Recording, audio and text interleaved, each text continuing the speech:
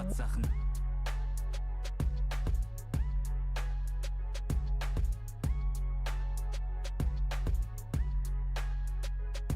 Nach einer kurzen Glückssträhne folgen die Rückschläge, weil so viele dich fallen sehen wollen wie Hyänen. Sie trauen sich nicht zu träumen, rauben dir deine Freude. Sie haben täglich ihr Leben vor Augen, wie sie's vergeuden. Doch nicht mal einen Tag würde ich tauschen mit diesen Leuten. Sie fühlen sich erbärmlicher, auch wenn sie es verleugnen.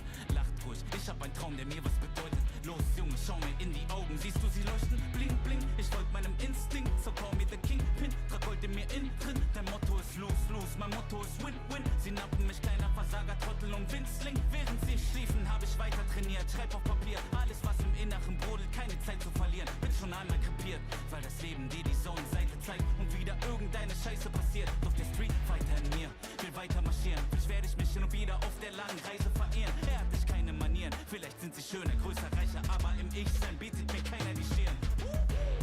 Und ich steh noch nicht am Ende, scheiß aufs Männchen mit der Sense. Sag ihm, cancel deine Pläne, warte nicht länger auf Geschenke. Ich steh kurz vor der Wende und sie heben erst die Hände für die lebende Legende. War der wortkarge Chorknabe, man nannt mich Laborratte. Habe nirgends dazugehört, Passagier ohne Bordkarte. Ich vertickte Mixtapes aus der Sporttasche. Klick, klick, Papier und Stift wurden zur Mordwaffe. In jeder Seele steckt ein König und ein Feigling. Du musst dich entscheiden, bist du heute Löwe oder Schweinchen. Werd ich mich von den Zwängen in mir lösen, bis ich frei bin? Oder hör ich auf die Chöre, die nur nörgeln, an mir zweifeln? Und ja, zu dem Erfolg dazu gehört natürlich Timing. Aber wenn die Chance eintrifft, ja, ich schwör, dass ich bereit bin. Ich visualisiere, wie ich kill und attackiere, wie ich split und massakriere und ein Gröle wie ein Viking. Lass die Traumata jetzt los. Sie verhöhnt mich als Kleinkind, doch ich löste mich. Ich bin nicht mehr böse, ich verzeih ihm. Nur im Battle bringe ich sie fürchterlich zum Weinen. Wie ein scharfes Katana spürst du, wie die Wörter in dich eindringen. Das ist eine Nachricht an mein früheres Ich. Die Zukunft macht dir große Angst, doch bitte fürchte dich nicht. Jedes ihrer Worte ist Sticht und ist eine Bürde für dich. Doch sei dir sicher, dass ihr Licht schon bald in Kürze erlischt. Und klar hab ich Angst, der Gedanke daran zu versagen, verkrampft meinen ganzen Verstand. Darum warte ich nicht lang, denn ich wachse daran. Ich durchbrach diese Wand und ich starte den Kampf.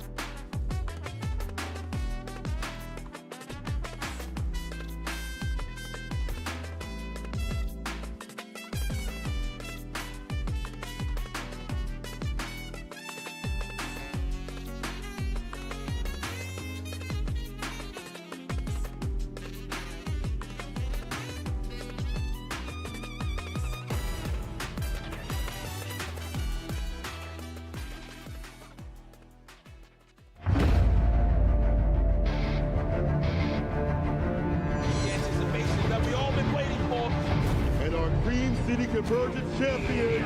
And he gets the freaking queen. What a long road that was ahead of him. Welcome to the Capcom Cup. And there it is. Punk gets his retribution. John has it on. And wake up, OD. Dragon Punch and Kusanagi. The trophy along with a ticket to Capcom Cup, and Shuto now books his place to Capcom Cup. No one's a Prodigy.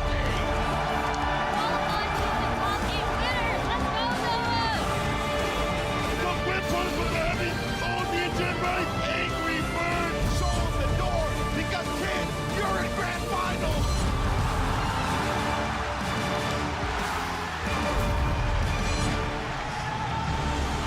Who would have thought? Welcome back to Combo Breaker, and it is time to kick off Finals Sunday.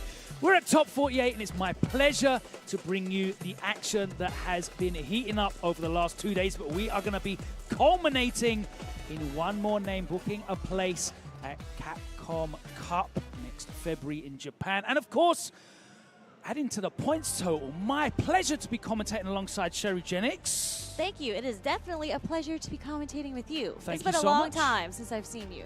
ECT, I believe it was. That was last year. Yeah, that's right, that's right. But here we are, back on the trail again.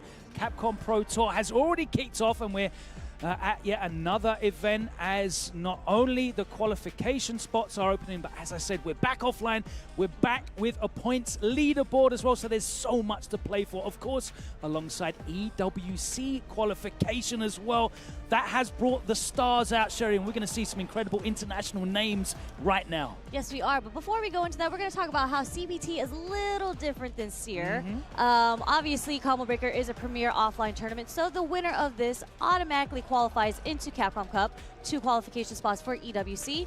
But Capcom has brought back the point system, if you didn't know. So if you get between 2nd to 25th place here, you are going to get onto the ranking board. You're going to earn some points. And again, this is the second stop. So the first one actually came from EVO Japan. So there are a couple players here, actually a lot of the players here, already have some points on the board. And the top 6 with the most points at the end of the season, they get to qualify into Capcom Cup. I love that. It's rewarding the consistency of these players that are traveling so far and competing at this level. Of course, Higuchi with that second place at EVO Japan, topping the leaderboard alongside Kobayan Momochi, who's been incredibly dangerous. Lashar, who we'll see coming up very shortly. Akira in 5th place. NL, Higuchi, Yanai, players that are all here and you'll be seeing on stream very soon. Itabashi, Zangief still in the winner's side, and we've got a big matchup for him coming along. Yampi off the back of her incredible performance, EVO Japan as well, running up the leaderboard alongside, you know, established legendary names like Sien and Tokido, and then the newer names like Ichiro, Ending Walker, Zangief, Balado, and there with Big Bird in 16th place as well. We're going to be adding some more names to that, and thank you so much to Capcom for adding significant amounts of money to the prize pot. That's right, the CPT Premier pricing. On top of what is already part of this Combo Breaker prize pool, Capcom are providing $2,000 to first place, $1,500 to second, third with $1,000, and fourth $700, making it very much worthwhile on top of those qualification spots and those CPT points. There's a lot up for grabs here, Sherry, today. 1,300 players. There were 1,300 players here, and we're already down to the top 48. And by the end of today, we will have one champion of Combo Breaker. Now, it's important to point out that the total entry figures here at Combo Breaker haven't gone up a huge amount. But when you look at the density of pro players and international representation compared to last year, it's worlds apart. And I think that's so much down to, obviously, this Premier Pro Tour status of this event.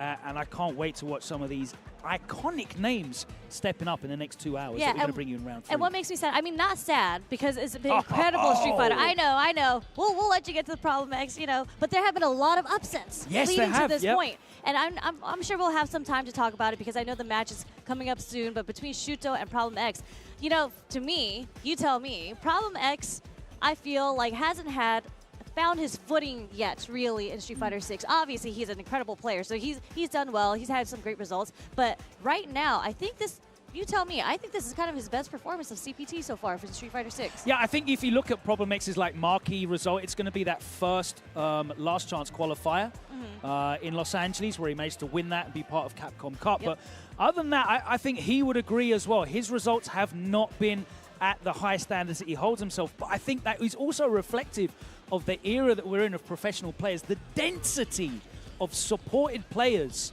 that are coming out to these events now with sponsorship backing, competing every single month. It's an incredibly difficult thing to be consistent. And Problem X, as you say, alongside many of the other M. Bison players, I think, have struggled to find that level of consistent placing so far. I'm very happy that he got his M. Bison because, you know, I definitely appreciated the Blanca. He definitely had some setups. I think that's kind of what Problem X is known for having like setups, especially chip sequences. He loves an activation into a mix, into a comeback. Exactly, right? exactly. And Blanca is great for that. But I think Bison truly, especially with all the damage output, he really did start finding his like comfortability with M. Bison. But Shuto, you know. Yeah, this matchup is really going to underline the new era at the end because these guys have never, ever played each other before in any title. So we're back offline, we're black flying around the world, and these are the matchups we're going to start seeing over the next month repeatedly so we can really find out who's the world's best. But Shuto,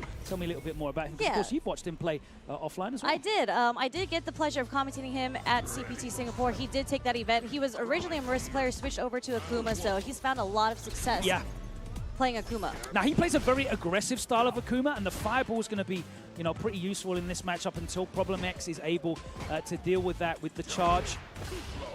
Yeah. The aerial approach, though, for Akuma is very difficult for Bisons to handle. But it's been all ground-based so far, hasn't it? Yeah. Oh, you know, we see the first demon flip there, as you say it. But I think when I've been speaking to Bison players like Yivesen, I played a little Bison myself, I did find the aerial approach from Akuma very difficult to deal with. And then they were saying, you know, the true answer to all that is just like a delayed cycle pressure as an anti-air. Well, obviously, you're doing it delayed. You have to have the charge. Now, you can get mixed up from that because he can change his aerial timings. But another answer to that, and you just saw Problem go for it, and that was his signature in Street Fighter V, was the early air-to-air hell attack, jump medium punch. That will stop the air fireball entirely because it makes it dissipate, and it will catch any of those delayed dive kicks, any of those demon flips as well. Problem X is a master of that, so we'll see whether he can deal with this aerial approach. Again, you see Shuto taking to the air. Trying to bait something out with the air fireball. Just kind of change up the aerial way that he's approaching. Oh my god, again he gets stood up by that drive rush medium kick. And it's very tentative right now, isn't it? They don't really seem to want to be engaging, but the little bursts of drive rush action, whether it's from Shuto or Problem X, are paying off. Ooh, okay. Get off of me. Does not want the bomb on him, so a lot of adamant flames coming here. A DI. Okay, they both burn each other out. Well, actually, sorry, Problem X just with a little sliver left, but Shuto getting the burnout with the palm. More adamant flames. Nice, there we go, the Psycho Crusher anti-air getting the job done. Oh, he's not able to get the whip punish on that roundhouse. I didn't even think of that as an option against the Devil's Reverse. That is going to be your first game for Shuto. Now, Shuto seems to be getting the most out of the scrambles in these situations. He's beating Problem X to the punch a lot of times with these fierces, and he's getting counter hit confirm. He's not having to confirm into the target combo. He's hitting counter hits and tagging on big damage, and Oki after that as well. Problem X needs to start coming out ahead in these scrambles, but there, the perfect parry from Shuto sees him come out on top again. Yep, taking him all the way to the corner, but Problem X, he's going to try to find a way in the neutral, but right now Shuto has got it. It's relentless pressure, just keeping him in the corner. Didn't get the whip punish on the Fierce. Very lucky Problem X there. And again, he beats him to the punch, and that has been the button of this match. Forward Fierce coming out. Counter hit so many times. Of course, in the corner, you see him just convert into the target combo because he gets the follow-up afterwards. Oh my god, the medium kick again. Hitting from so far. I feel like, you know, in this matchup, oh, what a jump back jab. Just keeping Problem X in the corner. Okay, wake up super again. This is going to catch him this time. You're seeing Problem having to resort to these desperate moves. Yeah, a lot of spent meter.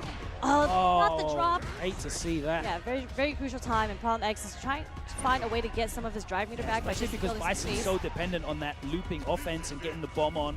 Yep. There's the punish counter and the throw. He's going to spend the drive gauge and close out the combo and put a round on the board and save a set point, really importantly. Yeah, Palmex fighting for his life right now, but a lot of damage is going to come from Shuto if he does get a hit, a strike. Just stuffing that Odie Cycle Cluster and start. Okay, big, perfect parry, and suddenly Problem X, the momentum is with him. The reads are coming off now. Let's see if he can keep that going, or if Shuto is going to interrupt. We saw him not scared to let go of that OD Dragon Punch. Oh! Right on cue. Great recognition on the punish counter there. And again with the forward fierce, the Adamant Flame, he's peppering Problem X. He's super active. Now with punish on that dive kick as well. That could have been a kill with the resources that he had. I'm wondering what Problem X is trying to snipe out right now, because Shuto was with him quite a bit, and the low forward is going to catch Problem X. Oh no. Oh, that might be it. That is definitely it. More than enough. And Problem X. Saw him start to make those desperate attempts on defense. The level 1 in the game before. They're the level 3. And Shuto, he was showing the reversal of his own, right? Yep. And they were landing. And I think that was very much an example of, one player, he had the reads down, he was feeling the rhythm, he was feeling the patterns. Yeah. Maybe he'd studied the tapes and was more aware of what those patterns were going to be. Yeah. Didn't really feel like Problem X had his opponent read correctly, and they just weren't coming off for him. Yeah, I definitely feel like he had to study the tapes, because Akuma is one of those characters, especially, when I talk to Bisons, they do like the matchup because of the damage they get off on Akuma. So all those ODDPs, if they were to be blocked, a lot of damage is coming his way, especially with the bomb on him. But Shuto, very, very good defensive reads. He did not really give Problem X a chance to get it started, but the neutral of it, I just found like Problem X was struggling to find his way in, and the one time he did get the clip, I think it kind of surprised him as well, because he didn't get the he dropped off the low forward. Yeah, absolutely. And you kind of pointed out, I think it was like the second round, you like what's Problem looking for? Yeah. Because he was being really passive in the neutral. He was like standing outside of a range, and he was just letting Shuto kind of progress in. Maybe he thought Shuto was going to engage in a fireball game, and he was going to try and react. Fireballs. Yeah. But Shuto just walked at him and then just started putting out the forward fierces and the Adamant Flames, and kind of peppering Problem X with these different looks, the different timings, even the aerial approach. It was dive kicks, it was chops, and he was messing with the timings. Problem X rarely was able to get the perfect parries off. I think we saw one that he punished. Yeah. It was very difficult to read Shuto. Problem X, on the other hand, I think every DP hit. Yeah, there was not one miss, but oh my gosh, look at who we have next. DRX Lashar versus Red Bull's Bonchan, Bonchan had an incredible performance last week. Yeah, it was a pleasure to watch him playing in Brussels Challenge. He brought it back in Grand Finals, reset the bracket, and he actually overcame a lot of Mai's there as well. And he's got a very interesting approach to this matchup against Mai. He really relies on the fireball earlier on until she hits that level 1 and has the enhanced abilities. And of course that enhanced level 2 is a big deal for her in projectile matchups, but the fireball's very good against Maya, because she relies on long range pokes, she wants to walk into low forward range, and Akuma's projectile game is excellent in that regard. Yes, 100%. And the way that Bonchan plays, he's also another player I'd say makes a lot of great defensive reads. I think that's kind of how he's going to do well against Lashar, but again, Lashar is Lashar. He's one of the best players of all time. Very clean, great debut at Capcom Cup. And this is his Mai. And if anything, if his Mai isn't doing as well as he thought, I feel like he will go over to the Ed side. Yeah, both of these players are not shy to pick what they feel is the most effective tool for the job. Yes. Definitely Lashar, we've seen him do that, go from the Chan to the Ed to the Mai. Bonchan, traditionally. Yeah. Nice fight out of the corner. Yeah, the counter hit converted, and we're going back to the mid-screen. Oh my word, the read with the dive kick over the fan. I'm going to go all the way to the corner. Doesn't go for the level 1. It wouldn't have killed anyway. Just a throw is enough. And you can kind of see how Bonchan already started. He started it off with his sequence with the perfect parry on Lashar and was able to get him all the way to the corner. I feel like Bonchan's doing a really good job staying in the range where Lashar can't get, the typical Mai offensive pressure off. Yeah, you haven't got the space to charge a fan. You're also safely out of range of that low forward, so she has to start going for stuff like the roundhouse. And that low 4 from Bonchan does connect, taking Lashar to the corner again. A little, no, actually gets hit by the stand jab. 2+ for the throw, actually gets back throw. Trying to fight his way out of the corner. Ooh. Oh, what on earth happened there? And that was a double counter hit as well, so it wasn't even a combo. Definitely a weird hit, but okay. Yeah, nice spacing from Bonchan here. That low forward has done so well for him, but here's Lashar. Yeah, All the double damage. super. And he gets the enhanced specials now as well after that level 1. The stagger step on the crouching medium punch, though, into the level 3. And Bonchan, 2 rounds back to back. It looked like Lashar was in a position to bring it back, but Bonchan just kind of like disrespected the space, walked in, crouch strong. Was able to get the counter. He has a really good read on Lashar's timing on when he wants to press defensive buttons, because there's been a lot of counter hits coming from Bonchan's side, whether it's from the crouch strong or the low forward. Nice counter hit conversion from Lashar, though, and we're straight to the corner. She's got such great corner carry. Drop the conversion, super punishable by Bonchan. And Bonchan's been doing a really good job. Stagger. Yeah. Every single time Bonchan's been either getting hit or blocking the roundhouse, he taps parry right after. Lashar did switch up the button, though, so it wasn't a jab. Didn't get perfect parry this time. But again, I think Bonchan's having a really good read on Lashar's button timing right now. Absolutely, and Lashar's going to have to change it up. Nice walk back there. Bonchan's been having a lot of success with that low forward. Oh, and again, the dive kick. That time the OD going straight over the fan. He's got Lashar read like a book at the moment. Then immediately goes back to that spacing. Ooh, reacts to the green stuff. Just a simple anti-air. That is Bonchan. Shotokan, really great with the anti-airs, but yeah, Bonchan just has a read on Lashar right now. Little tippy toe with the stand short there into the drive rush. Yeah, he's very good at spacing that light kick because, of course, you can't just buffer it since the change in Season 2. So he's very aware when that light kick's going to connect. Oh, the shimmy with the heavy button as well. He's confident. No safe jump. Okay. Let's see if Lashar can get it started. No, that's just going to be it. And you know what? I think Lashar was able to have the enhanced specials after the level 1 for about 4 seconds total in that entire set. Yeah. What a great job of Bonchan to just control that. He wasn't letting Lashar get any of his stuff started. Yeah. There were no charge fans. There was no space for any OD fans as well because he was threatening with the dive kick. That was massive for him as well. And the reads, you pointed that out. He knew the button timings. He called that out really early with the perfect parries. Yeah, even the perfect parries, even the counter hit, like the staggers, and at the very end, the shimmy with the fierce. So, and he had the hard read on Lashar. So, unfortunately, this is top 48. So, we're not getting 3 out of 5. This is 2 out of 3. You really have to adapt very quickly. And unfortunately, Lashar wasn't really able to. I mean, like, as you mentioned, he could not get it started. But anytime he did want to throw the fan, Bonchan, I don't think maybe he blocked maybe 1 fan. If anything, he would just demon flip, dive kick out, and actually get the punish on Lashar. Lashar could not get it started. Yeah, and there was another instance where he was inside a certain range where the drive rush was close enough that it was guaranteed that the DP would work as well. We've seen 2 matches already now with 2 very, very confident performances. Dominant performances, and that's so important for Street Fighter 6, right? You can say situational awareness and all this kind of stuff, but confidence and committing to your decision making and coming in with a real plan and sticking to it is so important in this game. Which is why I feel like this era of digital information is so important because like if you guys are here at Combo Breaker, which is why I always advocate for like offline tournaments. You see the players walking around on their phones looking at YouTube and all the data on the player they're about to go against, and this is after full nights of rest. Like I've got a fantastic, this goes all the way back because this is something that the Japanese players have been doing for ages.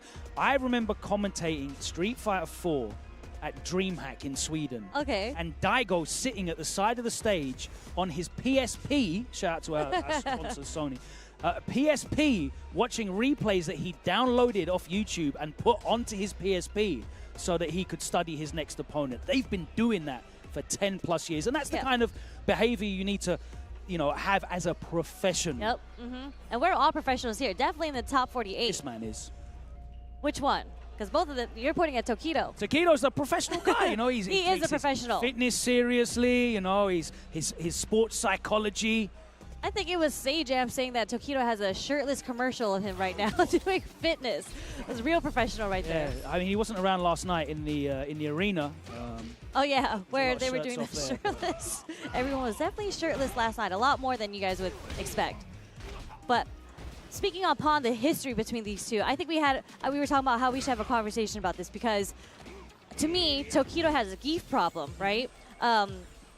And I think the record between the two, Itabashi Zangief does have the upper hand on Tokido right now, but you think there's a chance because of Well, in the last major that Tokido won, which is of course the Asian Championship League in China that happened last week, he had an incredibly strong performance, really dominant. Itazan was there as well, and he didn't make it out of pools because he lost 2-0 clean to Emperor, of course, the Korean Ken. So it might be a situation where it's a player versus player style thing. I think you spoke about that as well when we were talking. We'll see how it goes, but I think you definitely have to be bold in this matchup. Itazan's so scary. He is. Oh my word. That is definitely one of Gief's best defensive pokes that Itabashi Zangief is really good at doing is the stand short and the stand medium punch. Yeah, I had the pleasure of watching Chris T play in Losers, and he lost to RB, who was using Gief as well. And the pokes, it's so scary to get inside of range. You don't want to even get anything blocked. Oh, nice. He punches the landing frames, and you're going back to the corner. Dry reversal. You don't see that too often, but nice. It did work out for him. Oh, no DP! Nope. And you'd expect that from Tokido. Maybe illustrating the kind of hesitation there. Yeah. First round, but Zangief, Itabashi Zangief slowly walking Tokido into the corner. Ooh. And the hard read. That's how you know they play each other. Tokido did an empty jump DI, actually catches Itabashi Zangief for the stand short.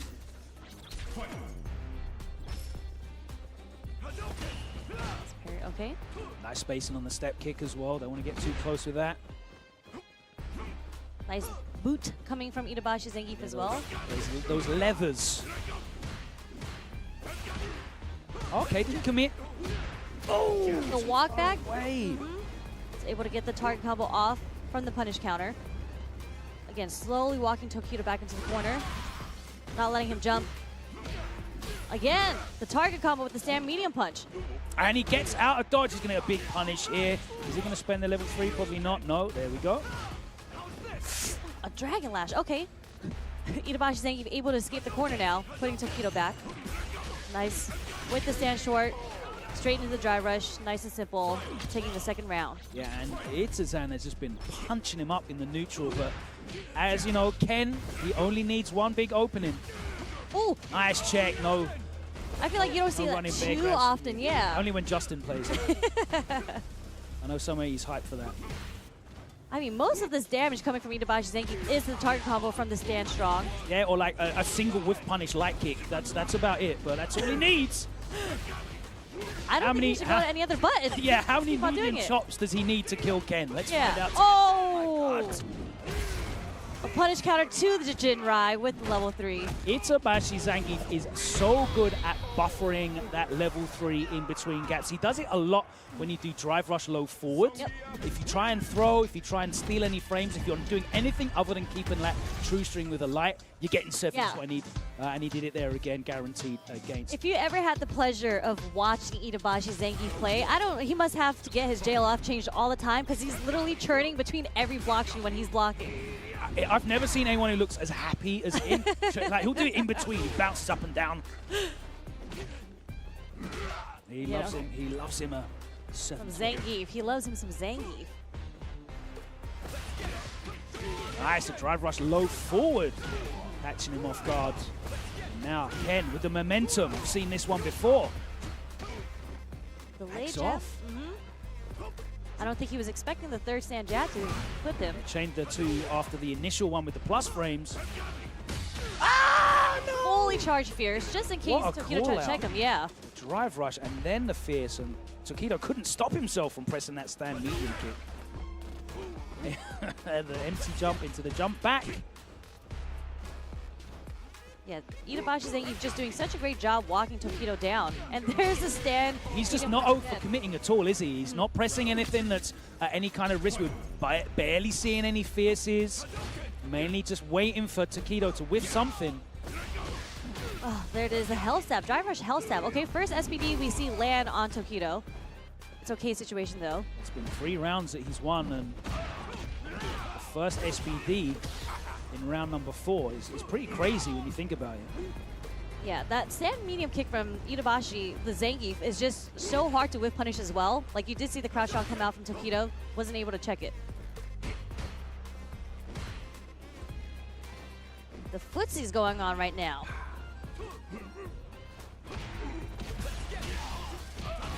Yeah, and I feel like Tokido, especially Ken players, they love doing the low. And look how scared he is as well. He doesn't want to go in. He's backing the hell off. Keep those 3 lights nice and chained. And then up back, get out of there. dashing, yeah. Because he knows if he churns that butter, that is DED dead. But like, look at Tokido. He's having a hard time approaching with low forward because the stand medium punch from Zangief beats it all the time. We're seeing a lot more crouch strong come out now. None of them are connected. I think he might have been looking for a level 1 super there, just in case Tokido jumps back again. Would have definitely worked. Unfortunately, very slow play coming from Tokido. Okay. And he has to spend that. That's great. That's great for Itazan. Having to spend the level 3, he's not even dead. Yeah, and Zangief doesn't mind. Still has to guess. He still has to back off. He just, oh, okay. This might be it. Maybe chip damage coming along the way. Oh. Nice run ODDP to anti-air over the fireball. All right. Maybe the slow he had to spend all 3 of those bars. And Itazan's going to go straight back to these 3 buttons. Light kick, medium punch. That's all he needs so far. Nothing. No bait. Okay. Oh, nice, crosses him up. And he does get the punish counter on the recovery frames of that charge fierce as well. Trying to bait out a level 3 with that Dragon Lash. Okay. All right. Okay. Tokido's able to get his offense going now. No, the read with the air SPD. Okay, hold on. The level 3 again connects. All Tokido can do, a pained smile, and Itabashi Zangief with a double fist pump. He wins with his favorite move, the 720. Yeah. So happy. 3 buttons and a 720. That's literally all he needed to overcome Tokido. And as you said, Tokido definitely looks like he's got a Zangief problem. Yeah, I mean, I feel like when you talk about how Itabashi Zangief had lost to Armper, the way that Armper and Tokido plays are very, very different. I think in the matchup as Ken, if you're able to be on the offense against Zangief, yeah, you have to smother him. And Tokido is just a very, like, play neutral. Once I get my chance, I can get it started. So we saw some sort of like... He plays a very Japanese style. You know, I'm going to keep it safe. I'm going to outplay you traditionally. Yeah. I'm not going to just well, it's YOLO funny you say drive Japanese rush style because I feel like Ryukichi would have done a bit better in that matchup. That's fair. Ryukichi is a bit more aggressive than Tokido. And like the way that Zangief, his tool set is with the stand medium punch, it beats low forwards. Yep. And that's how Tokido was trying to find a way in, and he couldn't get that spacing in because when he started doing that, Itabashi started throwing in like the fierces that caught Tokido a couple times. So it's kind of rough. Tokido had to go in. That basically, end of the day, Tokido had to go in. And he didn't. You saw the fear in him. When Itazan was playing with that level 3 in the bottom, you saw every time that Tokido went in, it was like as little risk as possible. Let me just chain you up with 3 lights. Yeah, and I'm out. out. Hell out of there. And then we'll play neutral again. And he kept losing the neutral. Wasn't able to get inside of ranges. I would have definitely liked to have seen, you know, the introduction of maybe some drive rush jabs and some more fireballs just to kind of put him off from swinging that medium kick, because he was really comfortable, Itazan, in there. And maybe it's like a psychological thing between Tokido and Itabashi Zangief where, you know, he has this mental block against him because it was a clean 2-0 sweep, wasn't it? But Tokido's still in. Itabashi moves on to top 24, and now we'll get into our last winners quarterfinal of this block 1-3-3. Higuchi and Fudo, which was the Japan World Warrior final from last season, and what a tense matchup that was. Last game, last round between these two. And Fudo, one of the few players still on Ed. Yes, very clean Ed, by the way. And I think the history between these two is, although technically Fudo has the upper hand, I think Fudo has won 3 sets over Higuchi. Higuchi, as you mentioned, World Warrior Japan, he is the one to take it last. And Higuchi has been on fire, I feel. He's done really, really well this season so far. So this would be the second time they play this season. Really great to see, you know, Fudo sticking with Ed. I know, you know, Momochi still has Ed in the roster, and I feel like Momochi does better when he goes back to Ed, to be honest with you. But same. So many of the Ed play, you know, we don't really see Ending Walker use Ed at all anymore. He's almost all in on the Ryu. We'll see him a little bit later. But I think, you know, Ed's still a very solid character, just a lot more difficult to get the most out of in a first of 2 tournament format. Yeah, Ed to me is definitely one of the most difficult characters in this game so far. His tool set, he's just not one of the easiest characters to use. But I think in this matchup in particular, something that is like one of best attributes of Ed is his poking range. Obviously with Snatcher and whatnot, I think that's kind of how he's going to have approach this matchup with Guile. He doesn't have the best jump. That's what you're looking for as Guile anyways, because that's the only way you can really approach Guile is through the sky. So we'll have to see. I definitely feel he's able to play in a range where you can threaten with the perfect parry and button straight away, because that's Ed's great strength, right? He has reasonably fast buttons at ranges that are far outstrip anyone else for that speed. So you can kind of beat Guile to the punch, get in, and he's got great Oki as well. You know, as a Guile, you don't want to be having to guess in the corner on a flash kick as your only answer. And Ed still has one of the safest corner pressure, the least risk corner pressure games. Because he's so far, and when he's charging that Snatcher, oh my god, I get so irritated because I'm just like, okay, we gotta hold the parry. Yeah, I perfect parry, and then what? Like, what do I get from it? You know? But we might start seeing like an introduction of DI. That is a very common answer, although it is a hard committed read to what Ed's strings are going to be is the DI. But again, I do see that a lot from the Japanese players when they play against the Ed. Specifically last season, I'd watch like Akuma versus Ed, and they both be throwing DIs at each other in neutral, because they are like relevant tools that you have to make them think about. There's a flick into the drive rush cancel, and immediately lovely whiff punish there from Fudo, and we're straight into the corner. Okay, they are trading some buttons right now. Yeah, they are having, you know, they're swinging it out inside a phone box. I don't know if you have that saying here, but... No, what is that? Imagine 2 people having a fist fight inside a phone box. A phone box, yes. Do you have phone boxes in America? We used to have phone boxes. Yeah. I think they've all been removed. Phone booth, yes. Yeah, there you go. They're phone boxes for us. But like just close up, there's no getting away from it. They are indeed quite swinging at each other, but they're staying at that very good range where, you know, they want to whiff the buttons, and they don't want to whiff, but they want to get the punish counter. Goes through with the OD Psycho upper. Okay. Nice conversion. It confirms that into the level 2, the solid puncher. He's going to send him further into the corner. A little delay there, and Fudo not flinching. Nice stuff, okay. Easy throw into the corner. Nice check from Fudo there. Yeah, it's very difficult to shimmy him. He will press buttons. A lot of frame trapping, we'll just go for those throws and commit. Yeah, really good sequence from Higuchi there. Wow. He'll rustle out of that jump in. Something a lot of Eds do, especially when you jump in at them, just because their DPs are so slow. They don't want to. And they move forward as well, so it's really awkward to okay. The angle. Oh no! That's right, it's a reset, don't worry. Again, Fudo not biting. Very difficult to shimmy him. And it's Higuchi this time. Oh, it's going to catch him. Great reactions from Higuchi, maintaining the charge in that level 1 off. A little hop knee. Perfect carries. Nice punish on the sweep. Starting with the fierce. That's what I mean. They hold the parry and the snatcher. He's going to take it. Okay. Nice backdash. It wasn't a punish counter, so...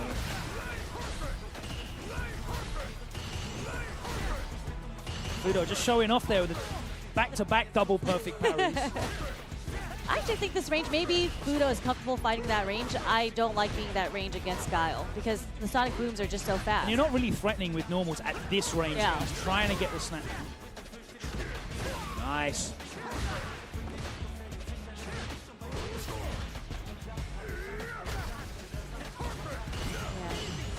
He is going to build the level 3 from here.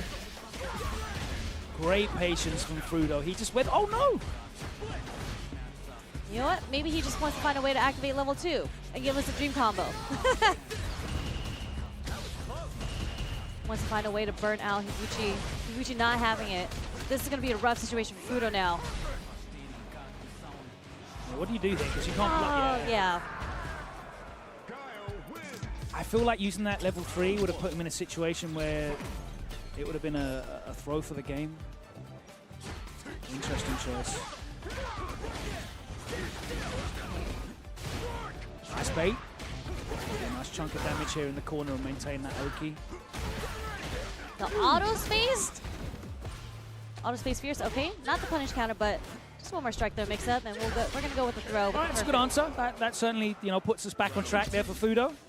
A perfect, dominant corner pressure round as well. There's the punish counter. Yeah, definitely something you don't see often. Maybe that's because Ed's buttons go pretty far. He's able to get the punish counter.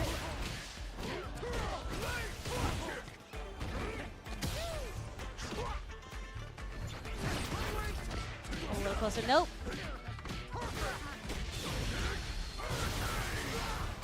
Nice damage. Now he has Fudo in the corner. Yeah. Are we going to see a level 2? Are we going to look for the critical art? No. Doesn't matter. Higuchi's not taking any of it. Set point now here for Higuchi. Fudo sitting on a ton of resources at level 3. Should he choose to use it? I see him rely on that level 2 very much as well. I would say Fudo is not one of those kind of players, and in these kind of situations, you know, dumping a level 2 early on hit means you're going to get another one later on in this final round. Yeah, if he's able to get it off.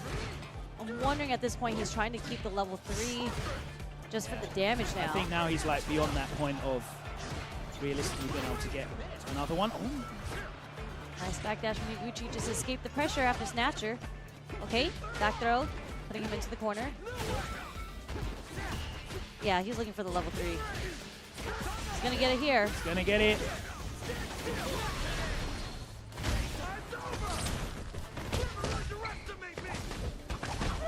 This definitely kills, right? Yeah. Okay, there we go. 1-1, Fudo versus Higuchi. This is the first match, or first set that we've seen. Yeah, that's not right. 2-0. We've been seeing 2-0s across the board, all the way up to this 4th set. All right, is Higuchi going to go for the time-honored tradition of changing his costume or color? I want to see what notes. I mean, he's reading or he's bumping music right now, because he's changing the playlist, right? That was a good rhythm to the head nod. What do you think Higuchi listens to? He's kind of giving me hip-hop vibes, I'm not going to lie. The way that he was bobbing his head,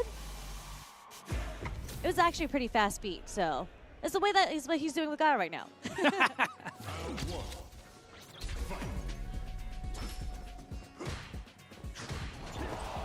wonder what his notes were. Nice reaction there from Fudo, blasting straight through the projectile.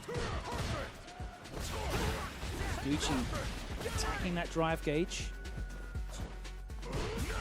Backed himself off into the corner. The delay on that light kick gives him a counter hit, and he's able to convert off of it. Fudo still has a significant life lead, though. A little low on the drive bar, though. Yep.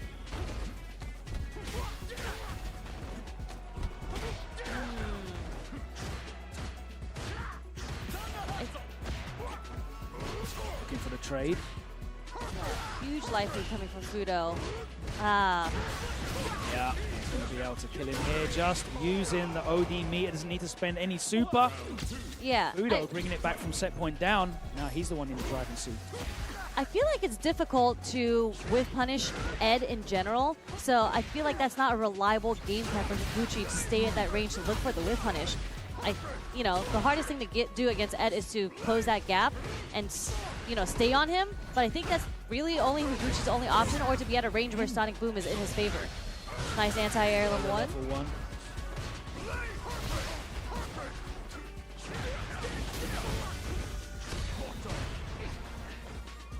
Not a bad option. Okay, we finally get the whip punish there. Yeah, a lot of recovery on that Cobra punch. Poorly spaced from Fudo, looking for a Hail Mary, I guess. Nice check. Not a great situation for Higuchi to be in. Okay, not much damage off the shimmy there, though, at least, but... Again, that's twice now in this round that it's worked. He's going straight into the level 3, and that might be enough. I think there's a little bit left. I think if he dumped out a little bit more meter there, one more cancel, he would have got it. But this is an uphill battle, yeah. Damn. Fudo coming out on top. In our first game 3 of the day, hard fought between the two of them. But you're right, Higuchi just couldn't traverse that neutral area. He was either whiffing stuff and getting punish countered, or he was walking straight into the mediums that were being buffered with drive rush. But what I'm trying to figure out how that matchup would go, because like they were both in the range where you would want to whiff punish each other, but you can't. It's really difficult to whiff punish Ed. Well, the reward as well from doing it That's true, so much different. Like if Ed whiff punishes you, then you're getting picked up. The corner carry's great. The pressure's fantastic. Gar whiff punches you and like, what is it? Sweep target combo into blade and... That's all he was, and it was a lot of sweeps. I think 2 of the sweeps ended up getting blocked because it was a little too late for the whiff punish too. So I just feel like, you know, he had to approach it differently. Maybe, I feel like the answer in this game is always to just be the aggressor and play more aggressively. The mental stack in this game is so high. You want to make your opponent like fidget quite a bit. And I feel like everybody who's been on the offense for these last 4 sets have been the aggressor. I always say in this game, you want to be the person leading the dance. You want to be the person asking the questions, because answering the questions is just so perplexing in this game. It's so much mental stack overload in Street Fighter 6 that realistically you want to be the person who's always initiating. And that's why Guile is such a hard character to perform with consistency at these levels.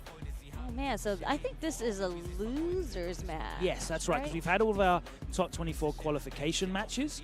So now we're down into the losers side, and we've got KojiKog, who's been traveling quite a fair bit actually here, up against Tachikawa, who was sent to losers bracket by Problem X a little bit earlier on.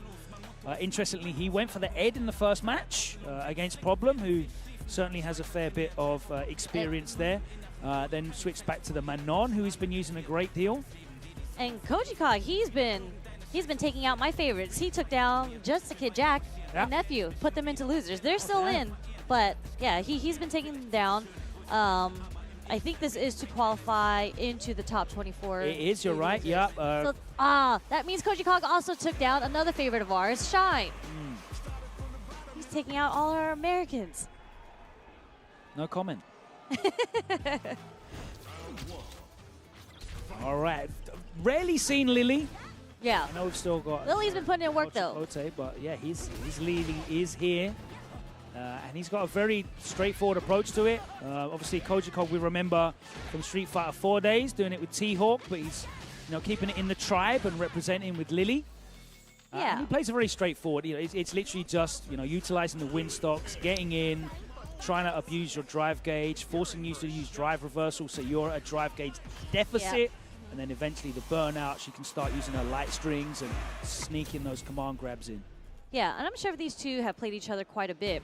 And when I spoke to Jack about, what's the difference, because obviously Jack has a lot of practice with Chocolate, so I was pretty surprised he had lost to KojiKog. He said that KojiKog plays significantly different from El Chocolate. Okay, did he say, in what way? Or he said there's not, it was either or. I don't remember who was the one, if it was Chocolate or KojiKog is the one that does a lot of DIs or parrying. He was saying that he doesn't do it that often, so I think he had a problem opening him up. Well, let's keep a lookout for that. Yeah. But Tachikawa opening him up with a half-screen with punish. That wasn't a punish counter, though. I do think that was a safe jump, yeah.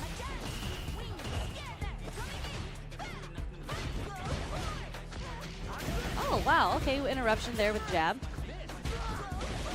Nice confirm. Tried to bait it out. Burnt himself out, Tachikawa. Refused to be burnt out. He is refusing to block on defense, and you know what? That's not a bad answer. Only got the single hit there. Pressing enhancers. Wow, damn! That was like a bullet. That was so fast. Instant OD dive coming from KojiKog. again. Another half screen whiff punish from Tachikawa. Doesn't get the full thing. Yeah, ready with the light cycle upper. No Making anti-air. out some kind of shimmy, but KojiKog just asleep at the wheel, not able to deal with that big whiff, and not a big whiff punish from Tachikawa there.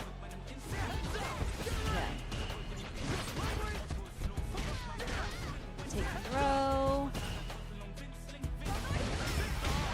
Nice start reversal. Yeah, and that's obviously a 2-bar for 2-bar situation.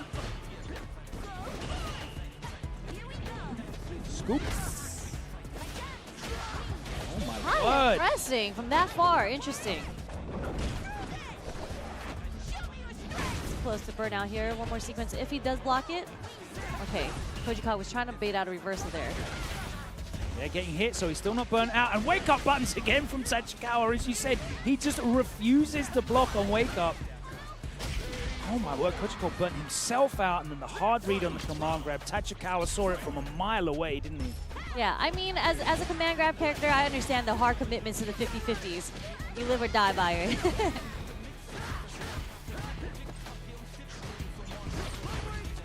Okay, there, we're just taking the throw pressure. It's fine. All right, what are you looking for, KojiKog? Just holding down back. Okay, sweep. Nice early air-to-air from KojiKog there. Stop short. They caught him holding up.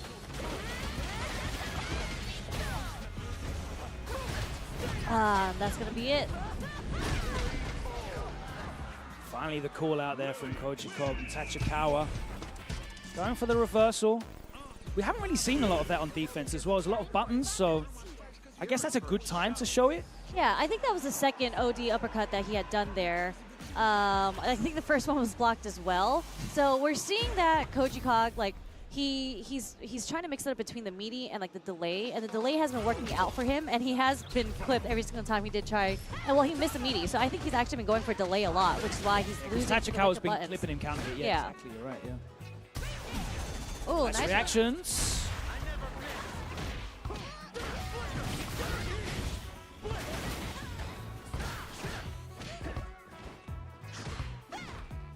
You know, I find KojiKog in the corner quite a bit, but he's always able to find his way out.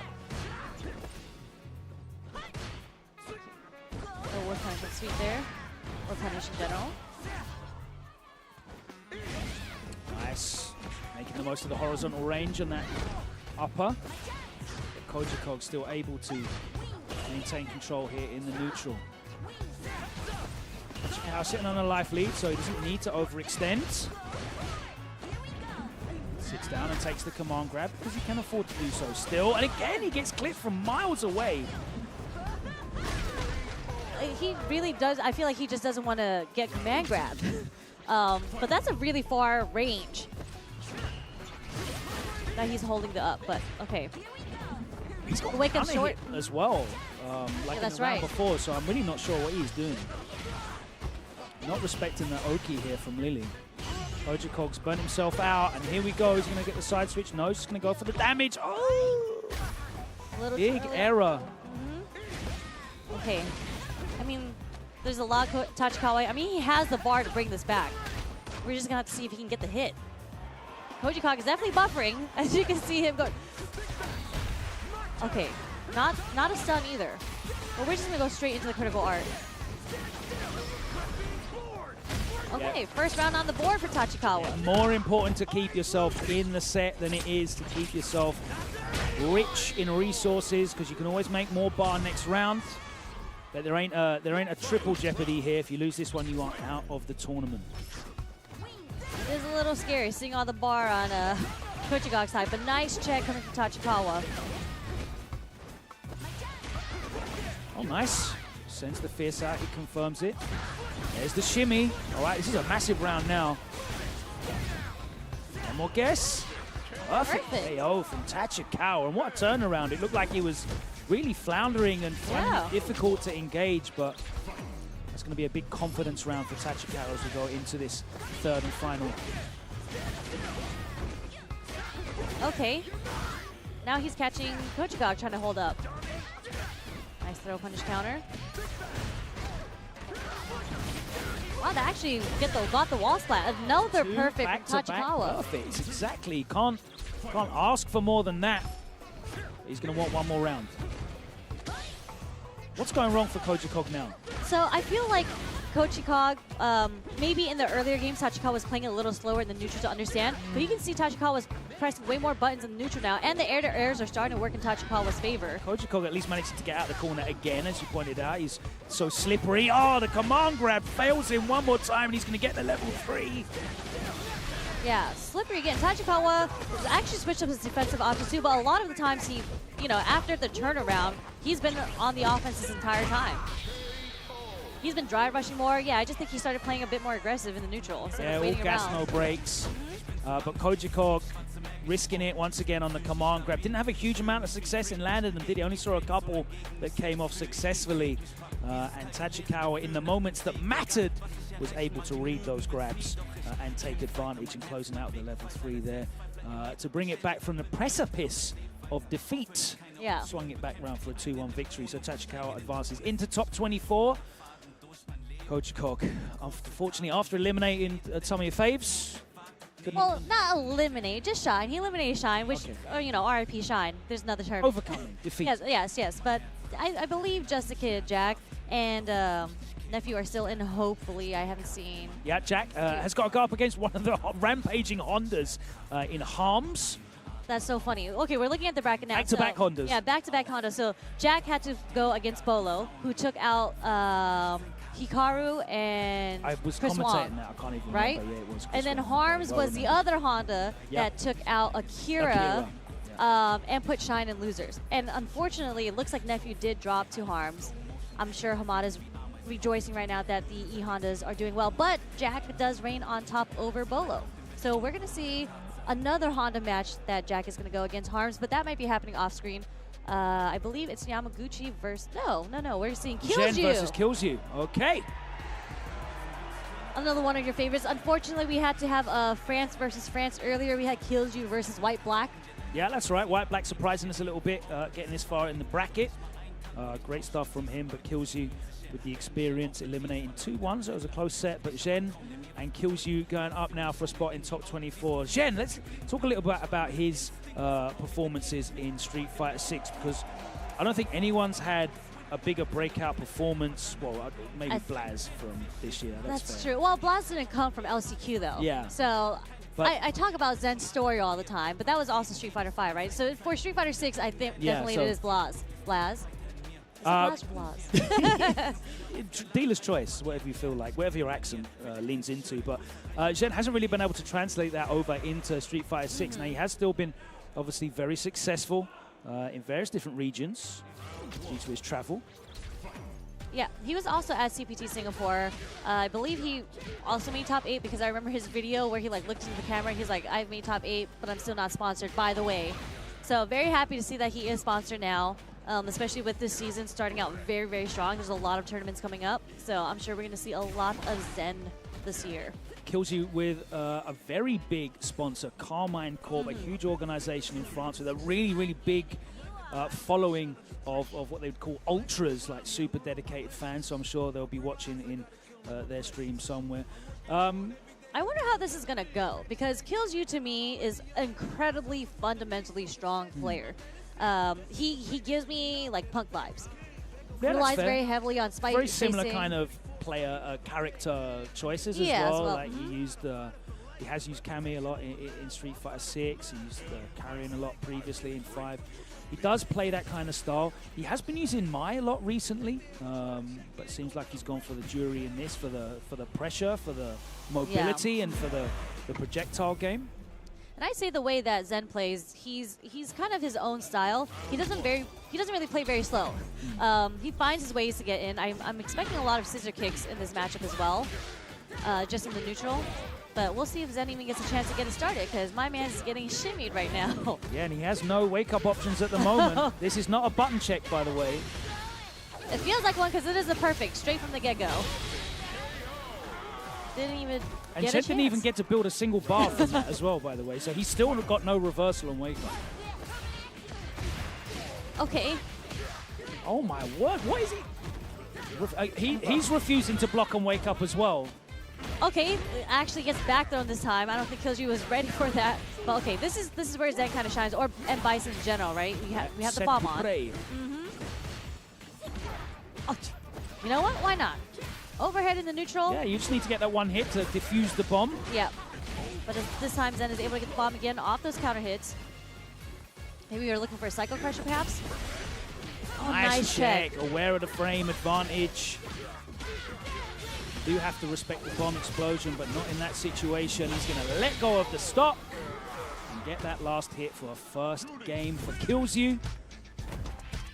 Very quick first game for Killzyu, mainly because he just speed ran through the first round.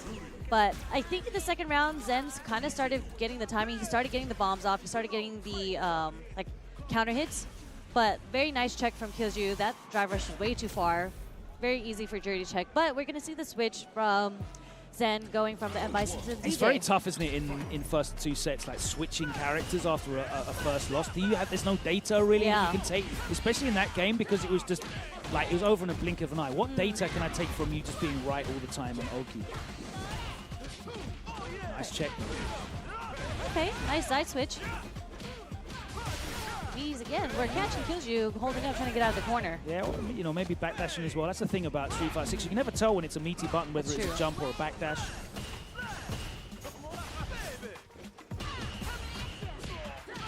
Nice check. There's the backdash. Yeah.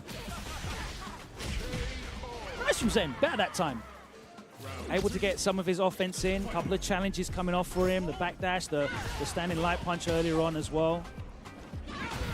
Nice anti-air. He's going to pick him up. Oh, spins the bar and cashes out a solid amount of damage. Yeah, just off an anti-air. Maybe tried to step away from it. Okay. Wake up, OD Jackknife. Get off of me. Zen slowly getting his drive meter back. But what a punish counter. This is going to be it. Straight to the level 3.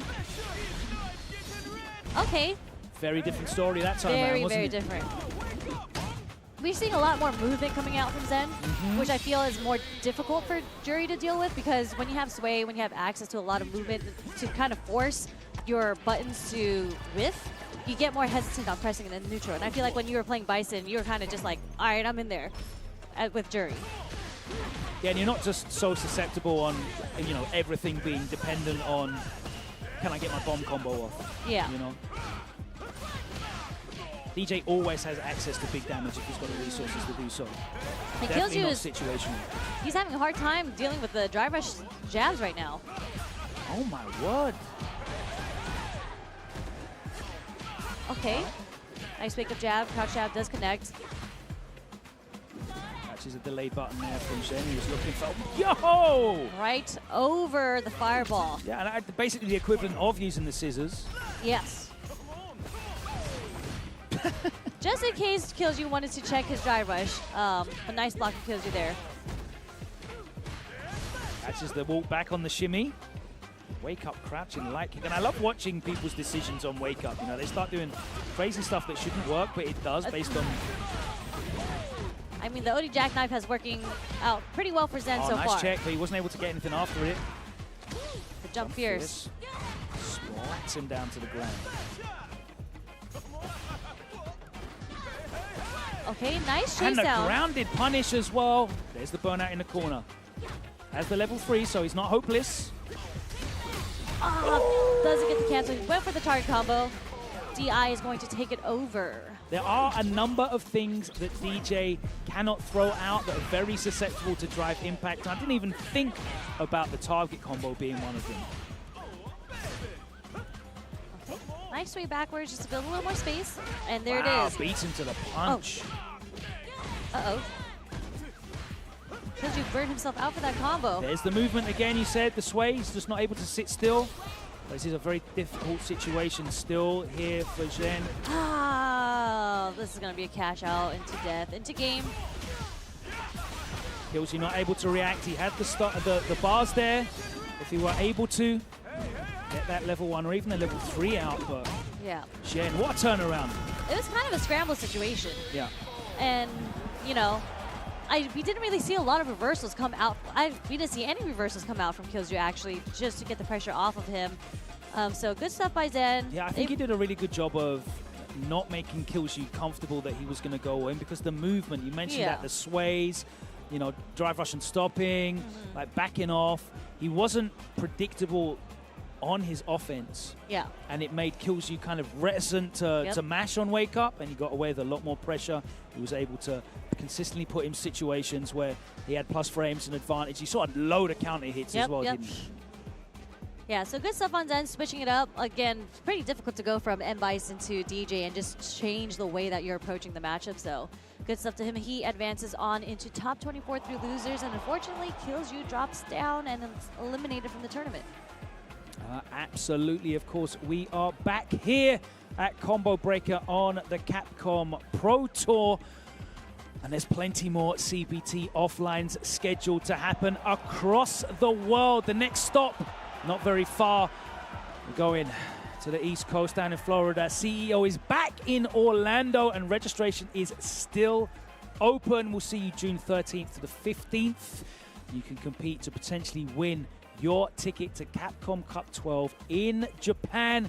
Register now. You can find out more information about not only how to sign up for CEO, but what events are happening on the Pro Tour in your area online on the official Pro Tour website. Yes, for sure. And shout out to our sponsor, Victrix, because the Victrix Pro KO Leverless, it is the winner of the 2024 Best Tech Award at the EVO Awards. So it gives you the top tier modularity with hot swappable switches and a remappable 16-button layout. Yes, 16. It is the ultimate esports weapon for competitive fighters on the PlayStation 5, for Xbox, and PC. So I have the privilege of holding the Leverless here. And you have and I got the Pro FS, which is almost like a classic now. Yes, I feel. have one. Yeah? I use it every time. That's what I use in this tournament. But a lot of people have been switching to leverless, so you know they have it in every option available for you, whether or not you are a leverless or stick player. I'm a big fan of like a brushed aluminium finish. Yes, yes. And that's why I really like the construction of the KO. Look how thin it is. Look at this. This is just easy for you to drop into your backpack. This is definitely not thin though. This is way that was not thin. That is a weapon. This is feeling like real old school. You know, you can slap these buttons hard. It will take a beating, and it will hopefully deal out some beatings to your opponents. Shout out to the people at Victrix. You can visit victrixpro.com and pick up not only the Pro FS and the KO, but they got the modular pads as well. Lots to check out. Yes, but before you guys go anywhere, we are going to take a short break. But there is way more Street Fighter 6 action. Again, we are in top 48. There's still a couple more matches to solidify who is going to move on into our top 24. So make sure you just grab a drink and you don't go anywhere.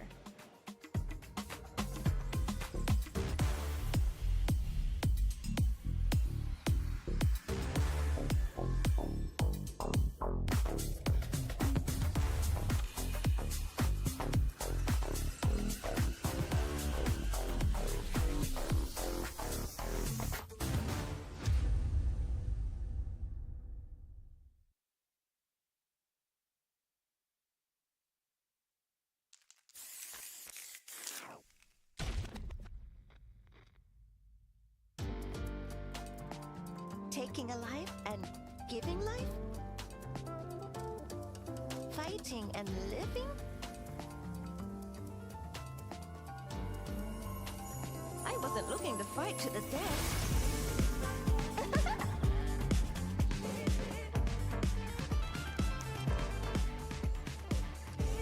Time for us to dance! Round one.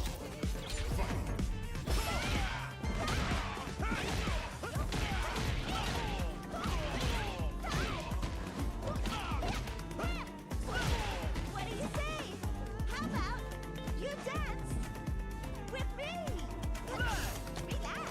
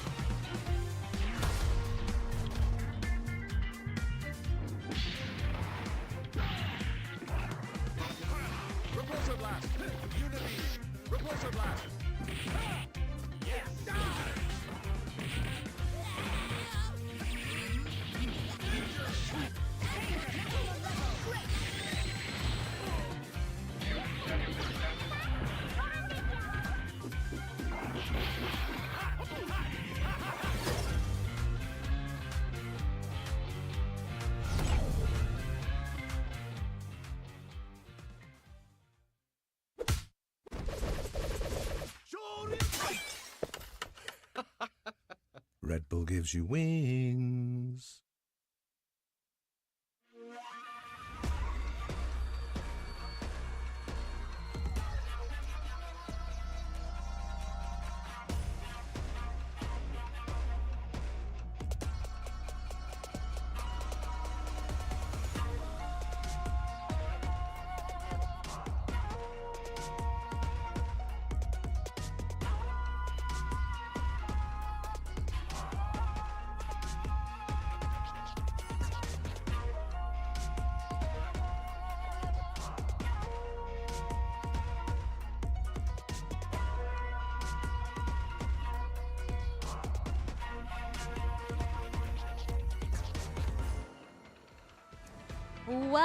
Welcome back to the finals day at Combo Breaker 2025. We are in top 48. We are well on our way through top 48. Halfway through. Halfway through. And the matches we've seen so far are all literally matches that could have happened in any top 8 at any CPT Premier event. But we're only in top 48. That's the beauty of being back offline for the Pro Tour Premier event. The stars are out. And whilst in the first half of this top 48, we saw a lot of international names, we're going to see a lot more familiar names for our Western viewers because it seems like all of the Americans are on this side and some of the Europeans as well. I think that was just fated to be that way. They were just like, you know what, we're going to put all of Asia in the first pool here, and then we're going to put all the Westerners in this pool that we're about to watch. And there's a lot of exciting matchups coming up, a lot of runbacks, we'd say, from previous tournaments, and this is their chance to prove what they've got. We also have the possibility of one of the most exciting matches ever in Losers Bracket. And Losers, which one is that? We could have the Highlander match. There can be only one, and it would require Kusanagi to win and go on to face Kusanagi in a potential match for not only a place in top 24, but the ownership of that name in the future.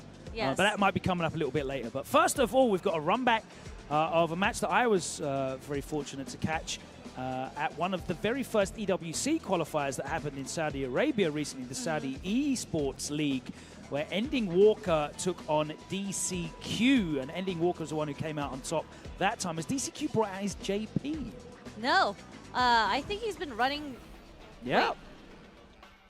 Oh, no, this is button check. Sorry, I got a little confused for a second. DCQ has been running Bison, no? He has, but in that match, he played JP. Which is Really? very surprising to me. I haven't seen his JP since Season 1. Yeah.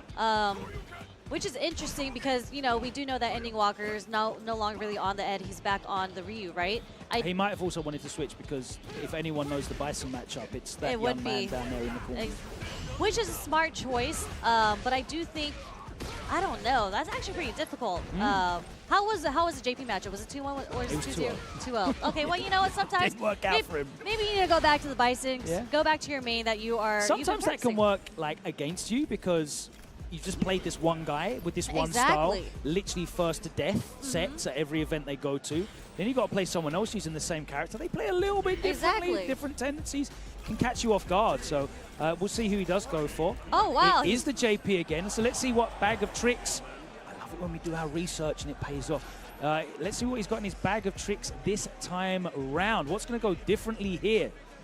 I mean, you tell me. Unfortunately, I didn't get the pleasure of seeing this match in the Saudi tournament. So I feel like in this matchup, once Ryu gets in, which he does have a couple of ways, especially with the donkey kick that you can kind of just throw out there. It's pretty quick.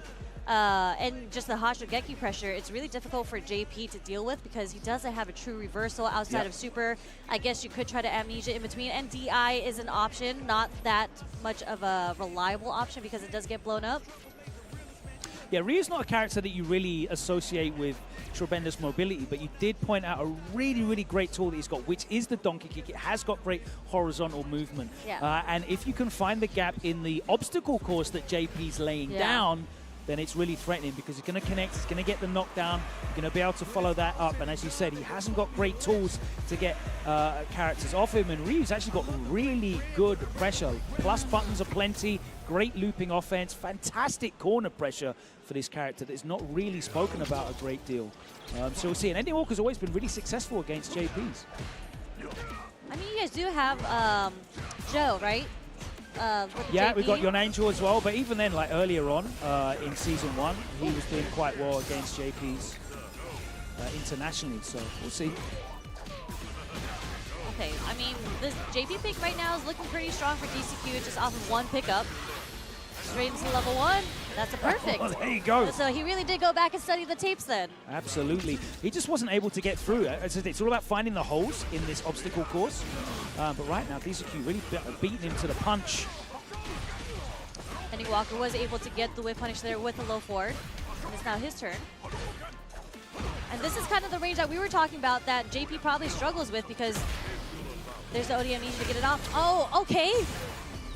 Wait a second here. And he still gets the follow-up. That was a sick answer. That was a sick answer. I'm definitely going to go back and look at that again. Okay, and here's a mini game that Ending Walker's going to have to deal with. I want to be the guy.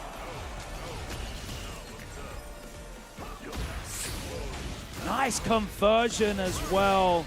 Oh man, and what a delay from DCQ, because how this round started off was all those low forward with punishes coming from Ending Walker, and DCQ recognized that Ending Walker was fishing and looking for that low forward to hit, and that's why we saw him kind of like delay, right? You saw him stand up, crouch back down, stand up, just to force Ending Walker to think that he was like walking forward, and then threw out the low forward and actually got with punish there. So good stuff on DCQ. Yeah, not a lot of data as well, really, for Ending Walker to take away from that, because that first round was just a steamrolling. He wasn't able to get through the gaps, and he was getting drive rush clipped by a lot of DCQ's buttons.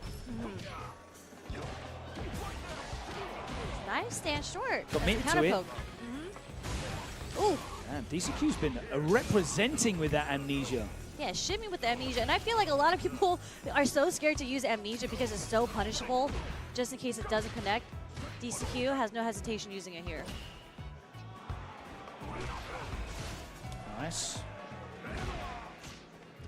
Too far away. Nice spacing from Ending Walker, though. He is finding a lot of mileage off getting whip punishes from DCQ.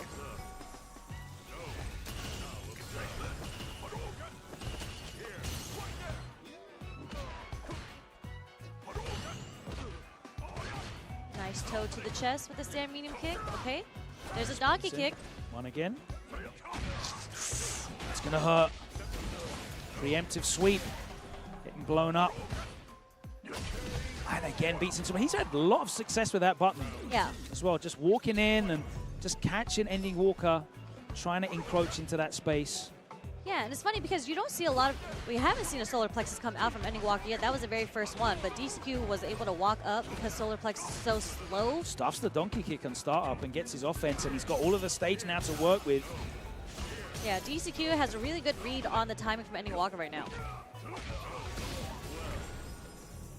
Poking Ending Walker to death here. No, that would have been it off the level 3, but he's got another bite at the apple as he puts Ending Walker back into the corner. There's the solar plexus again. He's looking for that perfect parry. He's going to close it out in what was an incredibly one-sided 4-round sweep for DCQ.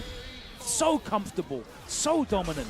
And I have to say, that was a big surprise to me based on their last encounter that I watched. Yeah, but that, again, as you mentioned, we're talking about professionals here. Yeah. He's not going to take that loss and be like, you know what, I'll try next time without actually going back and studying the tapes, and clearly has studied the tapes. Yeah, and of course he's had all night to go back and look. He knows who he's playing first round today going into this matchup. He knows that he wasn't successful last time they met, and boy, what an adjustment it was. Yeah, for sure. And that was, again, that is winners still, though. So Ending Walker is still in. He's just going to fall into losers, but DCQ makes it through into top 24 winners off of that performance, looking incredibly strong. Absolutely. It really was a very, very impressive performance. Yeah. He was just beating him to the punch, stopping Ending Walker from being able to get inside space.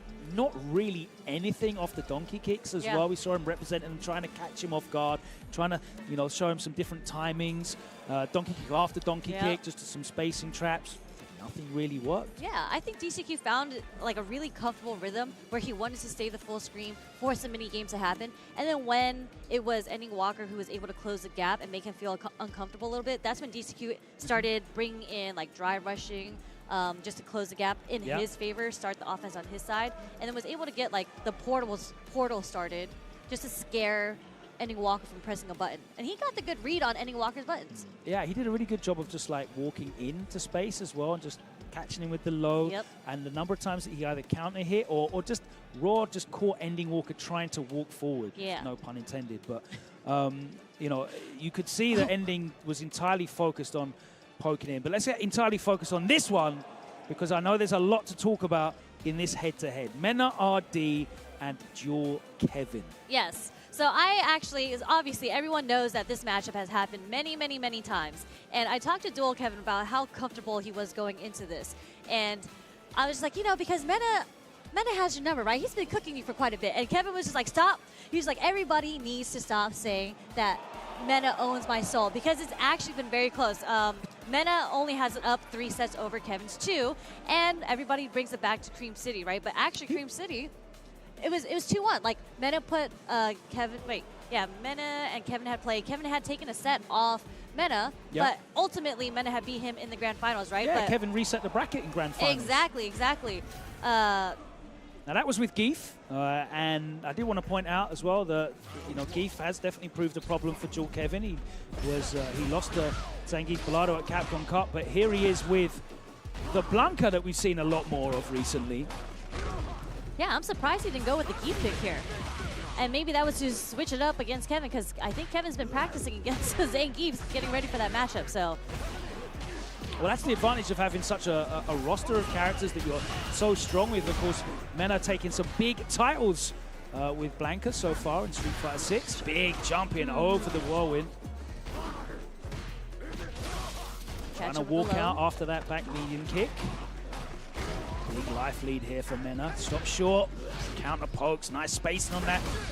Nice, ready with the DI. Kevin couldn't really do much there unless he was looking for the parry in that situation.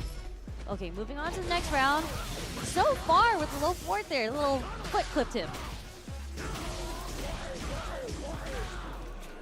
Early level 2 also. Damn, there's no way out for you. And that is going to do a chunk of damage. Just right off the level 2. That took about 60%. All that for just trying to jump out of the corner, by the way. Stop short again. Showing Kevin a lot of respect on Wake Up, but he can afford to do so. He's got such a big life lead. Puts him back there, and there's the throw. And MenaRD, he has got Kevin's number. Yeah. I'm sorry, that first game. When I saw the pickup off of the OD air ball catching the jump out of the corner, and then the awareness to confirm that into like 55% off of what is one of the safest waves of trying to escape, by the way. Damn, beats him to the punch. That's so unfortunate when you're expecting to play against a Zangief and you're like practicing against a Zangief matchup and then you get a Blanca. Nice, he doesn't flinch and he does catch him with the heavy mixer, so we're going to reset this back to neutral. Okay, first whip punish coming from Kevin here. All right, it's time to get the party started. Yeah, starting to get some pressure, but immediately MenaRD interrupts, and so does Kevin. Wake Up button, counter hit into the corner carry. Both respecting each other on Wake Up here. Those are some plus frames. Mena did try to interrupt. Nice, walks back and he's ready. Kevin was looking for that, but that's where the strong comes out from Mena. Yeah, Mena immediately just changing his escape options. Look at that walking. Look at the movement coming from Mena here, although he's burnt out. Oh, it's unfortunate. I'm not sure what he went for because it got stuffed on like the first frame of startup. He tried to bait out the OD mixer just in case Kevin was ready. The overhead. Yeah, he's been connect. getting clipped low so many times that overhead's almost free after that. All right, time for the win condition. is the win condition. Are we going to see anything? Okay, we're going to get the counter hit. Nice, there's the extension as well. Gets all the damage he can. Nice. Catches him grounded. He's going to dump the resources. Nice check with the stand jab, yep. Some great sequences there from Kevin and keeping it tight as well. No escape from Mena. And I appreciate that. You're going to have to force him to do that OD reversal on Wake Up. Don't give him easy outs. But here we go. The level 2 activated. I'm going to go towards the corner. Okay. Dual Kevin not having any of that nonsense with the Wake Up OD mixer. Tries to bait it out by just going down with the level 2.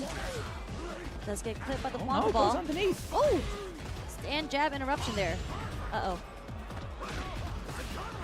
Mena at set point. Blocks the overhead. Nice. Brave challenge. Yes, very brave challenge From there. Kevin. Okay, level 2 Yasar. Are we going to see anything come from this? Let's see. All right, one more guess. Oh. There we go. The dancing back and forth, Sherry. Through the tornado, too. Snake hips. Those hips did lie, and Mena believed it. Great stuff there from Kevin. I wonder if Mena's sitting here contemplating whether or not he does need to take the switch to Zangief. Who knows?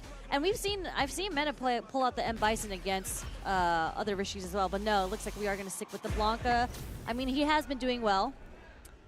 Kevin with very risky interruptions there because those were like plus frames coming from Mena, but Dual Kevin had no fear. Nice block again. The walk back this time.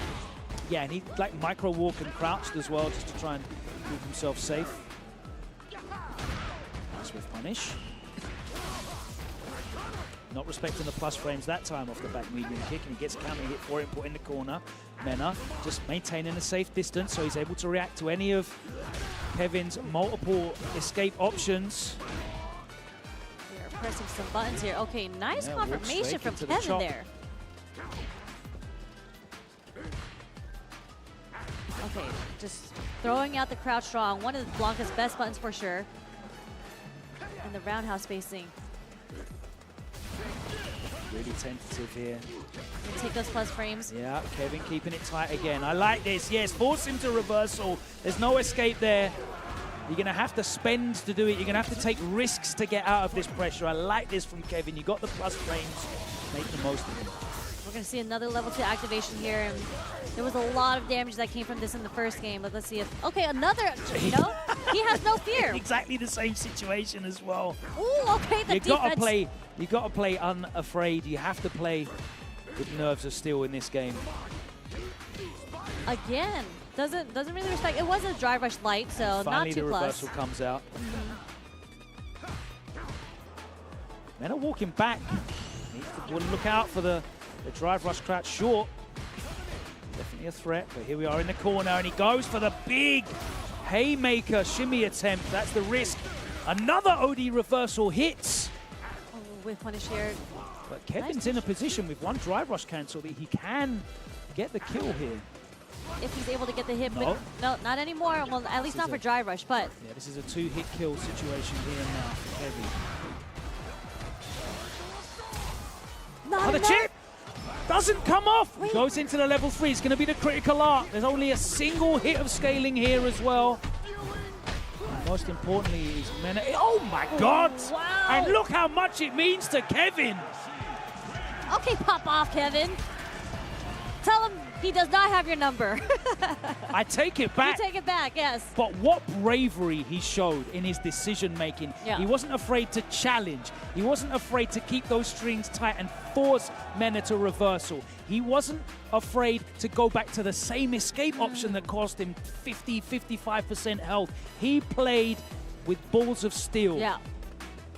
I mean, I'm trying to figure out how he Yes, even go collected off, young that man. data. Like, because when you block a drive rush overhead, the balls to do a stand jab after that, because they're so plus, all the times that Dual Kevin found his ways, his timing to poke, counter poke, were times where you typically wouldn't because of how plus Blanca is in those situations. So really, really good stuff on Dual Kevin. That was quite the comeback after the first game, because that first game I was like, oh, not like this, Kevin. People are definitely going to say that Mena has your number, but Not today. Incredible performance. And I mean, Dual Kevin has been performing really, really well this weekend. Did really well against Kusanagi yesterday as well. Quite the clean sweep, but that means Dual Kevin moves on into winners in top 24, so good stuff to him. Absolutely, really impressed by that. You know, I have to say, Dual Kevin was great last season as well. You know, he put himself out there, he traveled, and I know he's still looking for a sponsor at the moment. I expect to see him out there again, out amongst the big names, competing at that level, and putting out the same results that he did last year. He was one of the most consistent traveling American players in Season 1 of Street Fighter 6. Yeah, and I'm very happy that they brought in the point system this year, because Dual Kevin traveled to all these offline premier tournaments and was getting second all the way until he had made it to for the LCQ for EWC, and actually made it into EWC through the LCQ. So good stuff to Kevin. Again, very, very consistent. I think the way that he plays allows him to be consistent. Very strong fundamentally. We saw a lot of whiff punishes. We saw a lot of good reads defensively and offensively. Yeah, good stuff to him. Moving on to winners with that performance. And now we've got a couple of anomalies, because Idom, of course, we expect so much from him, but he is staying true to his character. Look at his face. I love Idom when he talks about this game. The way that he plays, and he does play this game a lot, which is so funny to me. It's just like, and you can tell when he is playing, he's just like, you know, I don't care, I'm just going to do it. And it works out for him so much. That's how you... It is what it is. Yeah, Charge it is to what the it game. is. Goichi, on the other hand, he's just here to have a good time. He's competing across multiple titles simultaneously, but like almost by accident, he made it to grand finals in Brussels Challenge only the other week. Here he is, fighting for a place in top 24 winners side. Still doing it with the Chun-Li, one of the few players out there still doing it with Chun-Li. And Goichi, it's like he's almost like free of any kind of pressure. He's just out here playing his game, flowing, and looking very dangerous whilst doing it. I was going to say, that's a very dangerous player to, you know, play against when they don't really have a lot of pressure on their backs and they're playing as freely as they want to. They want to, you know. And I think just in this matchup, it's kind of difficult for Menon in general because of the neutral. Chun-Li's buttons, I think, are significantly better than Menon's from the range that they kind of operate at. But the way that Idom's playing, he does. My man's yesterday did sweep into DI. Like, okay, that's certainly a thing that you can do. And it worked out in his favor. He's going to have a lot of residual Season 1 experience in this matchup as well, because he had a ton of very good Chun-Lis in North America in general, and she hasn't changed significantly, to be honest with you. Okay. 2 medals.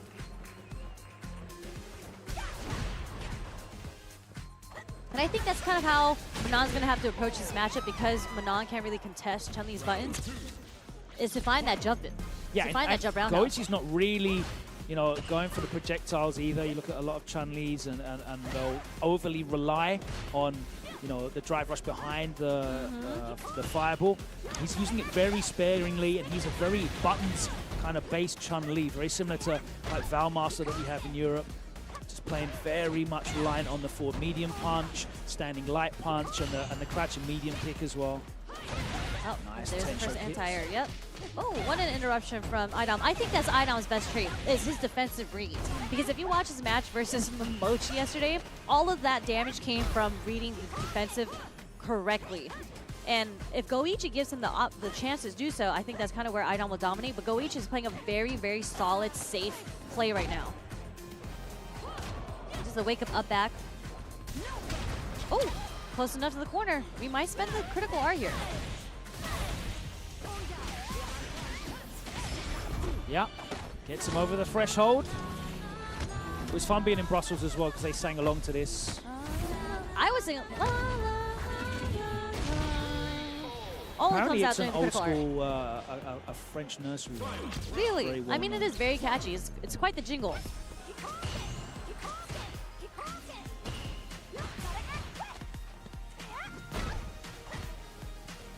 Goichi's still sitting on those 3 bars, so he can afford to just be very patient, looking for that forward medium punch, finally connects.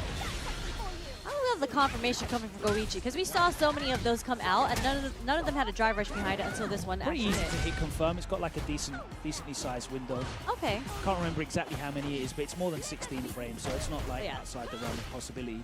Nice use to level 3. Not only gets him back to the life lead, but gives him a bunch of drive gauge back as well. But there's that big jump in. You pointed that out in the first round. And Idom looking to close this out. That time he does react to the drive impact, Sherry. Doesn't have enough to kill, but catches with the low, but he got hit by the short. Okay, nice jump back.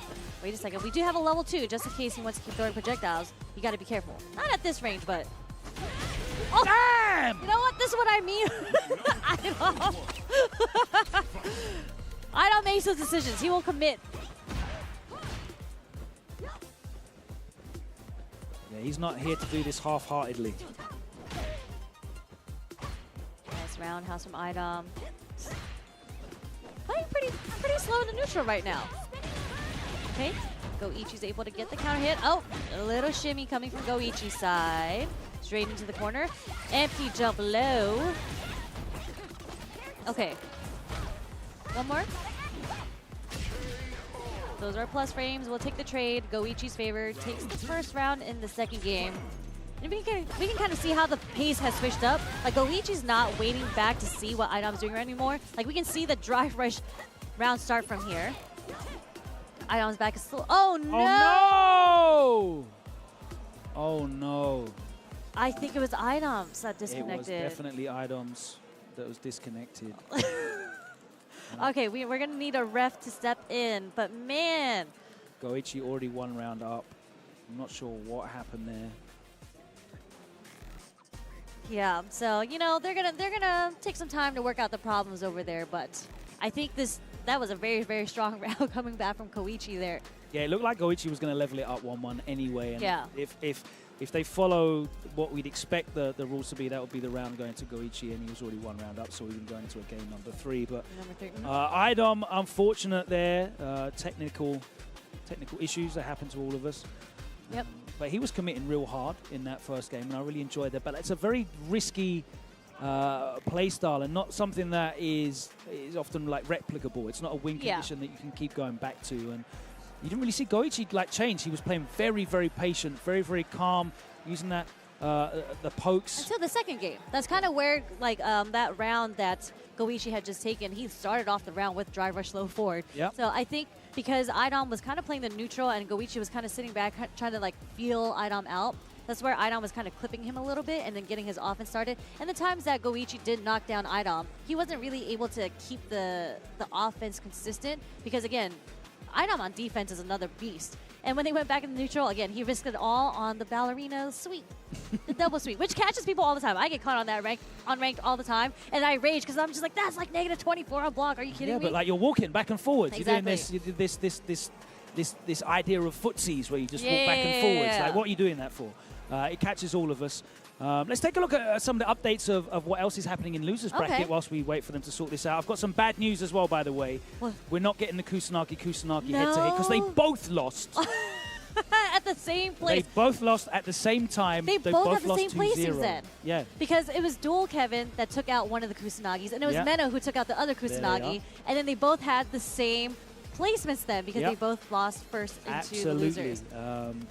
We do still have Blas and Noah the Prodigy to come up in another top 24 qualification match, which again is a run back from that electric match we had at Capcom Cup, which saw Blas really impress us, didn't he? It was quite the sweep, I will say. So, you know, pour one out to Noah at Capcom Cup. It was a 3-0, but that was also Noah's like really, really good performance. I mean, he made it all the way to top 8. He got 5th. Yep. Blas got 2nd? 2nd, yeah, he got to grand finals. Exactly. So, I mean, that one, this is where we talk about where people are going to go back and study the tape. So I would love to see how Blas and Noah adapt to each other. I just think playstyle-wise, Blas kind of has the upper hand against Noah because Noah's kind of like the relentless pressure that doesn't really make sense because you're just like, why would you do that in this situation when you know that you might potentially lose? It's all vibes. He's very vibey. It right here. Exactly. But Blas, man, that offense, like he didn't really let Noah have a chance to even get it started. He's a very reactive player.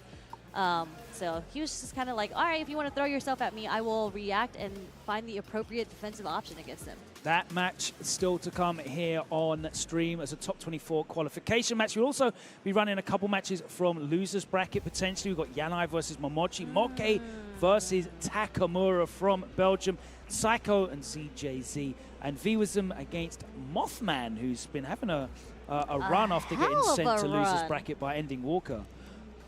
let's find out exactly what is going on from the stage. And it does look like we are going to be following the standard regulation rules, which is the round is awarded to Goichi because it was a malfunction on Idom's behalf, which means we are going to go into a game number 3 because that gives Goichi the 2 rounds to take round number 2.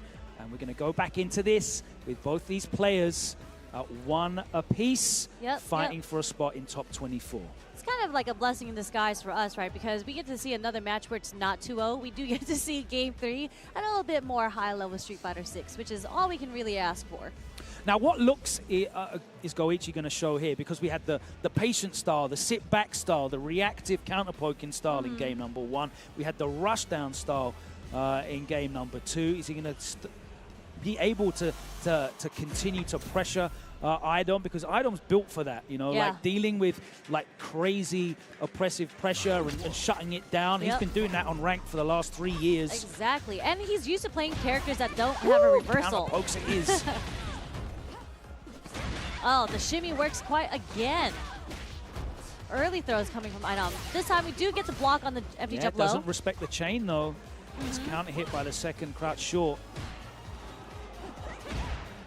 Counter pokes again from Idom, but that time he's not able to get anything significant, whereas Goichi was able to whiff punish into big damage and corner carry, and that's going to be the reason why the life bars look like they do. Nice block on the low forward. Nice check on Goichi.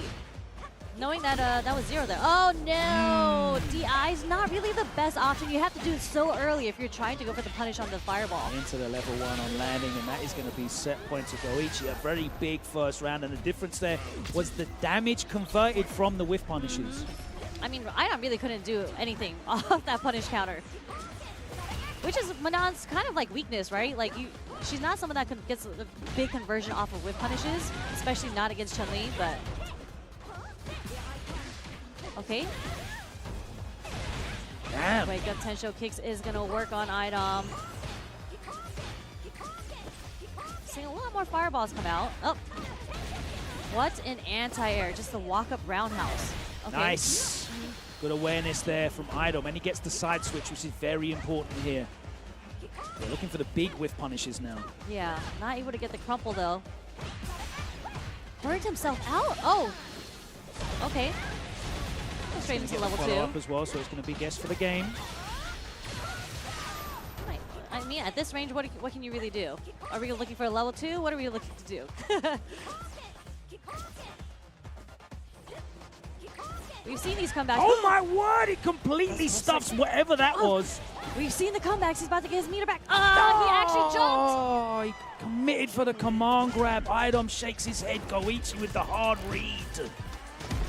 Oh my word, that was a true 50-50 in that situation, because the grounded combo would have killed as well. And Idom, a rare occurrence of him making the wrong offensive read. Goichi with the deep breaths. Yes, a huge sigh of relief that he did guess right against Idom, because if it went down to the 3rd game, Idom had all that meter built. It was going to be a very, very scary time to go against that in the 3rd round. And I understand going for the command grab as well, because of course you go into it with the extra medal as well, so it's like a win-win condition there. But Goichi, I guess, must have sensed it.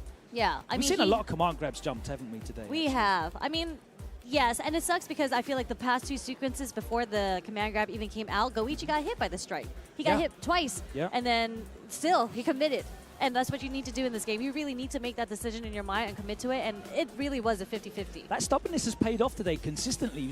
We've seen players try something, it not work, then be punished for it, but go for it again in a later situation, and how much it worked for Jewel Kevin earlier with the jump out of the corner. And Tachikawa against you're right. KojiKog. So, you know, the command grab characters outside of Itabashi, even though Itabashi just didn't really get that many SPDs to He didn't need to. Yeah, he didn't need to. He was committed to this, and it was working great. But that does mean that Goichi is going to advance into the winner's side, and we are going to go into our last winner's quarterfinal here in top 48. One more spot on winner's side, and it's the run back from Capcom Cup two of the most exciting names in the game right now, Sherry. And I know you had the pleasure of calling this live in person. What was the energy like for this? This is going to be so good because these are two explosive players. And Blas, being so young, was like the underdog that came out. He was the dark horse of Capcom Cup. And Noah, just like Noah is, when you talk about stubbornness, I don't think there's any other player as stubborn as Noah the Prodigy. It doesn't matter how many times. And people make fun of him about burning out all the time, just like, oh, this is where Noah shines. And it is really true because of his stubbornness. He does not care. If you think he's going to make a decision based on like, oh, whether or not I'm going to burn out, he's not. He's going to go through with it. He's also got a character that's still pretty effective in Burnout. But here we go. It's From the Hood versus From the Favelas as Blas is here representing Brazil. Noah representing J Street all the way from SoCal. Love that. But again, Blas is able to put Noah immediately into the corner. We're going to go for the strike throw mix-ups right now. Okay, heavy knuckle. Nice drive reversal coming from Blas, and this is going to be it. As I have the world's biggest brain fart on commentary and say that Blas is from Brazil and he's from Chile. Yes. I do apologize. Actually, I mean, I didn't even check that. But he does live in Argentina right now, I believe. Yeah, a load of the two-game players are from Brazil as well. So I do apologize. But let's get into this because he is beating the brakes off of Noah right now. A perfect in the first round. Yeah, Noah's going to have to find a way to get this started. But again, Blas, so reactive. We're just getting small damage off the crouch short and the perfect parry against the meaty. Next sequence is going to go into level 3. Oh, level 2 first. Ah.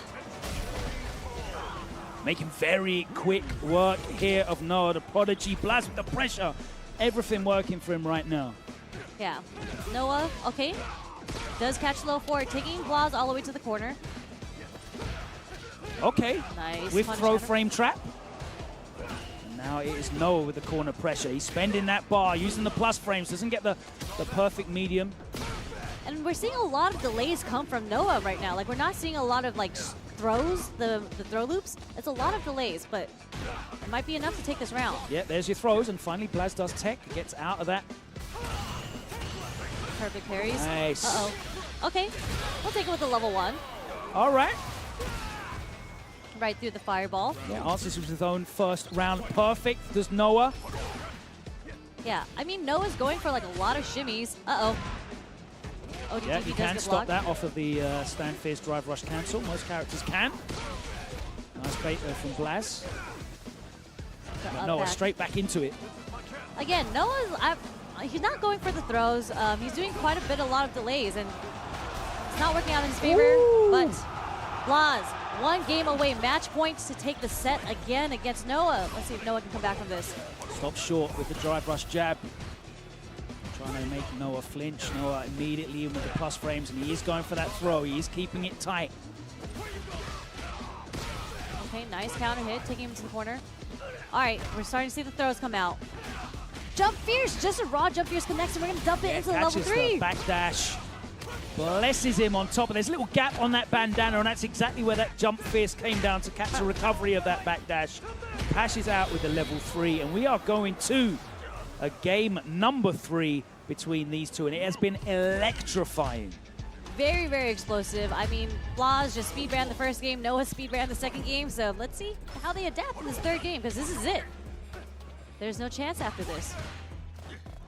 Nice backdash, just a backdash walk-up throw from Noah. Chasing his jump back, coming from Noah with the drive rush, putting him into the corner. Both kind of even on the bar right here. Burns Noah himself out, but hopefully looking to burn out Blas as well.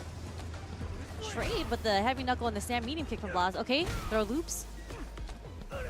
Again. Jumps himself into the corner, although he's burnt out, and that's what led to the stun, but it's fine, it's an early stun. Yeah, Noah was looking again for the backdash to just get out of that throw loop situation. That's what he caught Blas with in the second game.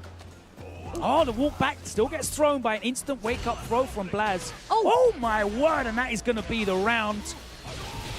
First overhead introduction from Blas too, so really good stuff on switching it up. And what a comeback when his back was against the wall.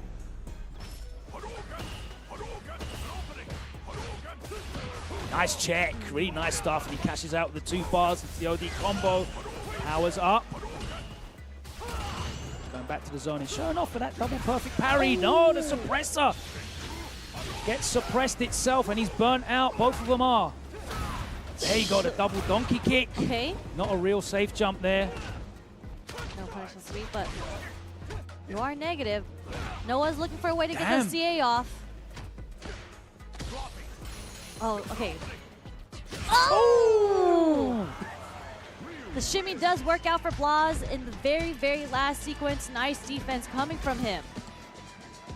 Able to block it out because Noah was fishing to get that critical art off, and good stuff on Blas for not biting and taking the hit. Yeah, that was really, really fun matches between those two. I mean, the back and forth there, the way that they were pressuring each other, the supreme confidence. And I love seeing that in the young players that are coming through. They just play with confidence. It's so rewarded in Street Fighter 6 as well. You believe in your reads, you commit to your reads. And as long as you're paying attention and cycling through your options based on the reactions that you're getting from your opponent, you can win big in those situations. Fantastic defense from both of them, by the way, though, in Burnout. We saw both of them in Burnout so many times. Know what to be expected, but Blas was burning himself out quite a lot as well. And they both defended impeccably. Very difficult to open each other up.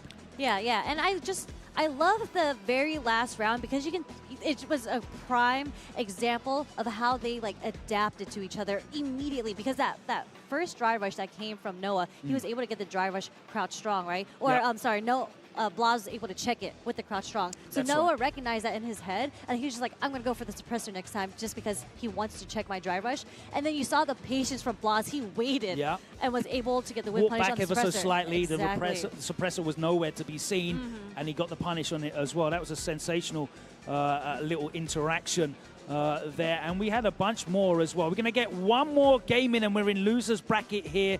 There are 4 more names to be added to top 24, but we've got time for one more match in this block. And very kindly, for me, you gave me another European, which I love to see. Thank you very much. Takamura, representing Team RRQ, going up against FAV's own Moke. Yeah. This is gonna be Takamura really didn't have a great weekend in Brussels, by the way. Really? How did he do? He didn't make top 8. No, in his hometown. Yeah. But I do think I was going to say Belgium. Takamura, representing Belgium, he is one of the most exciting players to watch.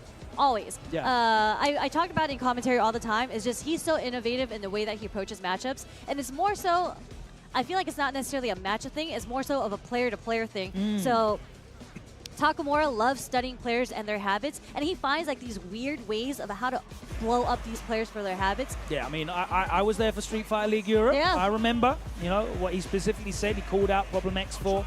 And Takamura's historically had some big breakout performances on American soil. The big breakout match for him in Street Fighter 5 against Tokido at CEO really announced him on the scene. But here he is going up against Moke, who has moved over from Chun-Li over to Mai. Very understandable, but Takamura is going to have a lot of matchup experience here because there's a lot of Europeans that have been using her as well. Yeah, and I'm excited to see what he comes up with, because I think right now, the basic way that you would approach the Mai matchup is, if she's throwing the OD fans, you either perfect parry the first one, or you backdash after you block the first one, or you do a move like a DP that advances you forward just in case she wants to approach you in that manner, right? I feel like Takamura has way better tech than that. He's definitely went into the lab and found out other stuff that he can do outside of just those 2 very basic options. So really excited to see how he's going to approach this matchup, especially against Moke, who has just been historically a very solid player, especially on the Chun-Li. He's one of my favorite Chun-Lis to watch. Absolutely. He's a very effective player across multiple titles. Yep. He's been a competitor there and always been very solid. The squinty Mai, I love it. I love some of the emotes on this. All right, here we go. Qualification match from loser's side, top 24. He immediately starts with the jump in. Yeah. That reliable anti-air from Mai. Ooh, what a whiff punish. Okay, sweep. Is able to jump out the corner. Oh no!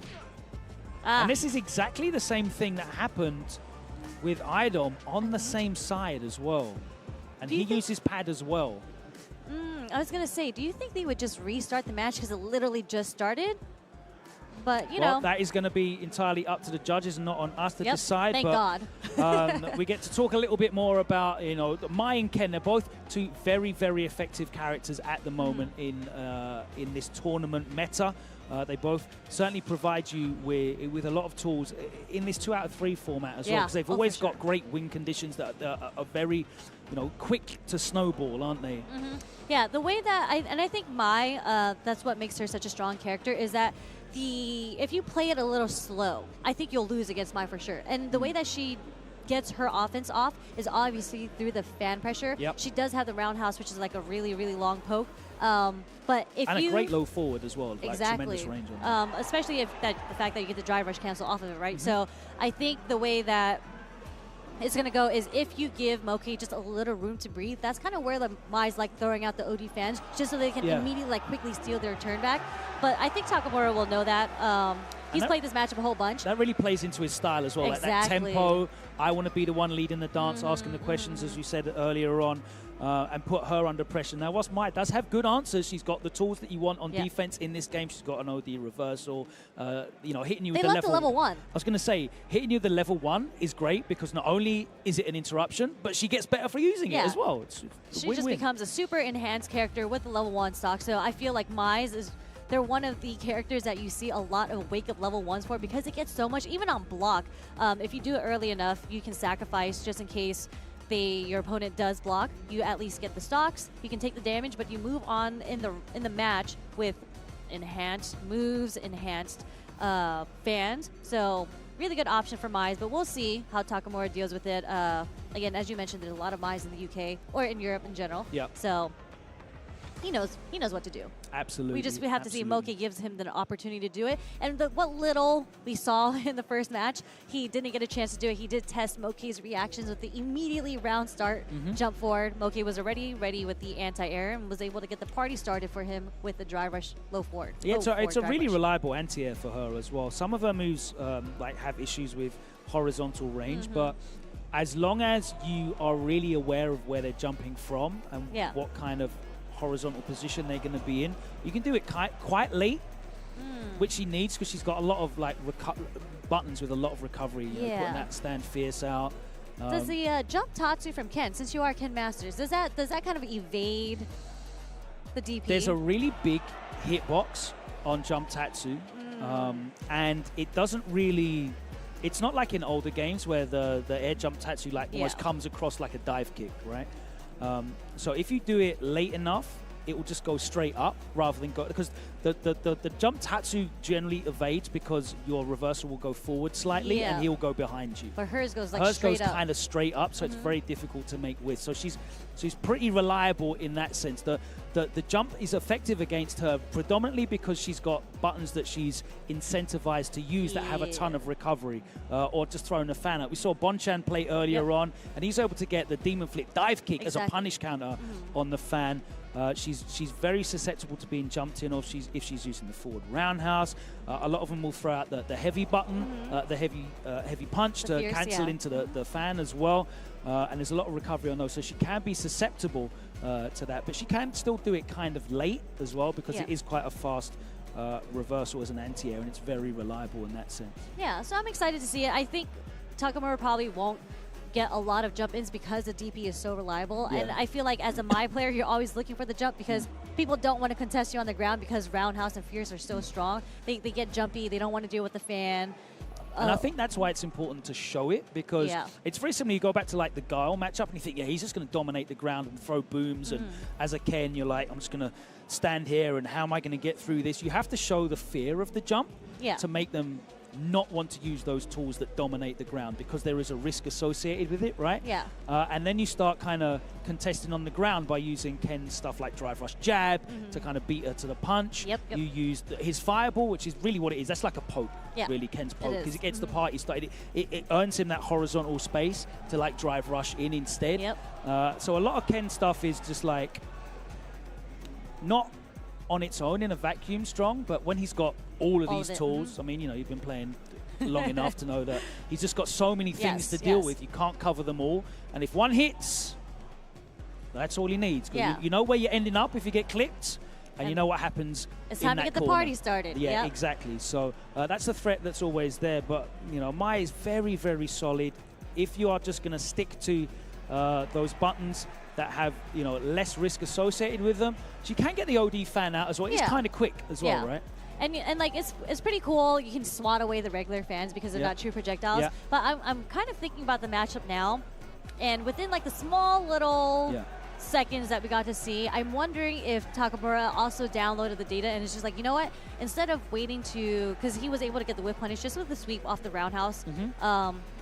Those buttons, all her fierces and her roundhouses, there's a bit of startup there. So at that range, he might switch it up instead of trying to look for the whiff punish because he has to walk himself back to do so. He might just drive rush jab and forward and get the party started. Beat it to the punch, exactly.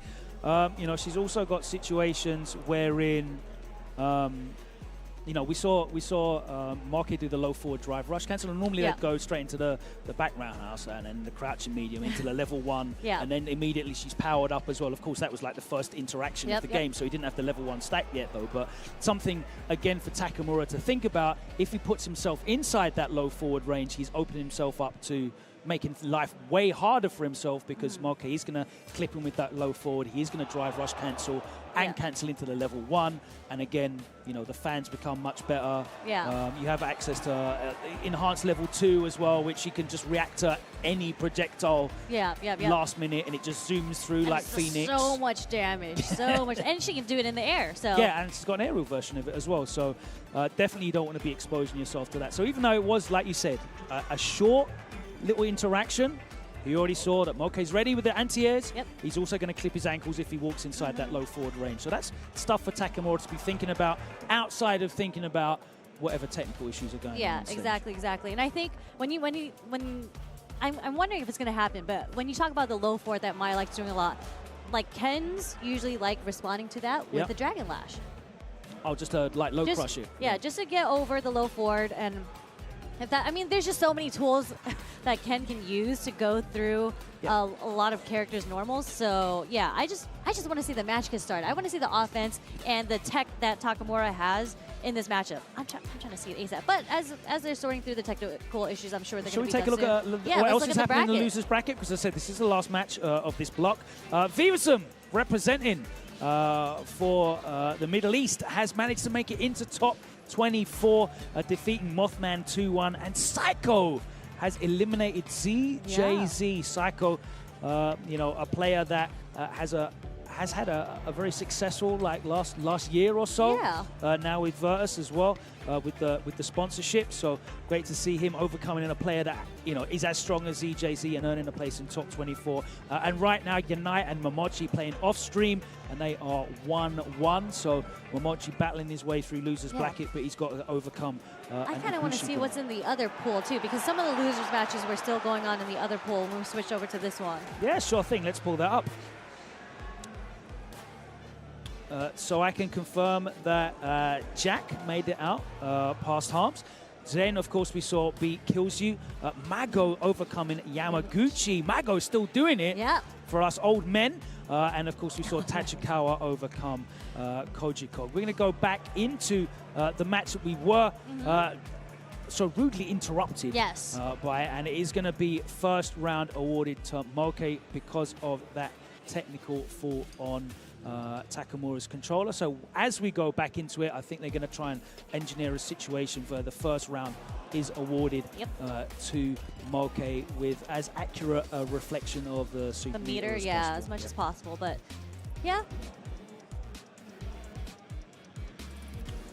so we're going to go back to the main stage in a moment. We'll see how the players looking. I really want to see like the facial expressions of the players, because that can kind of throw you off, right? Well, Takamura's kind of like a robot to me. I feel like I haven't really seen him happy or sad. It's kind of very straight-faced. And same thing for Moke. I don't really see a lot of emotion come from them either, so I'm expecting when we go back to the main stage, their faces are going to be exactly the same. So I don't know much about Moke on a personal level, but Takamura is a very emotional guy. Really? Like, it's like all internalized. You know, he's been through a lot of really big losses in his life as well, you know, and he's come through that. And I know a lot of his success internationally in Street Fighter, he really, it really means a lot to him. So what's going to mean a lot to him right now is this corner. Damn, okay. Get that pressure We're playing off with of heart. Gets clipped by the double fierce. And there's the level 1 as well. It does connect. That looked a bit touch and go, but immediately up forward. Oh my word. Oh, but we get the trade. Button. We get the trade from Takamura. Okay, nice check from Moke with the wake up. The overhead was not meaty. Yeah, fake overhead pressure. All right. Quite strong buffer. One of Ken's strongest buttons. You don't really see it used a great deal. You like the delay jab there. Okay. Okay, answering with his Oh own. no, not again. No. Not like this. And okay, Right. Moke was going to win anyway because it was in the middle of a combo, but really I feel not like sure that what's start. happening. I feel like that second hit only happened because his controller had disconnected. But very, very unfortunate for Takamura. You know what? This is kind of where you're gonna have to come back mentally because you're still in it technically. You still have 1 to 2 games to go. You're not out. And you can just, if you can just chalk that out of your mind, like this was not my fault. This That's is going to be controller. really hard. It is Okay. because you saw it when it disconnected. You saw Takamura kind of reel back and hold his head. Very, very unfortunate. I haven't seen 2 controller disconnects immediately, like back to back. So there might be something going on there. Yeah, especially, you know, they would have taken precautions, probably swapped the console out. I don't know if it's an issue with his specific controller. He would have brought his own cable as well. So who knows what the issue is there, but that's so unfortunate, so unlucky for Takamura. 2 rounds Back to effective, back. and you said, you know, I can go and rewind the YouTube, and potentially it is the case that, you know, it already disconnected before he got that hit for that kill combo, but I definitely saw the thing flash up there mid-combo. But yeah, that's just heartbreaking for him. Of course, representing his new sponsor as well, and he's on stage. He doesn't want to go out like this. And, you know, fair enough if you lose the first game in a 1-3 set, but... Not too bad, but in a 1-2, that means all the marbles are on the line in your next game. It's a rough situation. It's also going to be really off-putting for Moke as well because, you know, there's no momentum for me here. Street Fighter 6 is such a momentum-heavy game. You get that confidence of, yeah, I'm reading this guy. I'm winning the neutral. I'm clipping here in footsies. I know what he's going to do. I'm catching him here. Yeah. And then, like, you've got to wait 3, 4, 5 minutes I mean, between each. Yeah, I mean, so he's losing his like momentum, but at least he's kind of chilling. He has the upper hand right The now. pressure's not really on him as much as it is Takamura, but, you know, from both sides, it's certainly not ideal. But maybe as they're sorting out their technical difficulties, maybe they have to switch out the console. Who knows? I think maybe we can see, you know, maybe some predictions in top 24 since I think all of the winner's side is now completely filled in. So we can have a look at that right now as I look on the brackets. Fudo versus Bonchan, What a our classic. first winners quarterfinal in top 24. Itabashi Zangief versus Shuto. DCQ versus Dual Kevin. Shout out to Dual Kevin doing it for America, the only American in winners side so far. And Goichi versus Blas. That is going to be your other winners quarterfinal. And that is all to look forward to in the next block. Let's take a moment as well whilst we're trying to sort all of this out to thank some of our partners because without them, we could not bring you this fantastic action. Officially licensed Street Fighter merch from Tenno, designed by the FGC for the FGC. I'm wearing this I cool love that crew crew neck. neck. Some of you have already I in need the to stream steal that. chat. I need to purchase one We of those. will take you over to the Tenno booth right after this block's done. Discover their newest drops releasing for the first time during Combo Breaker alongside many of your returning favorites. And some of that stuff sold out day one, by the way. That Cherry Blossom Turbo t-shirt, a big favorite as well. You can check out merch.tenno.gg. And there's the QR code there on your screen. If you want to scan that. But as you mentioned, there's so many international players here that are here offline. So make sure if you are still all around the world tuning in, your World Warrior is going to start very soon. A lot of them are opening up at the end of June. Registration is now open. So make sure you go to capcom.us/WW2525 if you want to register qualifiers all into Capcom Cup.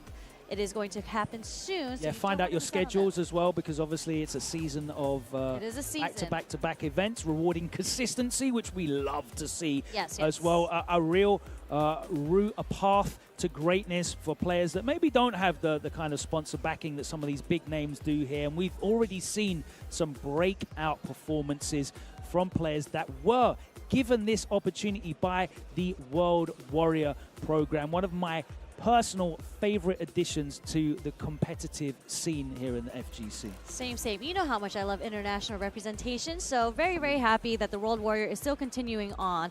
But before anything, Turtle Beach, our sponsor. So make sure you are you ready to level up your fighting gear and save? Because all you got to do is enhance your audio experience and visit turtlebeach.com to enjoy 10% off when you sign up as a new customer. I'm sad because I can't take advantage of that. Because I'm already a Turtle Beach customer. And I have this exact headset, the Stealth 700. I used to have like an old wired thing, and I would always let it get caught on the armrest of my gaming chair. While you're raging, you know, you can rank matches, throw off the headset. Got myself this. And the one thing that I've got raging ADHD, right? So I'm always going to forget to charge stuff overnight. This thing's got 80 hours of battery life. So you can be the most forgetful man or woman in the world, and you'd still get a couple days worth of use out of your headset as well. So I definitely personally vouch for the Stealth 700. There's a bunch of other models available at turtlebeach.com. And you can, as Sherry pointed out, if you are a new customer, enjoy 10% off when you sign up on the website. Yes. Unfortunately, we're going to have to take a break because the technical issues need to be looked into further. But don't worry, we will be bringing you the resolution of that, and we'll be moving ahead with Top 24. We're concluding all of the action today, finals day, right here on Capcom Fighters. But we'll be taking a very brief break, and we'll be back right here with more action on the other side. Thank you so much for joining us, Sherry. An absolute pleasure. It's been a pleasure. Indeed. From across the pond. I got to visit it sometime. Absolutely. Transatlantic link-ups. And there will be more international action right here from Combo Breaker on the other side of this break. Take care.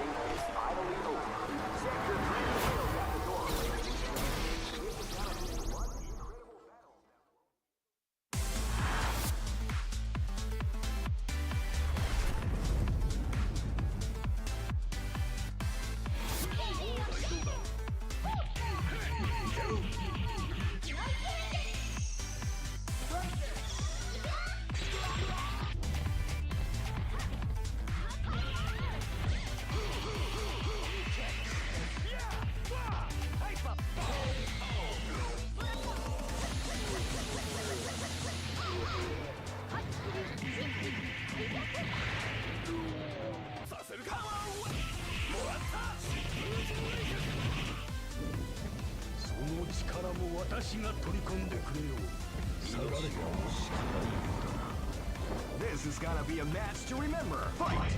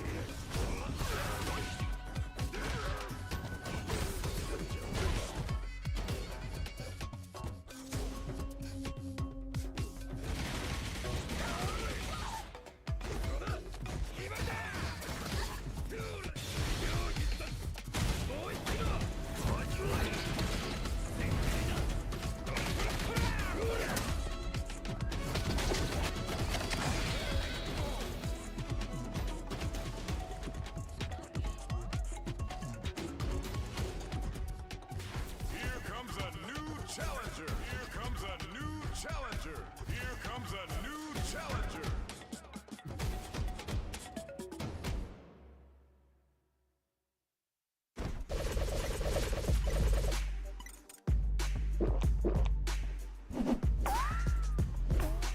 Red Bull gives you wings.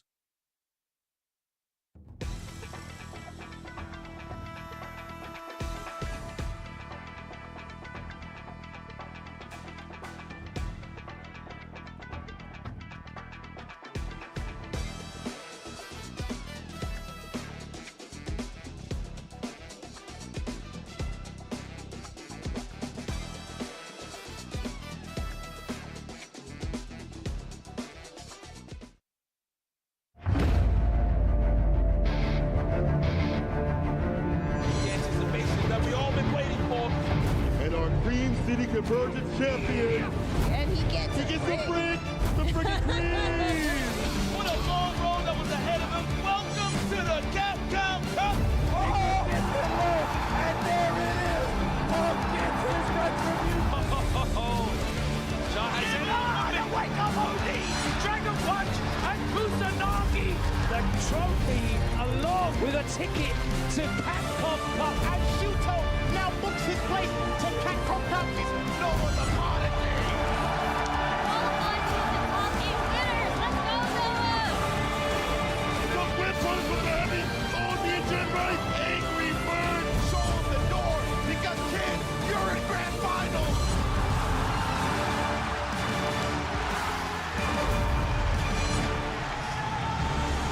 Who would have thought?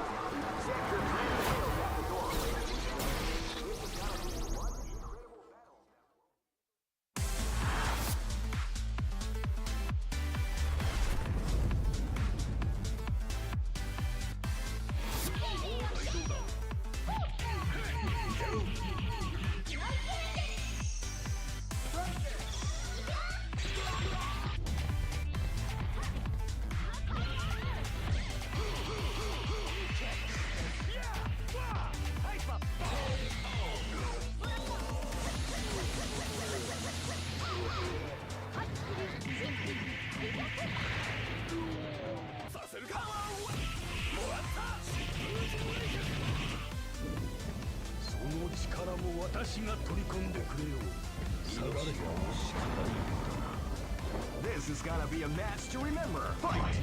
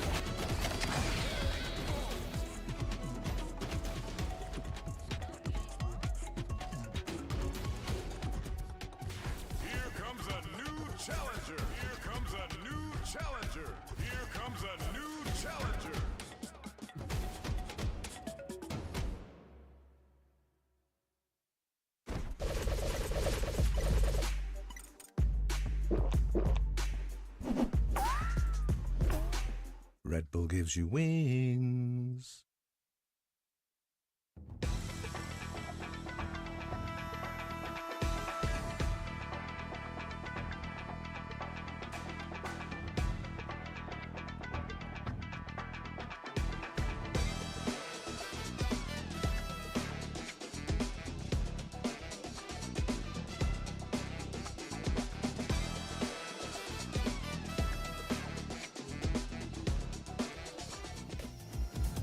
Right back into it as if we never left. This is day 3 of Combo Breaker 2025. My name is Vicious, here with St. Cola to bring you all the action going into our top 8 today. But we got to start it off with top 24. We understand there were a couple of technical issues. We didn't get to see Moke versus Takamura like we had intended to. But please believe that we are getting it sorted out as much and as soon as we can. These two are going to be playing off stream as well to conclude their set. But as it stands right now, before the break, Takamura was actually the one at the deficit. Moke now is at 1-0. However, we are going to change it up just a little bit to switch up who's going to be up on that stage right now. Before I get into it, though, how's your weekend been, man? Fantastic. CPT back at Combo Breaker. Couldn't want anything better. On the 10th anniversary. One of my favorite tournaments, obviously, you know, being in the mid-best out here. But it's great to see people from around the world, again, I keep saying this because it's so important, arrive back at this tournament. Last year, we'd have some representation. You know, we had Lashar coming through because he says like a festival of fights for him. But now it feels like people from EU, Japan, Asia, from all regions coming through and playing.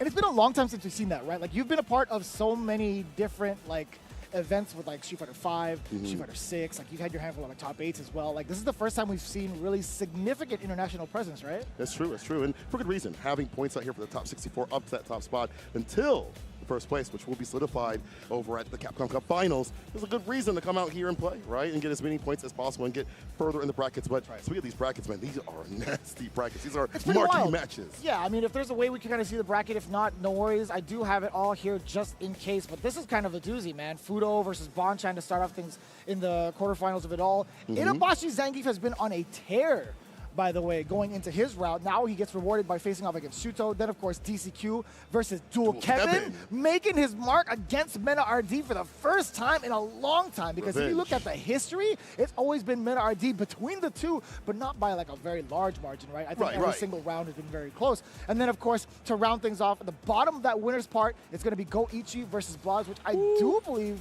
is what we're going to be setting up on stage soon. I hope to see that. You know, a master of defense versus someone who's very unique with their defense. I'd like to see that combined. I believe that. I believe that. Yeah. Goichi's always been the one to kind of like show off his defense in like so many high pressure situations. However, it's like, how far can you go with your Chun-Li currently against the runner-up of Capcom Cup? Yeah, someone that is so different that you have to kind of play to understand why he's doing the certain things that he's doing, waking up with sweep and OD fireball, things like that. Different than your usual like OD DPs. And then go down to losers. Noah the Prodigy versus Jack. Son. Idom versus Jin. I was gritting my teeth watching Blas play against Noah the Prodigy. It's been like so. It was the run deck that we were looking for, like from Capcom Cup. I didn't want to like, you know, divert from the losers run that you were going through. No, by all means. But I was please just stop like, because man, that's a fire-ass match. Then the loser has to face off against Jack. That's oh my God, brother. Not gonna stop with that. Idom versus Jin, MenaRD versus Mago, Ending Walker versus Tachikawa, Problem X versus He Might Go Psycho, Tokido versus the winner of what the match we had prefaced earlier with Moke. The loser of this matchup, Yes. And then Lashar, Moke, and last but not least, Higuchi versus Weiser with the Akuma. Wait, that got filled out? Right there. Lashar versus Momochi? Yeah. Oh, no. Ooh. That's kind of wild. So, no.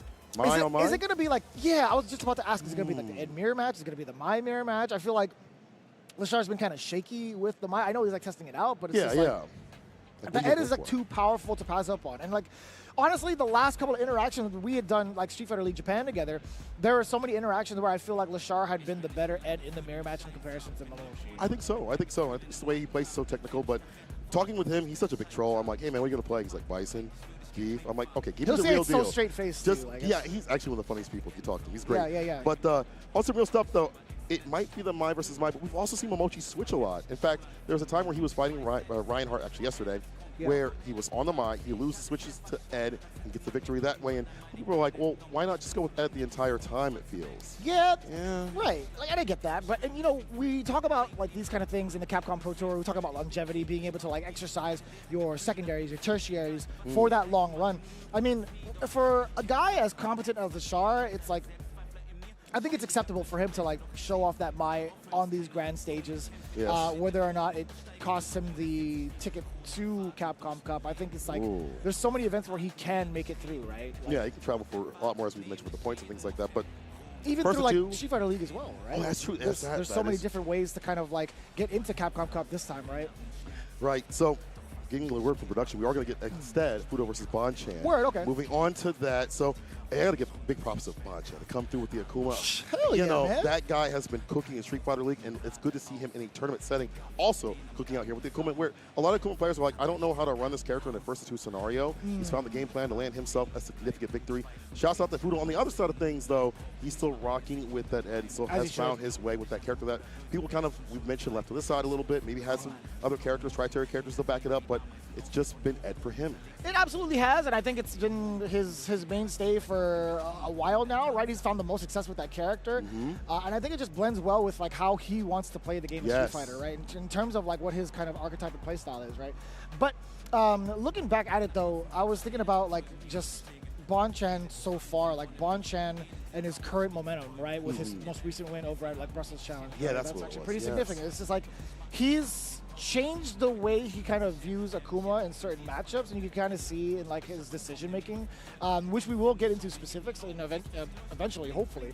But it's cool to see that Bonchan finally got the W he's been looking for so long with this character. Yes. Right? Once he made that transition, it's been very, very rocky for him. Yeah, I think the first couple of months for him have been kind of dicey, especially over at Street Fighter League, but then he found some toolkits that work with the way he wants to play with the grounded game. Stand light kick, especially. We talked about the drive rush buffer that he has behind that so often, and it learns to so much in terms of corner conversions, out-poking some of these characters. And I think it might be prevalent here because Fudo is a very close-range to mid-range sort of player. He's been like that even with the poison. He'll dash you when you don't expect when he gets to that mid-range, and it's such a weird thing to have to fight when you have an out-boxy type character like Ed. And he's able to do so by extending his bar usage. He's used quite a bit. He'll dump it out, but he'll never be in burnout. He's always using a lot, but never being in burnout, being aggressive to get the bar back continuously. We'll see how it goes down. This is no longer League. This is the 1v1. Get it done. Yeah, again, I'm talking about both players' accolades and trials and tribulations throughout the year, whether it was Season 1, whether it was like for EWC in general too. Like it's all come down to this point in time right now, the very second stop here in the Capcom Pro Tour. Man, it's crazy to say. Combo breaker official stop of the Capcom Pro Tour. Let's get it on, ladies and gentlemen. Top 24 time. Fudo versus Bonchan. Ed versus Akuma. Right after this button check. Ha, got you. You really thought. No, you really thought. I got myself mad hype for no reason. Yeah, I was going to let you go because I was like, I don't get got to. But you know what? I was thinking it as well. Just going to make sure everything is prim and proper, and then they're going to get right into it. Of course, it will be these characters, though. There will be no tricks on that. You know, there was a time that Fudo kind of was like thinking about maybe going for DJ for some of the matchups that Ed can't really do with, like Sim. But he's like, you know what? I'm going to lay those down. I'm a man of the Ed boys. The man of the Ed boys? Life has many doors. This might be the top 8. We'll see. Really excited for it. Honestly, there's so much to look forward to going into the top 8 just based off of who wins these next couple of games here in the quarterfinals, right? We talked about Fudo Bonchan. We have Itabashi Zangief and then Shuto, DCQ, Dual Kevin, and of course Goichi versus Blas. But now we're situated. Now I can get myself extra hype. It's time, baby! Fudo versus Bonchan. Ed versus Akuma, game 1. Jeez. Akuma players have been well adjusted to the nerfs like this. Perfect parry. Almost got the punish right after, but here's the thing about Akuma. Close range fireballs, heavy fireballs, you know, throwing those out nice and nice within that CQC range to interrupt these buttons is the way to go. Also the dive kick, so you have to be extra careful with these anti-airs of your Fudo, DPs, and perfect parries. But it hasn't been the strategy thus far for Bonchan, right? I feel like there's been so many places, so many times where Fudo's kept them like a little bit past mid-range. So now Bonchan is much more reliant on the demon flicks, right? The demon raid into whatever ender he would want. Maybe the dive kick, maybe the chop. But now Fudo getting a big whiff punish to start things off. Bonchan now in the corner. Finds his way out immediately to turn the tide. Big punish counter fierce. Adamant fist. On the wall. Tatsu. Just gave the win here. Plus on the stand medium. Waits for his turn. Walks out the OD fireball. Drive rush. Walk up throw. Confidence here for Fudo. The sweep. Can't have that out. Hurt box on that is big. Fudo now finding himself in burnout, has to back it up with a level 2. You thought you could advance for free? No, sir. That forward fear is just within range for Bonchan to sweep it out of existence. Well played, man. Bonchan. Really, really on point in regards to the spacing that Fudo's trying to take. That was a very deep dive kick as well. And a big jump in. And very aerial, understanding that it's hard for this character to anti-air. Fast as the anti-air is like a 10 frame. Blocks out the overhead though, but still coming to the corner. Stand fierce, the big buffer. Big damage incoming. Oitatsu, DP, level 3. All he needs it to be for the victory. Sip that Calamity. He's looking so good, bro. Oh, he's looking so He's good. looking mad clean. Wouldn't you agree? Like, we talked about the tactics that he wanted to kind of like utilize in the very beginning, but like Fudo, despite showing off like his tendencies to kind of stop the mid-range game, like Bonchan's already found the answers to it so quickly. Like that right there. OD fireball to stop the flicker pressure from coming through. Again, fireballs are prevalent. Fudo finally finding an anti-air. Pick out the ODDP for free. Come here. Snatch him up, uppercut, bring him back down with the blitz. He's gonna hold it. Yes, sir. That was a trap held a long time ago. He was committed to that option. Plus frames as well. Target combo to get the burnout now off of that fireball. Give me the rest of that life bar. It's mine. One more touch and burn out the chip. That's just going to be a hit. Fudo still gets it no matter what. I don't think Bonchan was going to work out with level 1, and that was going to kill regardless. So, like that here from Fudo, but I do like this better off. The crouching kick able to hit heavy kick Tatsu. Keep the jump here. Safe jump setup. Impact. Beautiful. I don't even think there was going to be a moment where Fudo could have like escaped that option, right? He couldn't still rush backwards because there was just not enough space. Right? He's already in the corner. No room. Very, very delayed uppercut, being able to check Bonchan with that neutral jump. Back throw incoming. Ribs to the chin. Do it again. Work on that chin. Do it again. Wakes up delayed jab. Level 1. I cannot believe Bonchan waited just the perfect timing. Get the counter conversion. Puts himself on set point. The confidence when you have that 9K health smile. In with this character, man. I'm telling you to have that confidence. Yeah, you know what? Yeah, keep it together. I've been in Shine's stream a little bit too often. I'm telling you, man, the confidence is working out here for Bonchan. Trying to land himself with the OD Adamant Fist. Did not work out. Fudo takes a turn back. Kick too close. Yeah, way too close for that flicker. Extending like it to get a Tatsu, and I like the choices here too with the corner carry from Bonchan. So intimidating, so pressing in that corner. Fudo, what are you gonna do about this level 2? Baja Blast. Variance in. Fall up right after. Like heavy kick. With the safe jump setup. Yes, we do. Deep with it. The jump fierce. Knocking on the door with these buttons. Back throw half to switch positions. Is that what the kids are calling it nowadays? Level 2? Baja Blast? Baja Blast, yeah. Jesus. But it feels like when I'm on the toilet. Back throw? No, jabs. You know, that's why I stay offline, brother. That's why I'm definitely offline. I'll tell you what. Damn, that was a very deep uppercut. Delay on the crouching medium punch. Bonchan lands a second helping of the Imperial in, and the in possibly a Fudo. Oh, too far for the stand fierce. Look at the overhead. He tried to do a fuzzy. He tried to do jump short. That's not gonna matter now. Fudo actually taking it all the way back from a critical error. Bonchan, he was committed to that option. It was just misplaced and mistimed, I think. And not having enough to kill. My mistake. Same with Bonchan miscalculating. Allows Fudo to stay alive and thrive. Game to game now. That shot would have killed him. Oh, I thought. The jump shot would have killed him. It just whiffed. Well, I'm going to fierce right after, too. Or before that, excuse me. Oh, yeah, true. Yeah. I thought that was going to hit. Man. That's wild, man. Wow. Oh. Don't let this all go away. All that momentum get built up. The anti-air is there now, checking and challenging that demon raid we talked about. Good entry option for the character. They're playing a theme song. A little bit of a delay. I like that stagger pressure there coming in from Fudo. Being able to finish the rest of the combo. Getting at least within throws range makes Bonchan a little bit reluctant to press buttons. It's hard, can't take the trades anymore. Less and less help to do so. Fudo definitely will do that. Perfect parry. Walking, inching forward, now with the drive rush. Finesse and bust this man. Fudo now on set point. What a turnaround. Damn! It's too far to get that standing medium punch. I wonder, since it was counter hit, if he would be able to do maybe like crouching medium punch, same amount of frames as standing medium punch, but like maybe crouching medium kick, but maybe. I don't think that would have been enough frames for him. At least take your turn right after type B. Maybe drive rush right after, possibly. Yeah. Flare on. But it would have been so expensive, right? Considering how much like drive gauge Bonchan had at that moment in time, like I think it would have been a burnout right afterwards. Big bets. Yeah, you're right. Tries to rock a sweep, but Fudo able to walk back and block the time to stay fine. Stay fierce, finds fist to face up with this corner space. That's where we're going, West Coast. Throw number 1, dash up. Oh, that could have been throw number 2. It would have been so significant. Dangerous right there. Back throw, switch it up. Real strike though, because he wasn't tapping parry at that moment. Play's not working out. Fudo willing to block this out. Counter hit could have been a lot more. Could have been it. Was it Fudo? It wasn't. Bonchan does man the superior in. And I think it's the final game, final round. That is such a huge bet too. Level 2 of all things? Yeah. That's pretty big going into final round between these two now. 3 bars to 1. Awesome. Forward. Damn, that was delayed as hell. Clutch backdash though. Side switch, I thought. Stays in front. Fudo still gets ripped up. Back throw. Impact. Kill the drop gauge as much as possible. Get that safe jump set up. A little awkward on the flicker. Or sorry, the blitz. Fire back to check.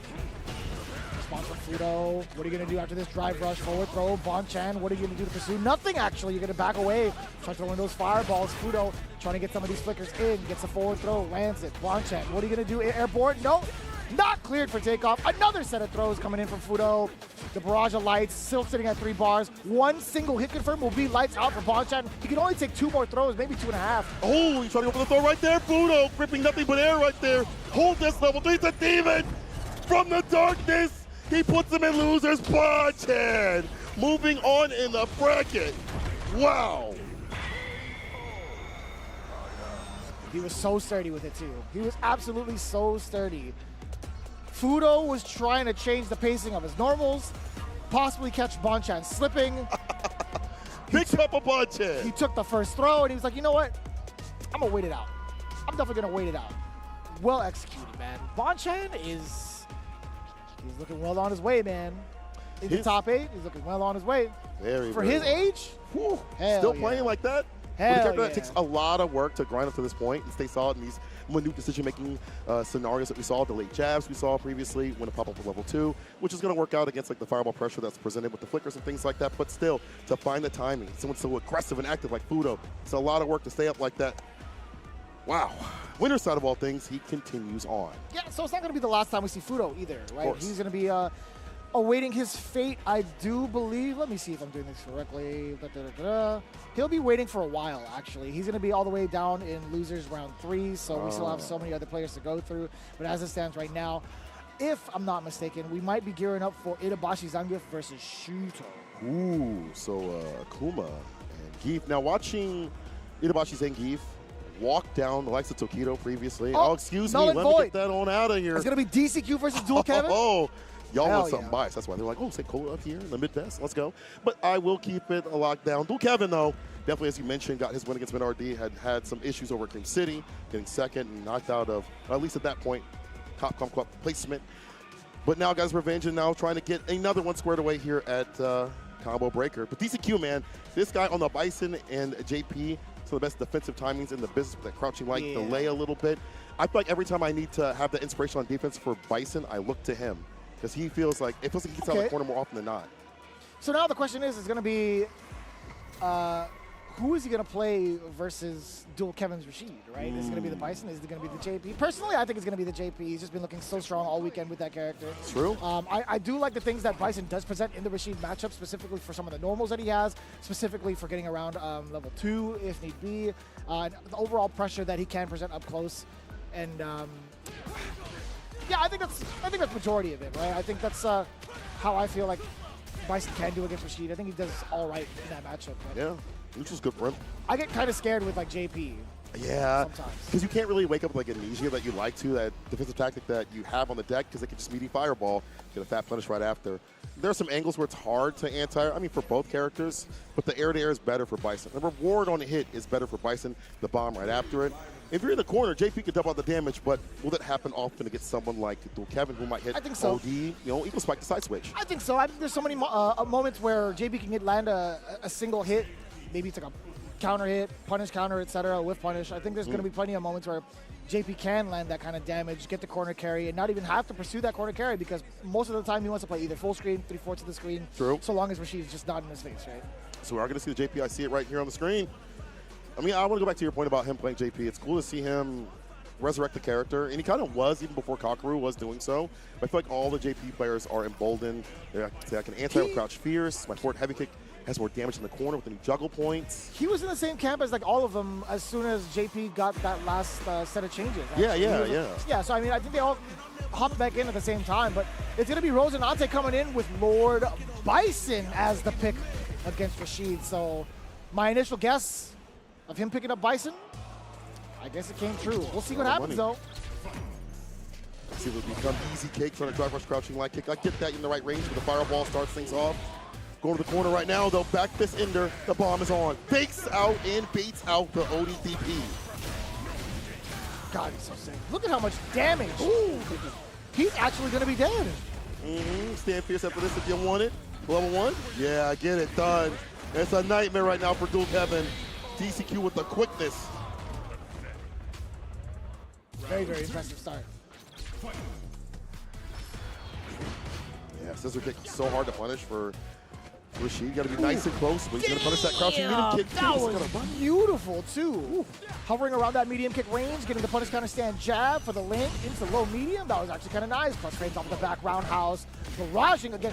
Yo! Really? He delayed that jab and got a counter hit against DCQ. I couldn't even tell you what normal DCQ decided to press. I have no idea, but the fact that Dual Kevin has that defense was good, but now the jump in is even better. OD, scissor kick. Overhead back fist right after. Nice throw.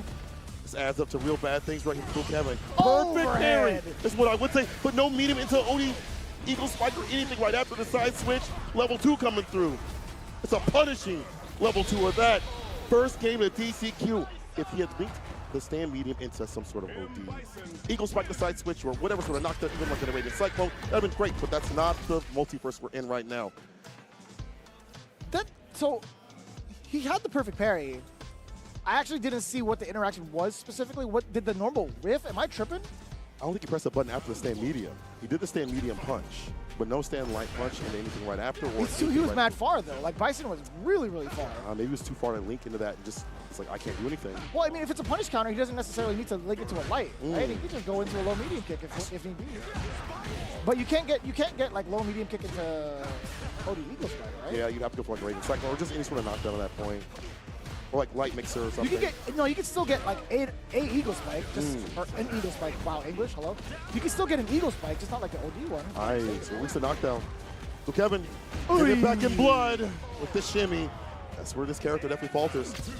We have to expend level 1 for that defense. Execute not that at that point. We've lost that much health. Not going to happen. Use it for offense. I like it. Oh.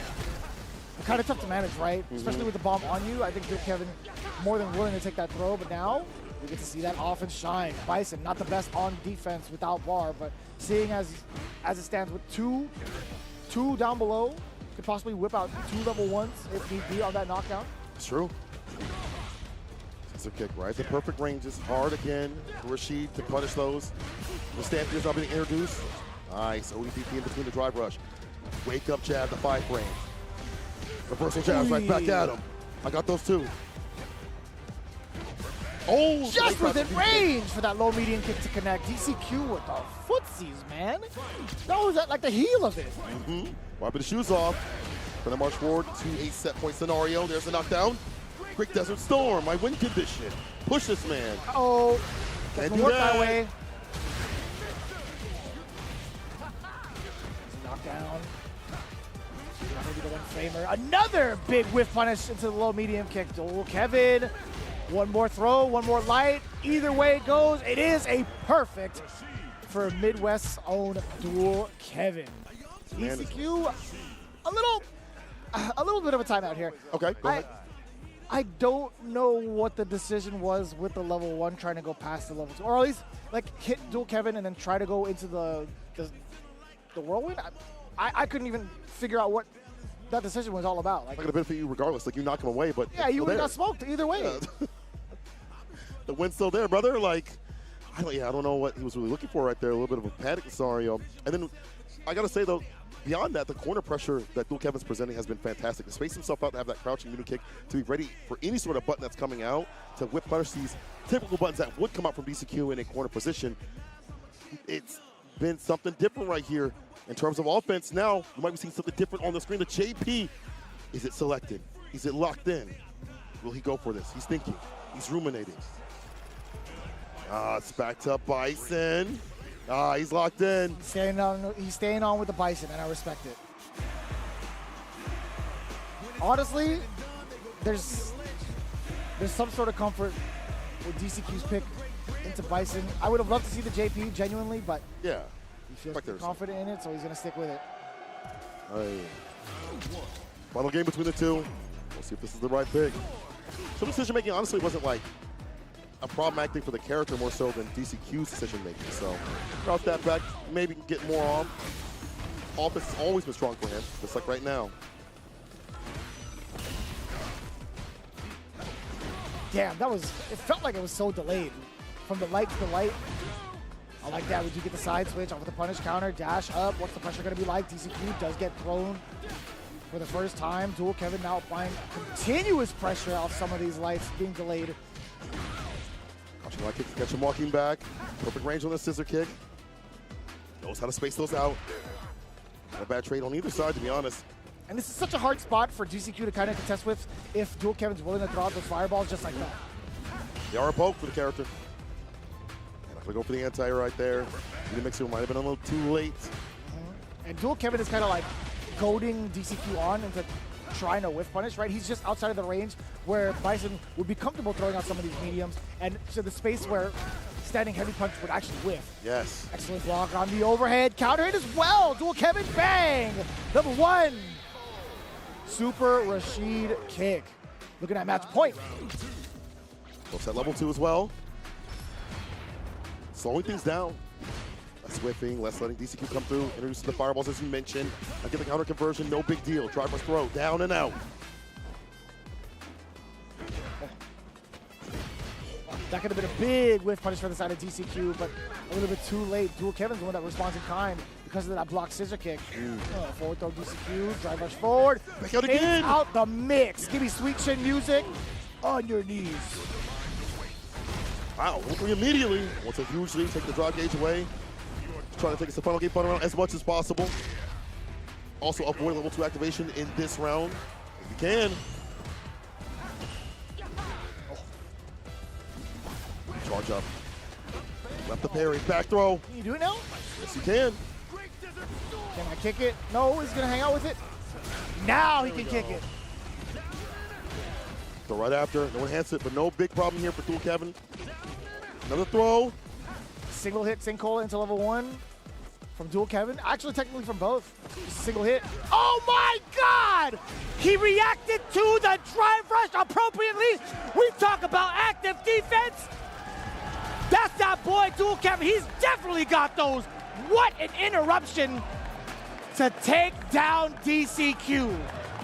Dual Kevin moving on in the bracket over DCQ. He's out of here, baby. Good, bro. You got more to play. Come back. He's going to the next stage. He's going to play his next game. I don't even know what other games he plays, but he's going to that stage right now to play. That is crazy.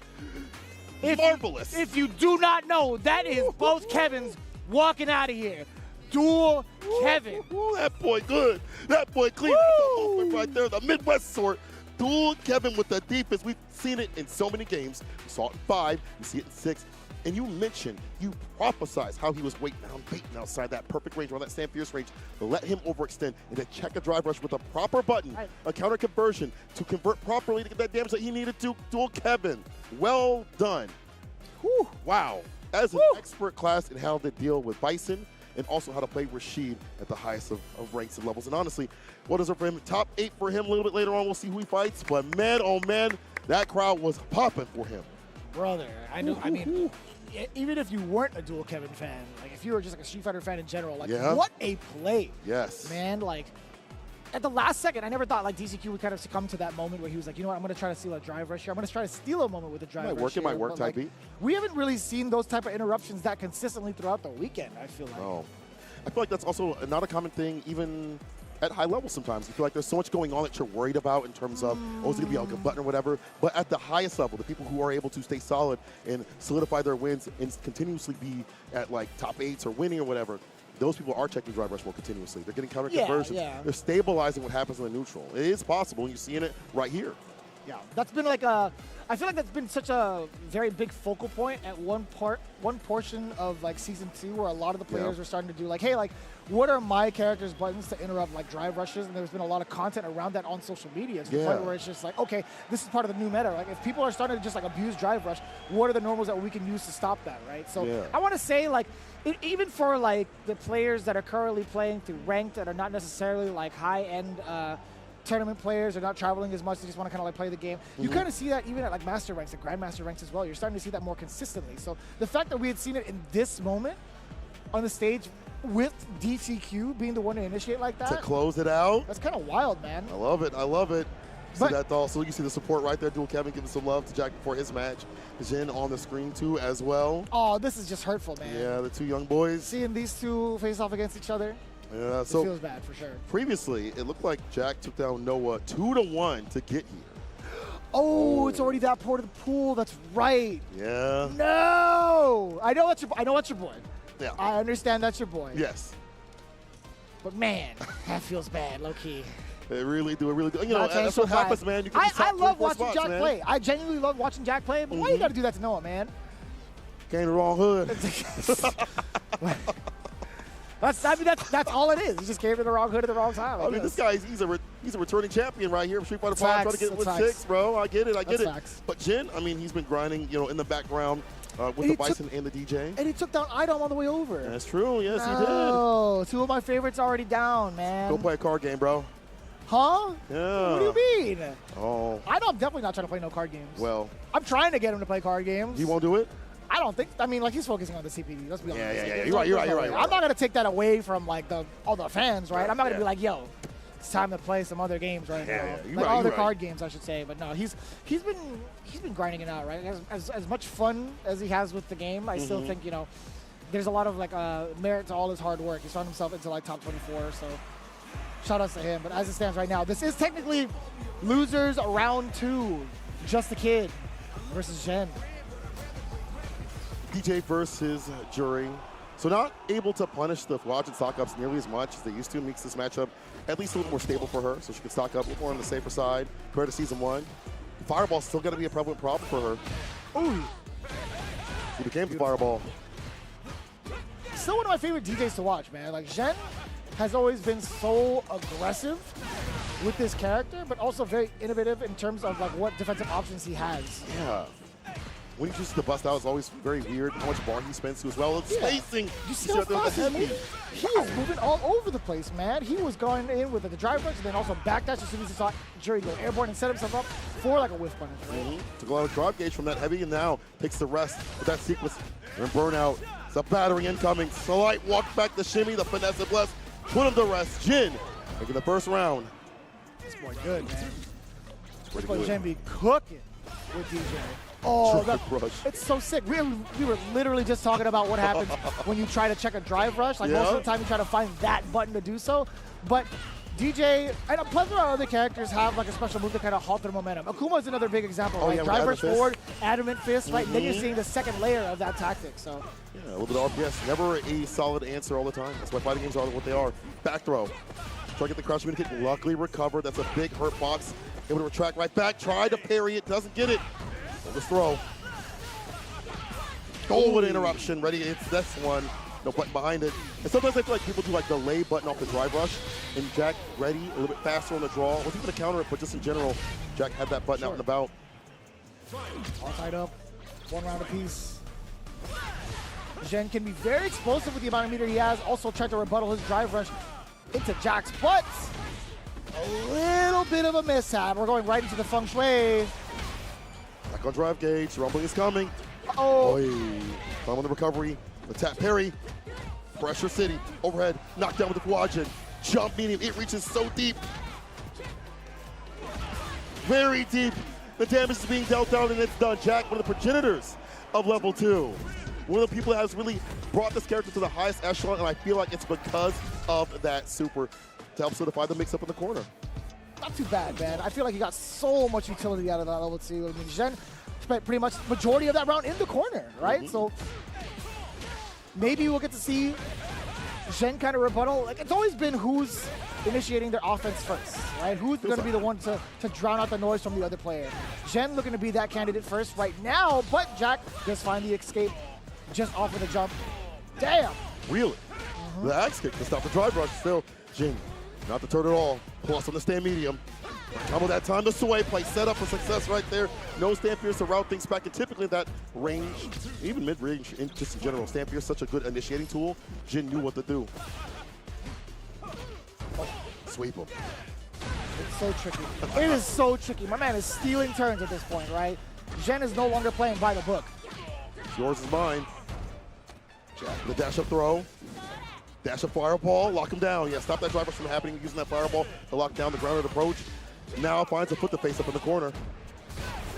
Oh, you know what's incoming. Big boy damage based off the ODDP. Jeez, had a no level 1 usage right there too. Doesn't need it. Yeah. Put it in the pocket, save it for later.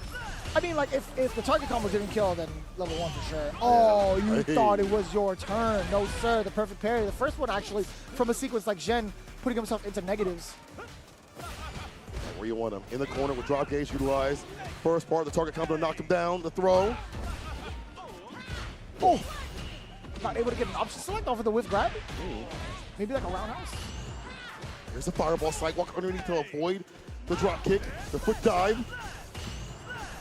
With the fireball pressure here. Heavy in the mediums. Every so often now the light. One single hit for Zhen. That will be lights out. We get the forward throw closer to the corner. Perfect parry against the sunset heel? Can't even remember. It's gotta be sunrise heel, right? It feels like it. Hey. Level 3 incoming. Good drive gauge. Now for the corners where she can really work. Especially if she has some quadra fireballs. But beyond that, the stand pierce, the crouching medium punch. Jump medium with the jump like medium punch. That's the second time he's caught Zhen trying to press a button on that incoming. It was the first time in the previous round while in Feng Shui Engine, and now he does towards the end of the set. The Stairmaster continues his steps through the bracket. All right, bro. Staring into my soul. I don't know if I feel comfortable with that. Going. It's kind of wild. Okay, enough. All right, enough. Stop! Please, Jack, no! All right, ladies and gentlemen, there you go. There you have it. Just a kid taking it down over Shen. Yeah. We go when he goes. It's the new version of "You're all free now." You're all free now. He's like, all right, you're all free now. Oh my God. Jack with that jump medium, as you mentioned, just harassing continuously. That downward angle is so good against not only the buttons, but also like a throw if it's represented too as well. Right. So covering a lot of different options right there. And now moving on in the bracket. Yeah. We are going to be moving on into the bracket even further with the rest of our competitors here, but not without thanking our sponsors, a pivotal part of the Capcom Pro Tour first and foremost. Talking about the Capcom Pro Tour all weekend long, well, guess what? We have another official stop coming your way with CEO 15 somewhere. Anytime you say CEO, Jabali has like some sort of tingle in his body. He's like, what's happening? Does the face? Am I just being old? I don't know. Orlando, Florida, June 13th through the 15th. Register now. And again, if you want to participate specifically for Street Fighter 6, that registration is closing up very soon. Your deadline will be on June 2nd for that registration. Again, make sure to find a time to join in with the Capcom Pro Tour. Another official stop at CEO 15. And to fight out there at CEO, you're going to need a new stick or even a new leverless, people. Ready to level up your fighting game gear and save? Visit VittrixPro.com and enjoy 10% off when you sign up as a new customer. Hey, I'm a returning customer, but I need to get my engraving. This is not mine right now. We're actually holding up the stick and leverless at this point, but I have to go get mine right. Probably get Odin for this, but that'd be cute. That'd be so cute. You should do it. Yeah. They have the Pro Tour for this one right here. So if you are in the video, go get your engraving right now. Or if you see them at any venues and they have that, get your engraving. These are quality right here, sturdy. My boy holds it like so in Jobber when he plays. He just like puts it down like this, so he's not carrying it all the time. Hold it by the sides. Yeah. One of my favorite things about it is the versatility with like the modifications too. Like we talked about this one, like you can open up the back, you get easy access to like the innards of it, right? Being able to change it up. It also comes with a different type of ball top or like different like joystick top, right? Yeah. But this one's actually pretty new. Like for one, it sounds phenomenal. It feels phenomenal in terms of the buttons, like the stock buttons. But I also like the extra divots here, so you could add even more buttons, more customizations to how you would want to play in your style of hitbox, right? So again, Victrix doing an amazing job expanding different types of play with different types of controllers as well. So again, really, really catering to the FGC. We appreciate you guys over at Victrix. You guys are doing a phenomenal job. Yeah, I actually have that one. Got it recently, so shout out to them. Go pick one up right now. We're going to take a quick break so you can go pick one up on their website if you can. We'll see you on the other side.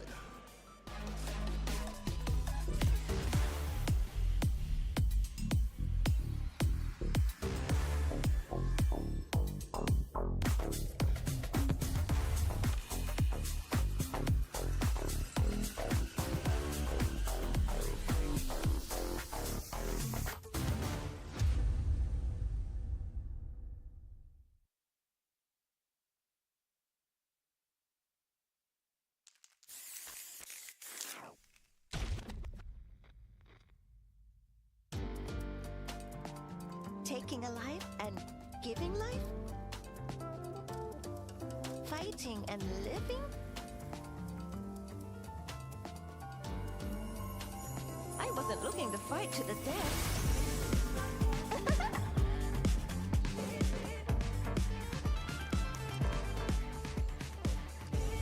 Time for us to dance! Round one.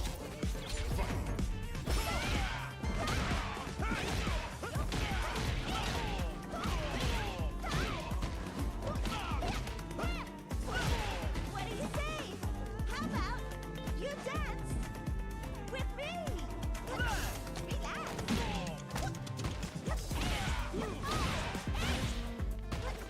Up you go.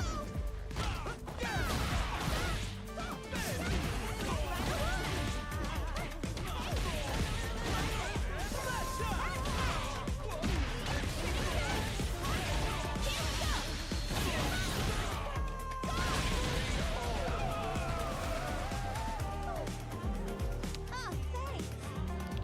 Nice fight. I'm ready to go. And over here. Got that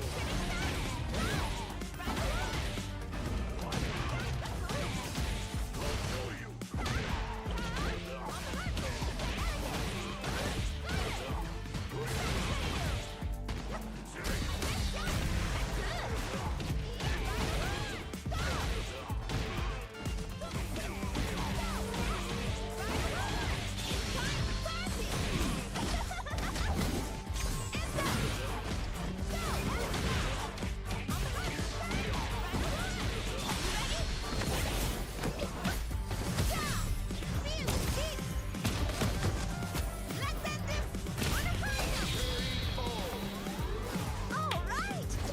That was no sweat at all.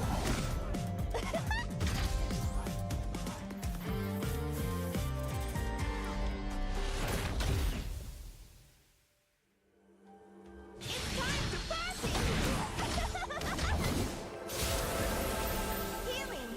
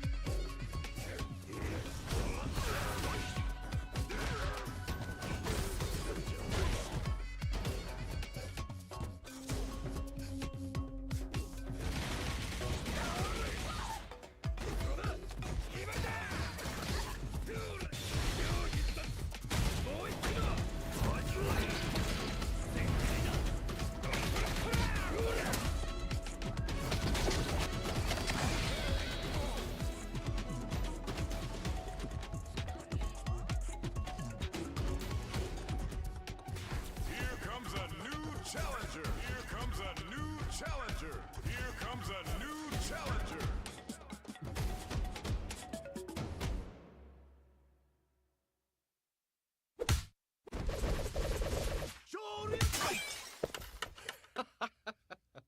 Bull gives you wings.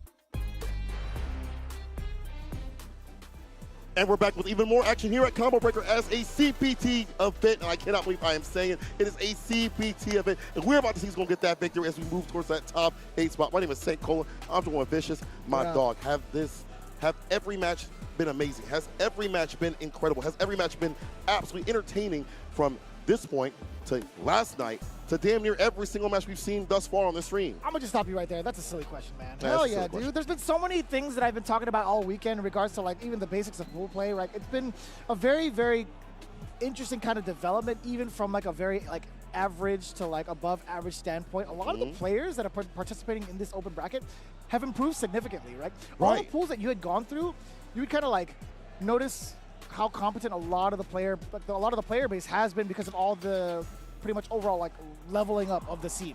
Yeah, I feel like there's been so much information being shared on, like, social media, and people are kind of like really trying to take note of it, and are really trying to adapt towards, like, what habits to have in the meta. So that alone got me mad excited throughout the weekend, only to be rewarded with now the upper echelon of the groups, right? We have Goichi coming up against Blas. Blas from Chile coming in, runner-up of this year's Capcom Cup, right? No fake NA geography on this one. Goichi, hailing from Japan, okay? Coming in fresh from his last couple of bouts in a multitude of different games, and even fresh off of the heels of EVO Japan. He was very, very active there. Had some pretty significant results there as well. Two defensive champions going at each other. Blas interrupting with the jab against Odi Hazachi on round start. Very fantastic stuff. Faking and baiting. Nice shimmy. Stand fierce starter. Now Tatsu, DP, yes sir. Just look at the harassment thus far, man. We talked about Blas, a phenomenal player at such a young age, but being able to lock down Goichi and force him to guess multiple times, one of the best players in regards to defensive aspects, right? Like, Goichi has always been hailed for having some of the strongest defensive choices, defensive decision-making in fighting games. Just got him here. The Blas, the fireball's nice and close against the stand fierce. I mean, a lot of variance. Nice Jimmy with the crouching medium flex. Tatsu. Blas picking the crouch options and timings and when to go in and when to get aggressive. And the fireball's also bringing a different sort of rhythm. It's hard for Goichi to contest against with his buttons. The decision making now from Blas, forcing Goichi to be on the back pedal with that OD uppercut. Not too close to the donkey kick. Punish counter. Oki, so we're gonna throw right after. OD fireball on the wake up. That's what I'm talking about. So different on defense. Not going for a bust out. Using that just to push him off for a second. I mean, it makes sense from that distance as well. Being able to stock up a Denjin, very, very important, right? He's trying to play a game of inches against someone like Goichi and not be too overzealous. Let the fireballs talk a little bit of a delay on the drive rush as well. Does land a throw, but Goichi finding a time to interrupt with that stand jab. And again, we talked about that game of inches. It's going to be the first time Goichi might have the upper hand. That sweep too far on the distance. Unfortunate. Goichi has to lead. So hard to throw a fireball now because level 2 is presented here. Goichi wants it. Can't throw it a bad one. 4 fierce, no whiff punish, but it does retract pretty fast. I get it. Oh, sneaks in the crouching unit kick. Definitely game inventions now. We're going a mile high. Oh, brother. One touch. Ooh, that should be all she wrote. Bang! Baseball biceps. In the chin. Bam! It's over. All natural. Blas, first game against Goichi. 2 rounds straight at a much slower pace this time in the second round with only 33 seconds left on the clock, right? Goichi is trying to find a way to prevent Blas from moving on in there. He's kind of holding off majority of those rounds, but I think the damage output in comparison is just too overwhelming, right? Yeah. The couple of hits, the couple of openings that Blas needs is much less than like how many Chun-Li would need in comparison. 100%. You know, she does have some moments where she can put that Oki on you and make it guess a little bit, but obviously, as you mentioned, takes a lot more for get that damage. She has to spin the bar to do so. Will spin it right there to bail out the ODTP. Hits the brakes. Punish incoming. Big bird kick for the Oki. This time walks back instead of going for the throw. We've seen so often, so much from Goichi. In the corner, this works out better. Can like send out Odi fireball if he wants to. Get some of these fireballs. He can kind of just contest with long normals and recover in time to stay fine. Get a counter hit. Also going for a throw, and it's the meaty Blas. Perhaps try to utilize movement. He got smoked by the standing medium punch meaty. Instead, Goichi with his first round in this set. Parry pushing his way in right after. Hashokeki the Tatsu. Pays off the ODDP. Do it right back to you. Like that. Do it again, OD Tensho. Oh, a little bit too far. The Serenity Stance light punch was not within range. That was kind of cool. Hold up. Walk up throw on the tap parry. Blas. Set point. He's keeping his options so ambiguous against Goichi. It's so difficult. Hashogeki, that still gets punished with the Hyokusen, level 2. Either way, God, it looks so cool. It does. Perfect parry on the crouch spears. Usually the initiator for a meaty. A lot of range on it, so not trying to see the perfect parry right back at him. OD legs on the wake up against the throw. That's pretty cool as well. A jump in against the fireball.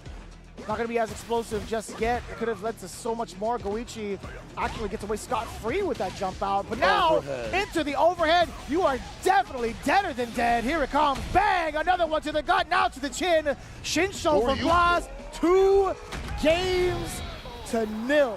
Goichi no longer in the equation. And look at the confidence. He has had that since Capcom Cup. He has had that this entire week.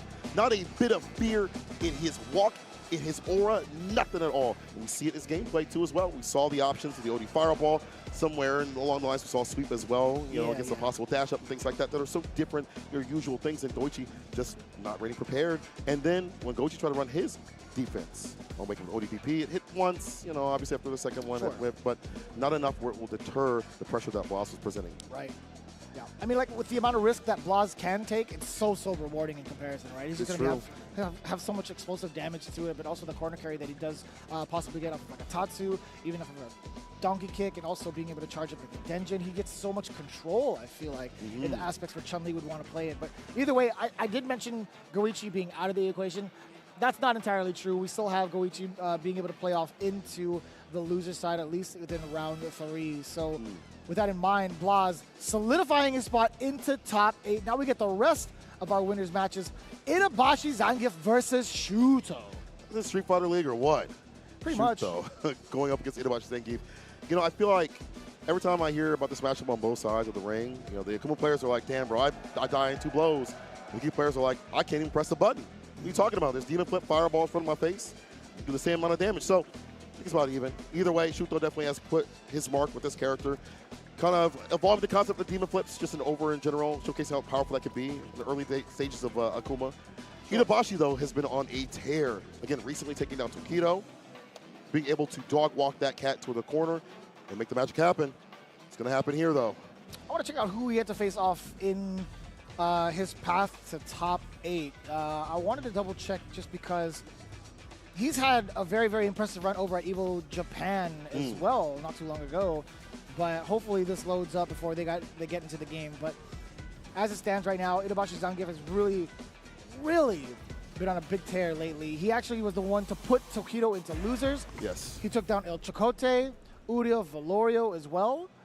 Damn, that's kind of scary. On the other side though, as we get the button check, let's take a look at Shuto's record thus far. Damn, he took out Problem X too? Right before, I guess. Wow, 2-0. Christitarian as well. Oh, not buddy like friend. Come on, man. Not your buddy friend. There's another name on here that I do not recognize, but it was definitely deep into the run. I couldn't see it, but let me double check right now. So Shuto has actually had a pretty impressive run himself, so he had to face off against KojiKog is here? Ooh. That's crazy. Yeah, that man made a deep run too as well. Yeah, I mean, he was like not too far away from getting into top 24. I wonder who he fell short to. I wonder if he's also still playing Lily. He is. Confirmed? Yes, confirmed. Okay. Yeah. Good. Itabashi versus Shuto. Zangief versus Akuma. We've seen this time and time again, right? Let's see how it goes to get into top 8. Nice stand light kick, able to whip punish the stand medium, but has a lot of reach on it. Walk back, stand fierce, whip punish. From on the wall, heavy kick Tatsu. The damage is the ender right there. All the right sequencing thus far from Shuto. Drive rush delayed on the charge fierce. That was mad delay. Uh-oh. Did you get the chop off of the punish counter? Zangief already equalizing the playing field in terms of the life department. Shuto making it hurt so bad. Yeah. That drive gauge to be able to whip punish. Still able to get that exclusive combo on the big bodies, by the way. The light Tatsu into the heavy Tatsu. Damn, what a call out, excuse me? The OD uppercut in that sequence, or that very moment? I see something, I'm gonna let it rip. He gets his hit, he does get the first round. That stand fierce trying to batter some of these buttons and fireballs. Off of the medium, back throw, Shuto switching positions. Fast fireball, switch it up in terms like the variance. Deep with the dive kick, get the counter hit, heavy kick Tatsu, the max amount of damage for the ender. Jump back jab instead of a DP. Didn't want to have to whiff and die for it. I understand. Damn, what a response too. Shuto has been very, very adamant about letting these OD uppercuts rip.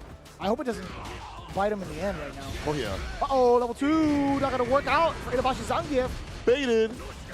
Not level 3 incoming. Right choice. Didn't even need it. Takuma, what am I talking about? Shuto. He's a very risky player when it comes to Akuma, but it's hard to know when those risks are gonna happen, right? I feel like it's like, okay, ODGP is going to come through. I can punish it, but when is it going to happen? It's going to be in the afternoon, at night, 2 days later. Who knows with Shuto? I think he masked it pretty well, right? Like, you wouldn't really expect somebody to get out of their parry into OD uppercut, which has been, I want to say it's been pretty uncommon to do so. Yeah. Back throw. Able to switch positions continuously. We see drive rush back throw to not be caught in the corner. Oh, man, a significant delay from the side of Itabashi. I don't know what that was, but he had ducked the roundhouse a second hit of it and decided to go for the lariat. Hey, unfortunate. 4 Fear stopping him in his tracks. Target combo, stand medium as a rebuttal button. Knock him down. But the back rise does get shoot through the distance. There's a dive kick, but Itabashi was waiting for that. OD lariat. Oh, he's still in range. Damn! His back is broken. That was actually kind of crazy. That range was kind of nuts. Sorry for it. It was light SPD, though. And punished him. That's the pressure with the headbutt. We're in. SPD too close to me. However, steps back to neutral. Damn, he woke up with drive impact? I'm telling you, this guy's an actual demon. Oh, nice interruption of the charge. Fireball, drive impact back. Shuto finding a big opening now. Get him to the corner. Watch that damage. Trying to knock on the door. No, Itabashi actually caught Shuto trying to maybe dash backwards. The light kick, the impact again. The double impact. Put him on the wall. Picasso, Tatsu, DP, no level 3 just yet. Why do it? You can keep harassing continuously unless he wakes up with the level 3. Shuto making the big bet that he wouldn't. Now we do it. Sip this calamity. Now that I think about it, Itabashi held onto his meter for so long. It's not a bad look though, right? Now Shuto coming in pretty much empty-handed towards the final round, but he is at match point, so not too bad of a position. Itabashi Zangief, you gotta make it count, man. So this is the moments where Akuma is not gonna be comfortable throwing out the fireball because of Zangief having level 3. Level 2 specifically will be the big counter. It's true. Teleport, you better stop that.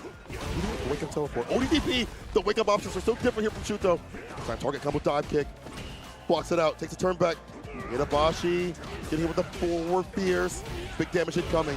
Heavy kick Tatsu, no safe jump setup here. Wants the distance. Jump back, stand fierce. He blocks it out, but not the low though, the magical 4-frame. So scary too, still well didn't throw it out. Doing it again, you see the reversal out of the parry. Shuto with the OD uppercut, big punish counter sweep.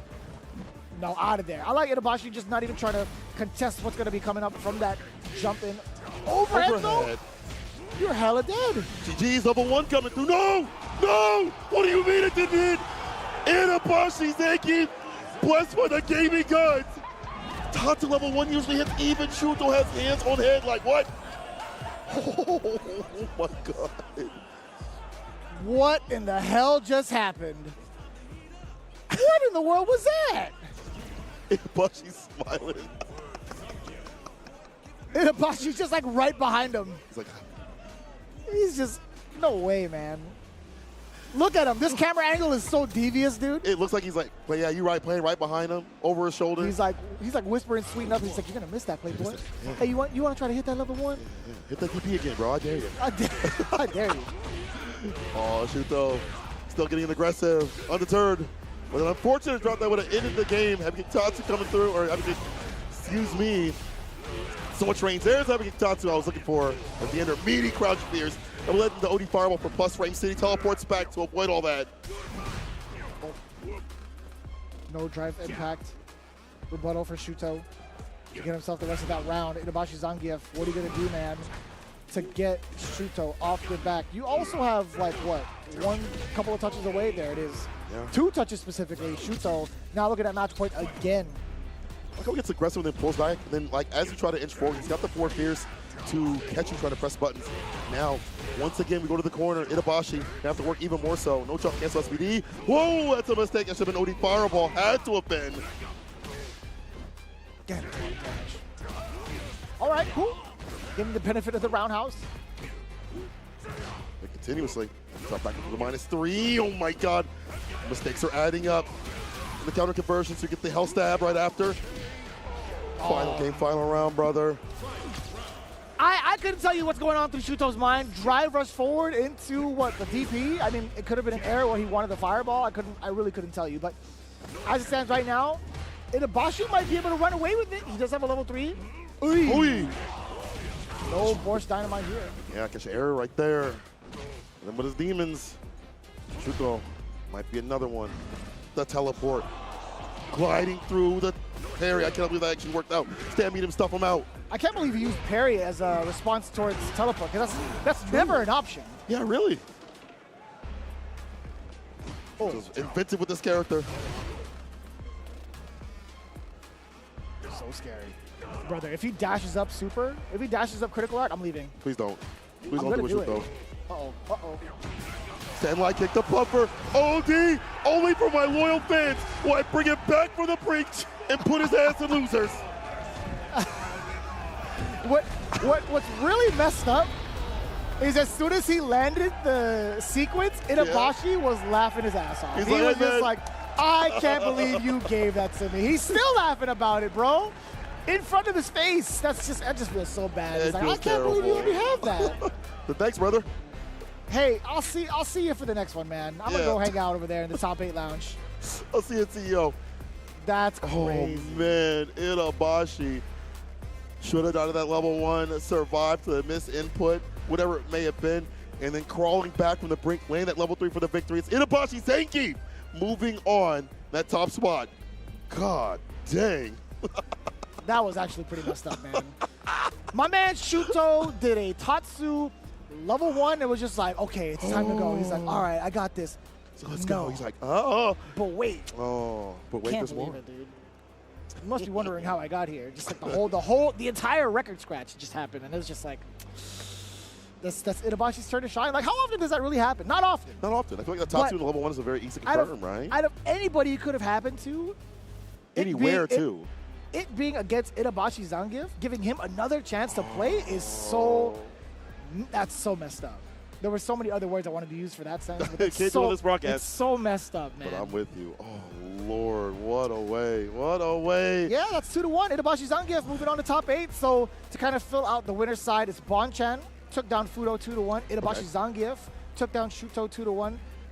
Dual Kevin against DCQ 2-1 as well. And then Blas, the only one to get a significant and convincing W 2-0 against Goichi. Can't wait to see if he continues that sort of aura that he has, the confidence that he has in that top 8, which he will. I mean, I feel like the way that he plays and the way he sees the game is just so positive. I mean, I can't speak with him in full. I can speak through his dad, but he just seems like he's just happy to be here, having fun playing Street Fighter, and that kind of weight that's on his shoulders definitely helps him out. I'd be pretty happy too if I was putting like faces to pavement. Oh yeah. Making mad wins out here, yeah. Yeah, he's like, if he's winning, yeah, of course he's gonna have fun. No doubt. Yeah, you're true. But as it stands right now, too, with the loser side, just in case you hadn't seen it or been able to follow along, MenaRD is going to be facing off against Ending Walker pretty soon. Psycho making his run Yeah. Having to face off against Tokido up next, actually. That's going to be very, very interesting. Then Lashar versus Higuchi at the very end. Lashar had actually taken down Momochi off stream. I think Mago had been the one to kind of stream it as well, but it was in the My Mirror match that Lashar had taken down Momochi. Look at the people that are chilling out right now. MenaRD qualified for so many things already. The first person position for the CPT finals. Evo Japan getting a second victory out there. But Indian Walker, though, you know, back on him, he has been hunting for a victory. He's gotten so close. Second at Red Bull Kumite. Consistent top 8s. So close. This could be his week. Could be. Could be. I gotta say, man, his facial hair is growing in quite nicely. Good on you, man. Yeah, doing a good job. This is kind of broken, man. You get good facial hair, you have good just hair in general, and you're a top player? Yeah, well trimmed. Come on, brother. All right, let's get into it. Button check, perhaps? 100%? No, I lied. No, wait. Okay, so anyways, let me break it down for you real quick. Talk to me. Indian Walker currently has a pretty solid record taking down Tachikawa. His reason for being in the loser side is because he fell short to GCQ 0-2. He's taken down Kosa 2-1. Mothman as well, 2-0. Interesting. Okay. Oh. Speaking of, Mothman has been doing crazy work. Big this tournament, right? He's taking down Knuckle Dew 2-1. Or no, 2-0. And I forgot he's taking out so many other like Japanese players on the way over. As well. Yeah, the mirror match. That is wild, bro. Back on the grind, brother. That's why I like these tournaments. Get that coalescence of all these players from around the world to fight it out. Different styles clashing. It's one that we've seen quite a bit. Maybe not so much in like recent times in terms of like a tournament. In a first or two scenario. We'll see who's hungrier. Block of the Beast versus Mr. Ryu. Mr. Vanilla himself. Mr. Ryu, huh? Mr. Vanilla, Mr. Ryu himself. There we go. MenaRD, fresh off the heels of his big Evo Japan W. He immediately went to ACL, if I'm not mistaken. Right yeah, that's true. Came out here. These cats are grinding. Punish. Too far for the block and nail to hit. And knockdown. We've already seen what he's capable of in this kind of matchup. Whether it's Ken, whether it's Ryu, whether it's Akuma. Already on the aggression, back medium punch, trying to bait out something else. Ending Walker with his delay, now getting the side switch. Just backing away as well. Again, big reactions now coming in from MenaRD against the fireball with that slide. Makes it a little bit more uncomfortable for Ending Walker to even think about that option, specifically in this range. It's true. Facing the neutral, driver crouching light kick. Look over the overhead, expended everything. Take back your turn. It's only -2 right there. All you can really do. Walker not going to overextend and get hit with that DI. Almost got the punch with the heavy kick. Towards the corner we go. Build that bar at the bottom, MenaRD. Almost with level 2 if he wants to. Ooh, won't need to. One more touch. Nice and easy. The counter hit, crouching jab. A lot further range than most like crouching jabs. Now that I really start to notice. That was a counter hit as well against Ending Walker. I saw that at Evo Japan a lot. He harassed people at the proper range. You press the button, get clipped and hit. Here's a lightning beast. It's time to beast. Give me that drive gauge first, and now the health right after that. Oh, yeah, that's what I'm talking about. Too far for the DP. Oh. Back me up, son. Another one. So sick. Too far out. This is my chance. Number 1. My man was out of there, too. Blanca was like, whoopee, I'm out. Beyond me. Sweep with punch, gets a heavy. Got reversal. Minute burnout, but has the lead. Ending Walker has all the pressure for days right here for the donkey kicks. Drive by stand fierce, the sweep right after. What a counter. Damn! Another helping of a fist. Ending Walker. Just putting that face right into the grill of Blanca, man. That's right. Rearrange that base. Keep like cereal. Round and round right now. 3 bars to Ending Walker. A single hit can lead to so much, but now we're going to set up MenaRD first in the corner forward throw. Solar plexus. Can't do much about it. Hello, bust off a drive rush. I was just raw solar plexus. Inside this range, it's like perfect for a crouching meter kick, donkey kick if you wanted it, fireball. Tried to put a forward heavy kick with completely. Block the channel land. Gonna electrify it. Stand fierce, there we go. God, draining a lot of that drive gauge. I was gonna say, eventually Ending Walker would have to use the drive reversal, right? Back up for the corner. Jab hit. Pick up right after it. Follow up one more pocket chain in the pocket. Wake up! No. You know what's about to happen. Shin! Shoryuken! And he's dead! In the grave, my friend. That's crazy, man. Honestly, I'm shocked. I'm low-key kind of shocked. I didn't get to see where like the starting point was, but I'll tell you what, man, that is a dastardly amount of damage. Ending Walker with a bet of a lifetime. And it's not even top 8 yet. It's not even top 8. Heavy kick. Looking for a punish counter. Would love to have one, but it's still a good button in the neutral overall. Sweet. Knock him down. The throw right after. Eat him up. I feel like that's such an awkward button to press over a neutral. Yeah. 9 frame, I think, Sarda. But still, hitbox on that spat. Forward fierce. Throw. We do get the OD airball.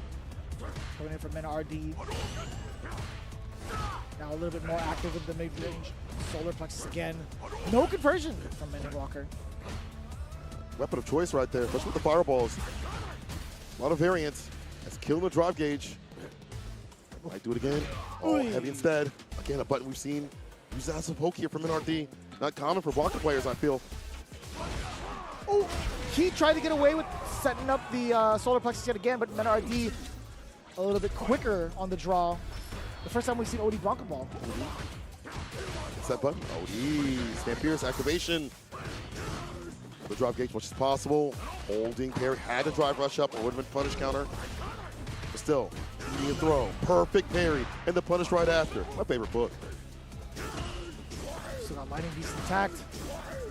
Ending Walker slowly getting his drive gauge drained. No longer going to be... I don't know if he's going to be able to impose his offense just yet. Damn, just so much going in for Ending Walker too with that solar plexus. Big punish counter off of the standing medium kick too. Trying to delay the medium, a little bit of a stagger pressure. MenaRD holding on so tightly onto the defense. More, but still has everything to work with right now. Ending Walker with the trade. Perfect parry right after though. Sides with the hop, finds the trade conversion off the stand. That was sick. This man's ready. Bar not built up enough for level 2. And I take the stand fierce and the donkey kick to do it.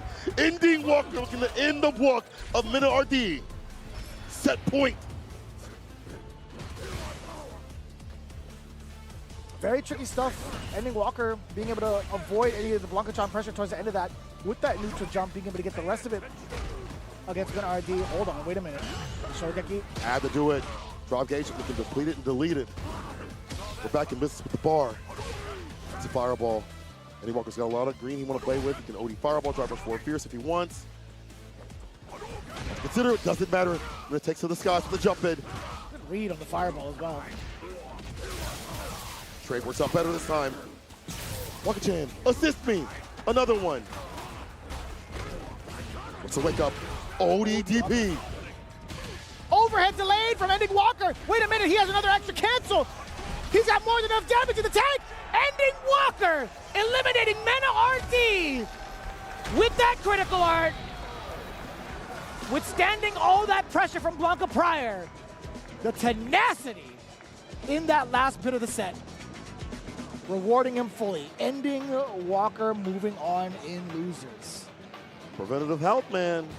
Apple Day keeps the Bonchan away. But more importantly, the defense in the corners you mentioned has been fantastic. And at the very end, delaying the overhead to catch him unawares. That delay we've been seeing about drive rush in terms of buttons and things like that. And that variance makes it very, very hard to perfect pair or deal with or even stand block. So that will make him drop out and Ending Walker moving on. We talked about how hungry he is for a victory to qualify for Capcom Cup. He wants to be there. He's going to get everybody even closer. Oh, yeah. Absolutely everybody. I'd love to be there. I wanted to see like what the timing was in regards to like some of his delays off of drive rushes. Like he started to really change the timing between like, I want to say these last couple of rounds, right? But I still couldn't tell you like how MenaRD actually got opened up in that last sequence. I honestly thought he was going to get away and kind of like reset the pace of it all, but the super. That's just how Ryu goes. When if he gets that big opening, he's got level 3 to you, man, he's going to be doing so much damage, man. You know, it's funny because before Ryu got the buffs in the previous season, I was talking to Ending Walker about it. He's like, I love playing Ryu, but my access with the character to find that damage, it's like top 5, just isn't there. And so as they buffed him and made him more consistent and nerfed some other elements of the characters, you start to see a little bit more consistency with the character to find that access and find the damage. And then Walker, I mean, fits him so well. Glad to see him on the Ryu. You know, I wish he'd play a little Ed, but do what it takes to move on in the bracket, and he does. Yeah, I mean, honestly, he's still got like an option to flex both Ed and Ryu if need be, and he's been doing so from the multitude of different tournaments that he's been a part of. But I am in the same boat. I'm glad that he's still like able to flex both. I would love to see his Ed, but if his Ryu is rocking it out, then so be it, man. It's still just as entertaining, right? But of course, looking at it right now, I'm trying to get the bracket for you all. MenaRD no longer part of the running here. Wow. For Combo Breaker. Absolutely insane. Insane news. Winner side real quick, though, for top 8, at least. It's been solidified. Bonchan versus Itabashi Zangief, and then Dual Kevin versus Blas. Already, we have some marquee matches, some ridiculous matches all lined up, and we're not going to stop until we get the rest of that top 8 filled out. Men like I might go psycho going up against Tokido. Yeah, I was wondering if you were going to pull up the top 24. I was like, hey, who do we have next? But it's going to get there, I promise. But we got it right here on the screen. Psycho's been on an absolute tear. You know, going back to him taking down the likes of Problem X previously, who was running the block in that matchup. Now looking to take down another name. Yeah, I did pull up the record from both of these individuals. I'm going to take a closer, even closer look. But as it stands right now, Psycho has actually been like he's had some rising stock, man. His Kimberly has been so sharp these last couple of months. I'd argue that it's been even before that. You know, I feel like even before the patch notes had dropped for the character, he'd been running her continuously and making top spots and winning tournaments too as well. And things that we've commentated at FlyQuest, getting top 8 spots over at TNS and things like that when he enters. And then showed out at Street Fighter League after the patch, after the past couple of months have happened for him. I see. His stocks are definitely rising. He's been invested in very well. Shouts out to his new sponsor. Yeah, so this is kind of wild. Talk to me. Psycho was knocked into losers pretty early in his pools. Had to go through Neo Judai. He unfortunately took out Jabali 2-0. Or fortunately. He took down Mr. Crimson 2-1, Yuto, Kosa, ZJZ, and Problem X. Dude, Psycho is on fire right now. This is quite the run. Here we go. We're seeing exactly why, right? Kimberly, I feel like, is not necessarily like represented as often or like as well in Japan. So I'm kind of wondering like who Tokido can like practice against. I know there's like a handful of different Kimberly players that he can practice against like on the higher end, but is it to the level of Psycho though? I mean, what we see from Psycho, what we see from him right now is way beyond. It's very difficult to find someone that plays that same sort of style, puts the base and gets wild with it, but really overextending, finding a punish, finding perfect KO. Psycho is going crazy right now on Tokido. This line, fireballs from coming through, going for reset overheads. Tokido not expecting any of that so far. Ooh, okay. Now showing off some of the other options as Kimberly. Tokido trying to flex that parry a little bit earlier, now finds himself into the corner. What do you do about it? Damn! The delayed button. Actually, not technically delayed, it's just a longer standing button. With standing roundhouse, being able to catch any sort of counter poke. Really well played from Psycho. Now out of there with the target combo. Tokido trying to regain his space. This is going to be more than enough damage. Vagabond into level 3. Psycho already taking game 1 very convincingly. And this man, the Ox, has sent Tokido up the God. Psycho with the first game. Been walking in outside that distance for the heavy buttons like stand fierce and heavy kick. Saw already with punch to stand medium kick. Psycho going crazy and honestly taking the most in terms of like if I put you in the corner, I know it's like 4 to 5 interactions with the character. I'm gonna get them 4, I'm gonna back off and not overextend. Get back thrown, have to hold that pressure right back at him. Her offense has been enhanced, obviously, but her defense is still problematic, so he's avoiding that from even happening right now. He's but does find the stand fierce regardless. One of the better tools in the game for, I want to say like engaging. I think medium kick is so powerful on Kimberly, but also such a powerful whiff punish tool as well. That and standing fierce, being cancelable into the sprint. Where do we go? Pull up on him, put the can down in the air. Damn, word! Oh, he went for the throw, super side switch. However, he can't get the fireball, but he went for the drive rush instead to bait out the slide. Perfect parry on the safe jump. Not going to be his turn, though. Psycho, set point. Plays a stand like kick just to get the hit that he needs. Big trade combo to start off now for Psycho. Look at that match point, by the way. Level 3 on deck. Important tech for Tokido. Push back Kimberly as far as possible. Get the target combo final fight into the Bushinkak. Big opener down below. We have to get that side twist. No, actually, we're going to get the enhanced Tatsu. My mistake. Okay, corner carrying. Either way, go for Tokido. Walk up and walk back, gets the crushing with a kick. He is in burnout. And Tatsu, you have to keep it off the corner. No back throw should happen. Don't let it happen to you. Oh no, level 3 instead. Halt to drive gauge. And Psycho, fully spinning the bar. Gonna get that damage and buff access immediately. Drive much forward for pressure. Just dash instead. My mistake. Blocks are there from Tokido, but get off of me, please. He's screaming it internally. Psycho gets the throw. He can do it again if he wants. Level 1 does get baited. Psycho taking down Tokido and ending his run here at Combo Breaker with Kimberly. Paid that man his money. He might go Psycho. Moving on in the bracket in a ridiculous fashion. You might have Kims anywhere in EU and Japan, but they ain't like Psycho. They ain't like his pressure. They ain't the same in terms of what he does. Mid-screen going for overhead resets continuously. Round start, we'll be doing it like him. Nobody. And he's aiming out to be the best Kim in the business, but one of the best players in the business. He's achieved that already. Moving through the bracket, who has been so set. I mean, this has been 1,000 plus players from around the world. He's already proven himself at Street Fighter. Man. That's a lot. And already proven himself at Street Fighter League. Now doing it out here, can't say nothing to him at all. Man, he's got a pretty good road ahead of him as well. Like, after Tokido, that speed bump, now null and void, he has to face off against Goichi, and I think he has a pretty good time against that. I'm almost certain he has a good time against a lot of the Chun-Li players he faces off against. So that's going to be very exciting to see. Again, we have one more whole round of losers to get into our top 8, but we still have to round out our round 2. We still have Lashar and Higuchi to go through. Damn. I like that.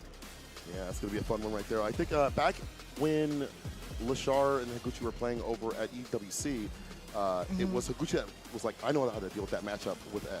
He's like, if you're playing Ed, I have the blueprint, and we've seen it continuously, even in Street Fighter League 2 as well. However, it's a different character now for Lashar, as we mentioned, on the Mai. He's a Mai guy now, so we'll see what the switch-up is there. How do you feel about that? I think he's going to go Ed. You think he's going to go Ed? I think he's going to go Ed. Oh, okay.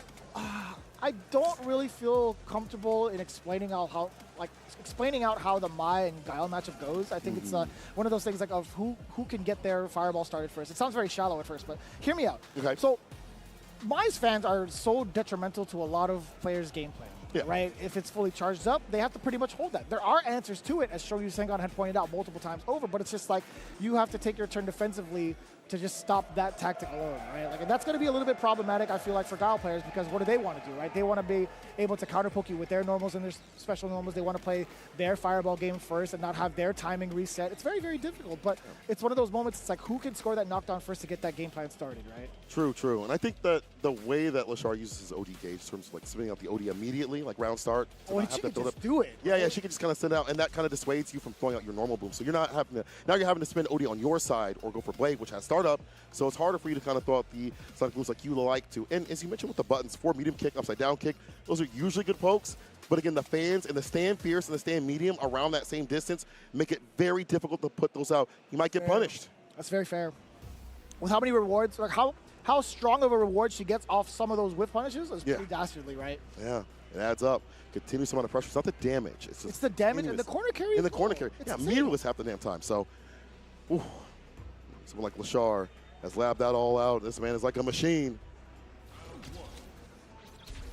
Can I just say, man, Higuchi definitely has like cool dad vibes. Kind of does. Like, plus the Mob Psycho haircut. Yeah. I love that, bro. I'm not even joking. Like, this guy's got aura. Yeah, he definitely does. He's got hella aura. He's also super nice. Like, he's one of the nicest people. He's so tap you up, bro, and be like, yo, what's up? He's genuinely a sweetheart. Yeah, yeah, yeah.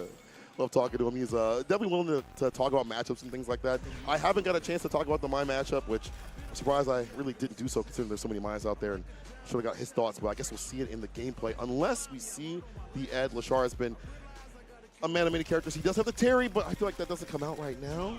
Yeah, it's going to be Mai to start things off. Are we locked in? We clocking in? We have to be, right? So it's going to be the decision to go with Mai first. If he needs to, he can switch it up to Ed. We've seen what he does with that character. Heck, we've seen so many people talk about it this weekend. It's like, Lashar, buddy, let me see that Ed throughout the entirety of your top 24 run. But this is a very, very important stepping stone, I feel like, a very, very important milestone. If he's able to get even further with my. I love these emotes, man. They're so good. The pregame emotes, it's too powerful. Mine's got so good. the best one, honestly.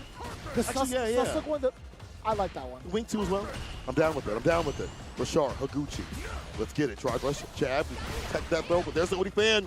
Initiate. Higuchi not as meter positive. Perfect parry, and the punish right after. Nice and close. Oki time. Force Higuchi to back off. Getting the killer bee sting. Already Higuchi forced into this corner. We talked about the openers that Lashar can get off of perfect parry. The openers she can get off of those fierces that lead into so much opportunity for Mai. Really perfect parry and the fan spin right after. Stops some advancement. Some good ideas in this matchup already. Oh, the drivers right after that. These guys are slugging it out too within that near CQC range. Nice full screen where there is some benefit here. You know, Lashar has less to expend. You can't use the OD right there. It'll get close to burnout. Even more so now for the bazooka knee. It's a flex connects. Still within the ranges of like 3 and 4. Higuchi able to throw out more of these sonic booms and now dictate the pace. We talked about it. Now trying to fake out Lashar with some of these normals, but so much recovery on some of the normals he's choosing. Gotta be careful. She'll throw right after. Third. This is gonna be normal time, right? As you called, but can't put another jab right after. Lashar with an OD reversal. More like Lachar'd up Higuchi with that uppercut. I like this. A little delay on the drive rush too. Lashar's not gonna budge. Sam Medium now being introduced. Cross cut. Yes, ready with it. OD flash kick denies the overhead from happening. That's so tricky. It is just so tricky. You have to guess. You really do if you're already holding tap parry right there. Really delay crouching media punch right. Level 1, Sonic Hurricane. You fireballs right after, lock him down, build your bar back up too as well. Get back in the green so you can OD if need be. Come on. You do get the solid puncher install activated. Higuchi, what are you going to do to drain out the rest of Lashar's meter or his life off the counter hit? We'll definitely take that. 100%. Round around right now, however, Lashar has a lot of bar to utilize on the bottom. Hopefully if he wants to lead, could go in some level 1 sequences to get the fans up, have them empowered, make that pressure even more prevalent and real. To the corner, level 3 immediately though. I like that. I mean, he was a little bit dry on the drive gates. Like he was slowly trying to build it back up. And when that hit confirm came in, that was absolutely his sign to go into level 3. Uppercut, no! This is opportunity for the anti-air. Place right there. Stopping in the tracks, but not for long. Heavy kick. Killing some of that drive gauge, but needs to confirm. Maybe level 1 after is what he's looking for. Something soon. Lashar has the lead in health and drive gauge. No walk back there. Back throw instead. Okay, one sequence to the fans. Higuchi pretty much fighting for life. He does have his back to the corner. Now he gets the back throw. So much more free range for Guile to take advantage of. Throw out some of these booms. But now the fan in hot pursuit. Drive reversal does get blocked. Lashar with the anticipation taking the first game. So good about keeping his gauge up as much as possible. We've seen him, as you mentioned, use that super because he was kind of getting a little bit on the dry side, build it back up and harass with the OD if need be, or for better conversions. And honestly, it's wild to see some of these Vi players be so different because some of them might use level 1 to get their stocks up and use that advantage right there off that sort of fan. But Lashar's looking for damage more often than not with his bar usage. I mean, when he can, right? I think like we're talking about the momentum that both players are trying to set against each other. Like Lashar utilizing the OD fans have been a little bit problematic for Higuchi. Like he's giving up so much space just trying to defend against it. Right? Lashar also has been doing some good things with perfect parry and the fan spin right after. Really good ideas in this matchup, I gotta say. Careful the drive gauge though. Lashar trying to walk back and block everything out. Hey, the crouching media punch is able to hit the drive rush right after it. Flash kick. A little bit of a stutter step. We do get the killer bee. Forward throw now. Is this where you set up for the OD fan from this range? Probably not. Damn, the counter hit standing media punch. That's such a far poking tool too. It really is. Number 1. There we go, switching up the game plan. Base off the OD flash kick. OD fans gonna throw only fans at this man, and it's a set point scenario here for Lashar. Kageru no Mai. What's it called? Level 1? Yeah, level 1. Oh my, that's godlike. You get so much out of that, dude. Out of that install. Oh, kick the Filipino out of me. Jesus. I saw that trade, and I channeled my ancestors. I don't know how that happened. That's crazy. There's a crouch beauty punch. Interrupts the Drake Fang. Very smart stuff. Knowing there's a gap. Double one again. I'm going to know why. This movie. Doesn't matter. You're about to see seeing yourself outside of this bracket, my brother. Back Pierce, stand medium, OD flash. It's not going to happen. It's going to be ODDP. Instead, that's going to be Lashar moving on over Higuchi. His defensive decision making is like so top tier. Yeah. I don't know like how he runs through those options in such a short amount of time, right? In milliseconds. And it's different than what he used to play. I feel like he used to play a really clean and pristine sort of style, really technical. And it doesn't mean that you don't DP when you do that, but when he does bust out, you don't really expect it because it's another evolution of how he's been playing thus far. So that evolution allows him to move on. And things like perfect parry into flame spin. So if you dash up right after, you're going to get clipped and hit. That is like a real my player. Not just like, I feel like just throwing up fans and locking you down. It's someone that's really locked in with that character. Yeah, I feel like his offensive pressure was just so hard for Higuchi to deal with in general, right? Yeah. Like there's, I'm gonna put it out there, right? I think right, the threats that she gets off of throw is much stronger in comparison to like a good amount of the cast. Yeah, 100%. I agree. The fact that she can set up right after, especially up in the corner, and not have to overextend and be in a position where you get back thrown or crouching you to kick into whatever from like another character, it doesn't matter. You're in a position where you don't have to put yourself in a bad position, which is a big thing in this game, I feel like, or in any fighting game. I would agree with that. Yeah. And with that in mind, again, Lashar doing great work with that Maya, right? He had to go back-to-back matches. Like he had to play against Momochi in the mirror, got that Maya taken down, able to get Higuchi down with that Maya as well. His reward now is DCQ. But before we even get into that, we do have one more match. We're sneaking it in there just before the break.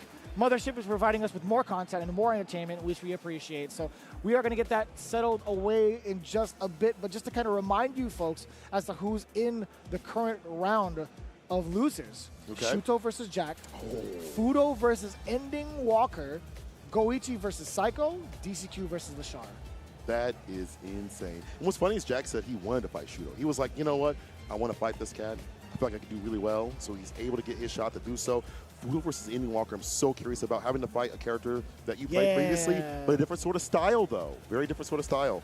I like that. And he's definitely going to go Ryu in that match. Oh, yeah, 100%. Without a doubt. No mirror match. Yeah, that's going to be so fun. And then Goichi versus Psycho.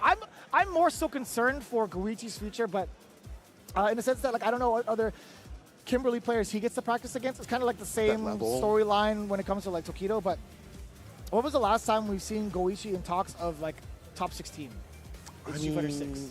It's been a long time, hasn't it? Well, I mean, I guess he got second at Brussels, right? If I'm not before, mistaken. like, before these last that. couple of, like, events.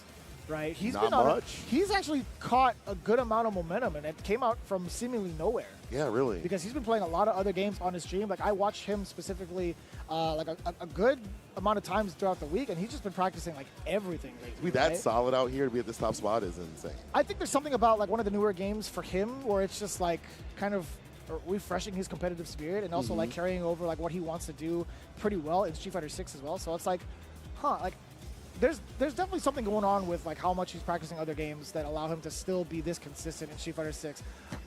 All right, well, never mind. We just got the word that we're still trying to set up. It's not going to happen, unfortunately, but that doesn't take away from any of the broadcasts, right? We're still going to have 4 more matches to go here in the loser side before we get into the top 8. In the meantime, we got to thank our sponsors that have been going in and throwing it down for the CPT, specifically here at Combo Breaker, right? 10-0 has been doing a crazy job putting out a lot of the new merch in different colorways. One of my personal favorites, the Akuma Heaven crew neck, now in black and gold, by the way, with a big old Heaven symbol in the back. 10, Heaven, etc. Either one you spin it, same thing. The Cherry Blossom Ryu shirt, also one of my personal favorites. Yipes was rocking that on day 1. The Akuma Heaven beanie, brand new. I might actually want to rock that too. The Cherry Blossom Turbo, beautiful, by the way. The Super Street Fighter 2 art is so good. Then of course the Genbu Temple desk mat. I actually had the chance to kind of feel out the material myself. I really enjoy it. The size is perfect to hold both a keyboard and a mouse with a lot of flexibility, a lot of room too to play a multitude of different genres. But yeah, again, you can check out some of the designs that have been restocked as well. You can see it on the right side of the screen. But if you want the full catalog, merch.10-o.gg is where you need to go. Hit that QR code, and we're going to give some love once again to CPT returning to the offline. But we do have the online as well, where Warrior is back in the season. It's about to begin. Reg is open for all events. Hit that capcom.us/WW25. Schedule and more information for your region so you can have another chance to dance at the finals. Very excited to see all of that throwing down, but also seeing Turtle Beach coming back into the atmosphere of fighting games. I do like this a lot. Unlock 10% off your first order at turtlebeach.com while raising your rank. There's a plethora of different versions of the stealth headset. You get the 500, 600, 700, as well as the Pro. But as it stands right now, these guys are award-winning when it comes to their peripherals, and for very good reason. One of my very first headsets in general in gaming was, in fact, a Turtle Beach. So seeing them evolve and seeing them here in the fighting game scene, actually, it feels kind of full circle now, to be honest. Cool. Yeah. I mean, the quality's really good too as well. I was testing it out a little bit earlier, and it wireless. Like I should take this home with me.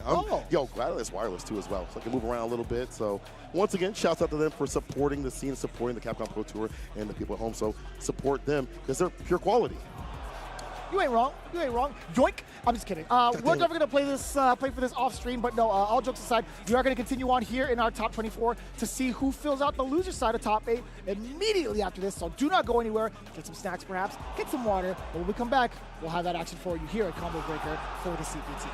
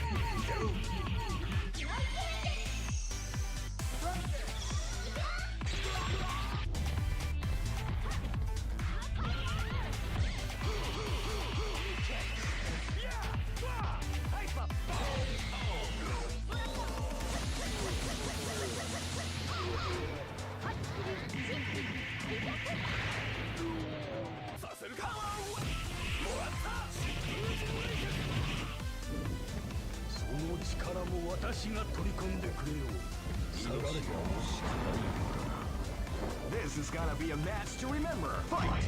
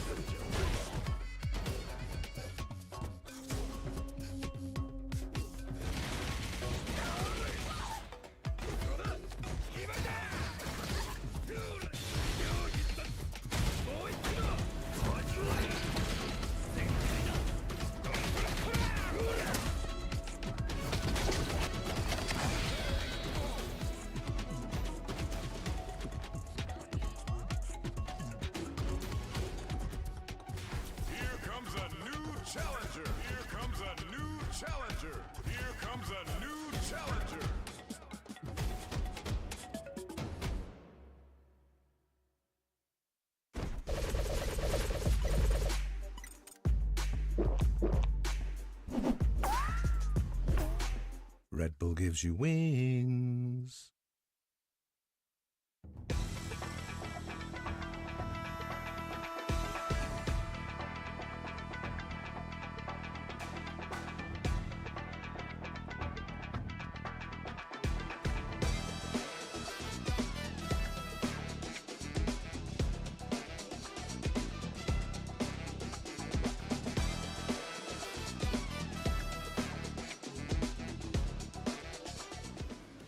Four matches remaining to determine who gets to fill out the bottom half of the top 8. Here at Combo Breaker 2025 in good old Schaumburg, Illinois. Man, I'm so hyped to see the entirety of our Capcom Pro Tour official stop right here at Combo Breaker. And this place is just near and dear to my heart. Being able to, you know, show up the last couple of years. I want to say like 6 years now. 6 years? Yeah, about 6 well, years. with the exclusion of like 2020. We don't count that year. But I guess not. honestly, it's been very, very cool to see all of the international presence. And I'm glad you guys are here with us as well, sticking it through from the very, very top of the show earlier this morning with Logan Sama as well as Sherry Jennings. You guys are doing a phenomenal job just hanging out with us and watching all the games. I know there were a lot of technical difficulties through and through, and I know you guys in the chat is like, hey, where are the games? Stop that yapping. Where are the games? Believe me. Believe me when I say we hear you and we want to make sure we go through it just as much as you do because it's so high octane. But as it stands right now, obviously, my name is Vicious here with St. Cola to break down these last 4 matches. A little bit of a preview. Shuto versus Just a Kid. Fudo versus Ending Walker. Goichi versus Psycho. And then DCQ versus Lashar. Amazing. Lashar. Lashar. Lashar. Can't do that. I can roll my R's. But I can watch this match.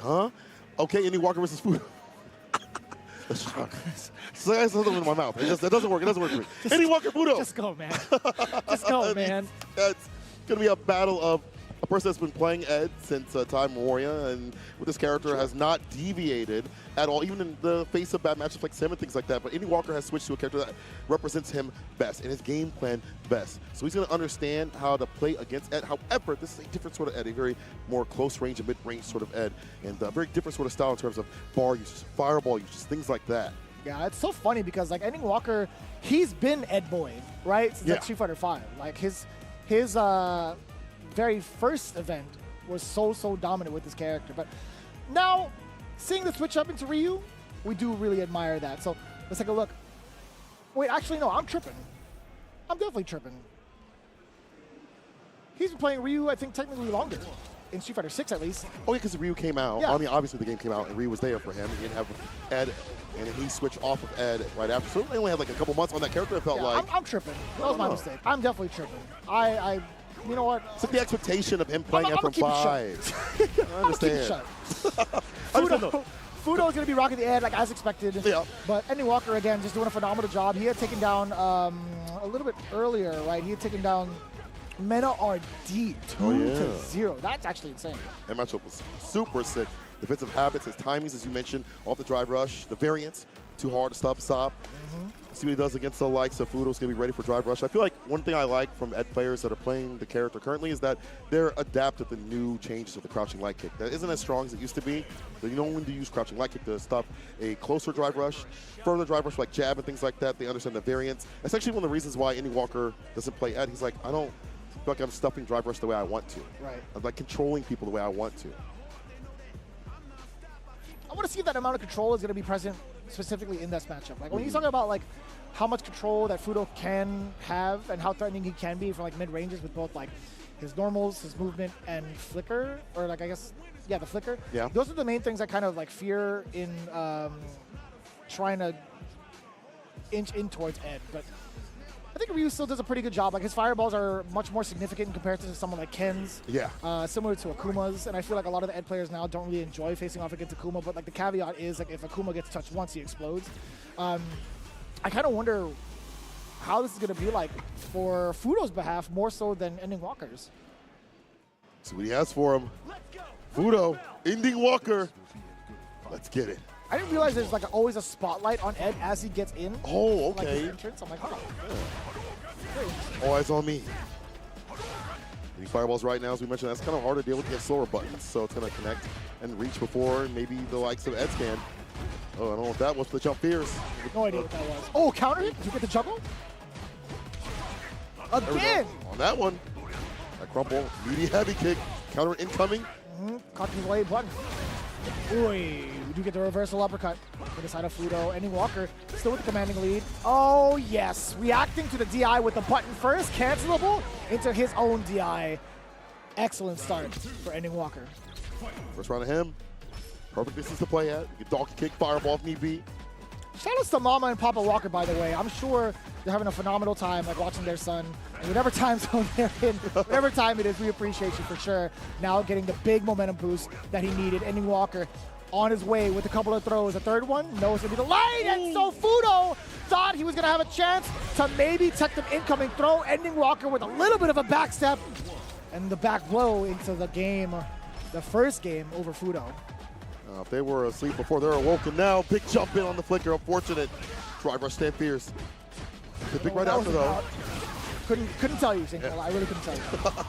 Knockdown, kill rush right after. Gets a throw right after. The fact of the matter is, character, you don't have to expend a lot of drive gauge to drive rush right after. You just get that knockdown from the cycle blitz. Just a button. Drive rush stand fierce. Swap the Hashokeki. Whip it in the night. Now we're starting to see Fudo kind of respond to like maybe the strings into Hashogeki upon block. But we'll see. A couple of scrambles, actually a couple of missed opportunities from Ending Walker in this round alone. That's actually beautifully done. That being said, damage potential again for him, way better. What Fudo has access to, we haven't really seen level 2, which has obviously been a little bit nerfed. Driver stamp fierce. Fudo, let's find something a little more significant. Pull him close, no strike though, but delay, crouching light kick, able to get the counter combo. I rarely ever see that, but Ending Walker, fantastic, putting on the pressure, and now putting himself on set point. That was actually so sick. Wow. It was a beautiful conversion too. Off of the light. Oh, knock him down. Bait incoming. Heavy starter. OD, TP. Cycle blitz. What's after it? He holds the throw. Oh. Oh. Another missed opportunity. Fudo this time. Not being able to capitalize on that whiff grab inside of Ending Walker. Very needy. Reversal. What do you fire on the wake up? Ending Walker taking the page of Blas's book and connects with a crouching medium punch DP. Not at the level 3 just yet. Try reversal. Puts the style save for the corner one on the OD fireball to finish the job. Fudo trying to stay alive. Ending Walker was definitely trying to bait out something upon Fudo's wake up, hence the jump over. Putting himself into the corner obviously is not the place to be, especially when you're in burnout, but I think he was trying to make the hard read towards either a super for Chip, towards either maybe like an uppercut from Fudo. I agree. Good shot. Nice finesse and blast. Overhead. The crouch with a kick into the OD. Shin.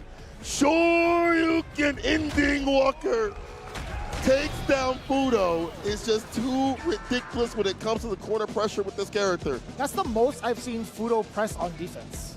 True. Right? Like he would play out like his standing jabs, trying to react to throws, etc. Even in that last sequence, you saw him do like the stand jab. I'm like, man, how shook has Ending Walker made Fudo in these last couple of instances? Like I've never seen Fudo mash that much under pressure.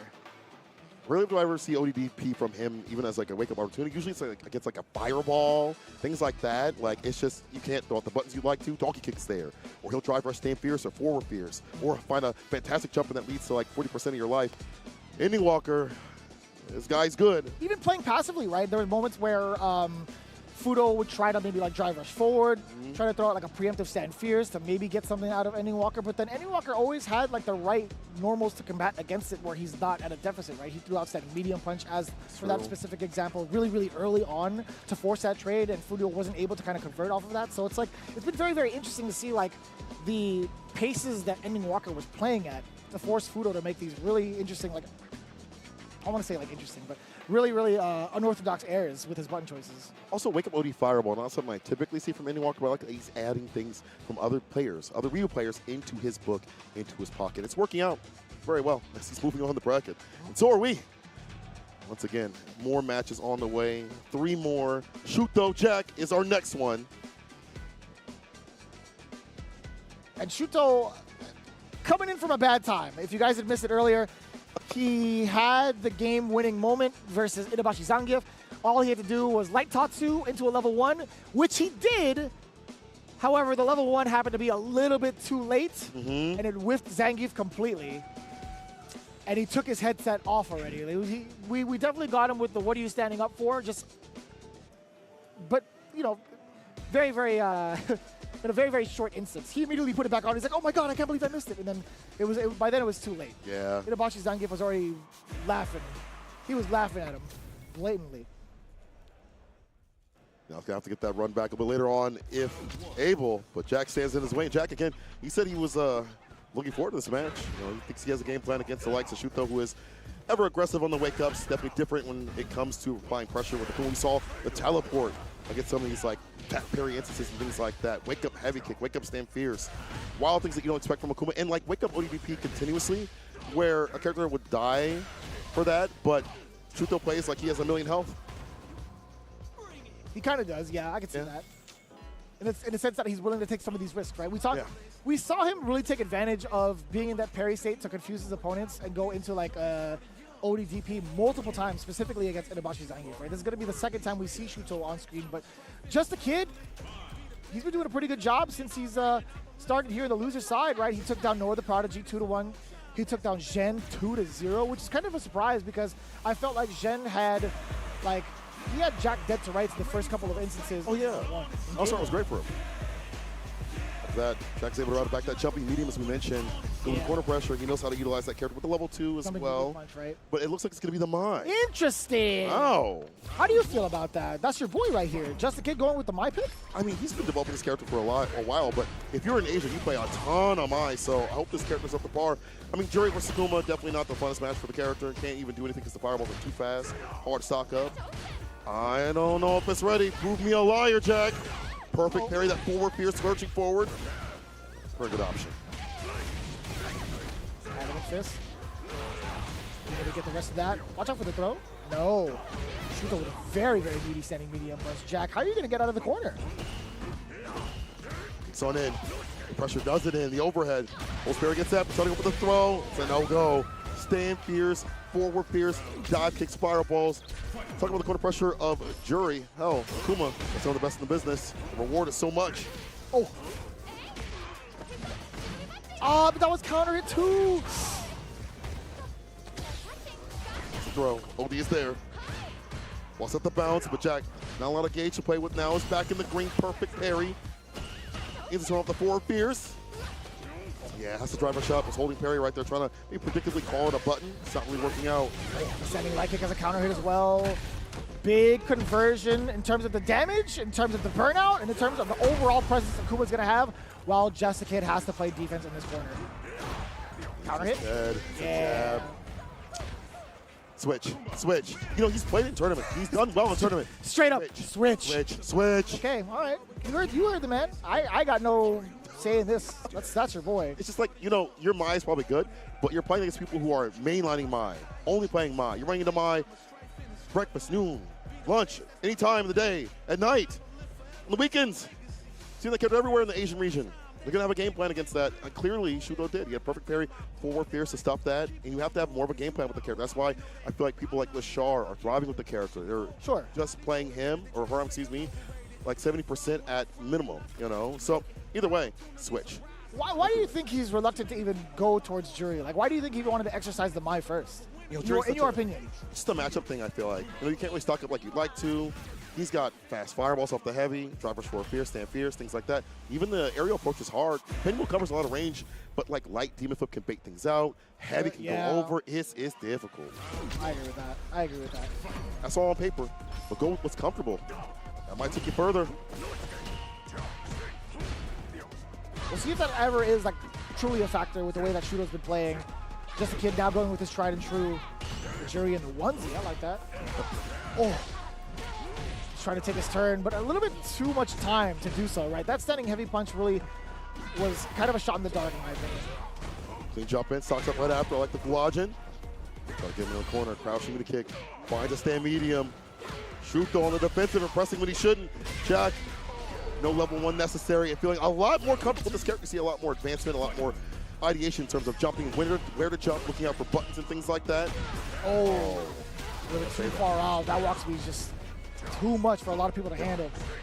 No options like trying to catch. Oh boy. Okay, that's pretty good. Being able to stop the demon raids with the air grab. Yeah, ready with it. Good hands. Just throw. Shuto has him in the corner. Delays the crouching medium punch. Not his turn. Forward fierce again. DP, no level 3. You don't even need it, to be honest. Trade, not bad even for Akuma. Uh-oh. That could have been a huge meeting. What if we activate here? Level 2 possibly. Perfect parry the fireball. There's the OD usage here from Shuto. Oh, the crushing kick able to snipe through. Not yet, not yet. Oh. Meaty. It's pretty smart. Really, really smart. Shuto, hook, line, and sinker. Getting the drive reversal was everything for him to enforce that checkpoint while Jack was in burnout. Well spent level 1. Back throw now. Overhead as well. Shuto, he's buffering a couple of those medium kicks in case Jack wanted to do something like a roundhouse, maybe forward fierce. That hitbox on that overhead punish counter, but can't find a follow-up. That's fine though. Damage is racking up. More conversion to level 3 with the victory here for Shuto. It's just what's the access point. Stock up. The throw right after. Punish counter. See, block low. Not trying to get those toes exposed. Back throw. Oh, perfect with punish against that fierce. Gets that level 3. Now the damage, pretty substantial, but obviously the main objective was to try to get that drive gauge back. Big equalizer though. No shot. He actually gets the parry. I was about to say, did Jack press the button? Animation-wise, it looked like he did. He did. So what happens, those buttons, that combination was the parry button. Yes. So a lot of wake-up options here from Shuto. We talked about that previously, Jack. Very wise to that. And wise to go back to the Foot Clan leader. That is Jury. This is what Clan leader. Oh yeah, this is what he should be doing right here. Is playing a character that he is more comfortable with, even if the matchup isn't always on favor on paper. It's that comfortability, the strategy that you've built up by playing her a lot longer. Final game between the two. Oh, back throw on the overhead. Interrupts that one. Not truly airborne when it comes to some of these. Actually, all of the overheads in this game. Good point. Walk it out. Gonna work. Forward fierce to start it off. Into the level 1. The damage also pretty good. Parry too. Look at that. Hit him on the wall. OD fireball. Lost out the shimmy attempt, the anti-shimmy attempt, I should say. Perfect parry. He gets the adamant fist. With this damage. Stock up. ODDP bets it big. A lot more work to do though. Shoot though. The fireball, so we talked about that hard to stock up instead of the fireball right after for Jack. Just have to lead though. That's a huge jump in, and that normal was mad far. No range on that. Excellent reaction to the fireball is just a kid. Now look at that match point. No way indeed. Roundhouse to check. Very deep uppercut. That hit from behind the neck. So close to as well. Hella OP. Forward fierce to check and challenge with the OD pinwheel.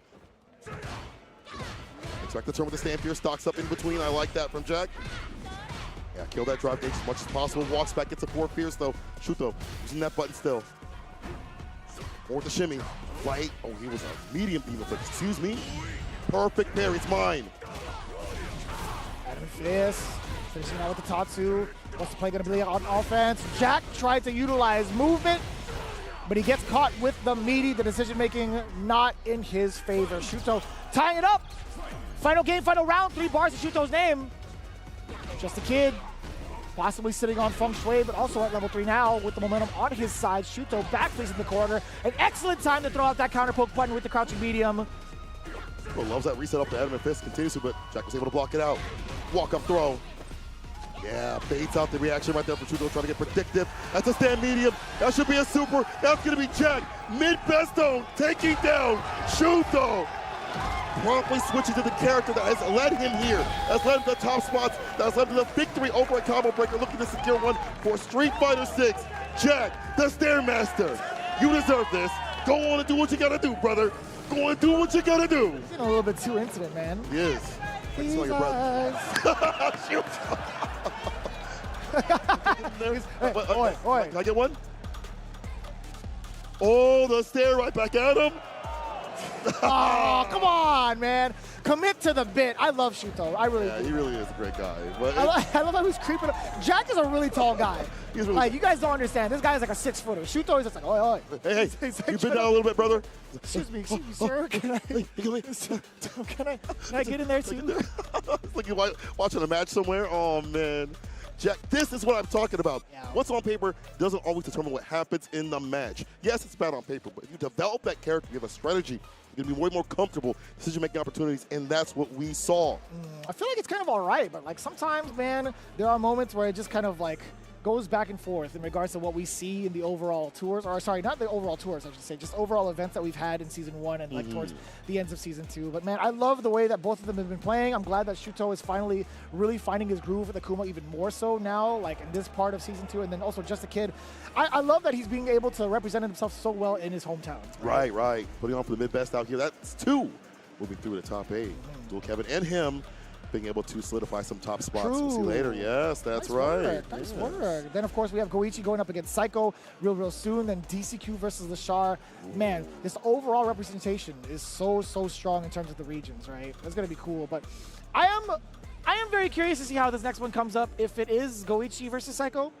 I hope so. I was literally talking to Ringe as he was passing by. I'm like, yo, man, are you like watching Psycho's run right now? He's like, dude, I don't think Japan's going to be ready for the way that he's been playing. And he was right, man. I think, especially with Goichi coming up, I don't really know what other Kimberlys he gets to practice against. But we're going to hold that answer for another time. In fact, production is giving me the mix. I haven't blocked any of production's mix-ups thus far. Me too. But we're going to have DCQ versus Lashar first. So DCQ maybe playing Bison or JP against the Mai. I would assume Bison. What do you think? Against the Mai? I feel like Bison. I don't mind JP being able to tree glove against any of the fans that Mai throws out in terms of the trade because it knocks her back pretty significantly. I think Bison would be a little bit harder to contest against Mai just based off of the fireball game because he has to maintain his charge, right? Yeah, that's so he's always in one port. And it's also expensive, right? If he wants to get through it, he has to use like OD Psycho Crusher. But there are ways maybe to kind of do like Psycho Rise, to do like maybe Stomp if he sees like a fireball coming out to maybe go around that and reset the timing. Because there is some considerable like recovery on her fireball, so that could happen. Also, there are some moments where you can like perfect parry and like scissor kick right after it, or OD Psycho Crusher depending on the type of fan that's thrown too as well. Being able to parry and then cancel into like maybe Psycho Crusher if need be or something like that. Something like that. Anything, because you're still maintaining your charge, right? The beauty of like the parry mechanic is like although the animation of the character is just like a static one, like he's standing or whatever. It's all like the same universally. They're all going to be like standing animation. True. You're still maintaining your charge, right? So that could be a factor. Could be. But there's still like at the end of the day, there's still resources being taken away from the Bison player that to get around the fans in comparison to JP, where he could just kind of utilize his. Oh wait, okay, no, it's a button check. Okay. He could utilize his tree glove, right? Just like his I guess stalagmite, his psycho stalagmites. I don't even know how to call that. Stalactite, whichever one. But to be honest, though, also you can go for some of these trades and some of these scenarios where before the second fan hits, you hit the stand fierce. You get a significant trade. I saw in the beginning era of Fighting Mai, JP players were like, don't go for crouching meaty punch. Go for stand fierce to get way more significant, conversion right after. You drive rush on out of the corner, yada, yada, whatever. The point is you have to figure out what to do because you can't use amnesia. It's not going to be effective against the projectiles of Mai. We'll see, See, the rotation is, I don't mind either character. I guess we'll see what happens on defense, what he feels the most comfortable with. It's going to be the Bison for right now. If it does get bad, you might switch to the JP, but only a first of 2. That's all I can do. So don't, I should say you should lock into whatever you need to lock in right now, I feel. Gotcha. Yeah. We did get news from a very, very, very detailed outside source. My man Seijan was actually hitting me up. He's like, yo, Goichi is actually up in losers finals in the game that Mai is in currently. Oh, word. I'm like, oh, okay. So he's going to be a while, I think. Especially if he wins. Very, very interesting development. Appreciate you, Seijan. DCQ versus Lashar now underway. It is going to be the Bison pick. All right. Back throw, couple recovery, something. Looks like the jabs, though, Lashar. Been very aggressive, I feel like, the past couple of months in terms of his defensive decisions, as we mentioned previously. Oh, wow. Someone stand fierce, the jump back, fade away. Yeah. Being able to use Cycle Rise, Devil's Reverse, just to reset the timing of the fan. Last one. It's tough time to press a button on that one. Oh. It's the flame spin at the perfect distance where it's damn near impossible to punish. OD right through it, but as you mentioned, had to hold the charge, but does find success to get himself outside that corner for a little bit. Oh, yeah, I was about to say, DCQ's been doing a great job of kind of combating himself or fighting his grounding in the neutral, but Lashar, no matter what character he chooses, he will always still be strong with the fundamentals. That whiff punish was so clean. Clean and pristine, man. That's why we know him. Up from the stand medium. Oki, corner carry, meterless. Now he's 7 that meter for the OD fan. Meaty block out the overhead. Fantastically done here for DCQ. And you can scissor kick a little bit more in this matchup because there's light. They're hard to punish. Drive rush, scissor kick to get the counter combo. I think he's one of the first to actually develop that tactic with the character. Doesn't matter. Hold this, stand fierce, level 3 ender. Not just yet. Not gonna kill. Oh. Backing away, Lashar still. Man, what? How did you even know to do that? His killer instinct is just so strong. His intuition when it comes to these decisions are so top tier. Uh-oh. I didn't think DCQ would actually go for a sweep that time, or like a slide. Like, how did Lashar even know? And the JP does come out. Yeah, it's a wild thing to even think about. Like, that slide rarely ever presented by DCQ or even most Bison players at high level. So for him to be that ready to get a proper punish is insane. So now we move over to the JP, or at least maybe he's still deciding. He's still thinking about locking in. Your tournament life is on the line. Do you switch it up in terms of what you're doing on Bison, in terms of your game plan? Or do you switch to a completely different new character that might be able to fight the fireballs better, but have less on defense in some regards? I see. A little bit of a side note here. I was looking through social media the other day, and I saw 801 Strider say something about Lashar. He was like, who was the person on commentary that said Lashar looks like he could bake some mean-ass cookies? Who said that? I want to know, because that's actually mad funny. Like, what does that even mean? Here we go. Game time. JP versus Mai. There we go. Bam. Chocolate chip or oatmeal? Chocolate chip all the way. Oh, 100%, yeah. I'm an oatmeal hater. Char. Yeah, trying over the I like that. So Odia gets that flame spin where you want to claim some of that space. Very smart stuff. We're in with the drive rush, heavy kick, punish counter, level 1 incoming. Kageru no Mai. That's so badass. That is actually mad rough for DCQ. Look at the extra damage you get. Safe jump. Important check on the throw. That would have killed DCQ. Trying to stagger his pressure as well, but Lashar. Oh no! Missed opportunity to get the uppercut against the jump out from DCQ. This could actually be so substantial, especially with level 2 on board. 100%. We go for it. Pierce doesn't need it. Level 1. Oh my god! It's all that needed it to be. And one of the things with this character is that juggle points, the extra ones with the forward heavy kick, more combos in the corner, means more access to damage that he was lacking a little bit in, and save nerf some of the things for him. Nice. The yes. fake out. Got his ass. Crouching medium punch. Excellent check on the drive rush, man. And such a good character to do it with as well. Trying to bait out a normal from Lashar. He wasn't going to bite. He does get hit by the ghost. However, DCQ, he's still trying to maintain mid-range, right? Fan is here. Where do we go? Reversal jab on the back rise. Lashar blocks it all out. Looking for a jump. Punish goes to get maybe a level 1 for Lashar. Damn, what a button choice too. Wow. If there's ever a button to delay, Roundhouse is such a good option.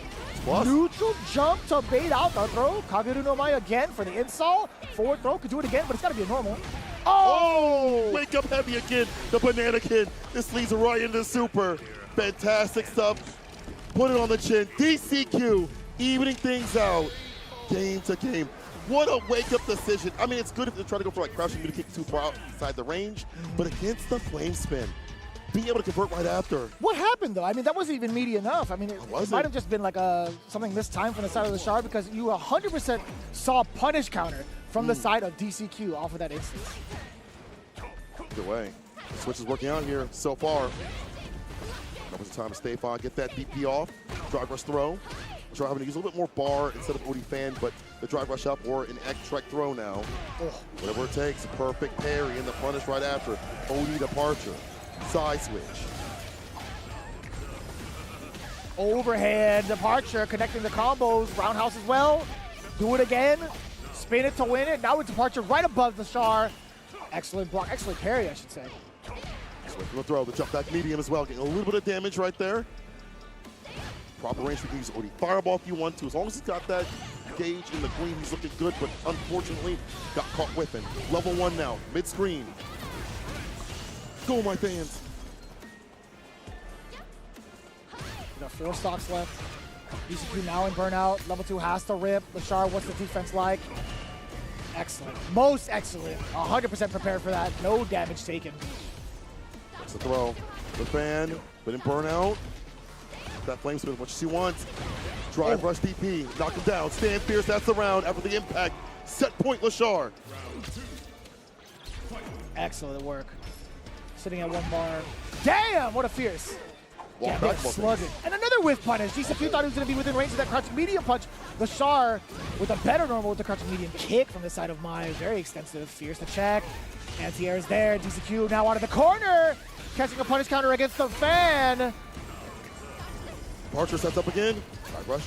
The low this time, so the throw. Trying to switch up, but DCQ able to walk back and block it out just fine. The fake outs against the fan. Lashar cannot even tap parry. Does hit with a stand Pierce.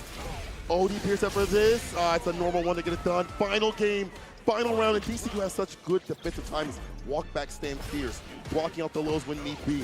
It's the strike that we've seen off the fans. Reversal buttons. It's all working out right now for DCQ. Oh, had to jump out of there to get away from the spike that was incoming, but DCQ still able to control the momentum. Shot medium at the perfect range. Harder DP, you might get clipped and hit. You know that could have been more. Okay, Lashar had to spend too much on drive rush and maybe not too much in terms of reward right after.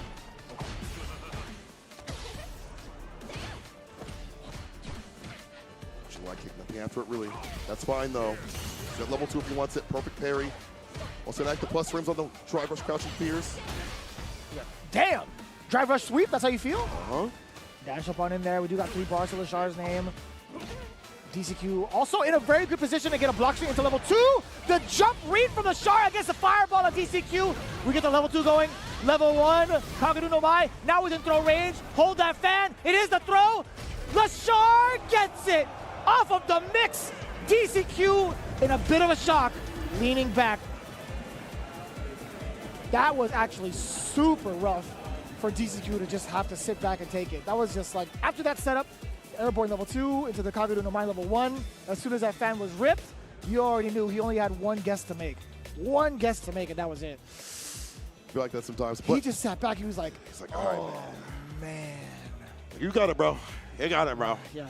However, though, you know, to get to that point, there was a lot of risk from Lashar. Having to spend a lot of drive rush tick throw scenarios that didn't always work out. A lot of backwalk stand fierce, things like that, to claim some space and claim some buttons too as well. So not for nothing, it's not like Lashar didn't have to put himself at risk continuously. Oh, he definitely took a fat risk too. Oh yeah. Reading that last fireball, yeah. DCQ had such a big life lead, and it only took one sequence before that guess had to happen. So you're talking about risks. That was one of the bigger risks that he could have taken, because like if DCQ managed to keep Lashar grounded into like a level 2 sequence, it could have just been lights out. With a switch up, different player moving on the bracket, but it's going to be Lashar in the bracket of top 8. Wow. Wow, wow, wow. So as it stands right now, we still have one more match to go through, and it is going to involve Goichi. Actually, let me see that bracket one more time. Can you pull it up for me? It's going to be Goichi to go in through our top 8, right? So as it stands right now, obviously when it comes to Combo Breaker, there is a plethora of different games going on throughout the entirety of the weekend. Goichi still has to play Psycho to see who gets into top 8. However, Goichi is currently in the grand finals of another game, the same game that Mai and Terry are from currently. But with that said, we are going to get that geared up and ready for you guys in just a bit. We still have to talk about the folks that are keeping the lights on for us in the Capcom Pro Tour, one of them being Victrix. Again, these guys have been the creators of award-winning controllers, leverless ones, joysticks, you name it, but the Pro BFG, actually, I have a lot of fun with that, playing a plethora of other different games, not even just like fighting games, right? Because of the interchangeability of like the button schemes, the controller schemes, etc. But again, be sure to check out Victrix when you can, because their peripherals have always been top-notch. And I've got to work with them for a while now, before they were even like called Victrix. So I love the fact that they've evolved to the point of where we're at in the fighting game community with accessibility towards stuff like the leverless, stuff like those with the joysticks. And also, the coolest thing is when you see Victrix over at some of these events, they do laser engraving to put whatever custom image you want on your fight stick. It's really, really cool. A lot of customization options, as you had seen it too in the back. You've had one of these as well, right? Yes, sir. I actually have one of these. When I play stick for some of the other games in my life, you can actually open up this back. I think I'm able to do that. You can hide your snacks in here. Actually, really, really nice. But as you mentioned, you know, the leverless is super sick. They just recently came out with this guy. It is clean and pristine, just like the Star Brother. Oh, I actually have one. I got one yesterday. Oh, word. Yeah. I was like, you know what? I gotta have this. I saw it. I was like, well, this one's mine then, is what you're saying. I mean, I might need two, just in case. You know, Crazy. if I lose one. Crazy. What else have we got on the table, actually, in terms of people that have been supporting the Capcom Pro Tour? Well, it's obviously Turtle Beach. Award-winning Turtle Beach Stealth Series 700 wireless headsets deliver elite, and I do mean elite, cross-platform performance from dual transmitter wireless systems and incredible 80-hour battery life. That's great for someone like me and Logan, apparently, who just cannot learn to plug it in and charge it up. So it lasts for a long time and a good time. Premium audio has never sounded or looked so good. In fact, let's take a look at this beautiful box right here. The fact that it's 80 hours is ridiculous. That's mad impressive. For something that's wireless, too, oh, yeah. That is like super, super impressive, right? I feel like Turtle Beach has gone such a long way in regards to what they're doing in like the gaming space in general. I had talked about this previously before our ad break. My very first headset was a Turtle Beach headset when I was playing on my PC for like for a very, very long time, and it lasted forever, actually. So I'm glad to see it come full circle, and I'm glad to see it now in the fighting game community space. So big ups to Turtle Beach. I've been a big fan for a very, very long time, and hope to continue hopefully seeing you guys in further Capcom Pro Tour. So again, if you guys haven't done so, check it out, the Stealth 700. I personally am going to save up for the Stealth Pro just to see how it feels, but it looks so sleek in design as well. Yeah, it looks beautiful. And again, if you don't want to have to hear the pop-offs of Noah going crazy in your ear. Or if you want to hear it amplified, right? It's true, actually, if you're not at the venue, either or.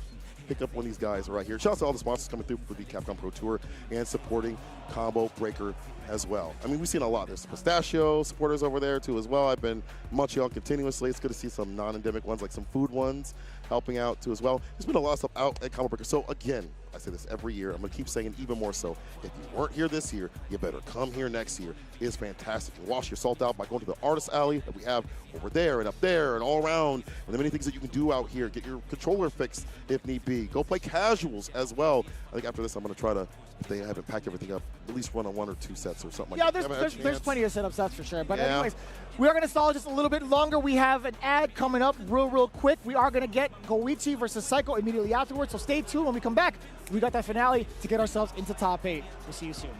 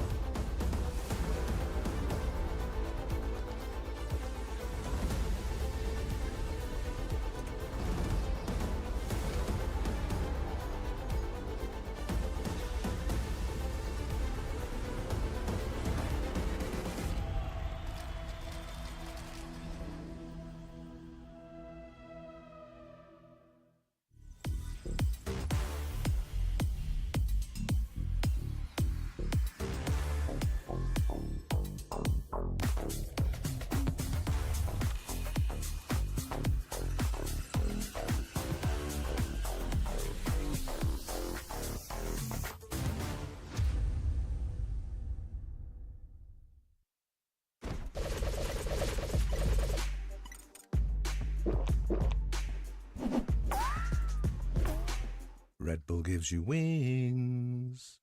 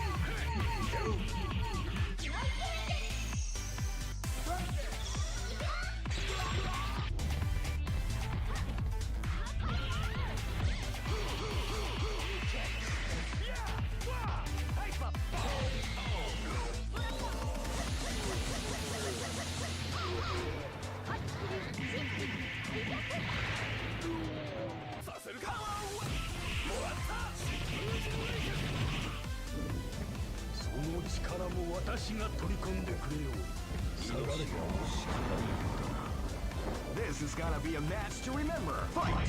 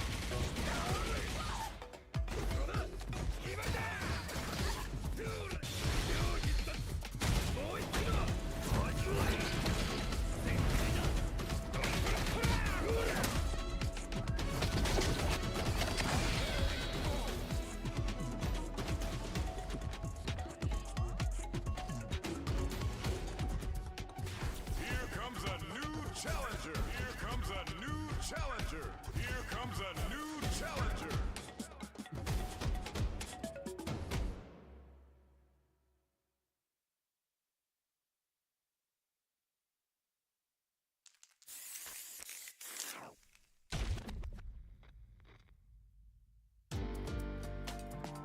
Taking a life and giving life? Fighting and living?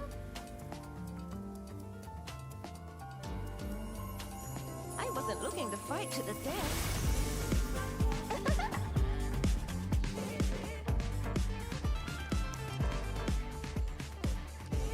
Time for us to dance!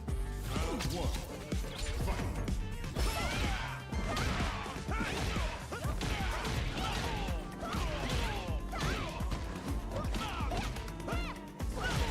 What do you say? How about you dance with me? Relax.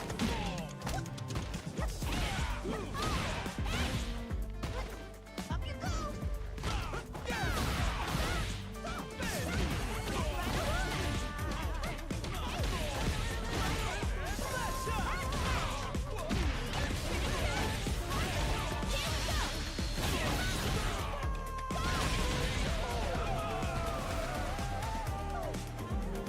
Oh, thanks. Nice fight. I'm ready to go. Yep. An opening. Captain's getting done. Right along.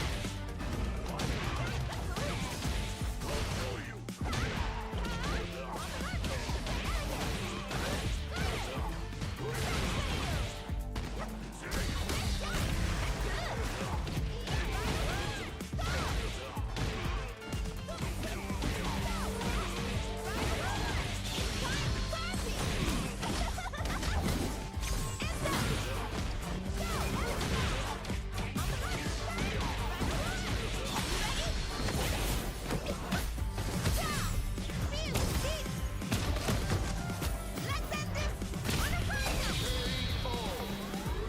All right. That was no sweat at all.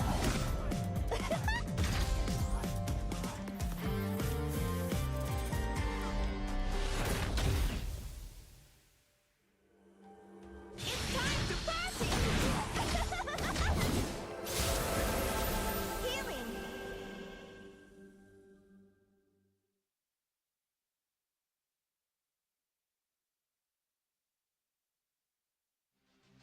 Here comes a new challenger. Hey now, where you going?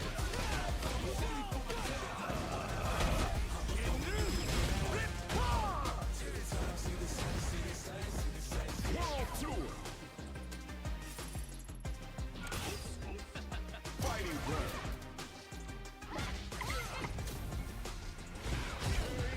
Battle hub.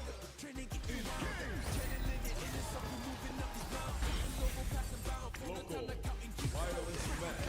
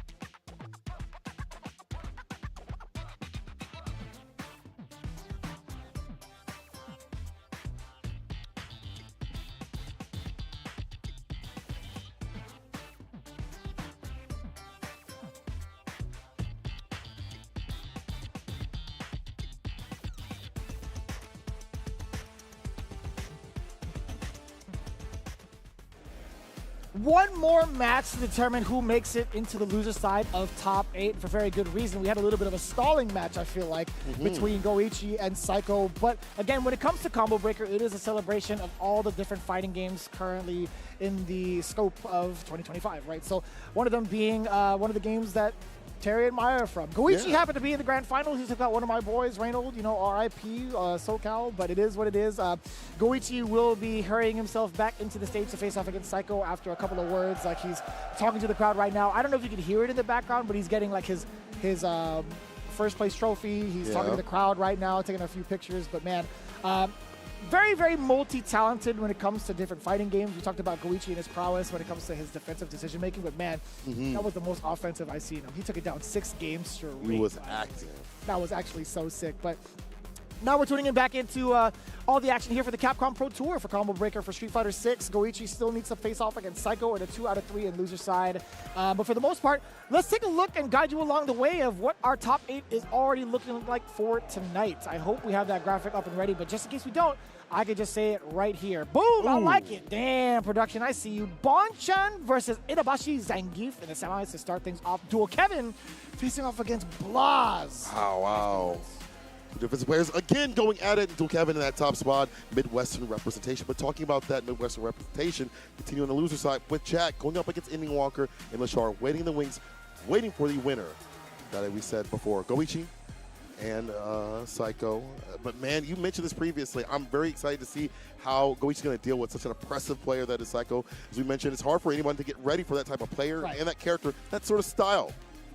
Right. No, I completely agree with that. So it's something that's been talked about a lot amongst like the commentary. It's been talked about a lot amongst like the players as well. It's like, where is Japan's Kimberly presence? I feel like that's like the number one thing. Where in terms of like the other way around, I feel like Psycho has had access to a plethora of different Chun-Li players, not even just in the States, but he also had the luxury of being able to travel internationally as well. So it's going to be a very, very interesting way to see how that develops. But as it stands right now, they are currently waiting to play their match. And I do want to give you guys a heads up.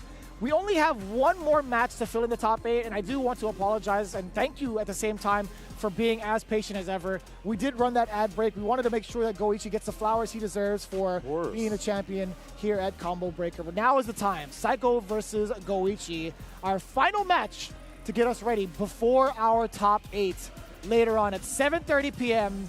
CT, Central Time. We'll see who gets the flowers for their funeral. Loser side means somebody's going home right now. Psycho, Goichi. This is a matchup, as you mentioned, that I feel like Psycho has also had a lot of practice with the Shine, and the few other ones that we have in these states really just Shine at this point. You don't have constant practice access to fight this character out. Have a little bit more in ideation. We'll see if Goichi has had something at least with Nari-kun, possibly Matsu, I believe. But again, are they like Psycho? Is that enough? The reversal for the bust out after the Vagabond. No guessing game here. Forward heavy kick to catch the tech. A perfect parry off of the light. We are going to go for the final fight combo. Back throw into the corner. Not back throw, excuse me. It's the target combo back throw. Hello. Yeah, but it's the same thing. I get you. Also continuously crouch fears. Up kicks, nothing doing though. Slide, perfectly done. No punish. Damn. Look at that hit. Blocks up the legs. He knows what Goichi's about. We've seen that a lot from him. He does it again. And this time he's ducking and dealing with the damage. It's a punish counter on the whip. Into level 2. All day, every day. Not enough damage. Too many lights. But it's a slide. I don't even know if Goichi was like walking back or he thought he was like dead I'm actually quite surprised that hit. Yeah. We've seen a lot from Psycho. Walk back. You think it's going to be like stand fierce, stand medium kick. We've seen a lot of slides so far. We'll see if he switches it up, wakes up with a counter conversion, knocked off the target combo. But Nessa bless this man, the stand fierce. It's so substantial anytime Kimberly gets a whiff punish. She gets the carry, the damage is pretty significant, and now the momentum all on Psycho's side. I feel like she is just such an Oki monster. Safety set up Chun-Li. She gets that medium off, ends it with a spinning bird kick. Oh. Yeah, this time blocked out.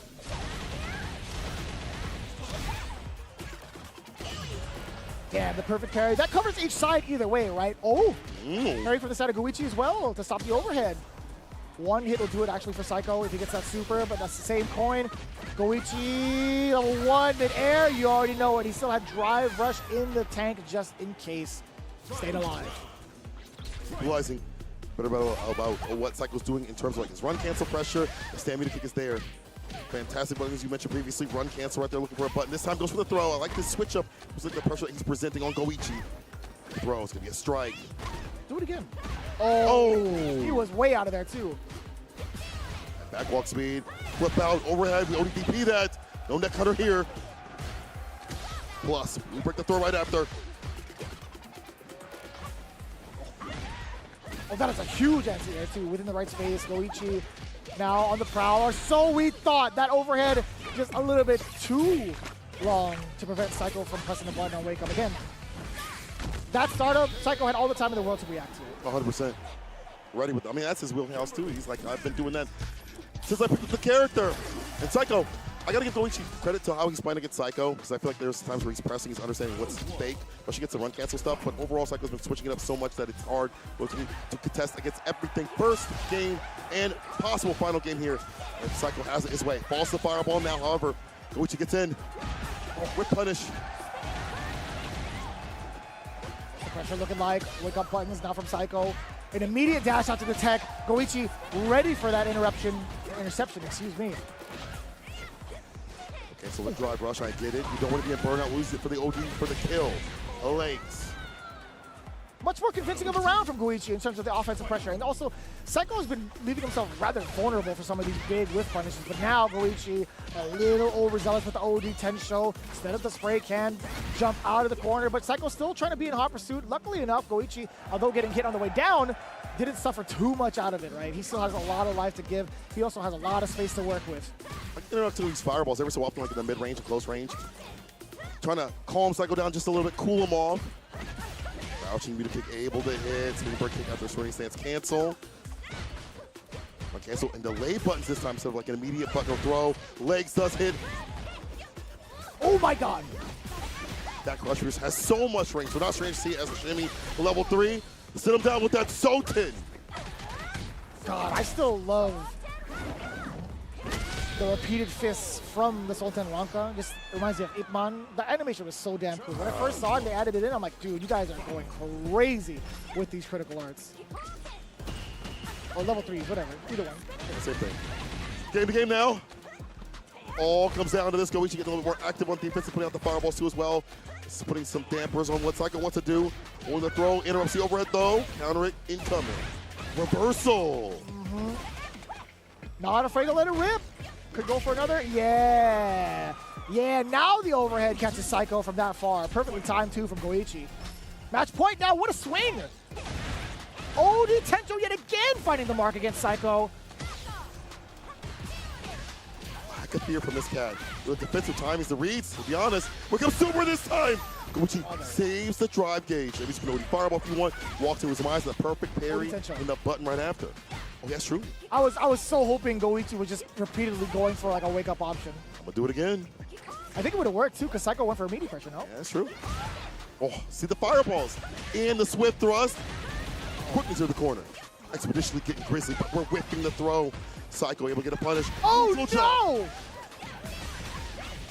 Yeah, you're going for the level 3, even better. Yeah, Psycho gets to survive another round while having the buff intact. You can speed boost.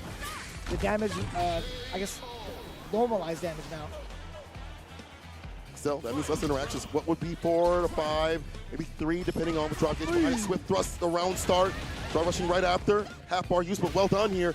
Takes a trade on the delayed jab. That's fine. Level 3 also in the side of Goichi. Could use level 2 if he wants for mix. Corner carry. Hold his throw though. Nice, being able to get that link. Perfect distance from the slide. Medium kick, now in pursuit. OD Tencho yet again. Goichi is on fire with that decision. It's the fireball once again. It's the wall, the slide underneath. Scoot stepping, excuse me, pardon me. Pull us on the crouching medium kick. Delaying the buttons every so often. Trying to find an opening with a counter hit. Gotta shake hands with the devil, the roundhouse anti-air. This is more than enough damage. That was the perfect angle, and Psycho puts his head down on that one. He knew he was in a critical error. That's Goichi moving on into top 8. This man is unstoppable right now. Doesn't matter what game or lane, it remains the same. Goichi, solid no matter where he goes. Another top 8 in his hands. Another victory waiting for him later on today. Goichi clean, hot off a win somewhere else, comes through with the same sort of energy. I went up to congratulate him over at the stage and I shook his hand. He was like, "Oh, I'm so sorry. I'm so sorry." I'm like, "Dude, it's fine. Whatever it takes. Never in a million years would I press you for holding up any bracket for you being a champion in another." At all. Honestly, I'm like, dude, this guy is phenomenal. He's like easily one of my favorite players to watch. You know, honestly, I'm going to take the time to say Psycho is also one of my favorite players to watch. Oh, for sure. Top 10. A circumstance that's unavoidable, right, when it comes to going into the top 8. But flowers where flowers are due, man. Psycho, he's definitely evolving to like one of my favorite players in NA.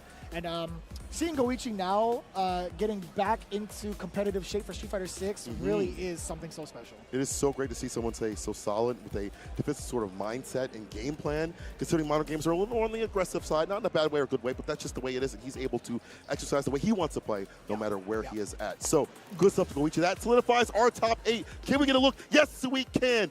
Big Papa Bonchan versus Itabashi Zangief to start things off. Then a mid-best duel Kevin going against Blas from Chile. Then there's going to be Ending Walker going up against Jack in the loser side of things. Ending off with Lashar and Goichi. What a bracket of not only diversity of where they've been, but also the characters that are presented to as well.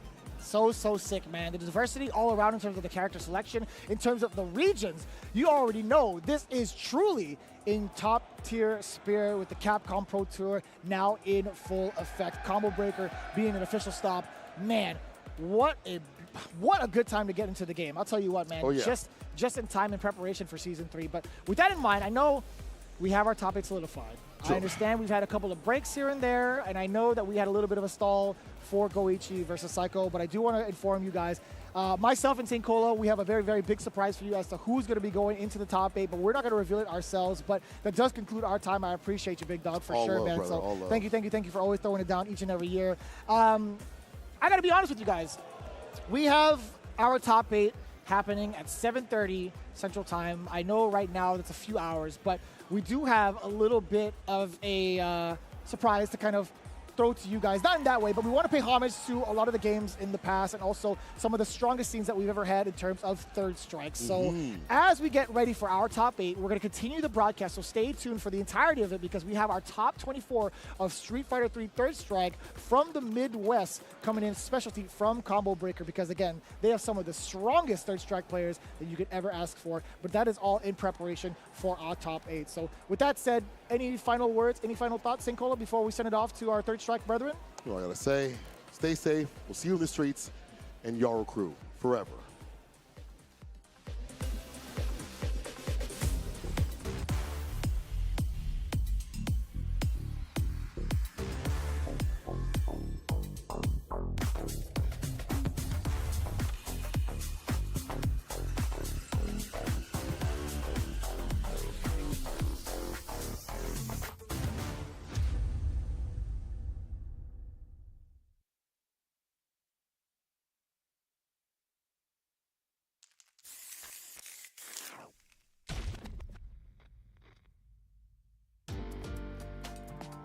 Taking a life and giving life? Fighting and living? I wasn't looking to fight to the death.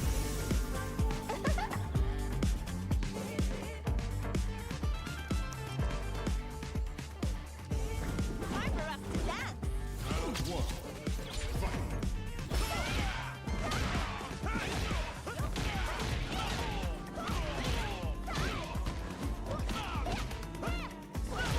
What do you say? How about you dance with me? Relax.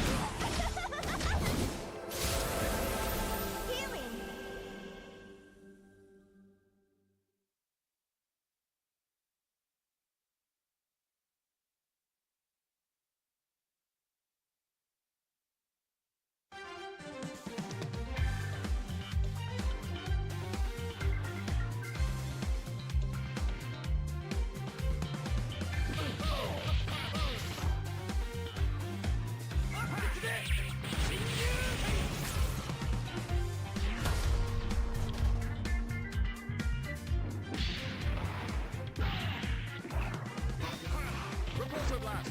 Unity. Repulsor blast. Yes.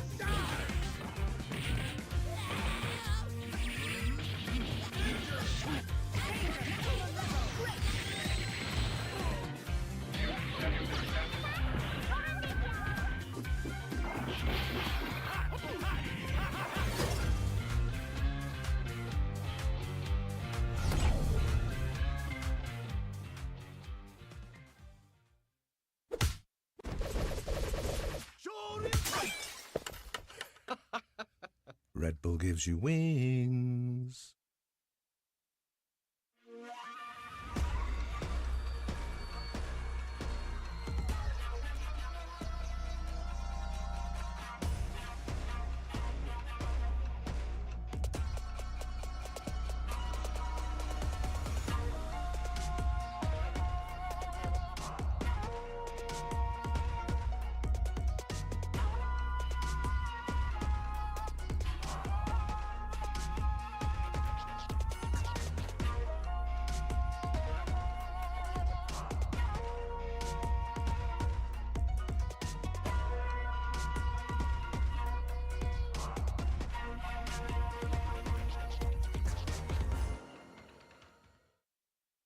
With the life lead more and more.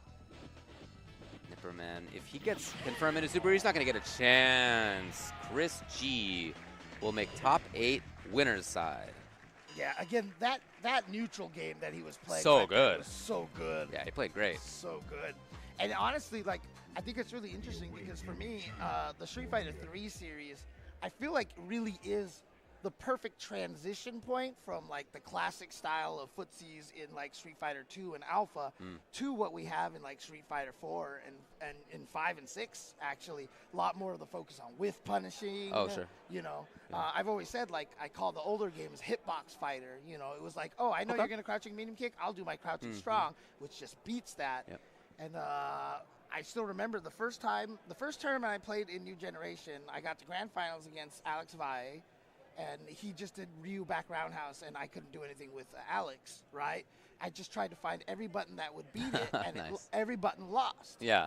And then afterwards, I found out the way to beat it is to let it whiff, and you had to whiff punish it. Uh-huh, And okay, there was just all right. nothing ever Yeah, new in my ideas. brain. Right, right. And it was weird. And, you know, honestly, like, I've never really gotten good at the whiff punishing style of game, so which is why, like, my career in Street Fighter 3 has never been particularly prolific. Yeah, I understand. I agree that Third Strike has had a huge impact on later Street Fighter games for sure, but other fighting games too. But yeah, definitely Street Fighter games. In 5 and 6, I see huge similarities. Yes, Definitely. for sure. And I even remember when 5 was brand new, that was something that we would talk about a lot. We were just like, yeah, it's more kind of like a Third Strike style footsies, you know? Yep, for sure. So, yeah. So I think we have one more match before we can get into the top 8. Wait, so did Christian qualify with that one? I thought he had one more to go. No, that was it. That was to make top 8 in winner's side. Oh, okay. Yeah. Gotcha. So the matches in winner's side will be the Sylvester versus Yogurt Brain. Aha! And Chris G versus the Idom. And then in loser's side, Rescue Ryan and Mateo Orochi Tom Cruise against either Nipperman or 333. Match that has happened many a time. And also, shout-outs to the graphic artist team of Combo Breaker. Oh, yeah. I love what. Do you know those are all state flowers from the Midwest? Really? I was talking with Oric earlier, and he was like, yeah, like, well, he and Rick were like kind of, first of all, I said, I love the jacket with the multicolor red and white and blue and stuff, and he was like, thanks, yeah, like, they're all state flags from the Midwest. Yeah, that's such a cool detail. Yeah. So that bracket background that they have on all the streams, it's so nice looking. It really is, yeah. All right. Okay. Yeah, I mean, if you're not low blocking every once in a while, right? Yeah. That's the way you catch them. Yeah, see, now you can see he's low blocking a lot more. For sure. I really like Necro in this matchup for the first like 30 seconds of round 1. I mean, like really, like I think he's got good stuff in this matchup for a little longer than 30 seconds this time. But of course, when she gets super, it's a big different story. Yeah, I mean, there's some matchups that are so bad against Chun-Li. It's kind of like win the first round, hope she spends all of her meter in round 2 when you lose, and try to win round 3, you know? Right away, you can see that there are so fewer buttons coming out of Necro. Right away, as soon as she built the super, okay, all right, going for chip, that's fine. As soon as she built the super, yeah, just hanging out. Then a lot of defensively, things just become walking up. punishable on block, right? Yeah. So Aha. thank you. Aha. Thank you for the demonstration. As if on cue.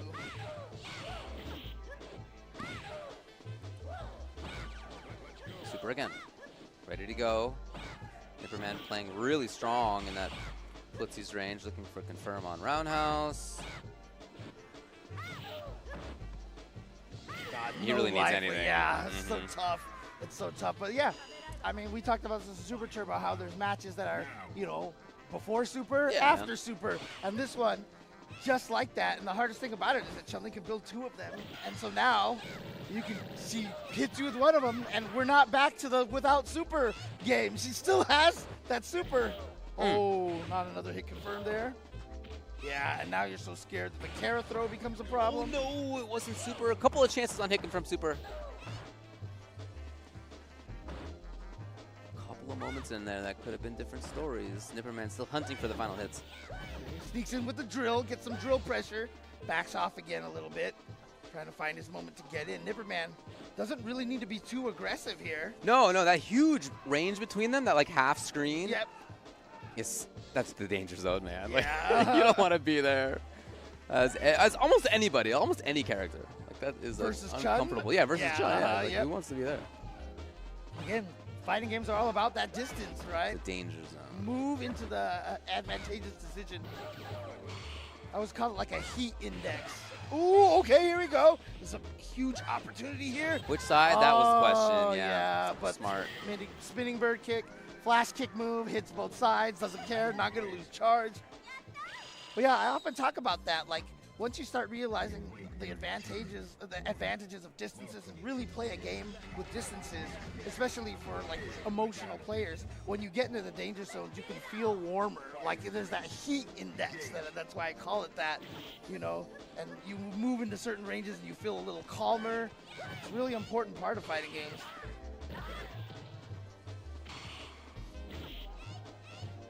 This is the comfortable time. Yep. See, Necro throwing can press out a lot of buttons. Throwing out standing fierces, crouching medium kicks. Yep. Yep. And comfort time is over. Oh, nice! Catch him with a surprise.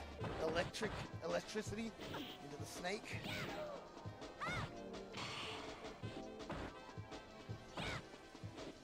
Well, Nipperman's done a great job at being able to get in once he has super. So although he's way down in life, it's still an uncomfortable time already for 3-3. Oh, that's going to be chip unless we got the red parry. Not going to happen right there. So Nipperman going down that round. See if 3-3-3 can actually tie this up. Oh, wanted the jump cancel into super, but nope, not quite there. Oh, the dangerous spot. Nipperman moving in, grappler mode, activate. No, it's instead hit confirm. Ooh. Oh, all of a sudden turning on the offense, but finally Nipperman gets the hit here, sends Necro into the corner. Oh, why not? He just not confirmed that into the I gotta think that he did and screwed it up. I don't know. It's the setup that you're going for after all. Right, or did he? Because like one of the things about that is you do it early enough that it hits meaty from when they land, and I feel like that wasn't meaty enough, maybe, and maybe it was questionable enough that he was like, wait, I'm not sure if this will hit. It did look a little too high to me. Obviously, no input buffer means you know, got to time these things manually here. Mm-hmm.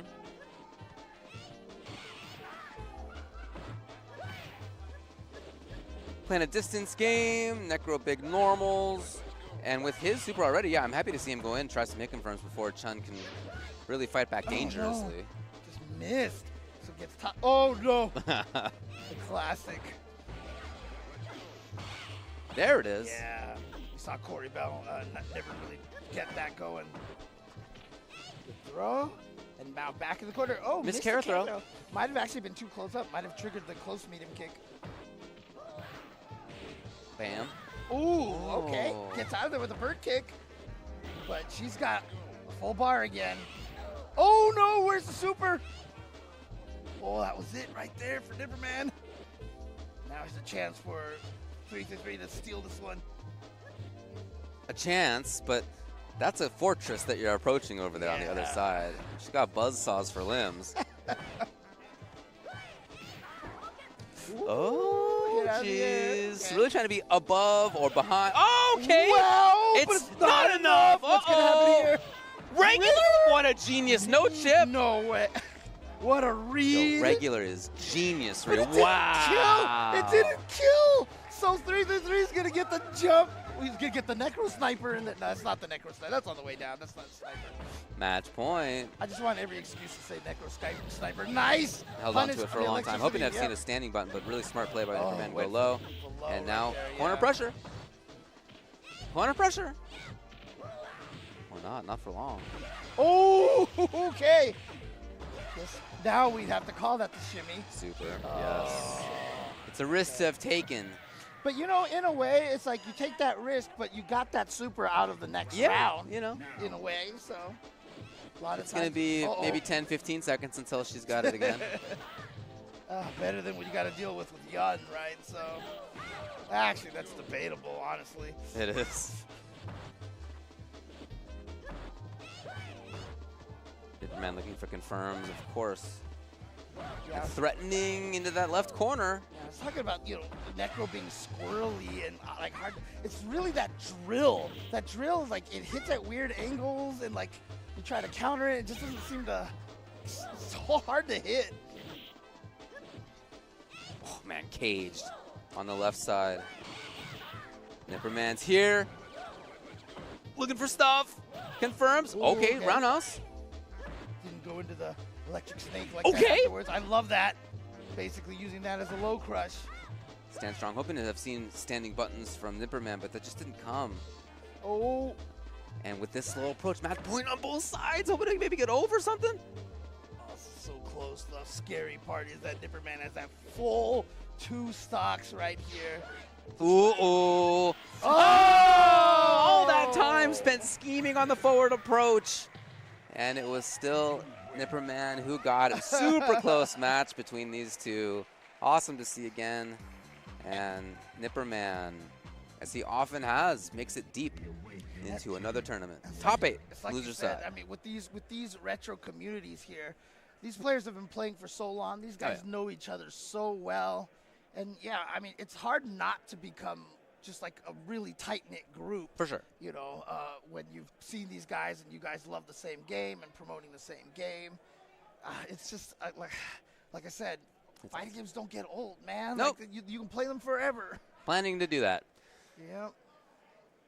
Well, we are going to be going to the top 8 for this game. So we have the top 8 right now. If I'm not mistaken, we've got Sylvester going up against Yogurt Brain. Sylvester, who hasn't had to play yet today. Chris G going against the Nam. Rescue Ryan going up against Tail. And now Orochi Tom Cruise going up against Nipperman. Nipperman, that's what it was, yes. There you go. So we're going to take a break, as we said. Stick around. Top 8's going to be in just a little bit. No coast? No.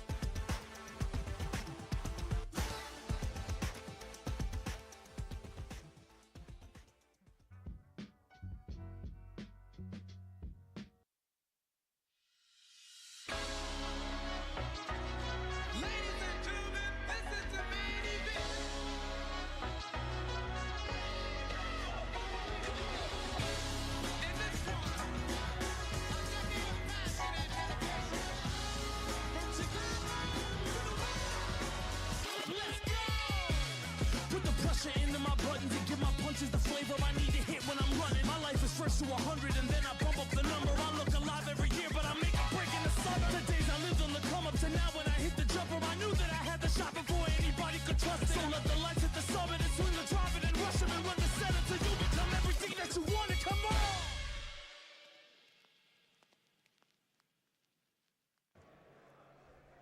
Good afternoon, Third Strike fans, both here in Chicagoland and all around the world, and welcome to your top 8 finals for Street Fighter 3 Third Strike here at Combo Breaker 2025. It's so glad to have you all with us. I am 4C Joe, joined alongside Humbag. We're going to be taking you through the action as we wrap up yet another monumental tournament here at Combo Breaker. Yep, we are just coming down to the wire here. Top 8 for Street Fighter 3 Third Strike here at Combo Breaker 2025 over here at the Schaumburg Convention Center. How are you all doing out there? I am doing great. How are you doing this weekend, sir, yourself? I'm doing absolutely fantastic. 199 Third Strike players, and we are now down to our final 8, all vying for a first place finish, trophy, medal, the whole works, and of course a little bit of cash that comes with that as well. Yeah, we've got a pretty strong top 8 as well. We just saw Chris G fresh off of a top 3 placing in City of the Wolves, as well as second place in Ultimate Marvel 3 yesterday as well. So no stranger to danger in top 8 winner side. Going up against the Nam on the top side of winners, though, we got some local favorites as well. Oh, yes. This is a local heavy bracket. On the other side of winners semifinals, it's the Sylvester and Yogurt Brain. That is a Logan Arcade team kill, one that you would see on any given Friday night if you show up to Logan Arcade. On the losers side, Indiana's own Rescue Ryan is going to be going up against Mateo, the Canadian Necro. And mirror match. Another Logan Arcade team kill in losers with Nipperman and Orochi Tom Cruise. So good representation of Chicagoland, good representation of the Midwest. We're going to have a fantastic top 8 today. And a good, pretty good spread of character choices as well. How often do you see a Necro mirror in top 8 going to be one of the matches going on as well? It's wild. It's like seeing a unicorn in just the forest. Just out of the ether comes this thing that you have never seen before. Well, if you played Third Strike long enough, you've seen it enough. Oh, yeah, if it gets late enough, then yes, you've seen Necro mirrors. Said two of my favorites when I saw the brackets release a week ago or so. Two of my favorites sitting in top 8 winner side, no surprise. Yogurt Brain, Zabuki, just been doing all sorts of work, fresh off of a auto qualifier victory at the Chicago Jazzy Circuit at Logan Arcade. As well as the Nam. He's been popping up everywhere, most top 8s. Very strong Third Strike player as well. Still a very young guy. Probably the youngest of the bunch. Oh, absolutely. The young prodigy from Hanover Park, Illinois, as I like to call him. On the verge, like this is his first big time top 8 showing. Got out there on the winner's side, beat Big Bad Wolf in order to get into winner's side top 8. So sitting in a really good spot. But first we have to flash forward to probably next Friday and get a quick Logan Arcade team kill. So for those that have not seen either of these players, Yogurt Brain is Chicagoland, one of the 3 Ibuki players that kind of dominate the Ibuki sphere, with the other 2 being Mr. Part 2 and Kyosuke. And the man on the left is our resident Hugo player, the Sylvester. Sylvester rocking the Hugo pump outfit as well. That's Hugo in real life. Fredo came to play. Sometimes you got to get into the mindset of the character by becoming the character. Exactly. But we got a Hugo on winner's side top 8. Gets the early throw against Yogurt Brain. I like the early pressure and the sweep. Good start. That's sometimes the scary thing about the Sylvester is that he's a Hugo that when he feels like it can just be straight buttons. Oh, indeed. He puts up that big wall. Oh, what a red parry on the air target combo. What a first round from the Sylvester. Yo, he's cooking right now. He even did a, wow, I did that? His facial reaction He's surprised that red parry happened. That's the thing. He's very good at improvising on the fly. That's what makes him such a scary Hugo. Laying on the pressure right now. What a tremendous start here. And he's got fully stocked air-to-air with the jumping medium kick as well. Some good defense on Fredo's part. Yogurt Brain trying to advance, but meeting him in the air. Back throw. He is just not letting Yogurt Brain get anything started here with the empty jump throw. Oh, the crouch fierce, and he's going to chip him out with the whiffed EX Lariat to get back. He still had frame advantage, drops the super to take the first game. The Sylvester, wow. So I don't know. I'm going to test your memory from earlier this weekend when we were on our pools blog this Friday. Remember how I said that the Sylvester is my favorite Hugo to watch. It's interactions like that that make that true. That is because so true. only the Sylvester can think of that in the middle of that scramble and have it work in his favor. And just to have that rip roaring ready to go, that was impressive. We'll see how Yogurt Brain makes the adjustment here, but Sylvester right away. We're squashing meat. Yeah, we're squashing meat. We're doing it again. Oh, my goodness. Okay, three times not the charm. 3 times is not the charm. 2 out of 3. That's a really good career in baseball, though. All right, back into poking neutral. Claps to build some meter. Yogurt Brain playing much more patiently. Has realized that it gets too close to Sylvester. He's really not afraid to press those buttons and just is failing the scramble situation. So it's best just to hang back on your neutral and do what Ibuki does best. Utilize that walk speed, utilize those pokes, and just death by 1,000 cuts. You don't have to really approach as long as you don't aren't at a life deficit. Hold up, squat. Oh, he almost had the 2 parry. Oh, what a cross up out of there. Still a life lead on Sylvester's side here, yet he is kind of really trying to stick to Yogurt Brain, trying not to let him just build meter for free. And just max range at these buttons. Yo! Whoa! I could have swore Hammer Frenzy was going to be behind that. This is probably going to chip out. He goes for the parry, but does not get it. Yeah, Yogurt Brain gets his first round. That's all you really could do in a situation like that. I mean, at chip range, you just have to parry it and hope that you're consistent enough with tapping forward enough times to where you get through all of it. And, of course, Ibuki can also vary it. Oh, caught him jumping back. Caught him jumping, so not a full connect. Oh, he held it just to see if Yogurt Brain would maybe bite or try to jump out. But all that meter now gone, but he gets the big jump in, but whiffed because it hit.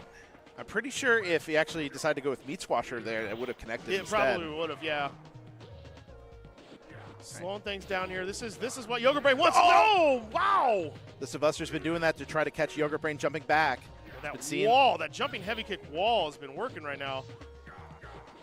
Really has not let Yogurt Brain really get a consistent offense going. Oh, even that jump jab having such a huge range on it. Yep. Just sticking out the buttons just in case that Yogurt Brain feels like he has a safe opportunity to approach. Yo, I like the attempt. Another great jump. That's going to hit at least once. Oh, no one interrupted with the EX kunai. Target combo, knockdown. This is huge. He's going to go for the chip kill, and it's going to get it. And that was a really tough parry because of the angle of the kunai. They didn't hit quite exactly on the frame when he woke up. But Yogurt Brain looks very calm and collected. Really just kind of got his rhythm going again. Started playing that pesky kind of hit and run style. And like I said, Sylvester's been really trying to press the momentum, and Yogurt Brain finally was able to cool it down just enough. Yeah, he's realizing that in the air he's losing the game, so he had to bring everything back to the ground and go off of what Ibuki's really strong with this matchup. Utilizing that walk speed, making sure that you're at max range so that you're safe from Hugo's pokes, and also avoiding these meat squashers. Fredo is really trying, but the Sylvester is just constantly not getting these command grabs anymore. And he's using the Meat Squasher from a range where Yogurt Brain really hasn't been able to punish it, even after the jump away. I'd like to see maybe interrupting with a normal, but it hit! Got it! I think Yogurt Brain inputted a throw. Sweep, keeping it safe. Another huge medium kick. Meter almost built back up for another. Oh, the jump over into the EX Kazakiri. Gets the link combo on the way down, too. Swap sides, good screen positioning, but now the Sylvester has it back! He lets a super! And it's going to kill! Oh, my goodness. Oh, my He sees a gap, he just takes it! That's why I love watching the Sylvester's Hugo! Yo, the whiff lariat into either at 720 or Hammer Frenzy, I don't know why it always works, but it does sometimes. Oh, cross up. It's got the corner now. Joe, the air-to-air. Sylvester's playing really on point right now. Again, anytime that Yogurt Brain tries to challenge the Sylvester in the air, he's been constantly losing. It's on impetus of Yogurt Brain to bring it back to the ground game and slow it down as best he can. Joe, again, there's that jump medium kick again. That air-to-air has been really good. Whoa, what a cross jump this time. This is tough for Yogurt Brain. He's going to have to fight back for a huge life deficit. That's safe pressure. Yogurt Brain has the corner now, but backing up a little bit too much. The Sylvester has a little wiggle room. Sylvester's just a poke away from not getting into winners finals here. Trying to be as passive as possible. Yeah, Sylvester does not need to really press any advantage. He's got such a huge life lead. That's like 4 or 5 hits from Ibuki. It's the intimidation factor, too. It's allowing Hugo to walk forward. a little bit, just only a minuscule amount of chip damage. And now you got to build back all that meter that you spent. Okay, I like the clap. He's getting the claps going. Every single clap is just another chip away. And now look at the time, 15 seconds on the clock. Such a huge light disparity. Yogurt Brain has to take some serious risks if he wants to get it close. This is going to take a miraculous comeback here. 5 seconds on the clock. Yeah, he can just down back, take every throw. And he is there's not going to be enough damage. That's going to be it. Into winners finals. The Sylvester with a pretty monumental upset, if I might not say, honestly. But Fredo playing out of his mind right now. So we have a Logan Arcade representative in winners finals, and it is the Sylvester. Hugo. A Hugo in winners finals. You love to see it. Oh, his hands are shaking. Yo, he is ecstatic, He is out of breath. Hey, you gotta keep that energy up. Look at those gains. Energy up. That is the way to Flex do it. those guns, man. Those guns going there. Seeing that Hugo gets you hyped sometimes, but congrats to Sylvester. He is going to be sitting in winners finals. That's impressive. That is very impressive, especially that is not an easy match for Hugo. Ibuki can really kind of shut him down in the air, but he was ready with all the air-to-airs. He was tagging Yogurt Brain out of the air consistently. Which is really crazy because normally Ibuki has such a good control over airspace in every single matchup that she has, with save for a couple of the Shutos and a couple of other characters that are good at anti-air and smacking her out of the air. What Fredo was doing was just preemptively placing buttons. I mean, they play each other so much. Oh, yeah, there's a lot of hits. The Sylvester knew exactly where to place those hits, was preemptive about it, was just really in Yogurt Brain's head, was constantly meeting him at every single aspect in the air. And I love matches like that where you can tell it's two people that have played each other a lot.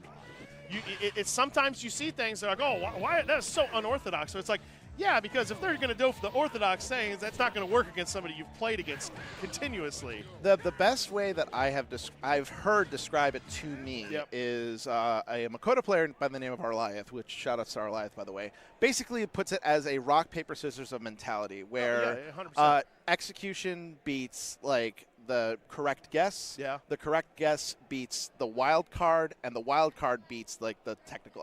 I'm pretty sure I messed up that triangle, but but basically it's basically just like a triangle of like a three-way guess of just like play styles that just naturally kind of beat one another out. Phil Jackson triangle offense. Exactly. That's the way to do it.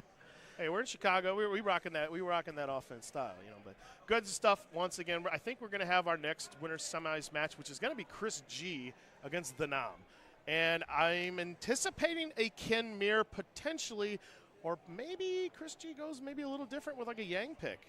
So against other Kens, I mean, I have seen Chris do the Ken Mir in the past, and Chris is honestly just on a mission. I mean, coming off of a top 3 placement in City of the Wolves.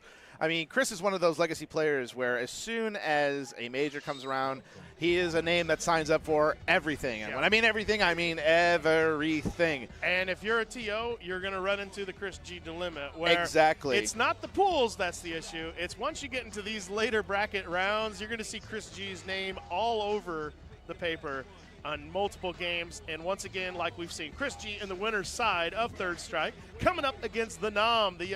There's the Yang pick. I was wondering if he was going to go Yang in this matchup instead of the Mirror. I mean, I respect it because the Nam is a very technical, very patient Ken, and is probably going to be banking on the neutral from Yang to kind of get him around the pokes, different setups that the Nam has, and just maybe not really that comfortable in the Mirror. Yep. Yang getting going early, but the Nam with the light DP after the dive kick. Those are those young man reactions right there. Definitely. All right, hanging back in neutral now, So Yang in this matchup, super is not really a big deal. It is very useful in certain situations, but it's all about EX mana slashes for the most part.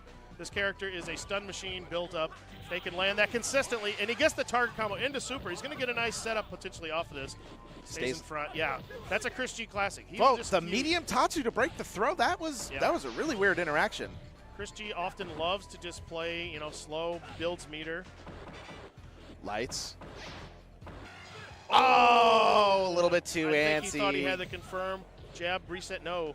Misses it, but the Nam having a little bit of extra life now. Oh, that parry. Oh, what the grab didn't connect. Short, nothing. No tick throw. He's got great screen positioning. He just planned himself. Uses the EX Fireball to cover his approach. These are the situations where I feel Chris G often excels at. These late game, low life situations. We saw it a lot the other day in round 2 pools, coming back from huge deficits when needed as well. 10 seconds on the clock. Somebody's got to pull the trigger. Oh my God, it's almost down. The wake up super. That is so unfortunate for the Nam. He got the EX Tatsu to hit, but it was just a smidge out of range to get the follow up. If it was just one more hit of that EX Tatsu, that would have been the first round of the Nam. Oh, that must feel so bad. Those are the rounds that can kind of stick with you for a while. Let's see how the momentum shifts in Chris G's favor. But the Nam pressing the advantage early, but he jumps right into the corner. Right into the corner. This is bad. Now Chris has got a really good screen positioning. Jump back in and the target combo. Great confirm. Chris G going to build some meter. Go just, low medium punch. Yeah, the Nam trying to ease out what kind of option that Chris is going to be doing on Wake Up. Not committing to the side switch shenanigans that Ken likes to do on that hard knockdown. Fireball out of nowhere. I like it, though. Both have hit it. Nice. Oh, great parry. Yep. Reset in the corner. Great blocks. Once again, Chris G, feel like no matter how much life is on his bar, he is a threat. Oh, double dash forward. Oh, I like the stagger, but the jump back roundhouse. Good stuff from the Nam. Getting on the board here, tying it up 1 round apiece here in this first game. This has been a drawn-out first game already. Good Gets throw. the back throw. So much screen. You get 1 back throw from Ken. You're in the corner. Ooh, got the up and up low. Medium, yes. It had enough meter to burn on the EX Mana Slashes. Yeah, I like the delay on it as well when he did that. And just kind of keeping the screen position, keeping the Nam in the same kind of square of the screen. Doesn't want to approach the corner too much. Yep, cuts the target combo short. The first 2 hits, but this time he lets it rip. I think he was maybe trying to bait a parry attempt. Probably the stagger. There's the command throw. EX Mana Slashes. Got the corner. Good block on the overhead. Yep, here comes the Nam. Could have super punished the short jab. Short. All right, here we go from the Nam. It's going to be high-low. Nice block from Chris. And the jump roundhouse again, showing that it works. Chris G, game 1. Probably wanted dash up DP. He saw that the neutral jump was happening every time that the Nam was dashing up into the corner. Yep. Trying for maybe the strike throw mix-up, but just could not get the light DB to come out in time. Falls down with that jumping roundhouse. So 1 game down. This is a pretty and this is the thing in these winter semifinal sets where it's 2 out of 3. Like every single game has so much weight to it whenever you win it. Tag it normals back. Oh, does not get the jump in.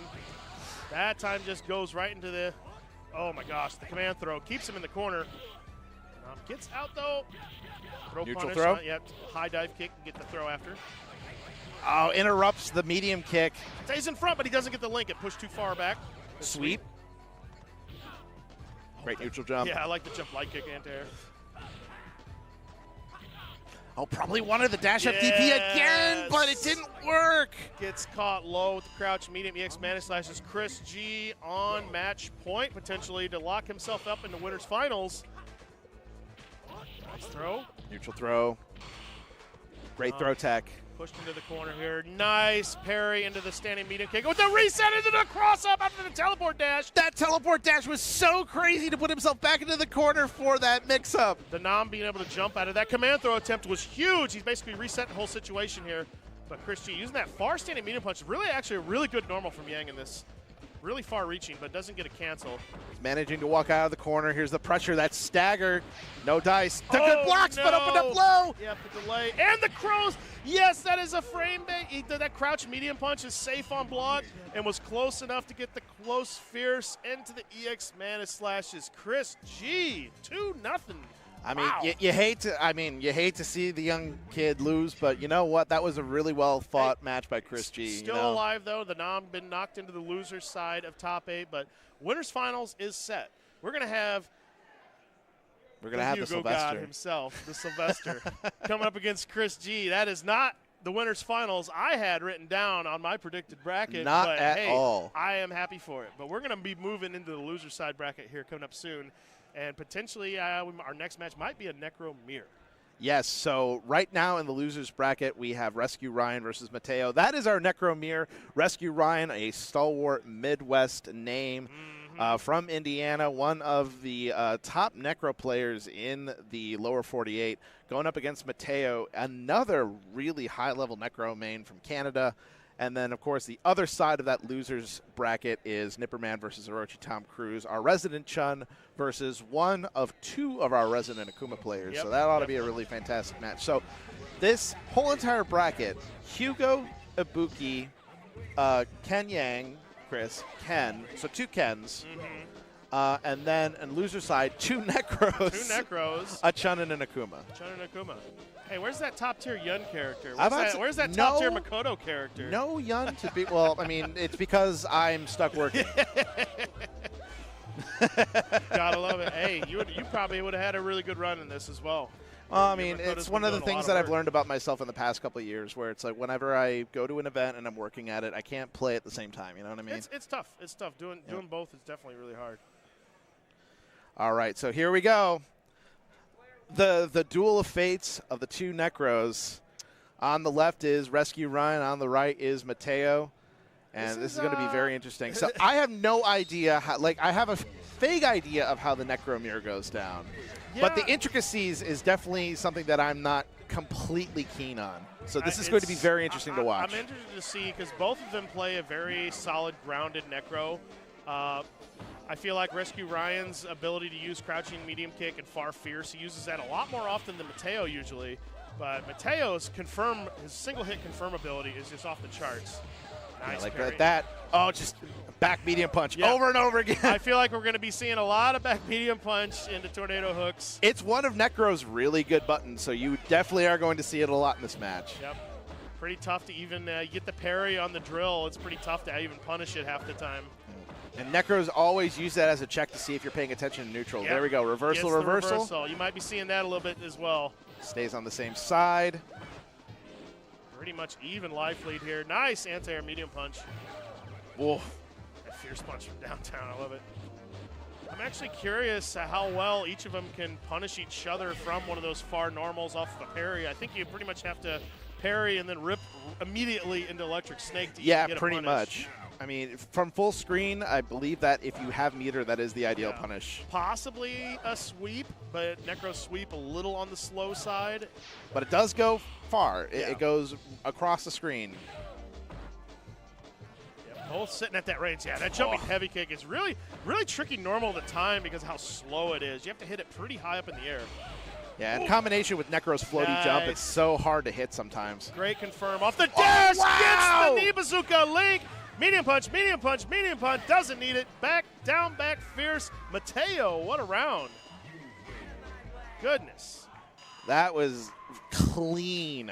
That target combo is rarely kind of come out because that is – so anytime that Necro gets a knockdown, they just position yourself in an area where Necro is going to do one of two things. He's going to either tag you with a back medium punch, he's going to hit you with another low or another normal, or he's going to walk forward and try to grab you. Yeah. In that sense, he was a little bit out of position, so what Rescue Ryan was probably going to think is like, oh, the low is coming, but just didn't block in time, got the hit with the target combo, electric snake, round over, game over. Let's see how Rescue Ryan adjusts here. But yeah, the single hook confirmed from Mateo off the dash really just kind of set that whole event into motion. Oh, whoa, what a juggle. Yep. There's the throw, reset. Necro's throw game in the corner is really scary because of that fake walk back. He can get a huge juggle combo off of it. About 80% stun, although Rescue Ryan's now starting to ice the kicker a little bit. Yo, the EX from downtown. Oh, great parry. Doesn't get a whole lot off of it. Electrics. Yep. Did the held version, so you didn't get the follow-up. Sometimes you can get a juggle follow-up if it's just the jab version that hits really quickly in the air. Oh, gonna be a punish? No, too far. Didn't want to way risk too it. far Yeah, away. It was too far. Just poking each other out, but Mateo has some great screen position right now. Oh, the side switch with the EX overhead. Didn't combo. A little bit too far. We've gone from corner to corner now. Oh, the electrics hit. There's the reset. Gets the overhead parry. Great Rescue parry. Ryan pulls it out. Good stuff, Rescue Ryan. Clutch parry. What great reactions to turn that situation around. There it is again, yeah. And you can stick out. You can stick out electricity when pretty much if Necro takes to the air, you can kind of throw it out and it'll beat most of his jump ins. Yeah, it's a good option to discourage jumping from any character in the game, especially if you just hold it, because it's just so many hitboxes and it's active for so long. Yep. And just combined with Necro's huge floaty jump, it's also just really easy to just kind of react. And if you see him jumping, like, oh, I'll just throw out electric. Oh, wait, okay. Yep, jab. That's the way to beat that. Jab version recovered in time. Nice confirm off that. He's going to stick in front. Went low. Good blocks. No! Oh, the electric just barely missing. Yep. Manages to get it again. Nice Mateo still has the corner. Ooh, nice tag on that. Nice whip punish. Drill kicks. Oh, wow! overhead. What are those? Rescue Ryan tying it up 1 game apiece. I like that turnaround from him. Very good 2 rounds. And that's the thing with Ryan's Necro. He has that X factor where he knows exactly what he needs to do in order to turn the situation around in his favor. Right now. He is focused. Oh, my God. Like, that was such a Hail Mary overhead, but because Mateo was just so focused on getting another knockdown to continue his pressure, it worked. It worked out. Like it. It's one of those moves that, like, on paper, you look at the frame data of it, you're like, why does anybody use this move? It's so slow, you know? It's unsafe, but hey, overhead's an overhead sometimes. Exactly, and if you can catch somebody out with it at the right moment, the right move in the wrong place can make all the difference in the world sometimes. Great anti-air rescue, Ryan. Setting up a wall early, using that Far Fierce. Far Fierce back right at you. We trading handshakes from full screen. Whoa! Yep. Huge roundhouse. Oh, what a parry! Yep.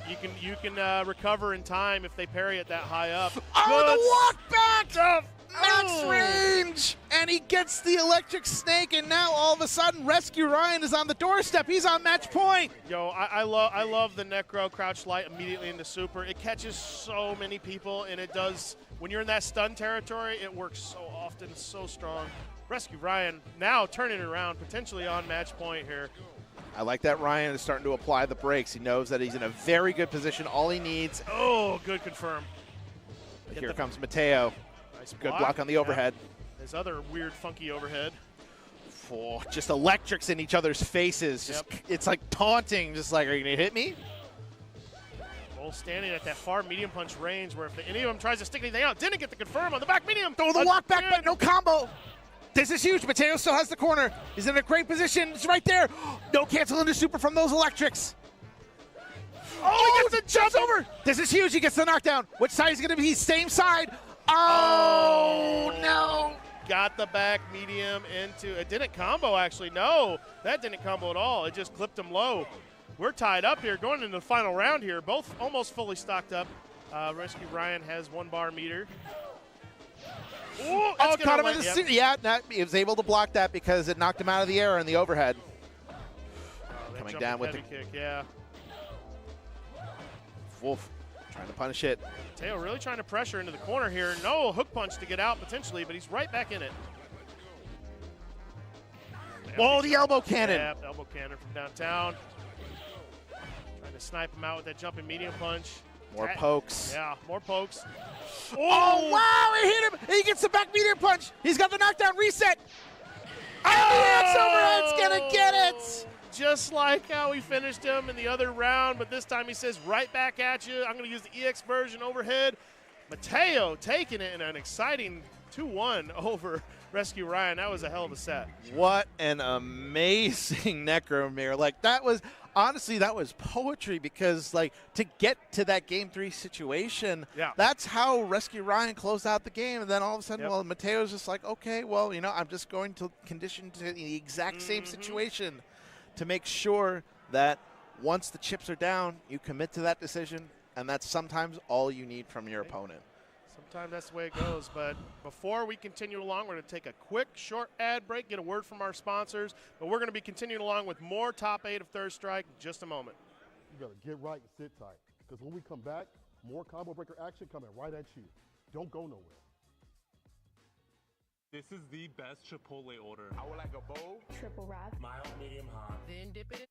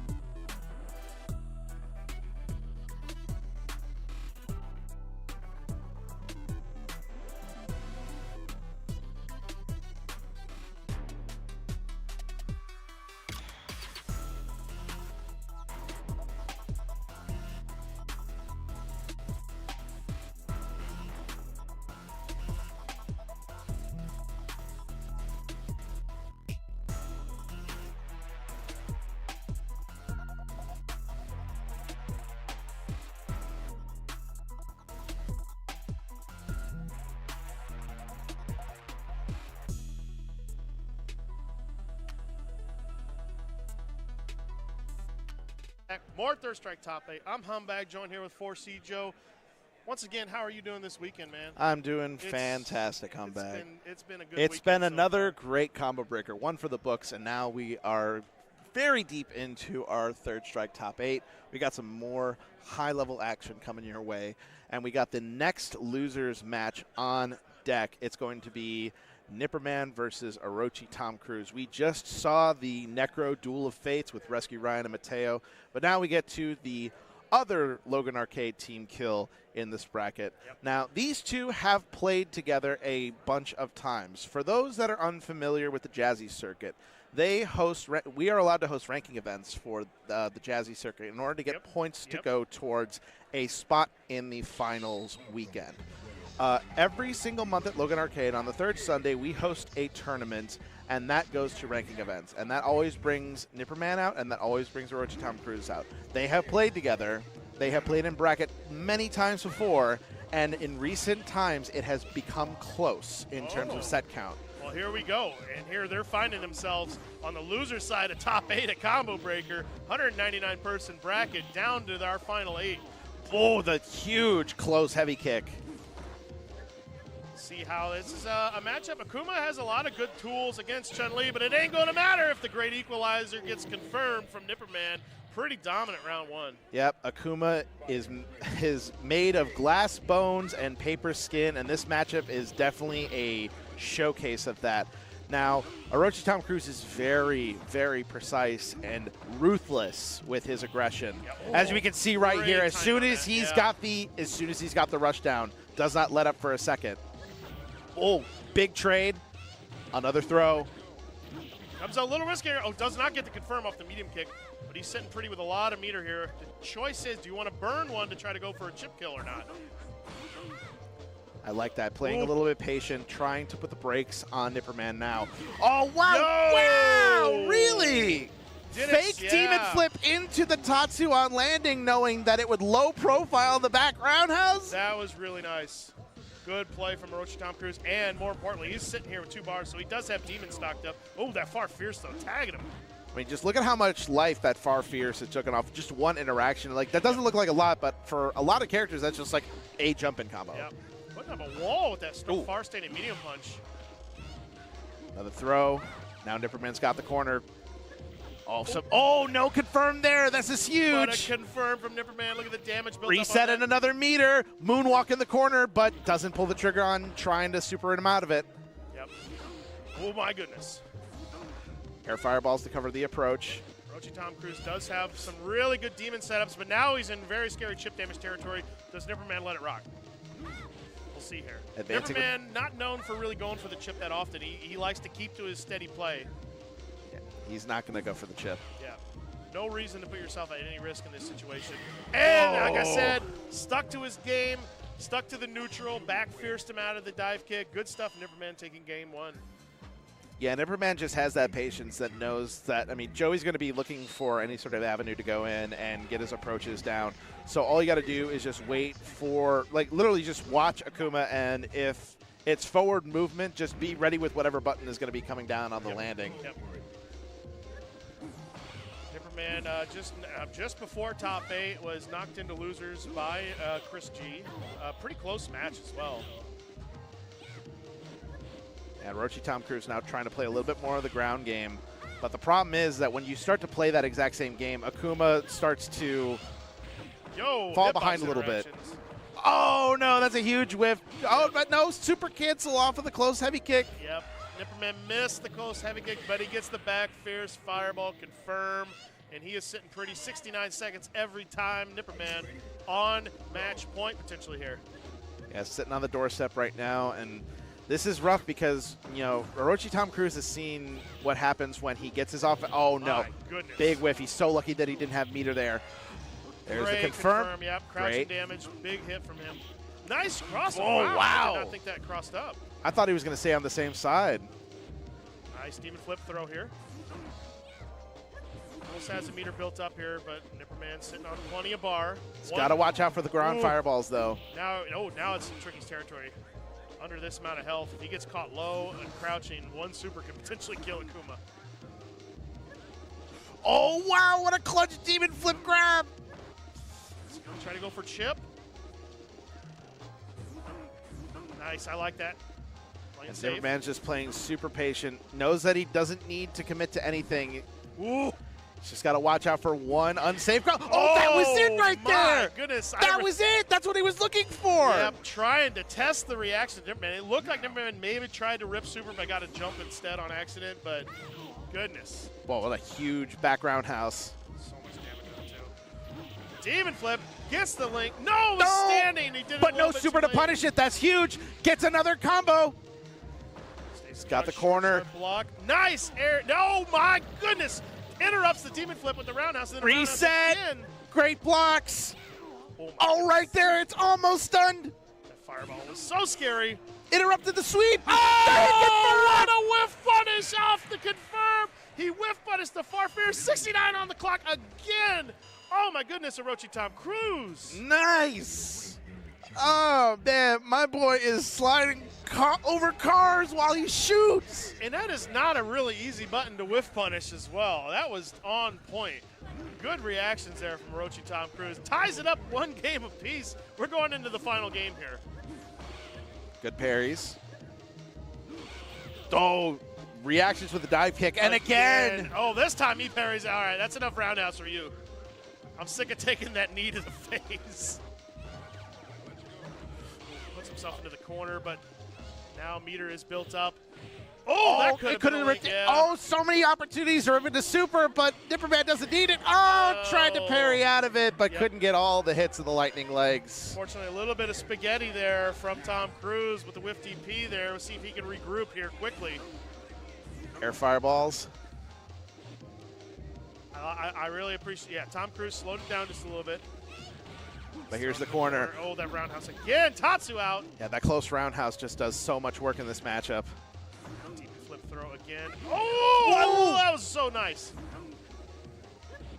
And backing up, just wants to keep the screen position as long as Nipperman stays where he's at, but he's starting to slowly walk out of the corner. Now they're back to mid-screen.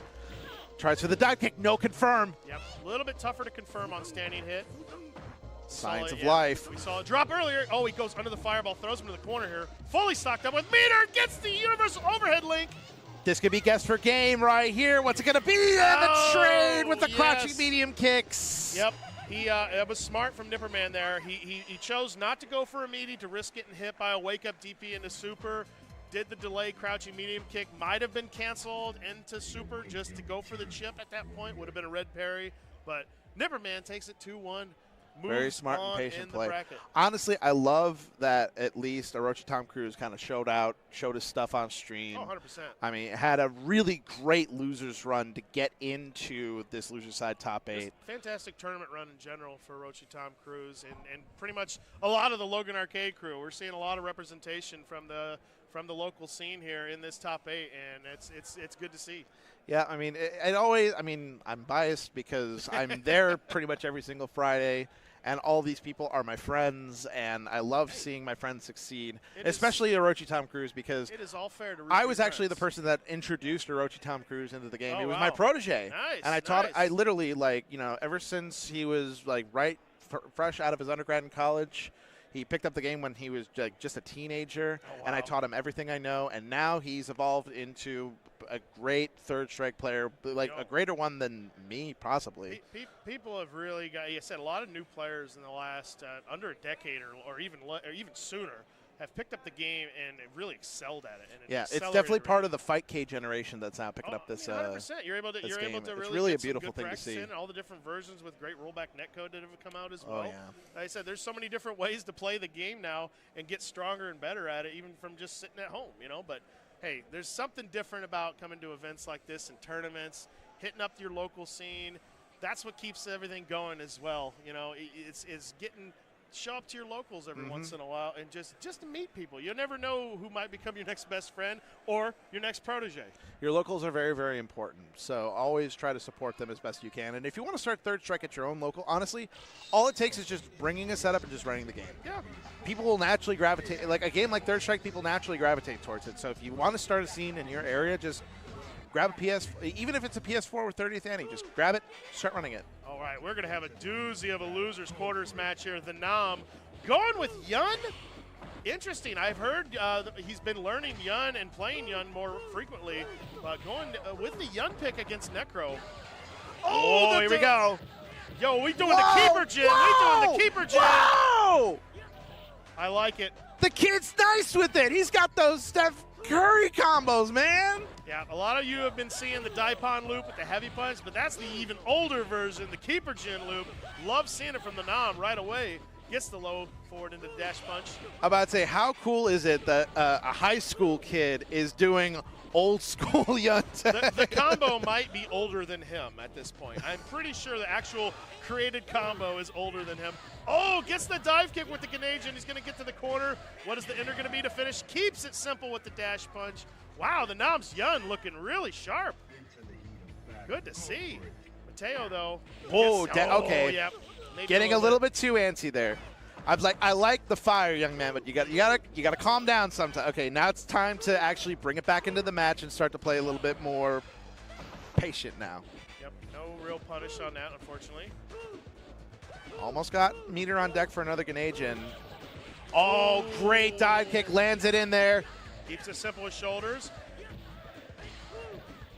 Good ender. Yes. Oh, doesn't get it. Sometimes that's a little tricky on Necro. Yeah, sometimes you have to Kara the dash punch with a stand light kick in order to get that to fully connect. I believe that Necro is one of those characters where you got to do it on it every single time you end that combo. Yep. So got meter for activation, but is going to wait for a safe time to do it. Oh, got the far medium, but... Oh, great trade. Gonna land on it, but no punish. And that's huge, wasting a meter. He's got one more electric stick, but that's all you need. That was such a unique interaction. It looked like the Nam, after the parry, was going to continue to carry over as Mateo tried to go for the crouching light kick into target combo first. But, wow, good confirm off that. Here we go, activate. Oh, tried to parry his way out of it, but the Nam was ready. Doesn't get the full ender, but that's okay. That's a good chunk of damage and some advantage right now. A huge parry, command grab. Activate. No, he stays in front. He wants to activate off the 1-2-3. What's it going to be? Is there going to be a command throw in here? Overhead. Does not go for any command throws there. But the pressure, the dive kick pressure in his face. And the throw for the perfect. Oh, my goodness, the Nam. I just got one question for you, Humbag. Who? Oh, my goodness. Man, that pressure was just so offensive. And I love, honestly, the fact that he's committing to a play style where as soon as he's activating an agent, he's not really concerned about landing that command grab. Because, like, sure, you can incorporate that into your game, maybe get a little bit of extra damage, but he just wants to keep that pressure safe to make sure that you don't breathe, that you don't touch anything. Yep, definitely decided just to keep the corner, keep the pressure on. And like I said, with that huge of a life lead, was pretty much guaranteed to just continue the pressure and build on. Would have built up another agent shortly after if Mateo even tried to reversal out of that. Oh. Huge parry. Got a stun build up on this. 80% stuns. Got to watch it. Good blocks. Oh, the sweep. Mateo's got the corner. Good patience. Oh, that dash punch was a little bit too greedy. Little overreach. Great parry again. Empty jump, but great throw tech. Oh, the stun. One hit's going to do it. And he gets the cancel anyway. Got the stun on the hit. Mateo with a dominant round here. Really slow dominant round, but really just shut down the Nam that round. Really good stuff. So huge meter disparity here. It's all going to be about how Nam gets his avenue in to get to the activation. That overhead, no dice. Just playing it patient. Gets the 1-2-3. Again, yeah, the dive kick's being blocked, and then the 1-2-3 afterwards. Going to get the finisher. Going to keep it simple. Dash punch, yes. Good dive kick pressure, tick throw. Shorts. Nice blocks. Mateo trying to find his way out. Yep, went for it anyway. No punish on it. I like the patience that the Nam showed because that could have very easily triggered a response to be like, oh, dash punch reversal, that would work. No, not quite. Oh, what a parry on the up kicks, but no punish afterwards. Yep, I think he wanted to be. I think he wanted the EX hook punch or just normal hook punch. Uses the EX shoulder to get out of there. Now back at full screen. Air-to-air exchange. That was so huge. Here comes the dive kick pressure, but ready for it with a back throw. Oh, blocked, but doesn't get it. Yep, I think he wanted back medium punch, but was hitting the wrong direction. Sometimes the cross is under, and you're not sure what side you're on. Here we go, Canadian pressure. Overhead. Overheads. Overhead More again. overheads goes with the low. And that is something, I mean, if you can block the overhead standing, Necro can punish that on block. But, wow, the Nam was really spacing it and doing it at different times. And there's the medium confirm. Good stuff from Mateo. Tried for the empty jump command grab, but got met with a back medium punch instead. Good parry on the neutral jump, air to air. The Nam's got to watch it. Half stun. One interaction could be stunned on the electric stick. That's going to do it. Taunt to do extra damage. Isn't even going to need it. Just keeps it simple. Doesn't even go for a normal link after that. Just does hook punch into hook punch. Mateo tying it up 1 round apiece. Goodness. An amazing comeback. Just kept super composed. Knew that at that final round, all he needed to do was get the Nam into an uncomfortable situation, maybe force a early activation or maybe an unsafe activation, but instead actually put the pressure on him enough to where he used meter, and it ended up not working out in his favor. He was able to capitalize that and bring it all the way back. Good start here, Mateo. Tagging him with that crouching medium kick full screen. Oh, the roundhouse already into the corner, but good parry on the jump in from the Nam. Canadian's built up. He's going to try to just cancel off the dive kick. No, he's trying to get pressure started, but he has not activated yet. Showing big patience. Only activates on a 1-2-3. Yep. Overheads. Oh, but stays at the safest spot to blow out those lows. Oh, the back medium again. Mateo is so on point with that. Gets the tricky drill kick into the throw. Trying to snipe him out with that jump back medium. Can tag dive kicks if you're jumping back. Yep. Whoa, the drill kicks. And Mateo's corner pressure so good right now. Yep. Gets the target combo into activation. Just got to hold all this pressure. The Nam is really good, keeping that airtight so he doesn't get out. Yep. Oh, he lands into the back medium punch. Man, Mateo's single hit confirm off of that is just so on point. And the Nam really down to his life now. Mateo on potential match point. The crowd coming alive. Oh, my goodness. Pick up back light kick, really fast normal. Puts himself into the corner here. Oh, tries to get a punish off of that. But that's the thing, parrying that light drill kick when it's so close to the ground, there's only so much that you can get out in time. Oh, no punish. Didn't have super. Fake Mateo thought he had super. Oh, 1, 2, 3, activate. if he gets the comp. Oh, yep. If he doesn't drop this, this is going to hurt. The car palms! Oh, he doesn't get the ender, though, but he stays in the corner with the tick throw. So much damage. Oh, but he gets the back throw. He's got to watch it. Great patience here from the Nam. Let the dive.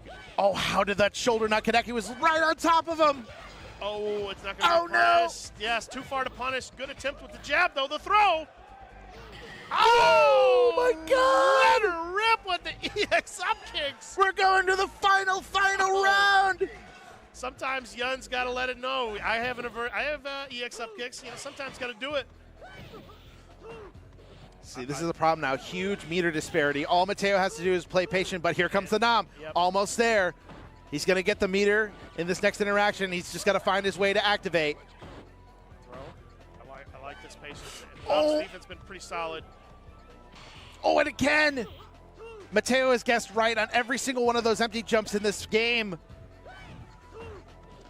Oh, the dive kick pressure. Hey, trying the command grab. The back medium punch avoided it. He's right there. Here comes the back throw in the corner. No activation. There it is. There it is. Okay, what's it going to be? We have yet to There's see him the command grab. for it. It's not going to be a lot of damage. The scaling is going to keep this in check, but he's going to have a lot of really good positioning. Another command grab. throw. He's halfway to another Canadian. But the life lead still in Mateo's advantage. Didn't really get a whole lot of damage. That that command throw really scales it hard. He has another one built up. He gets activates. No, he's interrupted. Couple overheads tagging. Oh, the life lead's right there. The patience from the Nam. Mateo's trying to find that back medium punch. It's not happening. Oh, no! Accidental. He didn't get. He really wanted the short into dash punch, but that is a tricky series sometimes to do in the clutch. Dash punch was blocked. Mateo with the clutch confirm on that. Good stuff. What a phenomenal match. Oh, my God. It doesn't get any closer than that, folks. That was probably the biggest heart attack that this crowd has experienced in a very long time.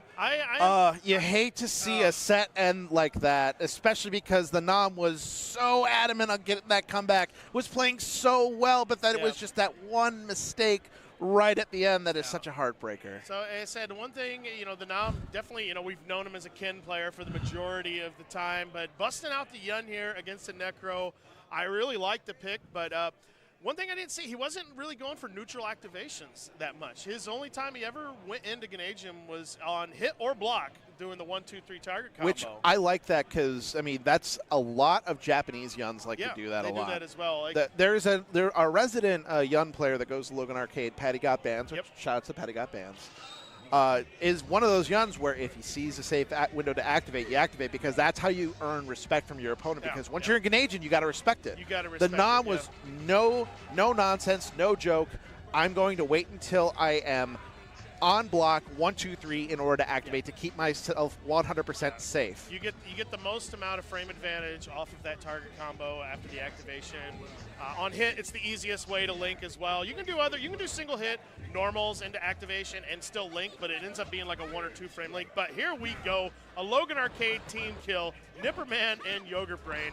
This is more like a Rockford team kill, if I'm being perfectly honest. Oh, okay, the Rockford. So, okay. and the reason why I say is because I think that Nipperman and Yogurt Brain still live out there, but for the longest time when they were coming out to Logan Arcade, both of them lived all the way out in Rockford, which means it gets 2 hours to get into the city of Chicago. So 1 hour to get to the 1994 split, and then another hour to actually get into the city. Yeah.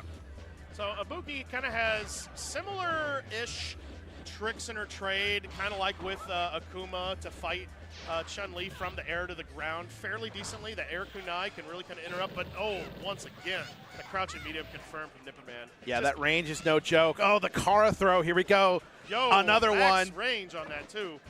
The pressure. Oh, wow, that was so active. And Yogurt Brain got the parry, but nope, not quite. And from that range, that'd be a tough, I don't even know what Ibuki would do. Maybe a close medium kick would even come out from that range. Yeah, that's the problem, is that Chun can just sit at a range where even if something of hers got parried, there's not a whole lot that Ibuki can do in terms to respond to it. Did Yogurt Brain just completely dash through that close roundhouse? That was great. That was great. I love interactions in this game like that. That was so great. And that's also indicative to kind of just the familiarity with matchup knowledge. Oh, okay, here we go. Combo into the corner. Yep. Oh. Yep. Crouch medium into lightning legs. That's pretty much guaranteed chip. Oh, here we go, Yogurt Brain. Here comes Yogurt Brain. Goodness, he's just going to build some meter. Don't count him out just yet. All he really needs is one little touch. He went for the Hail Mary attempt. Not enough chip! Wow, what a parry on the crouching roundhouse. Yogurt Brain stealing that round. Going to the final round. I liked it. He went for the Hail Mary EX, the kicks in the air into the super. I mean, sometimes when you have that meter, you might as well burn it in order to get yourself some advantage. Yeah, exactly. Crouch fierce blocked. Just Nipperman planning himself in the corner, but now Yogurt Brain manages to get out, but just walks him right back over to the other corner. Yeah, Yogurt Brain was trying to get some space, using that really quick backdash from Ibuki, but Nipperman just walking him down. See, this is the really interesting thing about this specific matchup is that these two characters have such good walk speeds that they're constantly just darting in and out of their ranges. You barely see dashes from either of these characters. It's like they don't need to. They can just get around the screen fast enough on their own. Oh, goodness. wow! Yeah. Really? Those EX kunais can just be interrupted with a normal, and that close roundhouse, so strong. Target combo into the confirm. What's it going to be? Stays. Oh, tricky landing. Oh, I respect the attempt there. I do respect the attempt. That kind of did look like Nipperman with something, but oh my goodness. Caught pressing in the corner. Nipperman was ready for it. The parry, the low forward confirm, and that's going to be game one going to Nipperman. Wow, Nipperman's Chun looking real strong right now. And Yogurt this is Brain, honestly, taking a deep breath. this is also, I mean, this is really going to be familiarity between these two players because these are practice partners. Oh, yeah. For the longest stretch of time, for those, especially the past, 3 Jazzy seasons, these two play against each other all the time. Though? That's got to feel good, though, when you're this deep in the bracket. You look over to your right, your training partner's right there with you, like, hey, man, we made it. We're sitting pretty right now. I'd say that's one way to feel, but I'm pretty sure one of them just we really got to play again. Man, we really could have just stayed at home. Could have just stayed at home. But no, we're out here at Combo Breaker. Here we go. Nipperman with the 1-game lead. Okay, here we go. Now Yogurt Brain with the aggression, but that back fierce, the God button going through everything. Great universal overhead. I like Yogurt Brain's aggression here to start here. Really changing it up. EX Kunai just keeping it safe and backing off just in case the grab was coming. Yep, goes for the pretty much the only meterless punish there. But Nipperman does have super, stays in front with the lightning legs. Wow, how did he get that input so quick? Cross under. Another car throw. Range on that. Yep, free chip damage almost every time. Oh, I like the crossover. Nice blocks. Nipperman clutch. Oh, the EX Kunai. Keeping that approach safe. Back fierce. Nipperman is on 2 full bars a meter. It's got to watch out, but that throw's going to close it out. Yep, Nipperman's defense is just really, really strong right now. Yeah, and Yogurt Brain's got to be very careful of how he approaches this because now there's this huge meter deficit, and because Ibuki's life isn't stellar, so if she gets tagged with a low forward and a reset, 2 supers in a row, it could leave her in a guess for game situation very easily. I said this is where Nipperman's sitting pretty. Both bars stocked up. Pretty even life lead for the most part to start here. Yogurt Brain's really got to try to find a way to kind of pick away at some of this life. But oh no! Well, that car throw. It just you think you're ready for it, but then she just teleports forward, and all of a sudden you're getting thrown. Oh, didn't get to confirm on it again. Maybe could have hit it after that parry. That's another missed one. Now Yogurt Brain's really got to watch out because all it's going to take is just for one connect. Throw. Oh, that was linkable.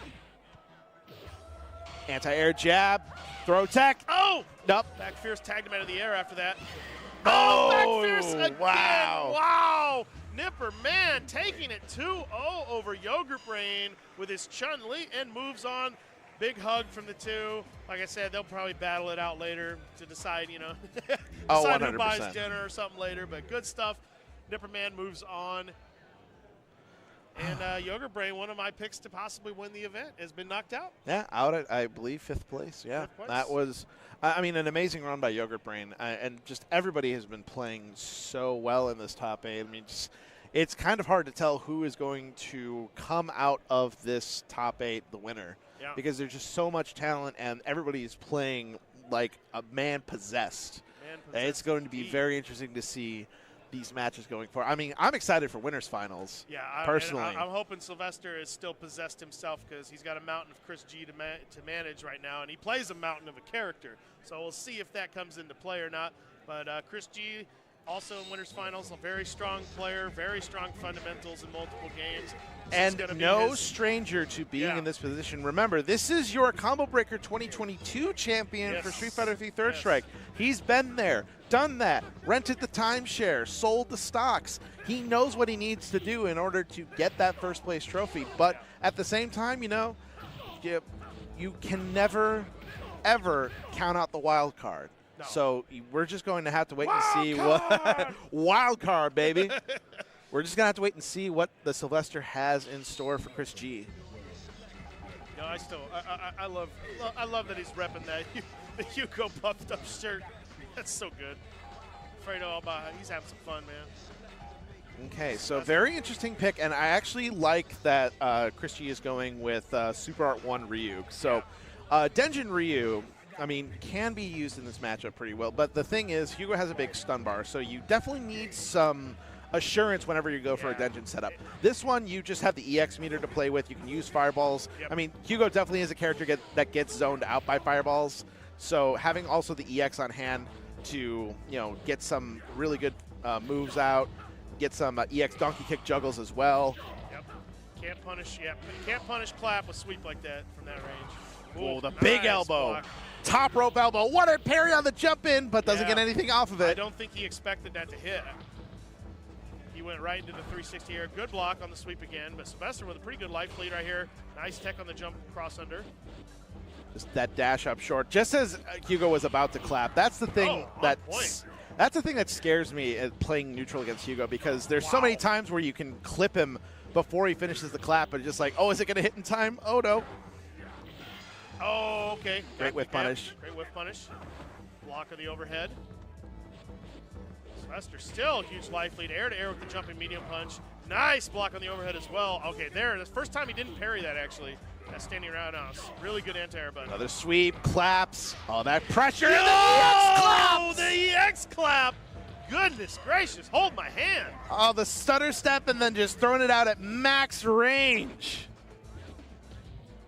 Sylvester here showing it. I ain't afraid of this Ryu matchup. And he noticed there after parrying a wow. lot of those roundhouse, Chris G did not go for it on the anti-air. Good tech. Great throw tech. Yeah. And Chris has just got to watch out for these claps. Because, squash and meat, avoiding it. He uses it in such good timing where it kind of keeps him almost like there's no way to punish it. Okay, anti-air with the SA1. A pretty good trade. I mean, Chris is going to be getting most of that meter back just from building it alone. Yep. He's got another one built up. Super, not really the strongest for the length of the bar that it does have, but it has a lot of good utility. Good throw tech to jabs just to keep it friendly. Going back into range. Oh, wow. Using the EX Lariat. Oh, Venom in the air. That was so smart. Short super. Does he get a follow-up from that range? No. You can juggle after that. SA, no! Unfortunate. I thought that it was going to be using that whip animation, and then that super was going to be right behind it. I respect it. Oh, yeah. A little bit over obvious on that one. I'm about to say, Chris is just like, all right, kid, calm down. Calm down right now, all right. There we go. Like I said, Sylvester, though, his parries in the air have really started to scare Chris G from using standing roundhouse. Oh, it turned him around. Oh, that interaction sucks. Oh, that's so bad. Yep, tall character interactions. Sometimes you get some wonky hitbox situations on the ground like that. Oh, no punish afterwards. Oh, the claps. Jump away from the sweep. Chris G playing really solid right now. There's the tag of the medium punch, but he sweeps him out of the next one. Jump back, nice. Yeah, Chris is trying to find his buttons and find those ranges where Sylvester just can't keep up. Oh, there's the confirm. Okay, one knockdown. This is really scary. What's it going to be? Oh, he went for it again. Oh, he got greedy. Oh, no, wait a minute. Wait a minute, he's right there. Gastric game. Woo! Oh, my goodness. I can't believe that worked. Oh, they're just staring at each other. The two of them are just so scared. Oh, my goodness. What's going to happen? Short nothing. He didn't get the confirm on it. No super. Back through. This is when you wish you did have Dungeon Fireball. Parrying the fireballs. Oh! The Sylvester! Oh, I am pretty certain Chris G wanted EX Fireball on that last one, but he did not. And Sylvester was ready with the parry. Yo, Claire, That's so crazy. Claire giving Fredo some advice here, the other Hugo player who had a really impressive weekend themselves. Wow, first game victory for Sylvester against Chris G here. Well, I'm seeing what Chris G is going to go with. Is he sticking with the Ryu? He is sticking with the Ryu. Okay. I mean, it's been working out for him. I mean, the thing is that Chris G is keeping up with the Sylvester. It's these interactions that he just needs to start slowing the game down and start having the Sylvester play the rules of his game. You know, you have to start enforcing your game plan. But sometimes against the wild card, you just can't do that. That time the roundhouse works. Oh, the crowd's coming alive. I can hear them just screaming their heads off. Hey, whenever Hugo's on screen on the big stage, people get hyped. You immediately become the people's champion, and the Sylvester is definitely no exception to that. But okay, here we go. Throw loops. Yo! Oh, no, wait a minute. Didn't walk away far enough. That quick rise is going to get him out of trouble, though. Oh, my God. That's so scary, throwing out buttons that close to claps. Don't trade. Don't think, that's No. tough to punish from that range. Nope. Oh, air-to-air punish. Oh, the lariat. Oh, my God. He's just trying to chase Chris G down. No fear in his eyes whatsoever. The Sylvester wants to just instill fear into Chris G so bad. Is Chris G going to risk it with an EX Fireball? There it is. Good timing on it after the jump in. Looked like he kind of landed on it, but yeah, chip kill. Chris G on the board here in the second game here. Sylvester, though, almost fully stocked up here. Oh, man, that's testing this man's reactions here right now. But Sylvester's parry's nice, red parry off the sweep. Whoa, doesn't parry the roundhouse. Gets another jump in. Just these slow but sure, just placing the normals. Sometimes you just need to get as little damage as possible. Gets the SPD off of that. Second hit. That jumping medium punch can be kind of weird. Another one. Yo, another one. Jump SPD again. Do it one more time. Fredo, do it one more time. I know you can hear me. I'm beaming my thoughts to you telepathically, Fredo. Do it one more time. Yo, the range right now. Just sitting out of the range. No punish on the sweep. this. Yo, he went for it. Yep. I'm glad that you listened to me at least. Thank you, Fredo. And I'm just playing super patient. He gets it! Oh, no, it's right there! And the crouching short. I liked it. Waited just enough. Got Chris G standing, looking like Chris G was trying to walk back after he noticed Sylvester not doing anything. But that 3-frame crouching like it, really far-reaching from Hugo. The two of these characters almost have full meter. Yo, didn't get the confirm off the parry. Oh, that's going to be huge. Command throw. Oh, he didn't have to dash forward for that. He could have just stayed where he was at. That's that's such a big drop. It's okay. He gets Chris G to waste one Shinku. Yep, tried to go for a little bit more of a swaggy combo. Could have done clap clap and one of the hammer frenzies for big damage as well. Yeah, Chris G's still sitting on a lot of meter. He's going to spend it right here just to get some positioning. Tatsu's close. There's that roundhouse. Covers a lot of the stage. Starting to play hit and run. Not going to be staying in Hugo's ranges for too long. Chris G is knowing he can't be standing next to the Sylvester. So he's just going to try to place as many buttons as possible in the way. Ooh, oh, that could have been comboed into super. Possibly too far, though. Unfortunately, it only works point blank. Is he going to land on it? Only 2 hits, though. He's still alive. Just zoning with the fireballs, keeping it friendly. Oh, two hits on it, two hits. Oh, woo! Nice block from Chris G. Jump away. The throw tech and the jump back roundhouse. That's going to do it. Oh, my God. Oh, deep breath. It's okay. Deep breaths, everybody. I know that it is very tense in this room right now, but we'll make it through this together. I said, that match really kind of turned around after the whiff DP from Chris G. I could have swore he was going to go for a big clap combo into the super. Tried to go for the ultra throw combo, but mid-screen sometimes it gets some wonky interactions. Well, the Sylvester just got a little bit too antsy. He didn't need a dash in that. That combo drop ultimately, I think, was what caused him to lose that game right there. I'm pretty sure he thought he was a little bit more mid-screen than to the corner he was, so the dash actually ended up causing the wall bounce to happen a little bit too soon. But we're going into the third game here, this 3 out of 5 set for winners finals. But what an exciting game so far. Yeah, this is the good thing about the sets like this is that you have plenty of time to adapt to your opponent. And now Chris G is starting to find the avenues where Fredo is jumping in a little bit too much. And, oh, no combo from the Tatsu, but still that roundhouse, it's starting to land more and more, discouraging Fredo from jumping in. Oh, my God, the overhead. Overhead medium kick from downtown. That was about as far away that you could stick out that move without getting punished. Jump interaction here. Chris G got the throw with the overhead. Has the corner here with an SA1 stocked up. Going to build some more meter. Playing a little more passive. Big, decent life lead here for Sylvester still. Oh, tried to red parry out of that. Had to do it on him for the one time, you know. Great reaction with the sweep. No, it lands on it. Okay, yep. Able to block. Super is not quite the fastest from that range. Ooh, good tag on the light. Oh, dash forward, gets caught with double lights. And Chris G is just playing super patient right now. Yep, no one's really overreaching here. Pretty even life lead. Could have been a medium punch. There's the medium punch. All of a sudden now it's scary. The Sylvester has the life lead. What is the risk that Chris G is going to have to take in order to get that last hit? Oh, it trades! But it trades, and the Sylvester has enough life to take it. Wow, the big boots actually trade with the EX Shoryu. Oh, my goodness. Oh, caught him with the claps. Does get a taunt up. That's extra health. Yep, a little bit extra health, a little bit of defense boost on Hugo's side. You can get up to 4, and you actually have more health than Q in that situation, but don't get as many opportunities to taunt. Yeah, it's not like Q has a lot of opportunities to use that taunt. Hugo really doesn't, so you don't see it that often.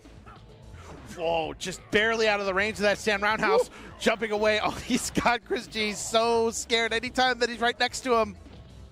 The life still, he said, Sylvester's consistently had the life lead almost every round so far. Yeah, and Chris is just backing off. He's just like, I know what's on the other side if I try to force this approach on this Hugo. Yo, Sylvester's reactions right now. The air dares, nice whiff punish on the universal overhead. Chris G, good damage pickup on that. Ooh, whoa, sweep. A big sweep. Yeah. Reus crouch medium punch, not quite as strong as Ken's. So the other thing that Chris G has to look out for is air to airs. Oh my goodness. The one thing I have not seen the Sylvester do is if on a jump roundhouse counter with his own jump roundhouse combo into super on the landing. Ah. Because you land at a range where I believe that connects. Yeah. Yo! Oh my goodness. He just jumps in, does nothing, lands, crouches, blocks, and still does nothing. Oh! Great confirmed. Gets that glow! 5 seconds on the clock! Oh no! Oh! That was another super! He wanted another super! Oh, not enough! Oh, it's my not enough! goodness. Chris G just barely manages to scrape that out. That was only the second round here. We're going into the final round of this game 3. And this is still only the third match of this 3 out of 5. Goodness gracious. Strap in, folks. We are going to be here for a while. This is a slugfest right now. The crowd's coming alive right now. It's just so much tension in the set. Oh, the early splash again, hitting late. Meat Squasher jumps out. Oh my goodness. Ready with the rebound. Oh, just sticking out the pokes in case Chris G gets a little bit too antsy with the approaching. Oh, a big medium punch. Low forward into fireball. Chris G jumps back with the roundhouse. Oh, he parries the jumping roundhouse again and retakes the life lead here. Oh no, fireball. You have to parry those fireballs, especially when the life lead is this close. Jumping over. Oh, that could have traded in his favor, but it was just a little bit too far. Oh my goodness. Oh, okay. Yeah. Sweep at max range. Safe for now. Oh, he's got the life lead. 25 seconds on the clock. He's probably not going to play for the time. Oh my goodness! Sylvester! Oh my God! He thought it was over. He thought it was over for a second. Oh my God! Oh, he's taking. He's got to get up and stretch a little bit. Yo, sit back down, young buck. You still got one more game to go. That suit cannot be cool as well. I'm sure it's getting hot under that muscle suit. Oh he looks goodness. like he is having the time of his life and also a horrible time on stage. Yo, Fredo, I love you. The fact but he man. was just standing in Chris G's face for about 5 seconds, jumped up neutral in his face, landed, waited again, then rips the super right as Chris G went for a sweep. Okay, now here's the equalizer. Okay, here is the great equalizer. So now he is locked into this character. Yep. So if he wins this next game and brings it to game 5, he's gonna have to secure this set with K. Oh! The claps! He's on him like white on rice, like flies on shut your mouth. Oh my goodness, short super here. Chris G not going away though. This is a little bit stronger of a character choice. Reversal SPD! Fireball, yeah, wake up! The meat squasher! He doesn't get the parry afterwards! No, Sylvester still with so much momentum right here. But Chris G, with his kin, can try to shut this down if he can. EX Tatsu in the air is not coming into play. Oh, what an air parry! Goodness. The claps are safe! Short super! Okay, what's it going to be for the setup, or is he going to back off a little bit? Yep, rightfully backing off. Yeah, Chris G, I mean, he's learned this entire set. You know, you can't just be standing next to the Sylvester because you just don't know what he's going to do. No, whoa, that was going flying, frequent air miles right that there. was an intercontinental EX Air Tatsu. Cashing in on some frequent flyer checks here. Yo, nice tech. What a clutch grab. Oh, just dancing out of the ranges. Oh, EXTP. Okay. Smacks him out of the air. Oh, and the air-to-air exchange. Great reactions there from Chris G. Really caught him out of the air immediately with that jumping roundhouse. Chris G taking the round here, trying to come back in this winner's final. Sylvester's just had so much momentum so far. Slowing it down here. Nice parry. Oh, that was probably an SPD. Yep, I think so as Execution error, yeah. Good block. Oh, he gets him again with the crouch short into the super. Gonna have to burn a little bit meter. Oh, he went again. Yo, no in time? Chris G, it's the second time now he's been able to not punish it with the wake up SPD again. My goodness. It's a phrase of the police. Don't stand so close to me. Yep. Short, nothing. So then Chris G just backed off immediately after that. Just building that meter. He wants to have at least one Hammer Mountain on deck. Just walking him down to the other corner. Just so intimidating to allow Hugo to walk at you like that. And Chris doesn't want any part of it. As soon as Chris G dashed, that medium punch was already out. Just looking for an avenue to get a low forward into super. As soon as he gets the knockdown, he's able to get his game plan started. Couple of fireballs just to keep it friendly. Sylvester's really keen on. He's looking for that forward dash right now. Oh, short, no, nothing. super Got execution standing error. That's so huge in a situation like this. Another big knockdown. 17 seconds on the clock.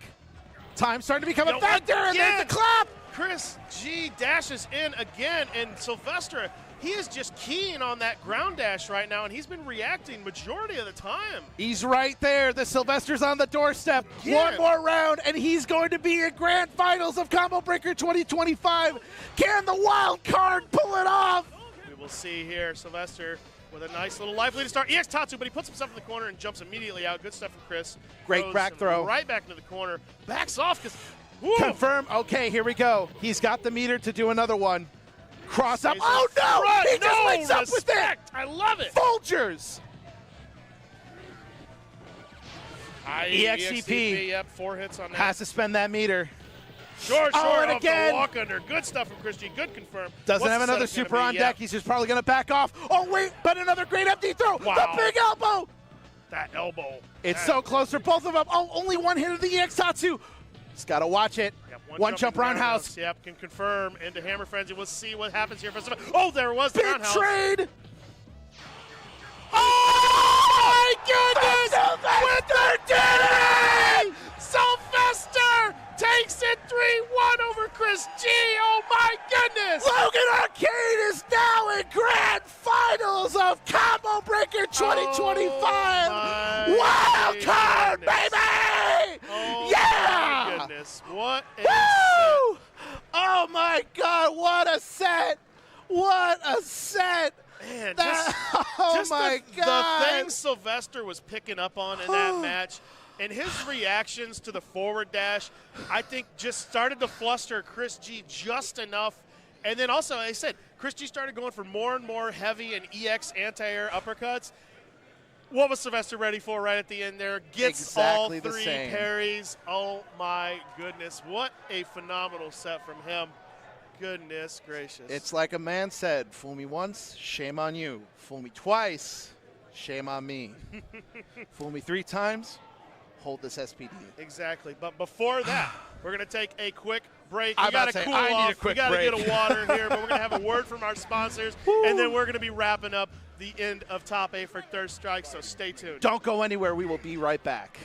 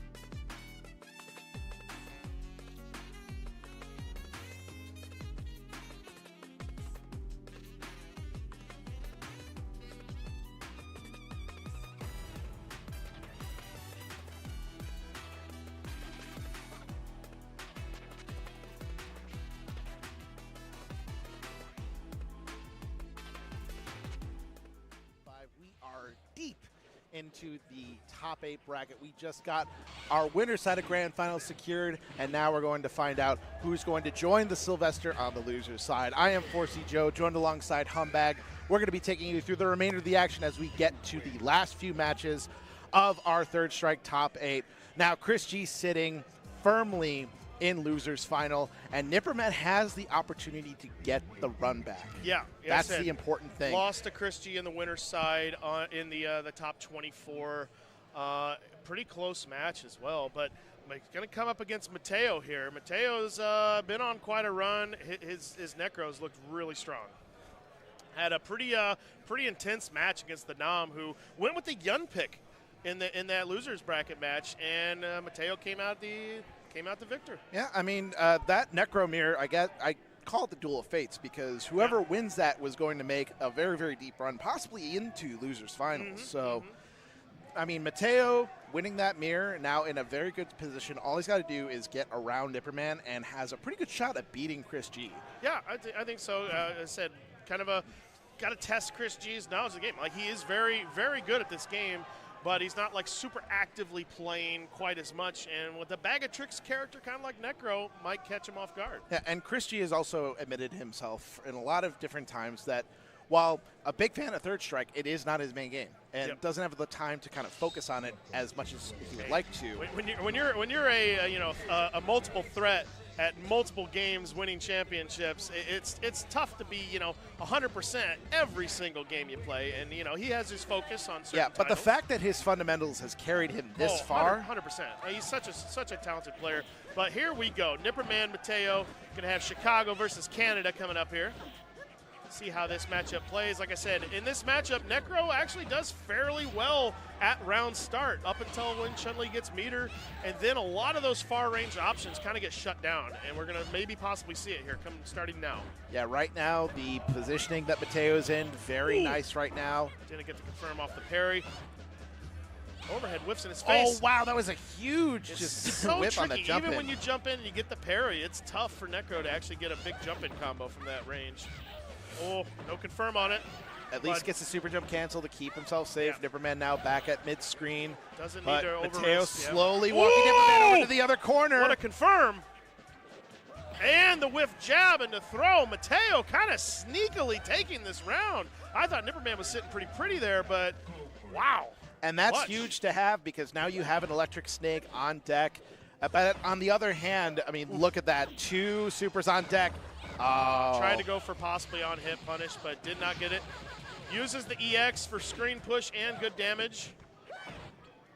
Chose not to go for a stun combo, as Chun-Li has a little bit above average stun bar for the most part. Oh, EX overhead, just keeping the pressure on, but here comes that throw. Oh, both throws with. Close roundhouse, keeping the corner in Nipperman's favor. Nope. Oh, no, instead just opting to throw back into mid-screen. Again, man, confirms on point. Good block of the overhead. It's a really slow weird that can dodge normals too. Kind of moves him backwards. Oh, the EX overhead, but not enough to chip out. Oh, wasn't good, but this time he gets it. Is this going to do enough? It's going to be guess for game. Yes! No, it's not. It's just going to be enough to kill, and going into the final round. And didn't even the second hit, a fierce might have whiffed there, so it's a good thing the first one did do enough.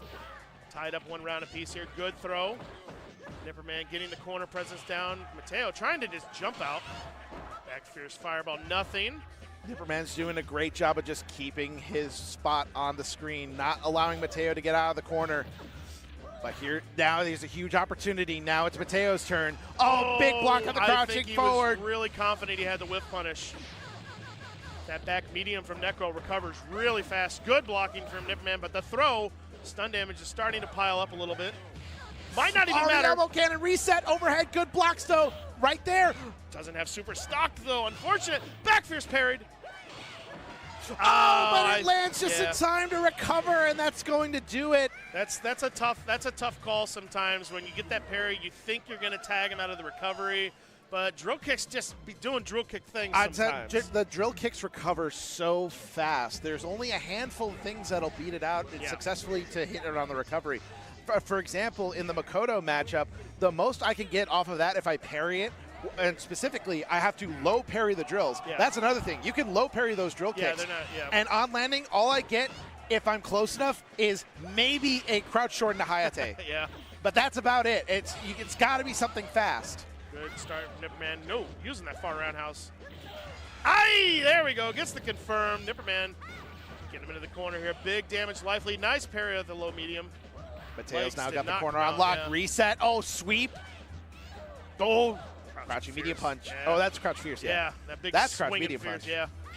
Oh, The roundhouse goes over lows, dodges throws, does about everything except gives you a paycheck. But it might if you keep doing it enough. I mean, if Nipperman manages to punch his ticket into grand finals, that payout might just pay for itself.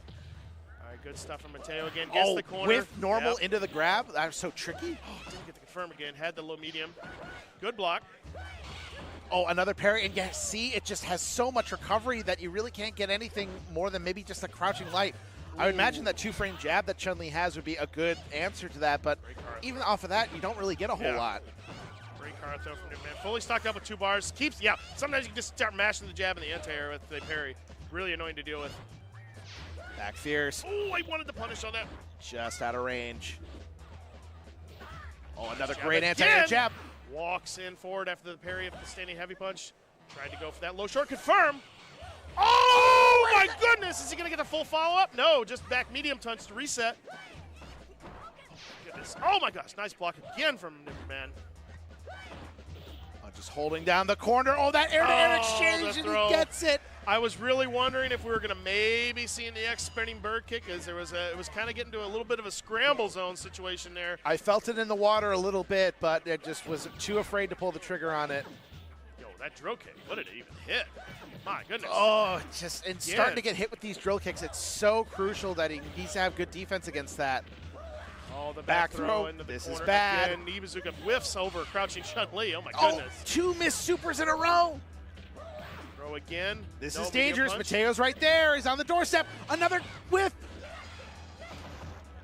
Is that It's going going to be reversal. Yep, Yes. it is. Guess for game. Oh, Gets stays in front. What a play from Nipperman. It looked like I thought he crossed under as well, but stayed in front. Wow. Good stuff. Gets the confirm as well. That's the power of Chun-Li with 2 bars stocked up. I mean, Mateo's at least shrugging it off. He's like, all right, everybody gets hit with the great equalizer. It is a harsh reality of the game that we play. So you know what? Just shrug that off. Get into this last game. Both players having a good time right now, but we're going into this final game. Like I said, this is still only a 2 out of 3 in loser semis. So this 2 is, big close heavy kicks in a row. Every single normal matters at this point. Good start from Nipperman.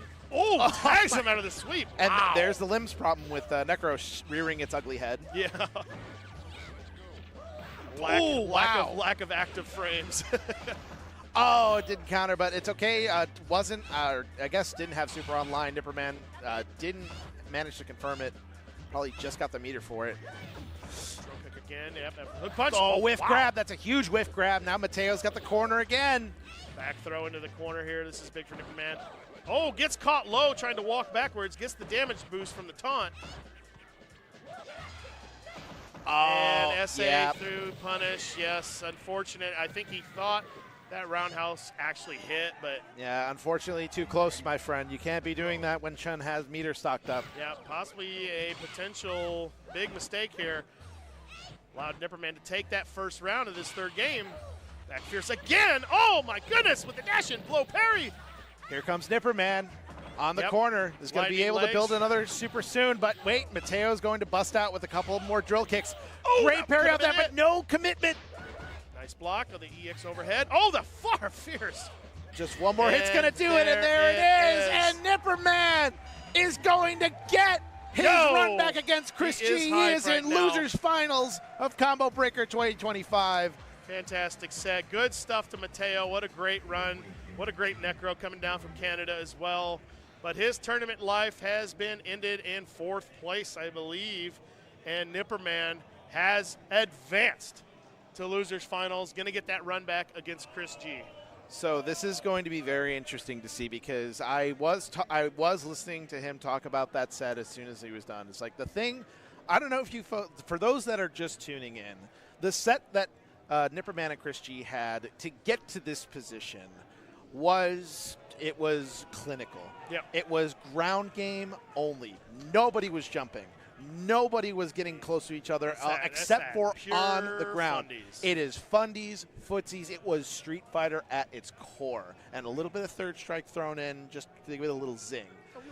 But Chris G still managed to get the one-up on Nipperman because he just, again, the fundamentals are just so rock solid. You're talking about somebody who has almost a decade plus of experience in all these different fighting games. Has been playing this game level for so many years. Like the highest level experience. It's that versus whatever you can muster in terms of reaction time, making sure that your mix is secure, making sure that you can capitalize on your opponent's mistakes. And now we're going to finally get this run back.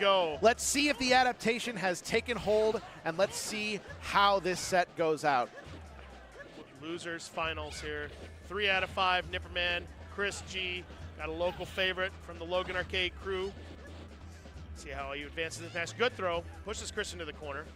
Oh, that car throw not hitting. Good tech, sweep. Oh, big back fierce. Yeah, I like that. Go right into the roundhouse after the parry. Such a good button. Ooh, medium nothing. Oh, whiff throws. Yay! Oh! Nice whiff punish. Chris G strikes first here in this first game. Good stuff. Got the confirm off the whiff throw. See, Chris G also using the Nom's color of choice. You know, I think that's the 3-punch button. That is color. the Violent Ken color, Violent Ken color, yeah. Oh, big sweep again. Yeah, Chris G's footsie's looking really on point right now. Oh, no punish on that whiff. That could have been a huge capitalization from Nipperman's point. But now Chris G is just pouring on the gas right now. He's got the advantage. He's got the corner. He's got really good screen positioning, and he's got a really big life lead. He knows that he just needs to hang back and let Nipperman make mistake after mistake until he gets the perfect to seal it out. Did you see the EX Fireball hit once and then go over her? That was crazy. I don't think I've ever seen that often before. It's because whenever Chun crouches, she turns to the size of a really small pea. Where basically, you know when you're eating peas and there's that last one on the plate where it just looks tiny compared to the rest of the food. That's her crouch hurt box. Trying to pick it up right with there. a fork, you just can't get it. Yeah, you can't pick it up. It's just sliding around.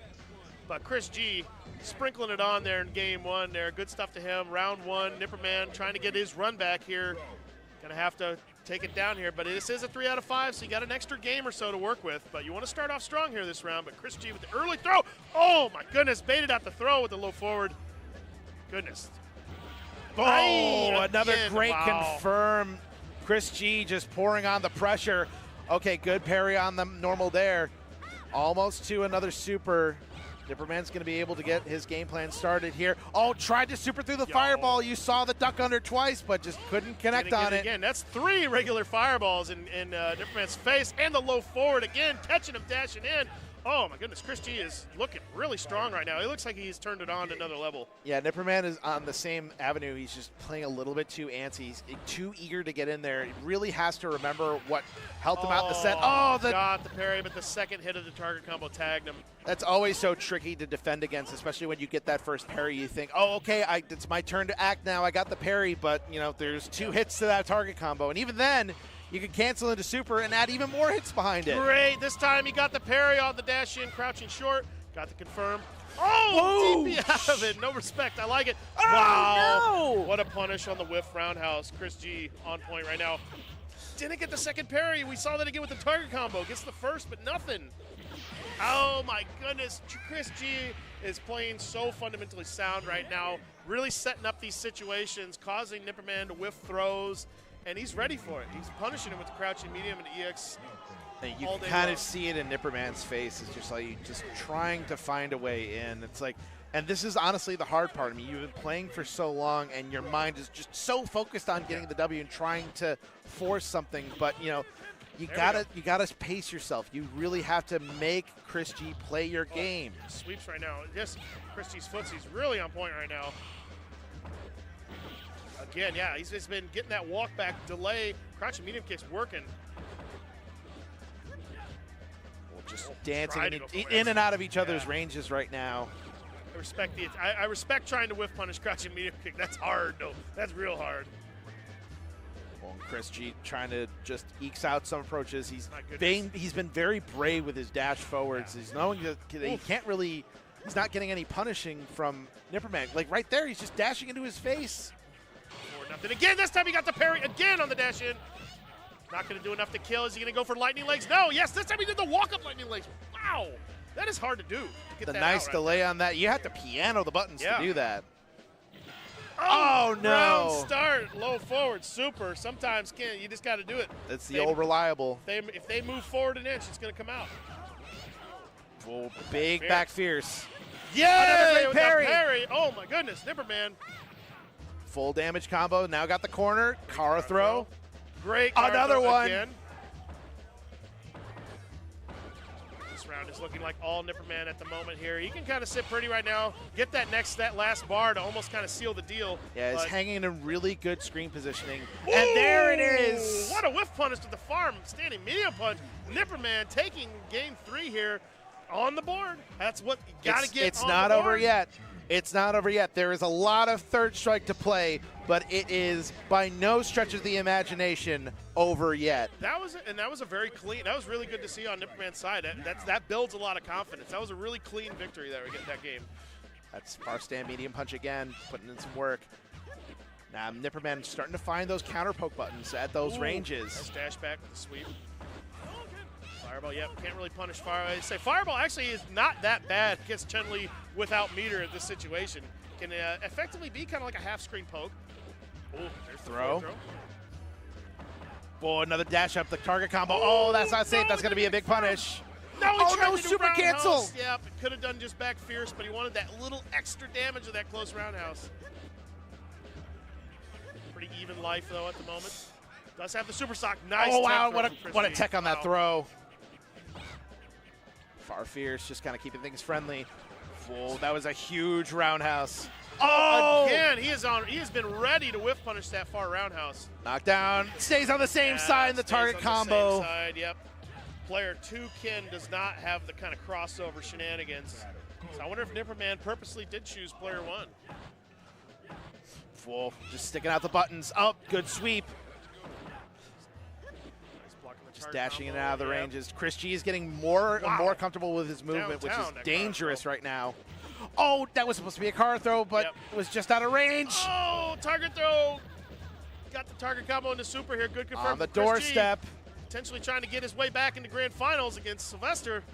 But Nipperman's got super knock on lock and key. Oh, that's gonna be it. That is gonna do not quite enough. Oh, I'm going to be clipped on Sajam. That was just right there. Wow. Well, that's going to do it. And Chris G manages to get both sets on Nipperman. Nipperman out at 3rd place and is going to get his run back against the Sylvester. So now we have our grand finals set in stone. We have a winner's final rematch. It was a run back into a run back for this top 3. Yeah. And now we have the Sylvester on winner's side versus Chris G on the loser's side. So Chris G has got to win 6 games.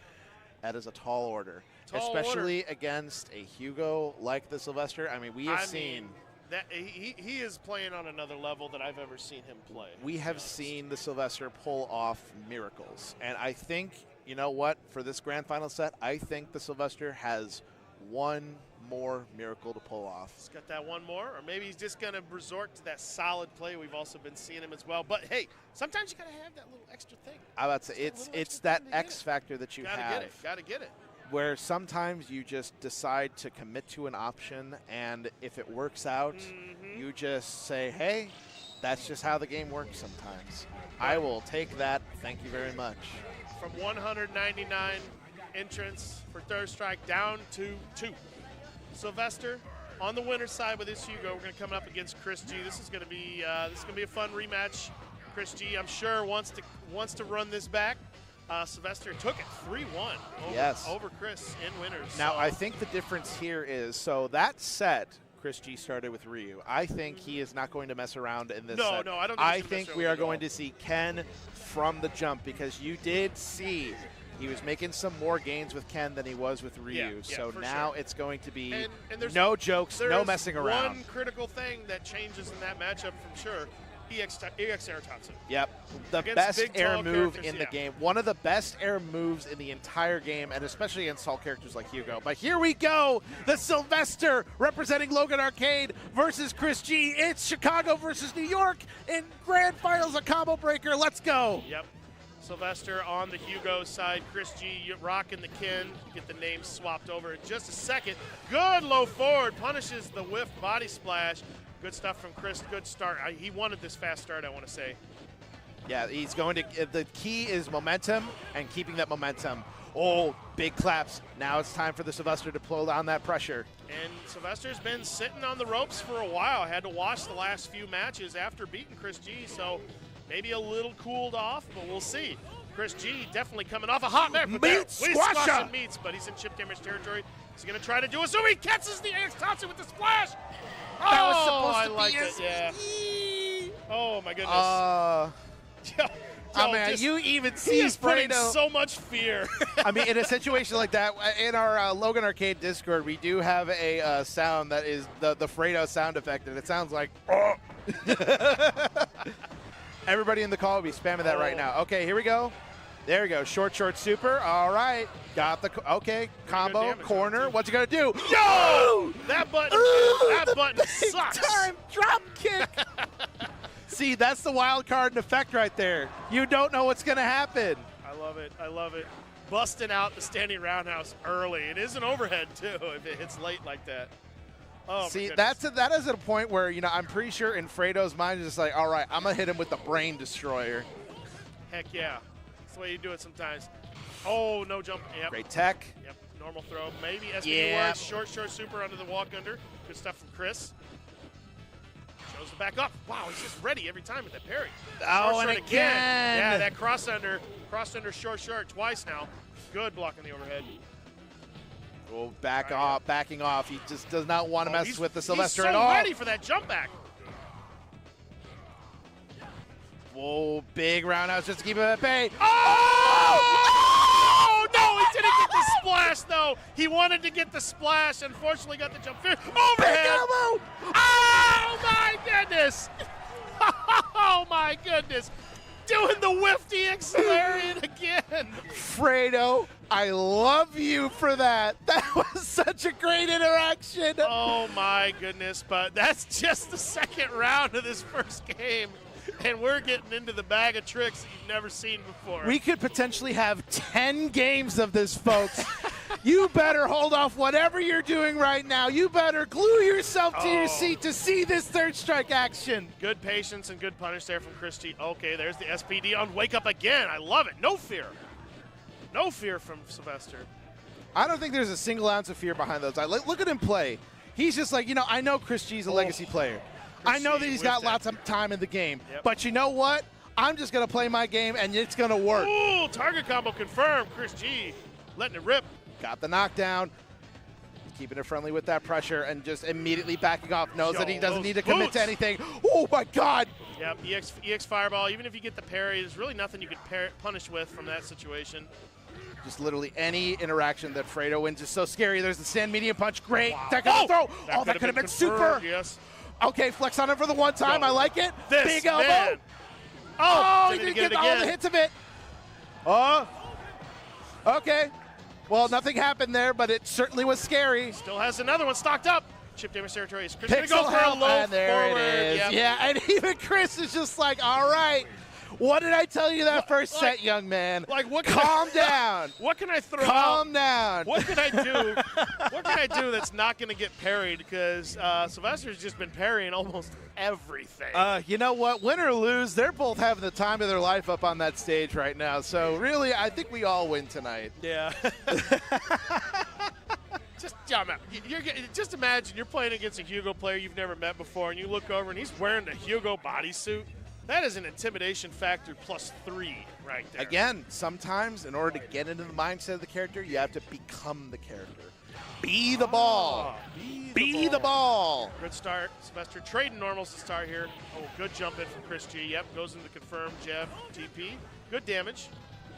Oh, back and wild. Okay, yep, another Shoryuken. Yep, beats the jumping heavy kick. Getting a little bit antsy. Oh, the crossover body splash. Oh, just so much pressure from the Sylvester. He's so good at putting out those buttons and having Chris G just respect all of them. He might have went into a throw or something else there right after that parry. Good stuff from Chris. It really is hard to just kind of commit to that option and be like, oh, I got my thing ready if I got the low parry, and then you'd think, Tatsu to finish it. The super's right behind that, and just get hit by it. And now Chris G, that was Chip. He blocked it. Okay. Yep. Looked like a chip kill there. Chris G really kind of turned it on here. Gets the parry this time. Chris G getting all the momentum in his favor here, wanting to try to get into that reset situation on the next game potential. But Sylvester, though, it's evidence for that first match. This is never over. Chris G's kind of turning it on now. Oh, the low forward. Caught him walking forward. Yep. Building meter. This time he wakes up with Hammer Frenzy, and it connects. All right, now Fredo's got the corner. Oh, jump out SPD. Oh, great parry on the way out. Nice. That was smart stuff. He knew that was coming, so he had to be ready for it. Great play from Chris G. Quick 2-0 in this first set. Like I said, Chris G needs to win one more to reset, and then we're going to have a brand new 3 out of 5. I do appreciate that Claire is in Fredo's ear, just be like, okay, you need to calm down, man. I'm about to say, remember what got you to this point in the first place, you know what I mean? It's like I said, Chris G with so much tournament experience at this point. He can sniff when things are starting to snowball in his favor, and players like him can capitalize on it. But like I said, Sylvester still has that wild card factor, and he's still playing quite solid. It's just Chris G with his Ken right now really turning it up. A lot more whiff punishes, getting the confirms. Ooh, okay, now Fredo's starting to take some more risks. You saw that dash in. It's like now he's hungry. Yeah, both these players are now hungry. So now this is going to be a very, very interesting set. Something we really haven't seen him do too much is dash forward with Hugo. Oh, short again. Yep, getting caught low. All right, what's the mix in the corner? Good blocks. Oh, getting tabbed with the roundhouse again. Okay, now it's Fredo's turn. Jumps out, yeah. Oh, there's the meat squasher. Unfortunately, gets put into the corner himself, but the far medium punch still tagging him. All right. Sylvester trying to get it, gets the parry, but yeah, there's that tricky interaction. Okay. Only one hit of the EX Tatsu. And doesn't really give Chris G a lot of time to set up something on his wake up. So, that is so risky. The slow, almost disrespectful overhead. On block, though, really nothing to punish with. Could have probably SPD punished it on block, but that'd be a tough, quick reversal. Sylvester, though, still trying to get this round started, but target combo blocked. Air to air with the parry. Oh, the red parry. Again, we've seen that in the first set. In winners finals. Chris wants this reset really bad. That red parry is proof positive of that. Yep, didn't get the super after the short. Okay. He's got to start reacting to those jump roundhouses because he's got to confirm a super off of that. Yep. Good block. There's so much damage being left on the table. Short again. That dash is looking like a teleport right now. Earlier in the first set in winners finals, Sylvester was really checking all those dashes. Yeah, Sylvester's swinging right now. He's doing SPD on wake up. Ooh, okay. Jumps out of the meat squasher. It's really unfortunate that jump first hit because that would have connected. It just went over his head. EX fireball, keeping it safe. Chris G playing safe, just the jump back, medium kicks, jump back roundhouse, going to try to seal the deal with the far roundhouse. Wow, what a quick 3-0 to reset the bracket. All right, goodness, well, that's 3 out of 6 games on Chris G's end, but that's okay. Like, Fredo only needed to win 3 from the jump anyway, so now it's just time to lock in and get yourself centered, get yourself readjusted, get a little bit of that Fredo magic, man. Yep, gotta find some momentum here early here. Get a little bit of that fettuccine Alfredo. The Chris G Ken snowball has been in effect these first 3 games here. Oh, big parries. Chris G's spacing and footsing is on point. That roundhouse doing so much work right now. Okay. Oh, that hit from a mile away. Yep, hitting that startup of that fireball. Jumping forward, nice. Roundhouse again. Okay, now starting to crouch block. Yo, we jumping.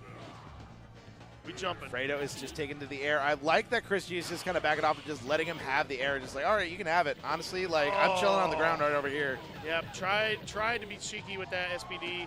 Chris G was ready, got the jump over. Big life lead here. Oh, big exchange.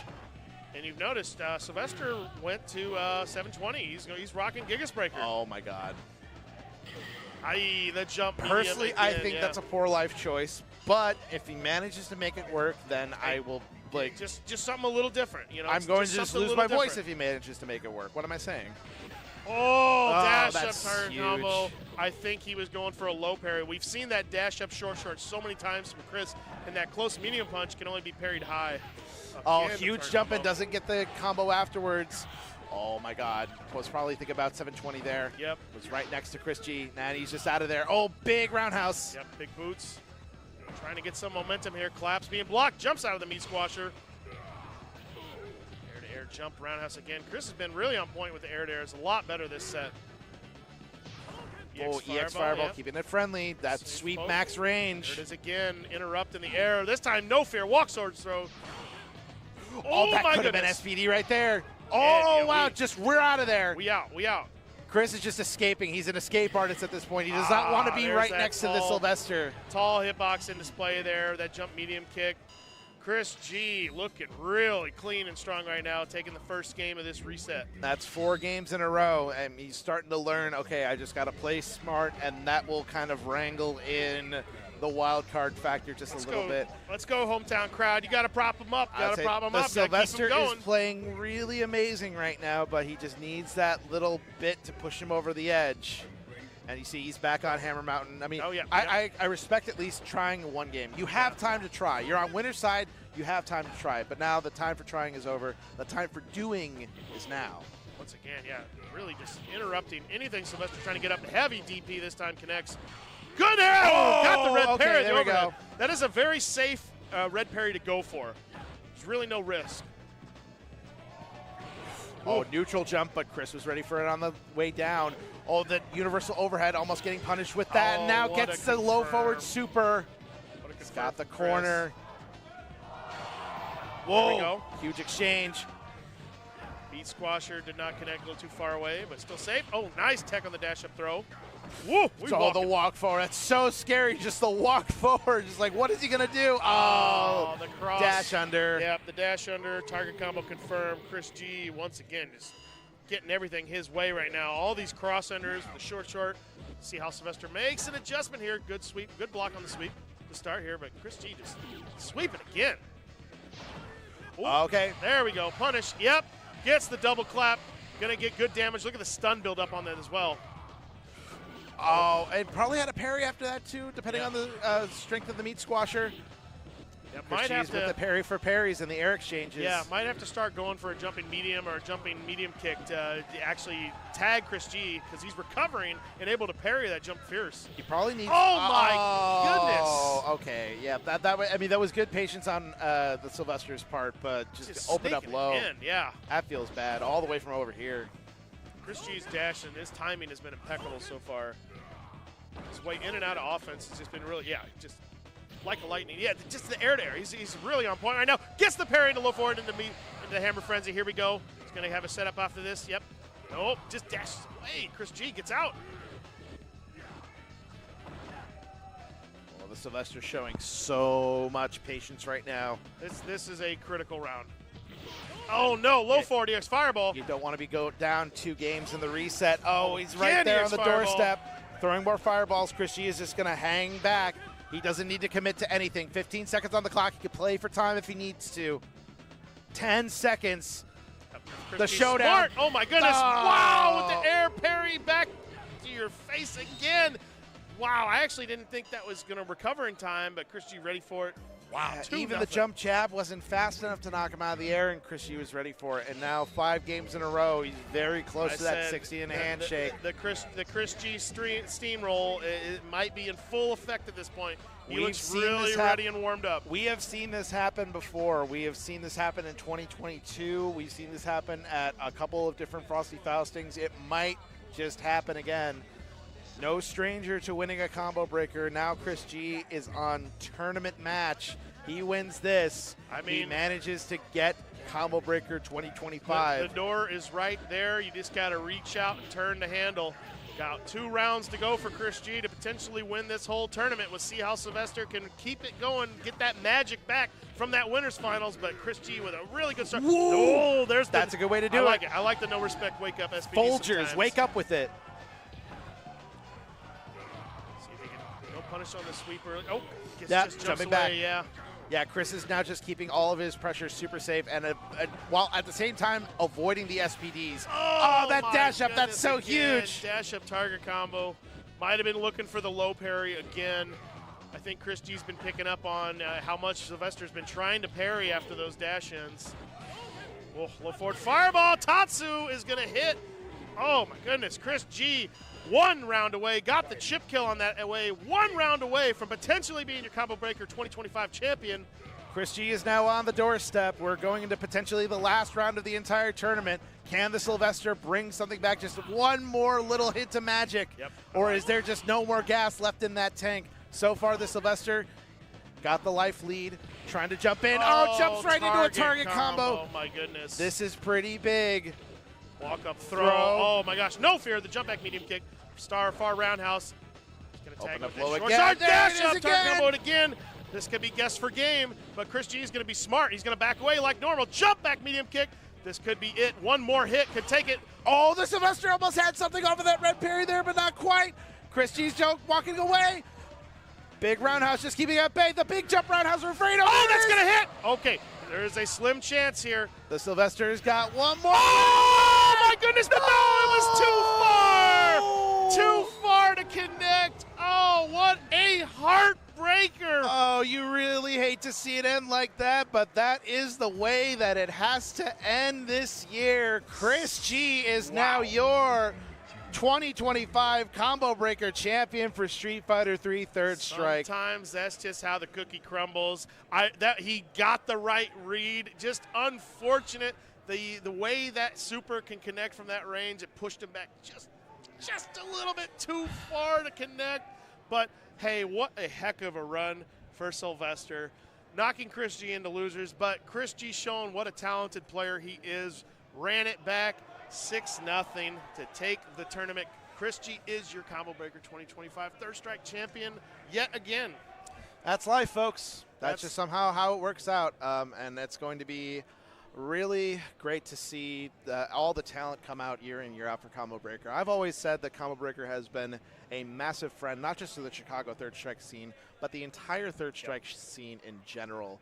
So it's really great to see, once again, all the really great talent. A lot of people who I consider really good friends to come out year after year and show love to an amazing game. And another, like I said from the very beginning, another one for the books. This really was one for the books. Definitely phenomenal tournament. We're going to have the awards ceremony coming up here on stage in just a moment. We got to wrangle the cattle. What a get the kids together. We got to get a group picture. What a phenomenal way to end it. Chris G is your champion yet again. Like I said, he's been on the door to multiple tournaments, multiple games this tournament. This time he gets the W, gets the championship trophy. Oh yeah, and also like tournaments that were really tough. I mean, that top 3 in City of the Wolves. That City of the Wolves tournament was stacked to the risers with great talent. 100%. And of course, Street Fighter 6. He's always a threat in that game.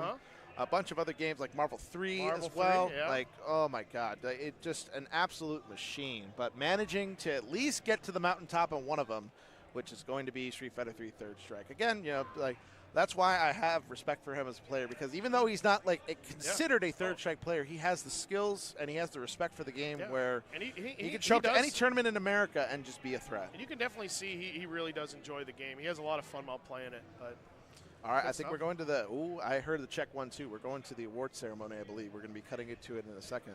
Yep. Please. Once again, we're going to be having our top Can we get the top 8 on stage for Third Strike, please? They're wrangling together the top 8 for Third Strike. But yeah, just such an amazing game, such an amazing weekend. And it honestly doesn't stop there because – like I said, this is just the first stop on the Summer of Third Strike. The Summer of Third Strike starts for me in April when we run our Jazzy Auto Qualifier at Logan Arcade, which, by the way, if you're in the Chicago area, this is at Logan Arcade. Yep, come check it out. And then it comes from Combo Breaker to June, which has CEO, which is a big thing. People don't think it is. It is a big Third Strike event because the South has a lot of really great Third Strike players that show up to CEO every single year.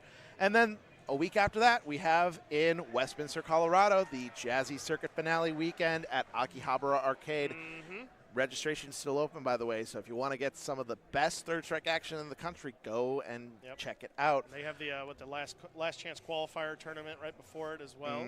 Yeah. And like I said, the Third Strike train is in full effect right now. The station's there in sight, but we haven't pulled up to the full finale yet. Oh yeah, and of course even after that, there's so many other different events. Like Third Strike Open is going to be hosted in October. Evo is naturally going to have some. It's not going to be what we had last year, but Third Strike always has a place at Evo. Definitely. Just like all the other old games have a place at Evo, so it's going to be there naturally. And no matter where this game goes, I will happily show up for it. Definitely. So that's one of the great things about this game is that you build it, people will come. Like I said, it's been 25+ year history of this game, and it just keeps building. Each tournament, we had such a phenomenal Evo last year, the largest Third Strike tournament ever. It was so crazy to see.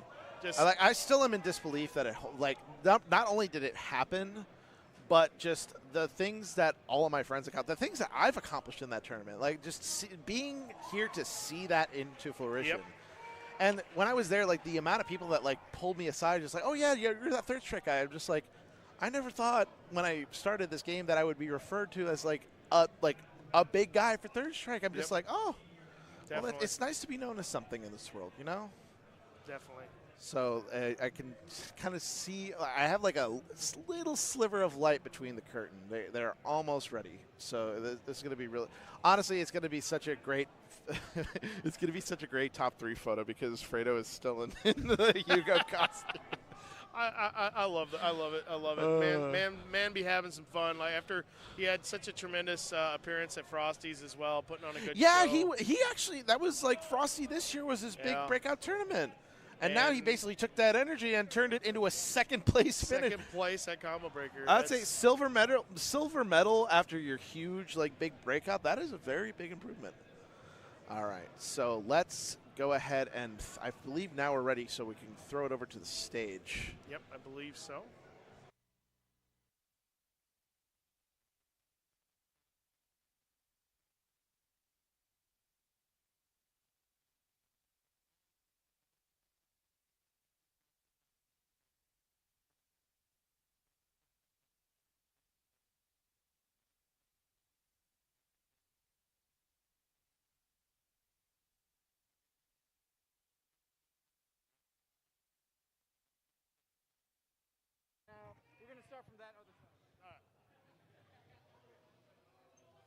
All right, how y'all doing out there?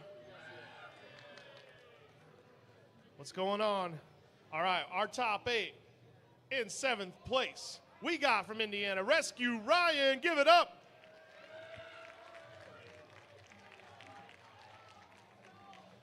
All right, also in 7th place, we got Orochi, Tom Cruise.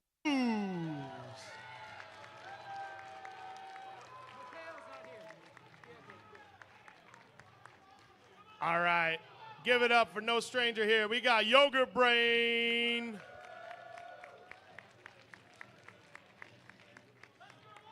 Also in 5th place, the Knob. Let's give shout-outs to Mateo as well. He's not up here, but Mateo in 4th place. Great run from him as well. All right, in 3rd place from Chicago, we got Nipper Man. All right, you've seen him all tournament having good times up there. We got the Sylvester. And a man who needs no introduction, Chris G is your champion. What a phenomenal tournament. This is your top 8. Shout outs to your champion, Chris G, once again.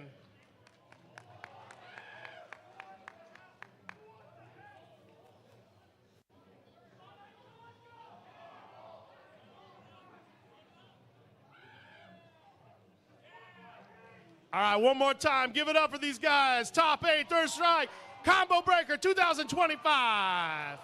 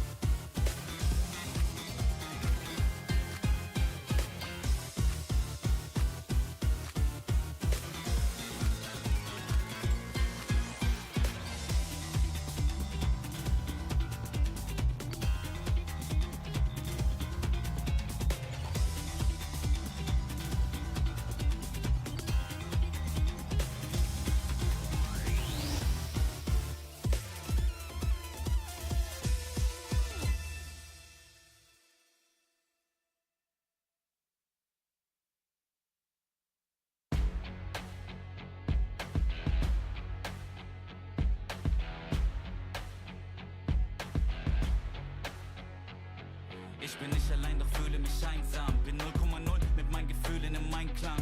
Seh mich nachher, folgt, doch fürchte das Scheitern. Ich tanze auf der Party, doch eigentlich würde ich gern heimfahren. Himmel hoch, jauchzen, zu Tode betrübt. Ich hätte gerne Sonne, doch der Mond, der genügt. Nur weil ich über exzellente Strophen verfügt, heißt das lange nicht, dass mein Herz sich nicht wohl anfühlt. Und ich weiß ehrlich selber nicht, woher das kommt. Auch am helllichten Tage sehe ich alles sehr verschwommen, als hätte man mir irgendwann einmal den Kern entnommen. Ich bin zu lang durch dieses tiefschwarze Meer geschwommen. Ich bin psychisch labil, ich fühle mich wie ein Freak. Nicht gegen die Welt, sondern gegen mich selbst führe ich den Krieg. Mich packt dieses kalte, leere Gefühl nach nem Sieg. Egal, was ich erreichen mag, genügen wird's nie. Doch ich kämpf weiter, mein Herz, mein Weg. Weiser der Selbstzweifler in mir, mein ständiger Begleiter. Doch ich lebe weiter, aufhören ist keine Option. Bekämpfe die eigenen Dämonen und besteige den Thron. Es zieht sich wie ein roter Faden durch mein Leben.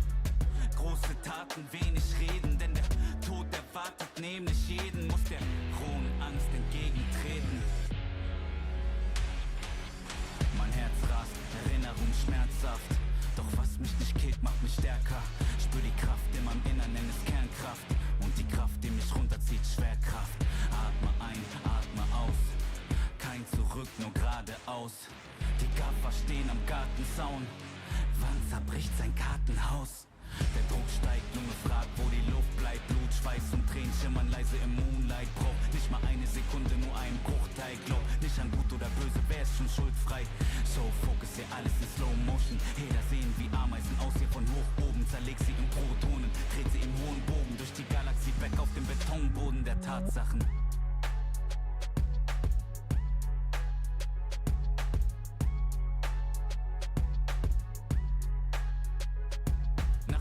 Glückssträhne folgen die Rückschläge, weil so viele dich fallen sehen wollen wie Hyänen. Sie trauen sich nicht zu träumen, rauben dir deine Freude. Sie haben täglich ihr Leben vor Augen, wie sie's vergeuden. Doch nicht mal einen Tag würde ich tauschen mit diesen Leuten. Sie fühlen sich erbärmlicher, auch wenn sie es verleugnen.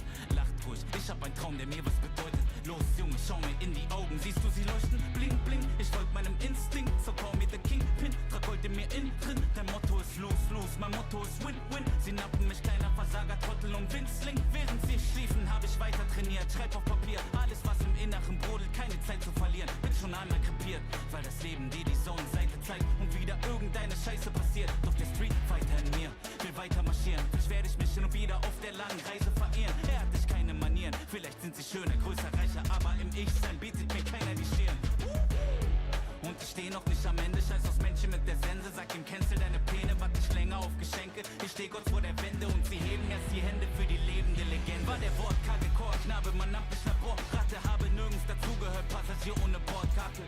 Ich vertickte Mixtapes aus der Sporttasche. Klick, klick, Papier und Stift wurden zur Mordwaffe. In jeder Seele steckt ein König und ein Feigling. Du musst dich entscheiden, bist du heute Löwe oder Schweinchen. Werde ich mich von den Zwängen in mir lösen, bis ich frei bin? Oder hör ich auf die Chöre, die nur nörgeln an mir zweifeln? Und ja, zu dem Erfolg dazu gehört natürlich Timing. Aber wenn die Chance eintrifft, ja, ich schwöre, dass ich bereit bin. Ich visualisiere, wie ich kill und attackiere, wie ich split und massakriere und ein Gröle wie ein Viking. Lass die Traumata jetzt los. Sie verhöhnten mich als Kleinkind, doch ich löste mich. Ich bin ihnen nicht mehr böse, ich verzeih ihm. Nur im Battle bringe ich sie fürchterlich zum Weinen. Wie ein scharfes Katana spürst du, wie die Wörter in dich eindringen. Das ist eine Nachricht an mein früheres Ich. Die Zukunft macht dir große Angst, doch bitte fürchte dich nicht. Jedes ihrer Worte ist schlicht und ist eine Bürde für dich. Doch sei dir sicher, dass ihr Licht schon bald in Kürze erlischt. Und klar hab ich Angst, der Gedanke daran zu versagen verkrampft meinen ganzen Verstand. Darum warte ich nicht lang, denn ich wachse daran. Ich durchbrach diese Wand und ich starte den Kampf.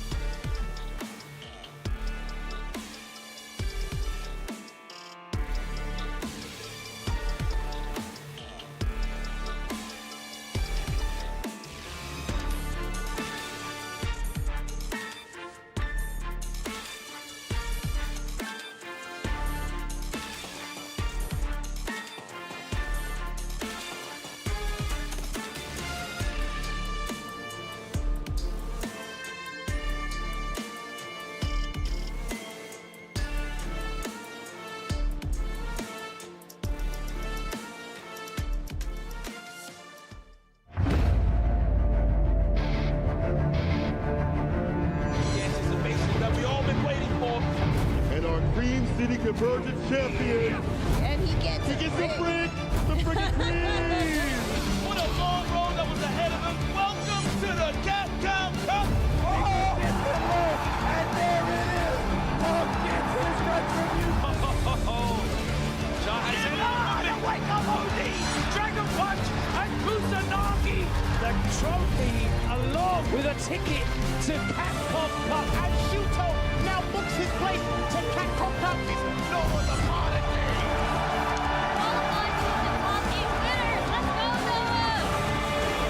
The whippers with the heavy on the engine right. Angry Bird. Show him the door because, kid, you're in grand finals!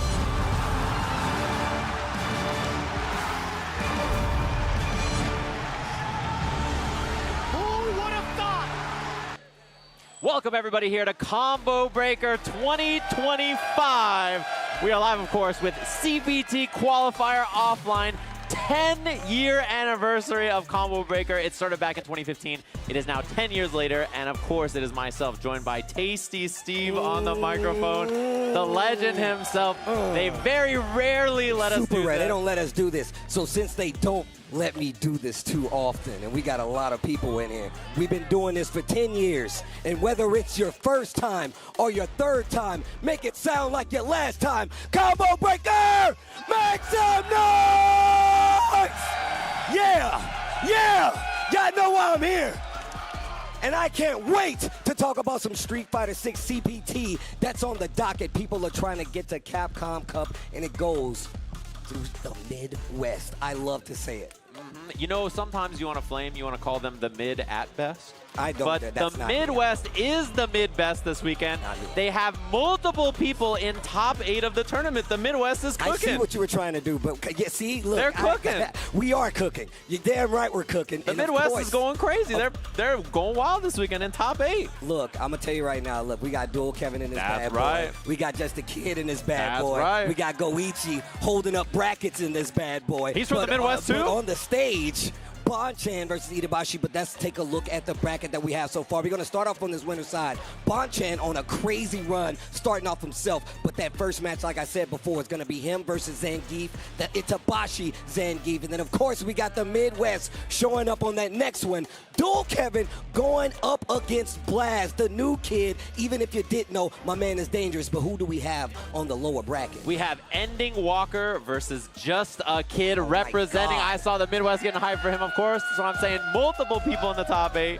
And then on loser side, we have Lashar versus Goichi. Goichi on this stage won at a tournament earlier and then walked over and played his top 8 qualifier. I saw him getting throw looped while someone was getting engaged on the main stage of Combo Breaker. That's how you know this is a real fighting game tournament. Everybody out there real quick. I don't know if Itabashi Zangief can hear me, but can everybody in the building wish a very belated happy birthday to Itabashi Zangief, who is 44 years old. Yo! 44-year-old Itabashi Zangief just had a birthday and now is in top 8 winners here of Combo Breaker. And still out here playing video games. He's a man cut from the same cloth as I. Old man out here doing it, and I love the fact that he's in this top 8 for Combo Breaker. It's about to be amazing. But I got a question for the people out there, because I like to do this. I like to know where the crowd stands. If we would like Bonchan, the legend, to take the first set, make some noise! But not to be outdone. If you would like Itabashi Zangief to take the set, make some noise! Oh, wow. A bunch of grapplers in the Midwest. Look, I should know. I'm a grappler myself. But here we go as these guys get into it. Bonchan has been on a tear. We've actually talked about this in our downtime. Him playing Akuma, it makes so much sense. He needs one touch, shimmy you once, we're going to the next round. He does it so well. Yeah, he is the fireball, solid stuff character, right? He just wants to play this. I mean, Sagat obviously is the character he played in previous games. Yes. Fireballs and uppercuts, he keeps it very simple. And when you fight against someone like Itabashi, it's so scary, obviously, because Itabashi got here by beating Shuto. Yes. And Shuto beat himself, really. He dropped a game-winning combo against Bonchan, which everybody may have saw. They skipped to the intros, and we're skipping right into our first match of this top 8. Bonchan versus Itabashi Zangief. Combo Breaker, you ready for this Street Fighter? Give me some noise again! That's what I thought. Let's go! The chop landing early, the flare, and it's not just the sign behind me. Oh, wow. The armor puts him well past it. Actually puts himself back into the corner now. Bonchan, full drive, DDT, corner switch. scary stuff, that tap. Heavy punch hitting him out of the air, catching the jump attempt, and one more guess for the round already. The regular throw, 9,000 life for Akuma, and he goes down just like that. Look, we all know he's going to explode if he gets hit, but I'm telling you right now, he can do the same thing right back to you. Maybe not so much versus Zangief, obviously, but he does have the capability of dealing major damage. Yeah, and his grounded buttons are really, really good, right? Yes. That's the thing about him. Yes. He's going to control so much space. Early on the throw means a back throw. 4 bars of drive gauge gone for Bonchan there. Oof. Yo, get decked. Wait a minute. Target combo of his own, fights back to the middle of the screen. You know Bonchan doesn't want to be in the corner, but he definitely doesn't want to be in throw range either. Scary spot for him, of course. Walking him down, and Bonchan plays it slow. Walking up. Whip punish lands a little too far for that sweep on punish counter. He finds a big hit. Perfect spacing on that low forward. Gets a small combo back to the corner where we're going. And look, you spin that trying to hit me, I'm going to kill you for it. Get ready to get hit by a Mack truck of damage. Listen to the car. I want to be nowhere near it. Major damage. Spends all his bar to get that, but he was down around important round. Yeah, and Zangief, it's a little weird for him to combo into his meter sometimes, right? So it could be an advantage to spend that against him, and you've got to do it to kill him there, of course. It means Itabashi has a big meter advantage here. The air approach from Bonchan again. A couple of times we've seen that demon flip already. Yeah, the guillotine chop, one of his better options out of that demon flip as well. Look at the spacing Itabashi Zangief is using. That OD lariat, He only got him up. the one hit on it, though, and now Bonchan low on drive gauge. You see him backing up. You want that drive gauge to come back, and Itabashi's on the prowl. Low forward once again. Look at that range Bonchan's playing at. That low forward fireball, react to it range. But you can see Itabashi Zangief, what a dive kick placement. Beat the armor on the heavy punch there because he hit so low on the toes, and every whip is so scary now. Doesn't quite get a combo into the kill, but Itabashi whiffing that heavy punch. Bonchan with a jump in and the cancel into level 2. Yo, pull him in. You know that level 1's coming here for the Oki as well? No, he goes for the force. Dynamite! Oh my Dynamite talk! Have you ever had borscht? I don't want to. I've had borscht, and it did not look like that, I can tell you that. I hope it didn't taste like that. It definitely didn't taste like that. I went back for seconds. It definitely didn't taste like that. Game 1, Itabashi Zangief looking solid here. That cross-cut, like turnaround lariat was so good from that stand light kick on the starter from Bonchan, and that's character specific. In this matchup, you can do light Tatsu, heavy Tatsu mid-screen against Zangief. Oh, I legit didn't know that. Hold on. Oh man, tap heavy punch. He's been doing that a lot to try to beat the fireballs. I like this. Teleport to the corner. You can typically set it with a button. It'll catch anything you do on wake up, but I like the patience. Oh, OD fireball knocked down again. You got to be careful playing this range because you give Zangief one hit. He takes the momentum back. Sometimes it's position, but this is damage he wants. Itabashi Zangief fight back to the middle of the screen. That's a medium punch one. That hurts. Not dead, but one more guess can do it. He wakes up. He burns himself out though. This is scary. Does he jump? Does he run away? He goes for pressure here. Itabashi with the chase down on the knee. The drive rush combo should be the kill. Of the game up around just like that. All right. All right. What are you going to do to switch it up, Itabashi? Oh, he tried the lariat and he lost so much drive gauge because of that. Oh, wait a minute. Calling out the tap parry, gets the throw. Whip on it, but too far for the chops, and now burnout's going to be a problem. Oh, my man's looking dry. He's looking thirsty. Still hitting buttons, though. Still hitting fighting, buttons. even through this burnout. Goes for the back, that doesn't work out. Bonchan, the double fireball for the kill. Putting that round up there. The way Bonchan uses his resources is so good. He knows he doesn't have any chances to get these big hits, especially with Zangief with this big life bar. I like what he's doing. Overhead. Raw overhead, and then the back dash just in case there's a command grab or something like that, trying to bait something from Itabashi. Oh. Safe on block, command grab. Huge damage on that. The real fear is starting to kick in. Drive rush into SPD, something you really got to be careful of. Oh. Yeah, level 3 on deck too. There's so much meter. Scary kicks. spot. You have the snap kicks now. Oh, picking apart the drive gauge. Okay. Level 2, spend. He still has the wall bounce at the end of this, so he gets to juggle afterwards. See what he does with it. Okay, gets the knockdown. Wow, neutral jump. Oh yeah, that's a specific setup that you try to space things out to be safe. Not enough here, but look at the meter from Itabashi. Zangief, and you playing a dangerous game this close to Zangief, I know that. Yeah. The smoke alarm is definitely going off. Yeah. I'm telling you right now. Are you smoking in there? Are you cooking? What is that? Man, it's 1-7-20 is so scary. Here he's just looking for an opportunity. The footsies, the whip punish, EX Lariat level 3. That's the kill from Itabashi. Look at the lights. Your ass in this air though. Your ass in this air though. Oh. And you see that smile on Itabashi's face. That's the worst thing you could see. That's how you know he's having way too much fun out of there. First 2 games go to him just like that. Bro, if a grappler player smiles like that, they're having too much fun. I'm not a fan. That's not good. I'm not a fan. All right. Man, it was his birthday. Like, he's way too happy. I know. He's like, I'm owed these grapples. I'm supposed to get these. It was my birthday. Uh-oh. Uh-oh. Oh, we caught the jump. What a hit confirm, but he was a little late on the drive cancel. And Bonchan spending all that drive gauge to get out of there now. I like that, though, because that definitely looked like a reset from Itabashi. Like he was going to go for an STD. Guillotine. Oh, I like the jump back, too. He knows the air approach is coming from Bonchan because his drive gauge is so low. He can't stay on the ground. And I like the drive rush to close the distance, push him closer to that corner. That way he can force the gas even hard. And now Bonchan just jumps out of there, makes him force the jump to get out of there, and now he's taking full control. Nice. Clinical round. And that air option was the only moment that he could make it out of the corner after that as drive gauge stabilized. Well played there from Bonchan. Oh, I like that little bait right there. Drive rush, crouch jab. Counter hit confirm. I like that. Still gets the adamant flame knockdown. Tries to go for the trade combo. Bonchan ready. Zangief not ready. Yeah, now position in the corner. He's like one good hit away from here. Very close to building that level 3. Not quite on it just yet, though. Next hit can't kill, though. Ooh, did he catch the back dash. dash? No, way too slow, and that's going to be an easy punish here. Bonchan putting one on the board. Okay, what an answer back. Once again, this is best of 5 versus 3. Bonchan still has a chance. Winner's side, of course, but you want the placement going higher into winners. And you see that wry smile again on Itabashi. Yeah. Still cheesing despite that loss.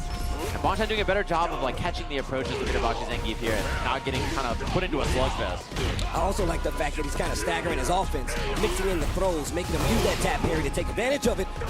Oh, he's ready, but that's an expensive anti-air, although he gets the command grab after building back that drive gauge. And definitely worked the damage now. Yeah, he's chilling. Wow, charge drop kick. Wait, holds the parry. Now his drive gauge is so low he had to jump, and now he feels the pressure. Oh, tried to armor through, but he gets hit by the overhead. Bonchan. First round, game 4, his favorite. Yeah, he's getting behind on the drive gauge, and it's forcing Itabashi to commit the running bear grab. Surprising him there, and now corner pressure. Huge chance for Itabashi with the whip punish. That was such a good whip punish. Hits a button on wake up, he's going to eat a lot of damage because of this. Yeah, bad spot now. Frame kill, crosscut DB, he's ready for it. Back throw. Oh, he's keeping him on his toes. And the positioning. Low forward into DI, not close enough to get the wall, though. Oh, he heard it was his birthday. He tried for the H check, but it worked anyway on hit, and one more for the round. Wake up sweep. Same side. They trade. Itabashi cannot take any hit. Oh, my God, the loyal fan. It's going to work. We're going for a ride. Look at the lights. Get your ass in this air. We're going for a ride. Oh. And if you're Bonchan, you know his heart skipped a beat. He was so close to closing out that round, getting that game, and now you know it's starting to creep in. That fear, uncertainness of like, well, I was so close and everything was going okay. At least you got the meter off. No one talks about the fear. Only Justin Wong has talked about the fear of grapplers and how he hates them. This is exactly what he was talking about. He can smell your fear. You have to be careful here. Bonchan playing nice and slow. You can feel it. Itabashi knows that he's got to wrestle in there and make something happen. Slight fireball, they playing with it. But back that. You have to be so careful. Those minus frames against Zangief, you just let's rip that light SPD. So back actually makes a lot of sense. Tap parry on the approach. Just a small punish, nothing too big there. Oh my God! Oh my God! 50. Let me get half. I'll take half. I'll take half. He just exploded. That's so much life. And the whip punish, he doesn't get it. The tap parries. They're starting to add up. Not close enough to get the combo. Itabashi, what are you going to do? Oh, one bar. Raw headbutt. And he tried to beat a DP there. Bonchan doesn't go back for it. dash. He doesn't want any part of it. My man, look at the feet. He's just walking him down. He's just walking him down. He's running for his life. Oh my God. Even the horse is shaking his head like, oh no. It connects. He can't get the juggle, but he's got the corner. Low forward once again. CA is on the table. Bonchan risking some drive. It might cost him the set. Itabashi Zangief is moving on. Bonchan is going down. There it is. Winner's side. Winner's finals for Itabashi Zangief. That's the birthday man up there. Itabashi just had that birthday. 44 years old and in top 8 winner side. You'd love to see it, of course. I like what I'm seeing, though. Itabashi Zangief not overextending. Like I said before, we all know Akuma can do big boy damage, but he was fighting a big boy, and that is not going to be easy to get that life back or just to get that turn back in a lot of instances, especially with the way Itabashi Zangief was playing. Yeah, Itabashi with the big wave. He knows the crowd is on his side. It doesn't matter what part of the world you're in, everybody is a grappler lover at heart. The spectators especially are grappler lovers at heart. This is absolutely facts. Look, I think what happens is people like that comeback factor of being like, you got too close, and now you're going for a ride. And on top of that, like I said before, it really does set the pace of fear for your opponent, especially in these tense situations, you know what I'm saying? Yeah, and to set the stage for everybody up here, this tournament, the really interesting thing about this top 8 is that it's the experienced veterans on one side of the bracket, and then it's the new up-and-comers on the other. We just saw Bonchan versus Itabashi Zangief. This other side of the winner's bracket, we have Blas and Dual Kevin. Oh my God. We Young got guns. Blas, Dual Kevin coming up. Blas has just been one of the names we've been talking about ever since last CPT, in all honesty. Somebody you have to know about. Right. But Dual Kevin, I'm going to tell you right now, every time I see Dual Kevin, he literally tells me, Steve, this year I'm going to do better in Street Fighter than I did last year. And it's because he comes from another game where he's like, Steve, I want you to know how real I am, and I'm going to get better. I'm going to do better even this year. But he's got his work cut out for him. Bro, for a second, that chair looked like when Dual Kevin qualified. It was just empty. He just vanished. He walked all the way back to Indiana. I'm pretty sure he just vanished. I was like, where is he? He's gone. They definitely told my man he was not the father. Maureen had me cracking up, bro. He was just gone, just like that. Disappeared, B. Yeah, this is the younger side of the bracket. Dual Kevin, 29 years old. Blas, 15 years old, all the way out here from Chile. A Street Fighter baby up there, dude. Yeah, the young guns. And there's so many of them out there. Obviously, Chile has lots of really strong players as well. We talked about Cryme, who was over at the event in the Dominican Republic, which was really fun to watch, and he's like 13 years old or something like that. There's tons of really good players. And same thing with the loser side of this bracket. The loser side of this bracket has 2 veteran fighting game players, Lashar, Goichi, who we're familiar with, obviously, and then Just a Kid and Ending Walker, right? So we have like the kind of experienced vets we've seen for a long time, then the newer generation on each side. So it's a really cool bracket to take a look at. And I think everybody's kind of got eyes on here because we know that Dual Kevin last CPT, it was so hard for him to qualify for Capcom Cup because he was so good and so experienced. They said, please bring back points for Dual Kevin. Like, Dual Kevin alone is at all these tournaments. Yeah, so they were like, please bring it back. Miles. He needs all of those points, bro. He's trying to get them all. But here we go. Well, look, before these guys get into it, though, we got to ask the crowd. I'll ask for one. You take it for the other, all right? Okay. Okay, Chicago. We got our 2 next players on the stage. I got to ask a very important question. Don't shoot the messenger. I have to deliver this, okay? All right? Okay? If you would like Blas to take the set, make some noise! All right, okay. I like those people. Show him some love. You know where he is. Jack, yeah? Okay, wait a minute. You should ask them about the other player. I'm not sure where he's from, but I'm sure the crowd He's knows. from a little region they call the Midwest. If you guys are fans of Dual Kevin, can I hear you make some noise? Wow. Lashar with the small claps. The small claps So from small. Lashar. So small. The tiniest claps. The littlest claps. He doesn't want to get a whip punished, you know? He's just keeping it close to the chest. He's just keeping it close, bro. Yeah, the small ones. Playing safe Street Fighter no matter what. All right, here we go. The Rashid versus the Ryu. The Karate Man versus the man who controls the wind. Let's get it. And that's the win condition, obviously, right? You get that level 2 out there. It becomes such a difficult thing to deal with. The biggest thing that I always talk about with Blas is his control of the drive kick. There's so many times where he gets just wrestles control from his opponent and knows how to play around both getting it and stealing it. But look at this early offense here from Dual Kevin. Yeah, you're talking about stealing. My man stole a turn already. Rashid known for doing that. Oh, yeah. Okay, just walk up, hold the parry. I like that. That way, just in case he does drive rush for it, you still get it. Yeah, brief kill afterwards. Looking for that medium punch. Finds the hit out. It's going to be a side swap on the Tatsu. And yeah, look at how low his drive gauge is, but watch how Blas plays around it. His perfect parries and positioning on the screen are so good to keep that drive gauge, prevent himself from burning out. Although, Kevin double drive rush, level 1 available. Spin that. In that. Round number 1, Dual Kevin holding down the fort. I like that. Use the meter that you have to get the job done. Take the lead in the set. Take the lead in the race to 3. Yeah, and the mid-range here from Rashid is so much of that. You kick those whirlwind shots, and you can kind of play a whole little mind game around them with the heavy and the light versions. Yeah, different spaces on screen. If they start to try to drive rush, you can EXDP it. So. And even though he does have these stubby butts, people get afraid trying to swing in that range. And a lot of times he finds these big counter hits, these big conversions. Wow. Speaking of big conversions. Nice whip punish there from Blas using the drive rush to get it. Ooh, missed based on that, and then yeah, the tap parry you see. Kevin was looking for a counter hit combo. Okay. He has level 2 available. The next time he gets it, he's gonna pop it here. Oh, missing the answer. That was heavy mixer. That was definitely heavy mixer. Backing up, teasing with the roundhouse. There's another one right after him. Blas puts the brakes on it, waiting to see if there's gonna be a response from Dual Kevin here. Nothing yet. He's trying to walk out of that corner, and Blas is not letting him. Big damage on the board. You talked about that drive bar. He almost got him with the feint. Scary on that, spaced out to try not to be punished, and he's gonna commit to the level 3. Big spend on that one. but the round works out for Blas. My man had the flex before he did that. Yeah, the arm gets all big. Like Captain America, bro, in Civil War, bro. He had to grabbing the helicopter. Hold just a little bit so you can see the bicep. And now huge meter advantage here for Dual Kevin. He goes for heavy mixer so he can set up the level 2. Okay, what are you gonna do? Win the neutral to back throw. Defense so crazy, holds the parry, jumps out of there. Perfect defensive series here from the guy Blas. Oh my God. Yeah, that's beautiful defense, gets around it. Dual Kevin, gotta be feeling bad spending a level 2 and getting nothing out of it. I like that side switch, gets out of the corner, makes little late. Guess your approach. Corner position now, he takes the front throw. This position's gonna be hard to deal with. Ooh, hits a button punish counter. On top of that, switches positions. OD spinning mixer to fight back. Life lead in favor of Dual Kevin. What are you going to do with this now, Blas? What are you going to do with it? This is going to force the burnout here. And Driver is going to get him hit. He beats it in time. The Eagle Spike is ready. And yeah, that's one of those things. You know you're going to get burnt out, so you want to drive reversal, but it doesn't work against that level 2 like that. First and foremost, we got to commend the boy. This guy was prepared. Yeah. This dude, Dual Kevin, was prepared for you to drive reversal so he can take advantage of it. Gets the round, gets the first match. Now we're going into game 2.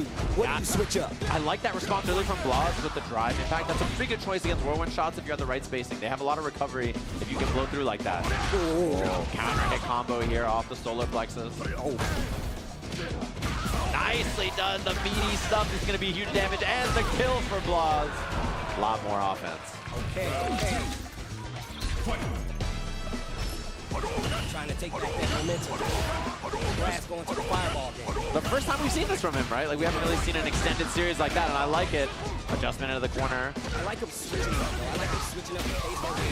He trying to force a mistake out of Dual Kevin. It's not going to be one, especially if you use the OD uppercut. Level 2, full combo, burns him out, and he's going to get the corner. What you going to do with it? Plus on block, jab into another one. There's the challenge 5 frame right into top 2 from Blas. Now he switched positions. Even in burnout, he's still fighting, and he's getting real close to getting that drive bar back. HP spin. Oh, nice block. One more chance here. He's free from burnout. This is very, very scary now for Kevin. One guess for the round. He techs the throw. He gets the whip punish. He doesn't believe. Oh my, the reactions from Dual Kevin. And that could have been anything. The fact that he was willing to spin the OD mixer right there, what if he stopped? What if he held the button? You would have been hit, and now I love the fact that he's taking advantage of it. Dual Kevin on the run once again. Backdash in the corner, and he gets the side swap off of it. No drive bar spent. That's a fat, heavy punch to eat. Oh, this is so scary now. One guess for the round. If he techs and he miss. Offense now. He does guess correctly, but you can't pop the level 2 off that, so not that much space. Spinning some of that drive to get the mixer and fight back towards the middle of the screen. What a challenge right there after shooting that fireball. He has meter. He has the level 3. Dual Kevin goes up 2 games to none versus Blas right now. What do you say now? Picture perfect. There he is, all the way into Capcom Cup last year via his offline performances, and he's right back at it, 1 game away from being in our winners finals over the Capcom Cup runner-up. I mean, that should tell you anything, man. Dual Kevin has always been on a constant up when it comes to his performances in Street Fighter. Not even slightly surprised by this. Yeah, and the way he's playing so far, just so confident. His decision-making, his anti-airs, mid-range play, surviving on defense. Wake up, Eagle Spike! Okay. Oh my, and the combo afterwards, he's ready for it. Walks back, tries to bait the throw. Blas fights out with buttons instead. Great spacing right here, hold on. The buffering too. And he gets the counter hit combo with the forward medium punch. Trying to get a reaction out of him, gets the forward throw. And another one, he's 1 round away from our winners finals. All right, what are you going to do? How are you going to change his up class? What an intercept on that drive rush. Trying to do something with it. Like kick Tatsu, still fighting towards the middle of the screen. Gets the Dungeon power up. Spends it right there on the fireball. Drive rushing in, jab. And there's another whip punish. The spacing from Dual Kevin doesn't activate the level 2 just yet. I like how he ran all the way up there to try to force the distance. That way he doesn't have room to walk forward, make him go back. But now he's fighting back towards the middle of the screen. Ooh, trades. And the sweep. No punish. And no whip punish. And it's getting scrappy. Oh, the scramble mid screen is looking scary. Tries to tap parry. Blas approaching with the drive rush. Into level 3, spending it early. This is actually going to put him in burnout. Dual Kevin in a good position right now. He's going to get a little bit of that drive back. Yeah, he's going to have drive gauge back. Very soon he's going to have drive rush. He did drive rush there because he didn't have 3 bars, but it would have been the round maybe, and now instead he has a chance for offense. The fight out from Blas into level 2. It doesn't kill him. Oh my God. He didn't spend level 3. I don't think he thought he needed it, and now there's a chance for Kevin. No punish, and that's going to be the kill. Dual Kevin is in winners finals of Combo Breaker. Dual Kevin making it look clean with the effort right there. Every time Blas had an answer, whether it be intercepting the drive rush, whether it be not giving him the ground to play and shoot those whirlwinds, he literally made sure he had an answer to it. But Dual Kevin just evolving past it, cashing that check, going to winners finals. Bro, I'm telling you, if he wins this tournament, he's walking home. I'm telling you right now, I mean, with the energy he showed me after he qualified, I'm sure he could. Bro, he's walking home. Somebody else can ride home on his back. What do you mean? He's just going to walk, bro. He's just going to leave the venue and walk straight home, and you'll never see him. He's just going to vanish into the mist. Hit the ending walker, just, yo, I'm out of here. We're gone. He's going to be like Akuma. He's just going to appear out of the mist at Capcom Cup. Be like, he's qualified. This is Dual Kevin. It's 2 Kevins walking out of the mist. The 2 Kevins, and then they appear into one. They fuse. Either way. What a set from him. Super clean, and that's going to set us up for the loser side of the bracket, of course, when we head down there in a minute. Should be good stuff, but Dual Kevin, I'm telling you, the Midwest always shows up at Combo Breaker and does really well. Obviously, he was in top 8 of this bracket last year, played really well. This tournament was won last year by another player from the Midwest, El Chicote, right? Obviously, very, very sick run from him. Cool to see him this in the bracket, so awesome. Shout out to Chicote. Shout out to Chicote, bro. You know I'm a big fan either way.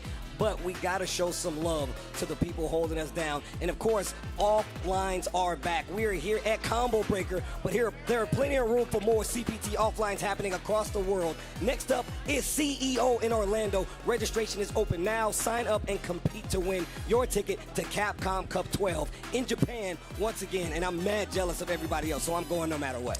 Yeah, and this tournament's going to be really, really cool, too, because it's the first one on the next season, right? Elena is out and legal. There's going to be a balance match. Even if you're not going to compete, you definitely got to tune in and watch because this tournament's going to be fireworks. Super, super fun to watch. Can't wait to check it out. Make sure you guys sign up now. I'm going to be there. I'm sure we're going to have a lot of the big names there as well. If you like what you're seeing here, there's going to be a lot of Capcom Pro Tour qualifying spots. We need to go to this next event. I'll see you guys at CEO. Gonna be a good one. Of course, you can thank Victrix for supporting our lovely tournament. They have the Victrix Pro KO leverless, which is the winner of the 2024 Best Tech Award at the EVO Awards. Also an awesome leverless. They have extra buttons on it. It is officially licensed, and it's a sick weapon. A lot of the players here have been playing on that bad boy as well. If you're using a lever still, they have the Pro FS. They have pads for you to use, the Pro BFG, and a backpack as well. Awesome controller for everybody, despite like whatever you're using for a controller. Whether it's lever, leverless, or anything like that. So, of course, thanks to them for supporting the Capcom Pro Tour. And as you can see here, we have them here. You can get them engraved. They were doing this here at Combo Breaker this weekend. Anywhere they have a booth like CEO, I'm sure they'll have another one at EVO as well. You can get whatever you want, put on here. No problem. You can I actually got my signature engraved on my old Victrix. It's actually sick. I'm telling you right now, it's even cool to look at. I recorded it. You should too. Victrix shows up to a lot of big FGC events. Make sure you get your own, especially because they're showing support to a lot of the events around the FGC. Shout outs to Victrix holding us down. Yeah. Hopefully you guys have been enjoying all the matches. We are going to take a short break. We'll be back with our loser side of the bracket in just a little bit.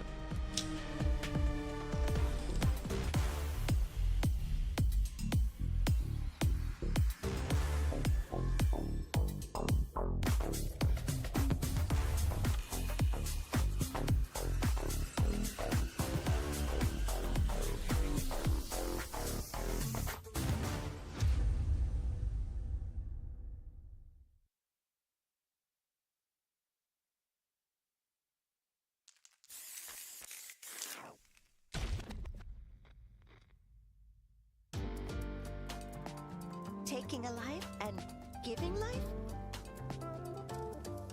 Fighting and living? I wasn't looking to fight to the death.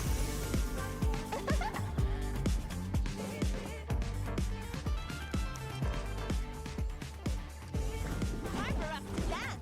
Round one. Fight.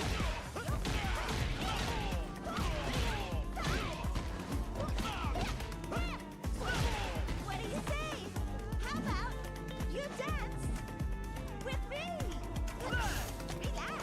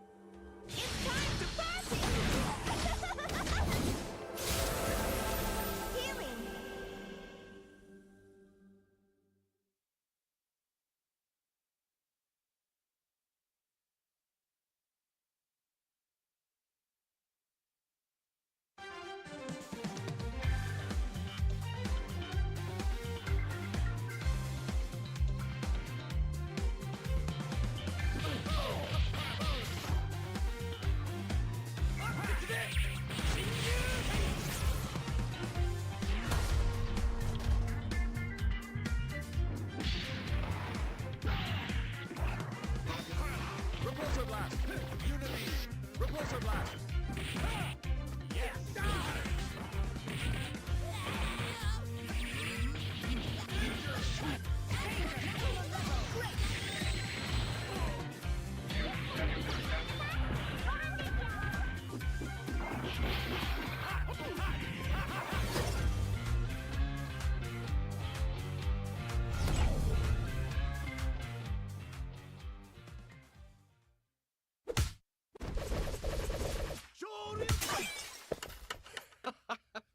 Red Bull gives you wings.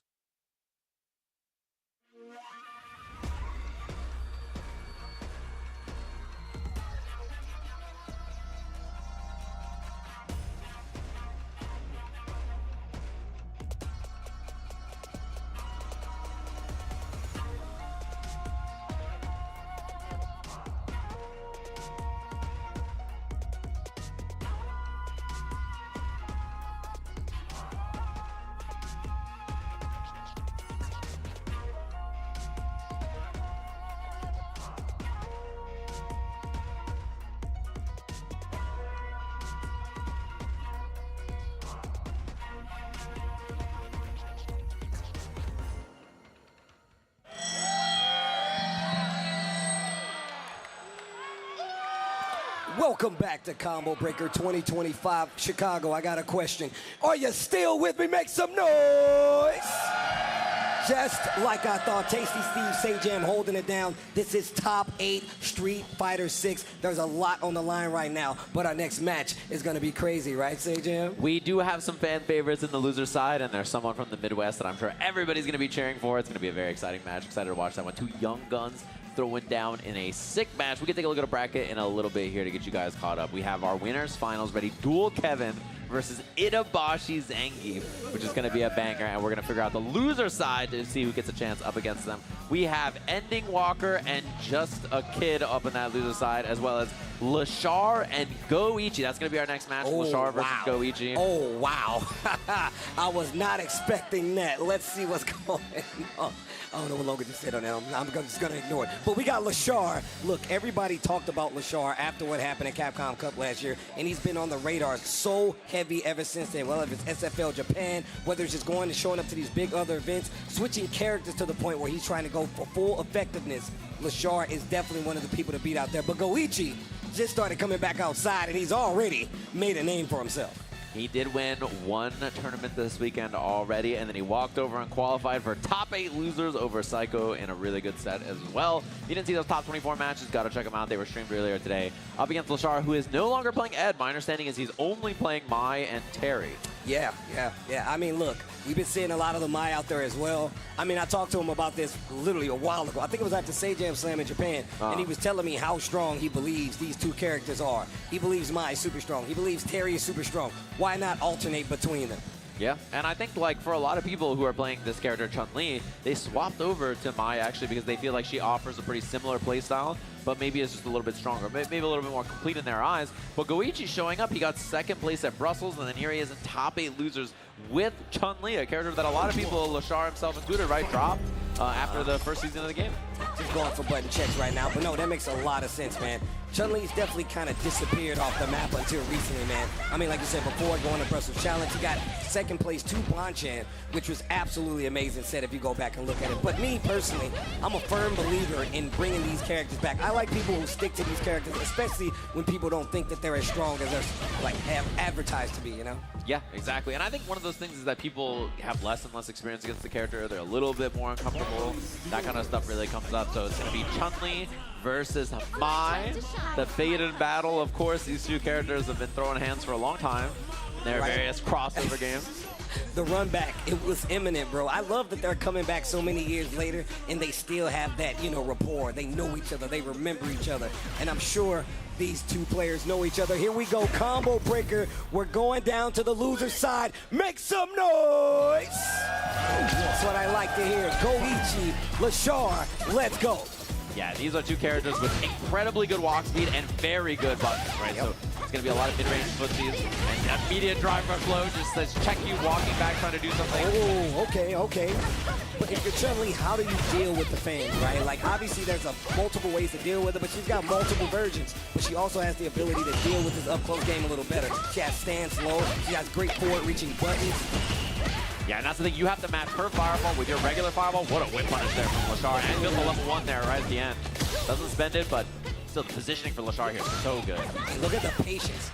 Parry, trade. Yeah. Look at that. Those forward-reaching normals, exactly what I was talking about. Position switch here for Goichi, and he is playing this so well, keeping Mai at bay. Yeah, and then the other thing, too, is if Lashar wants to match these regular fireballs from Chun-Li, either has to charge or he's got to throw the OD version, and that costs you a lot of drive gauge. It means you're down on drive gauge a lot of the time. So. Yeah, that's one of the things about Mai, right? Like, yeah, she does have this super oppressive fan pressure, but she definitely makes it cost a lot with the drive bar. Now she's in a situation where she could definitely get drive rush into or driving back to the wall. Here comes Goichi, the empty jump low, spending the bar that you should. Gotta get the ender. Up kicks. It's enough. The last hit. The last hit. The Tencho kicks getting the job done there for Goichi. Expensive first round, but he's down to commit that bar. I don't blame him. I would do the exact same. Get the lead in this race. Make him fight back. Yeah, and he's kind of just playing slow and forcing Lashar off bar, forcing him into uncomfortable positions, kind of grinding out the round, and that's what Chun-Li's good at.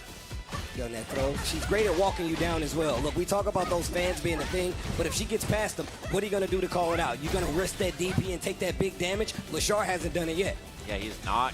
He hasn't been able to get going. He hasn't really done a lot of OD fan or anything, and that easy peasy kill here for Goichi. He's got double drive rush, doesn't even need to spend the bar. The perfect in the first game. Yo, he is looking well versed in the Mai matchup, I tell you what. And he locks right back in with Mai. Lashar obviously has an answer to this. Yeah. Early hit right into the corner here. It's going to be offense here. Just jab into the tick throw. She has a very strong throw loop in the corner. Her dash pressure after is very, very good as well, but doesn't get too much off it. Just plays it safe. Ooh. You see those standing jabs, just walking back and forth into that range, trying to get a button reaction out of Lashar. Goes for the drive rush, confirmed, back to the middle of the screen. What are you gonna do with it? The whip punish as well, and now you're in the corner. What are you gonna do? Another knockdown here, walk up jab.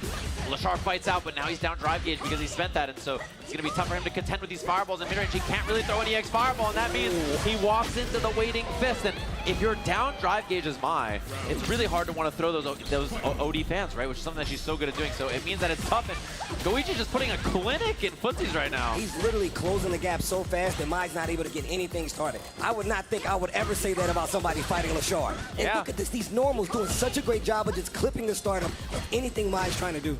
Yeah, and I mean, he just can't get going. Like, Goichi is just, he puts up a wall and then he walks him down and surprises him afterwards. People forget that Chun-Li fireball is actually really good. She can do it mid-screen. You really have to adjust your game to get around it, time a jump possibly, but what if she throws an OD one? Yeah, this guy Goichi is playing, oh, the reactions on the fan! Stripping that gauge too. That's a lot of drive gauge down for Lashar. Meaty fireball, overhead, and there's the perfect parry. Okay, thought that was going to be a back throw, takes the power up. Yeah, now the fans beat her fireballs, which is really important to have here. Okay, finds the hit. Trying to get a reaction. Goichi just backs up quite a bit. Trying to get a whiff on both sides. Small scramble here. In burnout, Lashar. He gets the burnout first. What a perfect parry, but he doesn't get the completion. Azanshu's scary now. Legs are scary. Lots of plus on blocks things he can do. Oh, wow, the walk down. And steal the throw. Oh, the handshake. Shake my hand, and that's GG's there. Game 2 goes to Goichi. Wow. Do we get a character switch? Do we stick to the Mai? Does the Terry come out? That is the question, and no swap, just immediately back into it. Goichi putting on an absolute clinic in the middle of the screen here. Yeah. With Chun-Li, bro. I mean, she has the grounded normals to deal with a character like Mai. She has a fireball. I think all that's very important in a matchup like this. Ooh, nice, gets the confirm. Okay, this is looking a lot better for Lashar. Not a big life lead, but the momentum is definitely in his favor.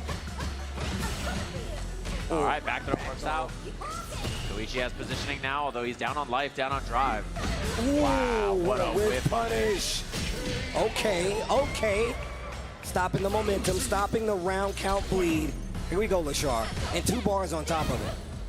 Yeah, oh, I like the re-invu also. That beats fireball, so it can be a pretty good option in mid-range. Try to check Goichi swinging. That's facts. Okay, wait a minute, spins the OD. Air confirmed, gets the dive as well. This throw loop situation that Mike can put you in, especially with you blocking the fans, is way too good. And now Goichi puts himself in burnout for the offense. The air reaction. Yeah, that level 2 is the reaction you want to use. You want to do it airborne like that. Lashar so ready for it. What a whip punish, though, from Goichi. Fighting in burnout here. That's a level 2 confirmed. And still going to get the extension as well. Chipping away at that drive bar on Lashar's side and just about to get a full drive recovery for himself. Goichi back in it with the DI. Goichi, oh my gosh. And then answer instantly after Lashar looked like he had an answer. Trying to put Lashar out just like that. It could be a 3-0. Here's the reaction time. Oh, you dare test Goichi? Oh my gosh. This isn't the first time we've talked about one of his matches and his reactions. We already seen this before. Oh, and look at that, the handshake again. Good Goichi games. is just not giving him any opportunities here. The stomp afterwards puts himself in the corner, but it feels like you can't slow him down. He is swarming this dude, and the jab actually clipped the crouching medium kick. Goichi, one interaction away from closing out this set and sending Lashar home, but that's before Lashar has anything to say about it. 2 bars left. He's got a big hill to climb right now. Yeah, and he can react level 2 as well to these fireballs. That's a big hit here. He has the enhanced combos, yep, and he gets a safe jump after. The jumping, Goichi eats it with his face, but there's no completion. The level 2!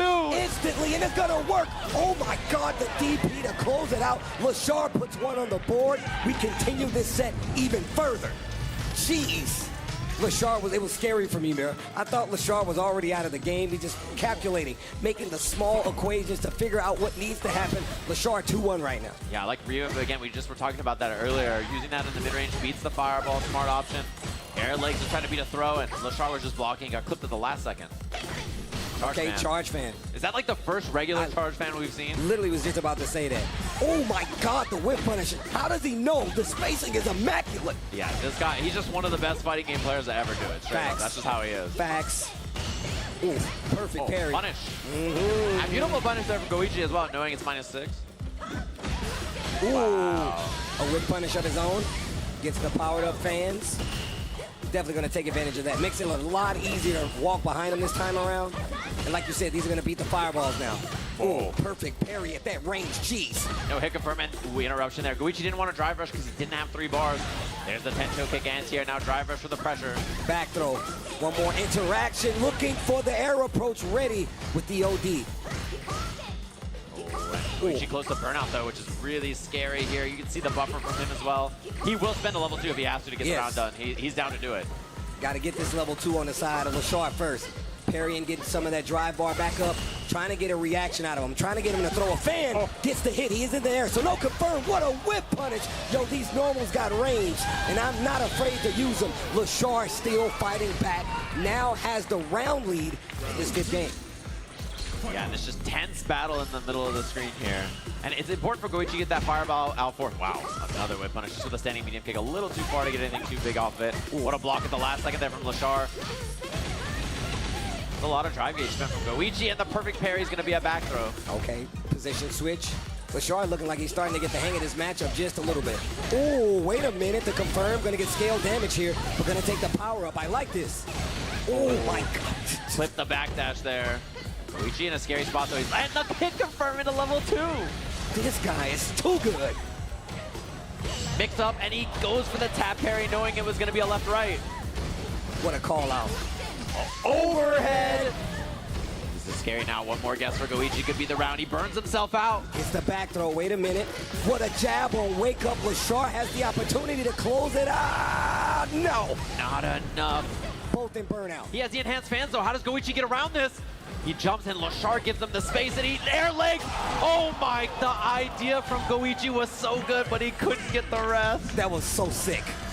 Oh my God, we're 2-2 right now. I said game 5 at first, but now we're at game 5. And he's having a thing. Look at them both sitting there and then they stand up. They're just like, all right. Here it is, here, 2 The apiece. classic. Oh, man. And the adjustments, too. Lashar doing a little bit more re-embu, committing to the fans a little bit more often, walking in, stuffing those fireballs on startup. And Goichi can't put up the fireball approach game as much as he was doing because Lashar's taking a little bit more space. Just like that, right? Drive rushing a little bit more often as well. Yo, Chicago, you enjoying this Street Fighter or what? I love to make sure. I love to make sure. Ooh. Oh no, early start here from Lashar into the corner. Goichi with the wake-up crouching medium kick. His drive gauge now is in shambles. Oh, nice. Gets the throw once again. Goichi switching up his approach, whether it be the normals or the throws. What a confirm from Lashar.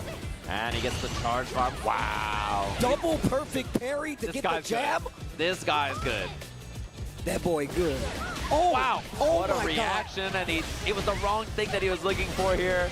That's the kill for Lashar. And now he's run round away from taking Goichi out here. Steals the lead away from Goichi. Looking down so many games. Now has the lead in his set. On the verge of sending Goichi home. What a confirm this time around. And now he's stopping the approach of Goichi. Yeah, and getting that level 1 means you have the fans to deal with her fireballs as well. You get so much more control in the mid-range.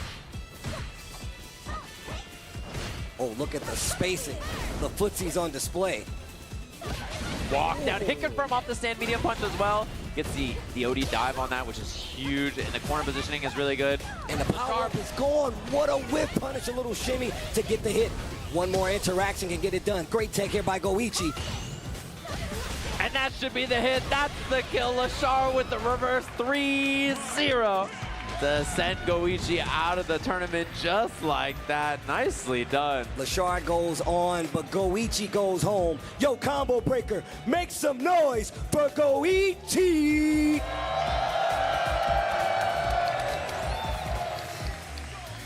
I've heard 2 different Goichi chants, a third Goichi chant this weekend.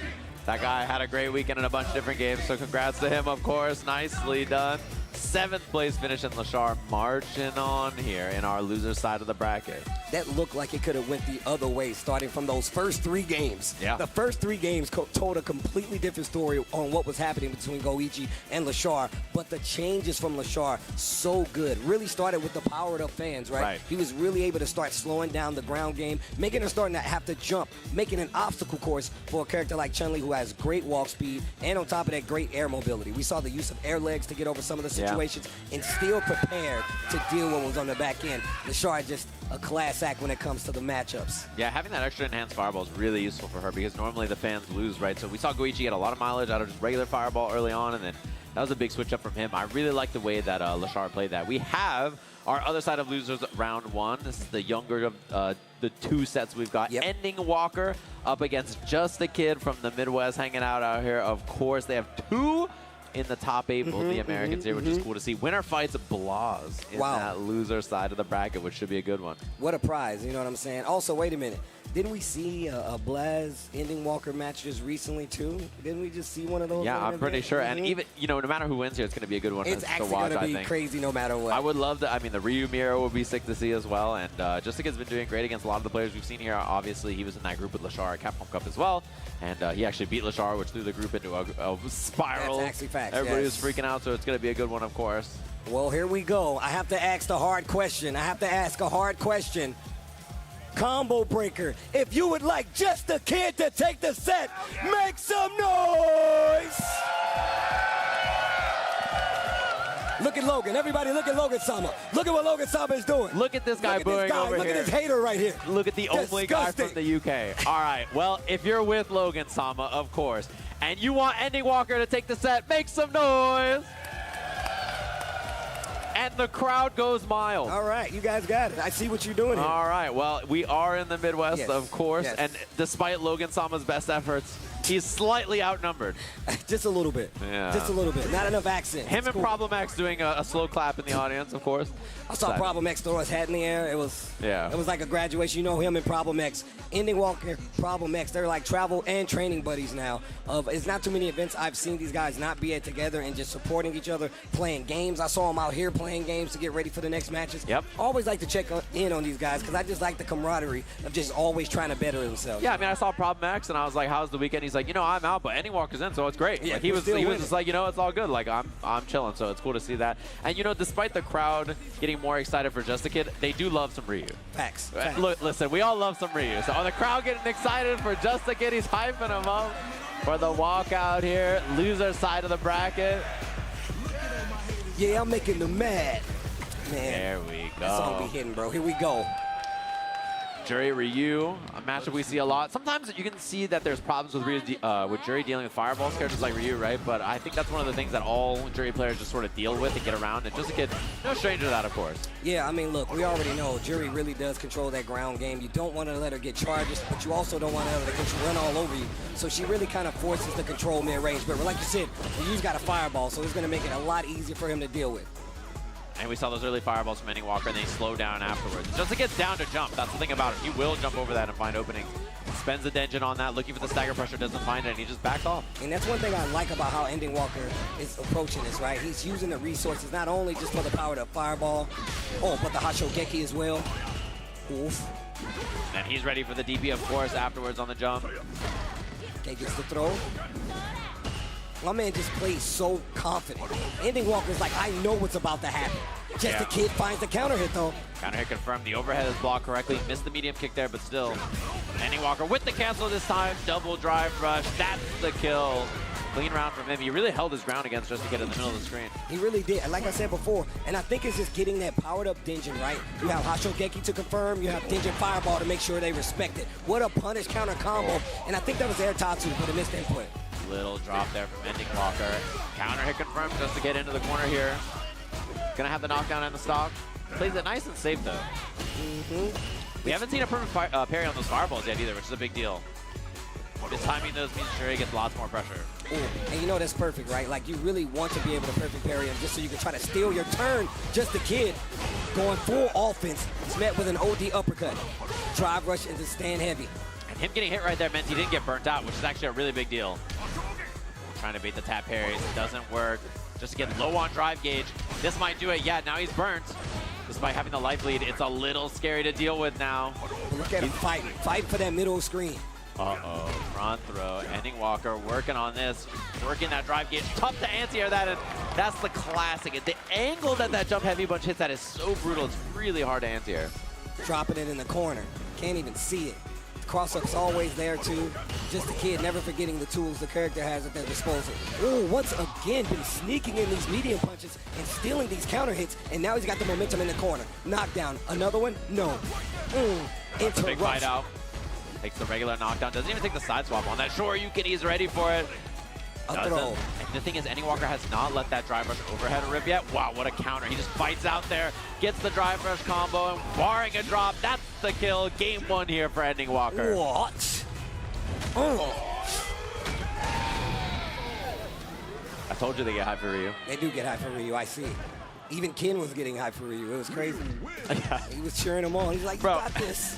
If Ken doesn't get high for Ryu, who will? Yeah, actually, that's facts. You know, that's just how it goes. Number one outside of Sakura, right? That's number one cheerleaders. Yeah, the way that Walker fought in the mid-range is tough to deal with. He just walled up. He took so much space for himself and really did not allow Jury to find those fireball drive rush approaches that she normally gets pretty consistently like this. Yeah, and look, I love the variation on just like playing this back and forth. Not backing up to the corner of the screen, but still always contesting. Just the kid now got wind of it. Knocked down. Oh, what a back throw on wake up. Are you serious? Oh, this is scary now. He takes the knockdown into the Denjin as well. He has Hashogeki powered up, plus frames on that, blocks it out, and that's the punish. Oh, wow, he just seemed like he was waiting on that dive kick, something crazy. And he is definitely going to make him pay for this with his life. Oh, my gosh, Walker. Yeah, super clean stuff. I love the delay timing, even on the offense, catching those counter hits. Look at the patience in the middle of the screen. Walker has played this really well so far. Oof, holding the parry, I like this. Once again, keeping the fight in the middle of the screen. Knows that he does not want to get to the corner versus Jury. Oh, what a throw bait. One hit away now. He's about to have level 3. Uh-oh, time to guess. 2 in a row. A third one. Another one. Okay, all right, nah. And look at him just walking him down, man. He's taking so much space in the mid-range here. The threats of the fireballs and all his great normals, the light kick buffer. Oh, my. Oh, jeez. Oh, jeez. Stand light kick. And the anti-air whiff, and he's just bulldogging in neutral. Like, there's nothing on the screen to stop him, right? He's just pulling up and taking all this space, and just to get having a tough time worrying about fireball. So he can't throw his fireball unestablished, and he doesn't want to swing and get clipped by Ryu as well. So Walker just taking full advantage of all that space and walking him all the way to the corner.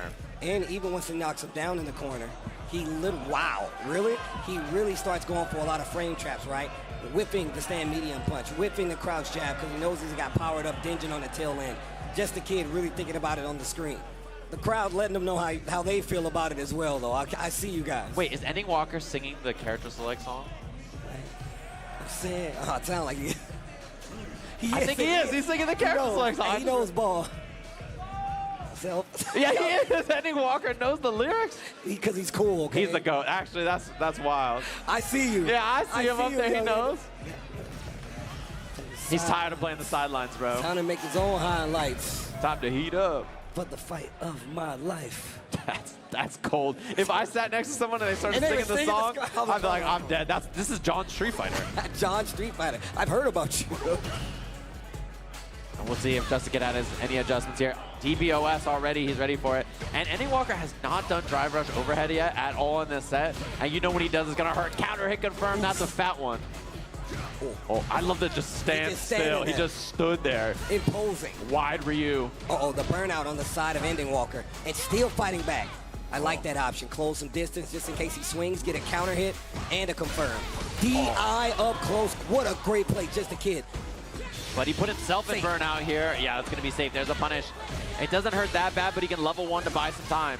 And get a little bit more of that drive back. Problem is, Ending Walker gets all of his back first. Yeah, and you know he tried to perfect parry DP there on the jump, and this is scary now. In burnout against Ryu. He's about to have all that drive gauge back, though. I like drive the drive reversal. reversal. I like and it. now he's going to be in burnout the beat. Should be the drive rush. One more to get the kill. Just a Kid on the board. Okay. Wait, Chicago, you guys want Just a Kid to win? Yeah? Yeah? Crowd's getting excited for it. Signs of life. And I like that he's fighting in mid-range a little bit more, sticking things out, but then Ending Walker just walks up and jams in a crouching medium kick for his trouble. Oh, nice. Great tech. Neutral jump confirmed. High blade kick to the corner. Here's a throw. Ending Walker trying to steal the win. Perfect parry. He knows the string is coming. You can't autopilot it. Now you're in the corner. Hashogeki. Plus frames on this. He smokes him. One more guess for the round. Just a Kid in trouble. Punish, but he didn't know, didn't believe. And he DPs the fireball drive rush. Set point for Ending Walker. We've seen how he reacted to the first time he went for that drive rush. It was OD uppercut. Nothing's changed. He went right back to the well.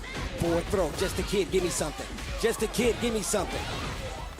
Can all guess wrong. He's in the corner here. He looks for the tap parry. He was right about a strike, but mistimed it, and now he's out of there. Overhead. First one he's gone for, and he gets parried. Great read there by Just a Kid, trying to get a reaction out of him once again. We saw what happened when he baited out the OD uppercut. Double Burns burnout. himself out. He burned himself out on his own terms, but he's down to do it. Ryu's a monster in burnout. You know the buffer walks in for the sweep. Just a Kid on defense here, catches the load. No level 3 cancel.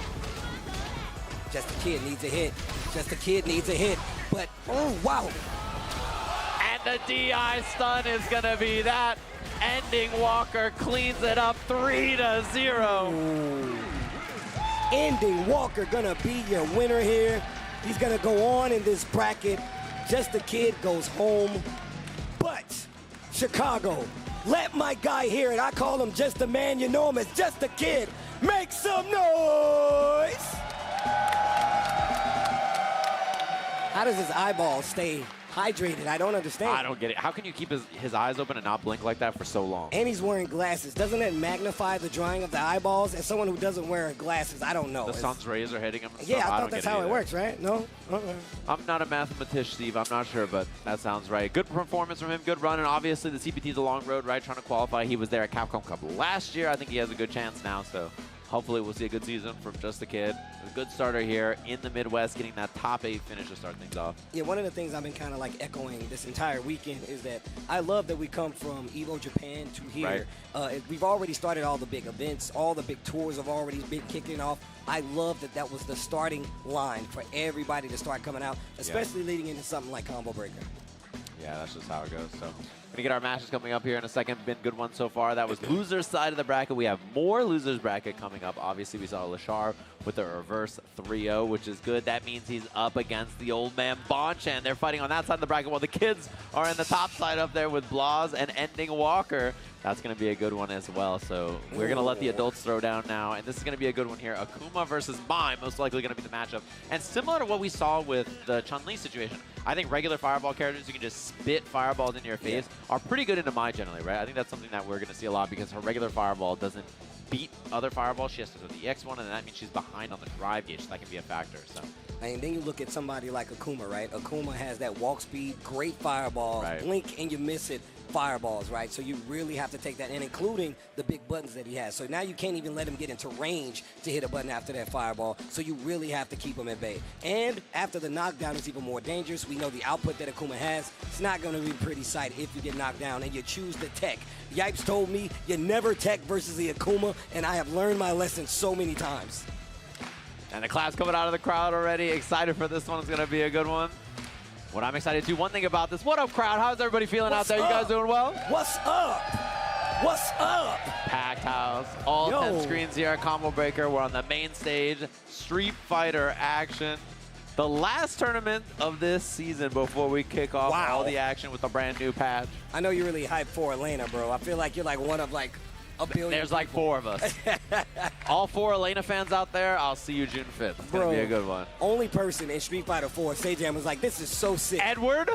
Yo, wait a minute. I can't lie. I think that this makes, I think Ed is good into Akuma, but, you know, is he going back to the mine? It's the fake out. It's the fake out. All right. And one thing about this matchup, too, that I'm going to point out and just bring out. Her DP, kind of like Chun-Li with the Tencho kicks.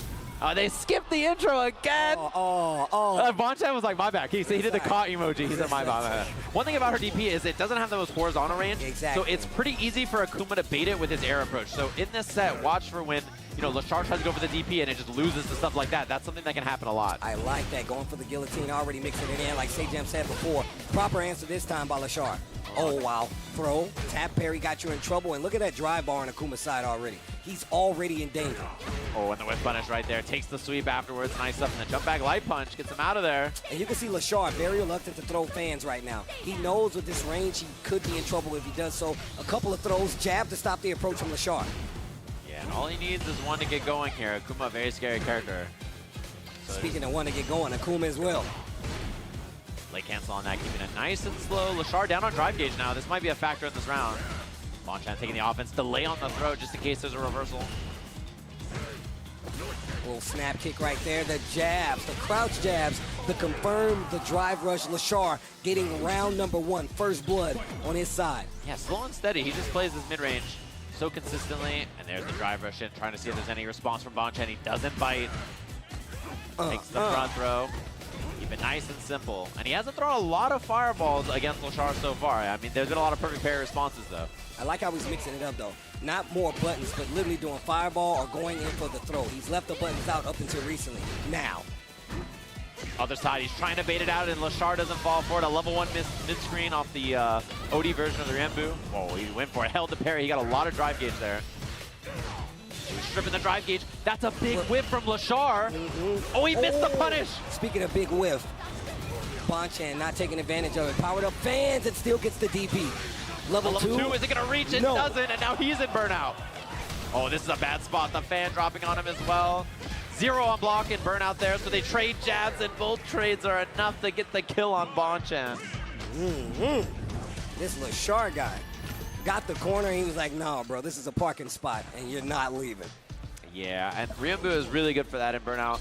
Well, like that Ken Dragon Lash, it ends up being 0, which is really good. You just take the trade, hit another button, force him into a bad spot. Just walking him down once again. Teasing him with the low forwards, gets the throw this time around. Cost him quite a bit of bar to do so. Yeah.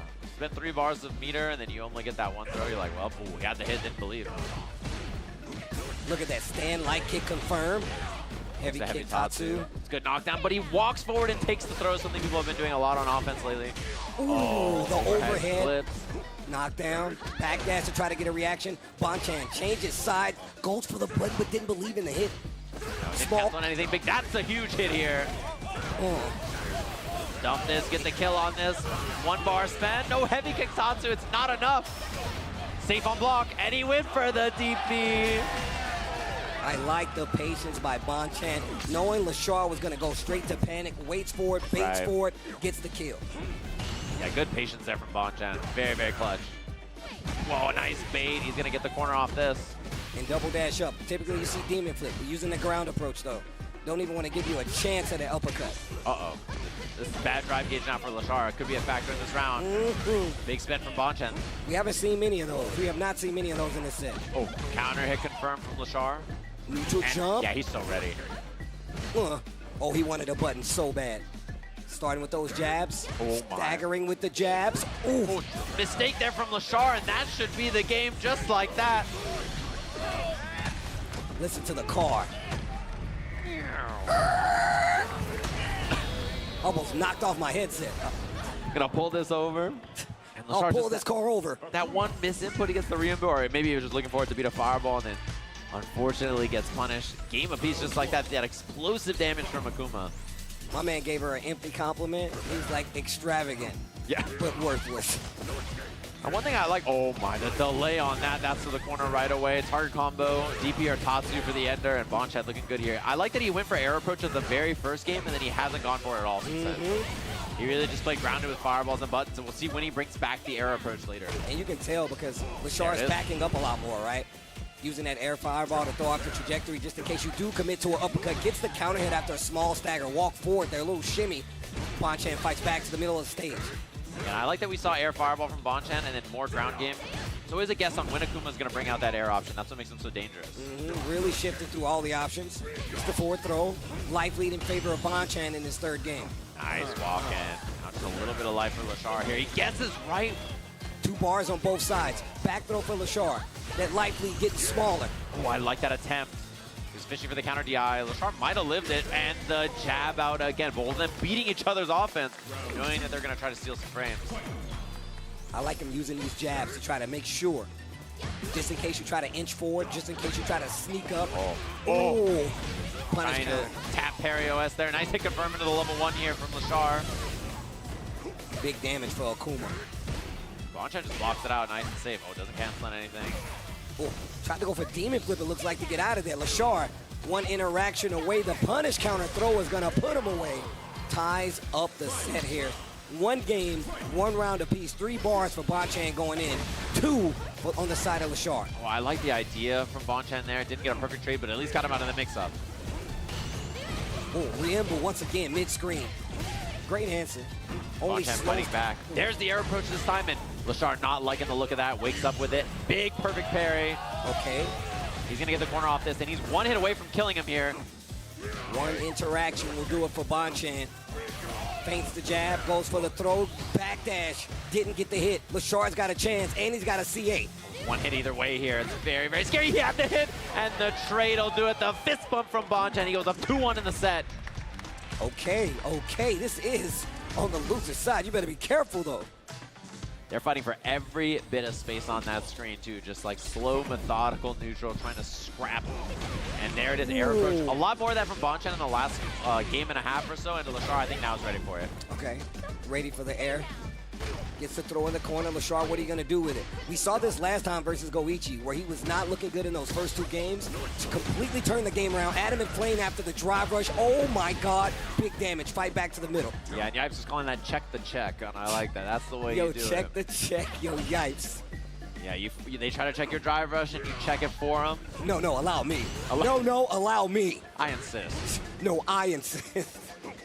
Oh, and there's a big find. Lashar gonna spend it into the level 1, looking for the kill, and 9,000 life moments.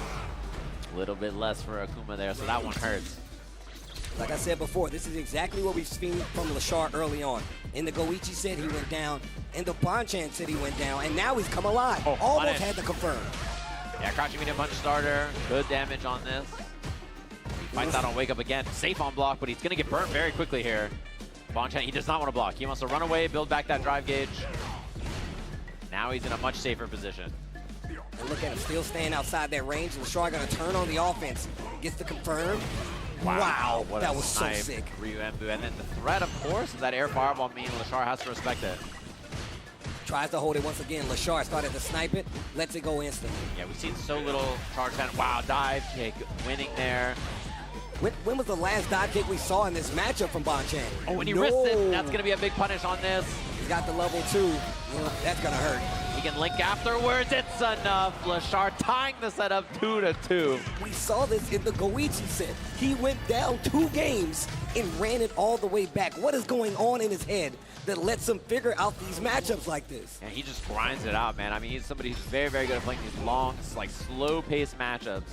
I like the jump from Bonchan from downtown. Nice. Counter hit confirmed. Stand like kick drivers. Crouching medium punches the starter. Oh, final game between these two. One of these players will be going home. Wake up OD, and you can tell the scrambles are getting real. We're scrapping now. He's down to fight in that middle of the screen here. Cornered early. Ooh, medium punch barely whip. And it's in the front this time with the demon flip, not behind. Checking him. Lashar trying to walk him down, take some space. But he also wants to play range just in case there's a jump out so he can go for the DP. Wow. Snap that heavy punch. Finds a hit. Looking for the back throw. Doesn't get it, and he's in time. That's huge now. Has the corner. Regular hit confirmed. Crouching medium punch. Crouching jab. Bonchan in a lot of trouble right now. And in burnout goes for the DI, and Lashar looks to close out this round. One more round, and he's sending Bonchan home. He's going to move on from this losers quarterfinals. And he didn't have to spend any meter two, which is a big one. If he gets an early hit, he can pop that level 1 and then get those enhanced fans, which is a big deal. Oof. Yes, he had the hit there. Dancing a little bit. Really trying to keep to the middle of the screen. Lashar trying to force this corner pressure. Bonchan constantly checking, whether it be stand light kick, crouching medium punch. Oh, I love it. Spaced out dive kick, very hard to deal with there for Lashar. Now he's in the corner. Ooh, trying to get a reaction. Last time we saw the throw, this time we saw nothing. He's got 3 bars. Not gonna use it just yet. Knows he's got another round to cook. The 1 hit away now. And the back dash trying to bait a throw. He does not find it. -4 on that. Very difficult to punish from range. No DP from Bonchan. And now he's burnt. Oh Instant my answer God. with the uppercut. Ooh, this could get scary. He doesn't get the combo. Now he's burnt. 1 hit away from either player here. He goes for a jump back. Air to air. He doesn't. The air fireball to level 2. The response from Lashar. He's just too ready. What the hell? How did he know just the air fireball is coming air level 2? He just beats it with every single option. He's just too prepared. Bro, this is exactly what I was talking about. How does he know? How does he know? And how does he figure it out in the span of these matches? But we talked about this. He's a lot better at these long form sets where he can kind of piece together the offense that is going to take to take down his current opponent. Right. This time it was Bonchan. Bonchan goes home. Still an amazing placement here. Yo, combo breaker. Make some noise for Bonchan before he gets out of here, man. That's one of the GOATs right there. It's one of the GOATs right there.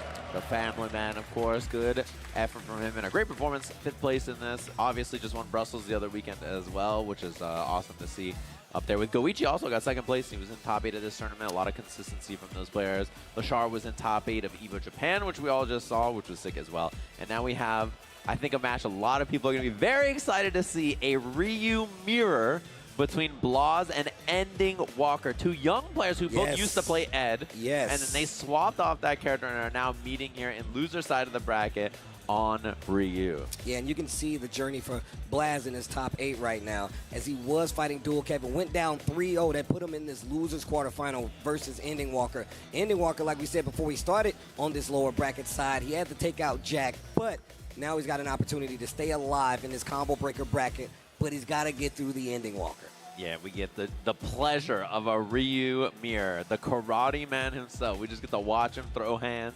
Hashogekis and Hadoukens and Shoryukens, just classic stuff. Yeah, this is going to be a good one. I like seeing these guys go head-to-head because it's just the epitome of Street Fighter. It's just Karate Man versus Karate Man. Who's got the better uppercut? Who's got the better Tatsu? We're about to find out. 18 and 15 years old, the future of Street Fighter fighting on the stage here. And it's classic Ryu versus the alternate outfit, of course. They're swapping so that we can see who's who, make it easy. Bro, all the art that came out of Blas from Capcom Cup this year with this with the outfit on was so sick. Yeah. So sick. Shout outs to all the artists.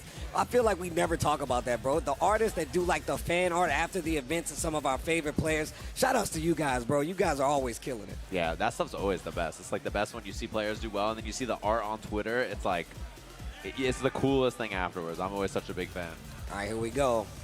These guys are about to lock in. Karate Man versus Karate Man.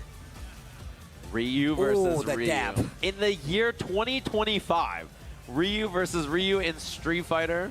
It's about as good as it gets. Classic stuff. All right. Yo, combo breaker. Yep.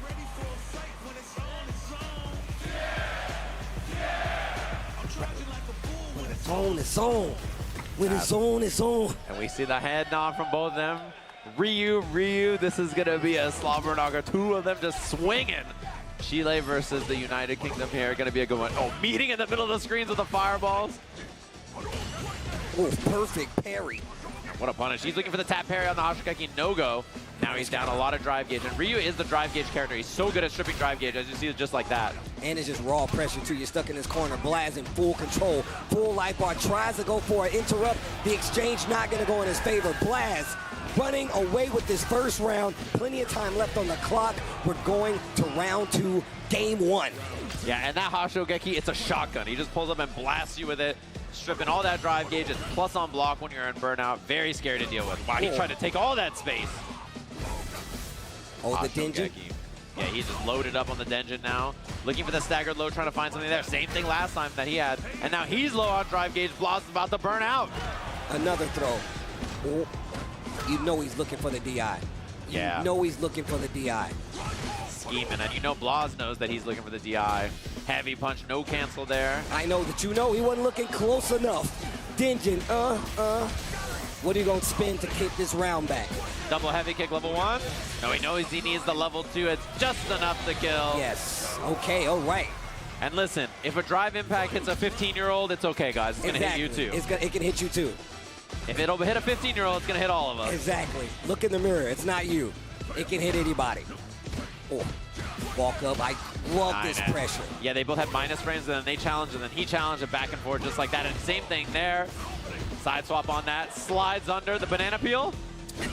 Just throw it behind you. Slip up the competition. Speaking of the competition, it goes up 1 round. Ending Walker taking that first game versus Blas. No hesitation. Rematch now. They're trying to throw hands.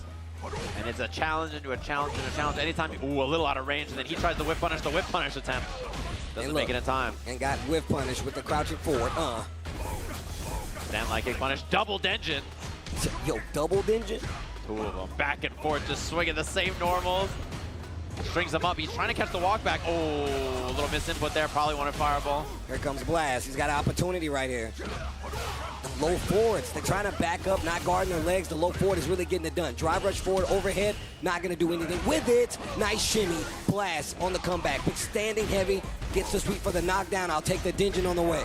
He's down on drive gauge though, and Walker's gonna probably try to take advantage here, walking him down, looking for the perfect parries, throws the fireball right through. Ooh. The jump back jab, it's not enough. He counter hits him. Wait, that's big. One more hit could do it here. Trying to bait something.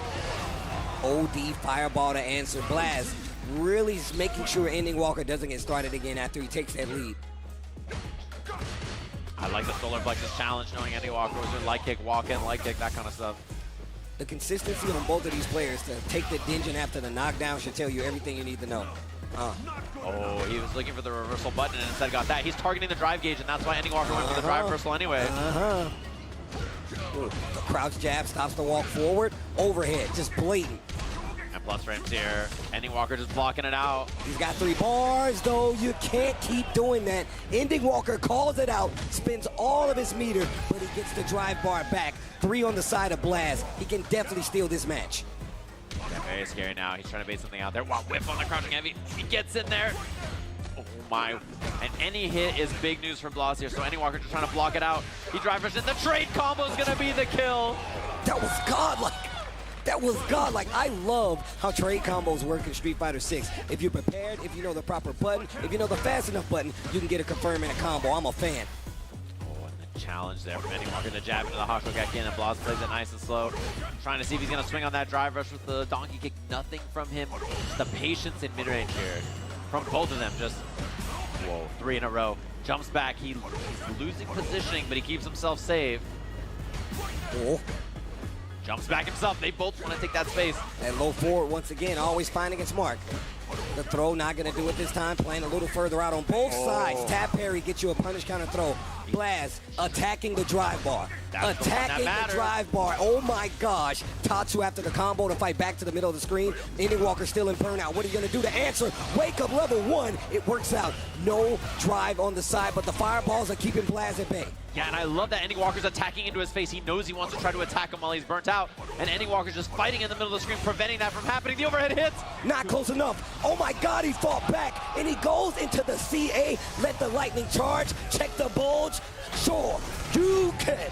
It's not enough though, and now he has No drive gauge. No, and he wakes up DI. He's going to look for chip now. This is the problem. Blas, he holds the screen. He walked back and held the screen so that the fireball wouldn't go off. Old 2D video gaming. Oh my god, but he's going to be out. He's got to get the chip, and he does. Blas is not ready. He was a pixel away from being out of that burnout. Old school Street Fighter fireball battles. That's what I'm talking about. Yeah, and Andy Walker walking back held the screen so that Blas couldn't jump back, and he landed on it. That was so sick. That was so sick. And he tried to do it again, and then that time Blas got the neutral jump, so impressive stuff there. Jump out. No anti-air. Not prepared for that jump at all. Ending Walker trying to close this out. Nice.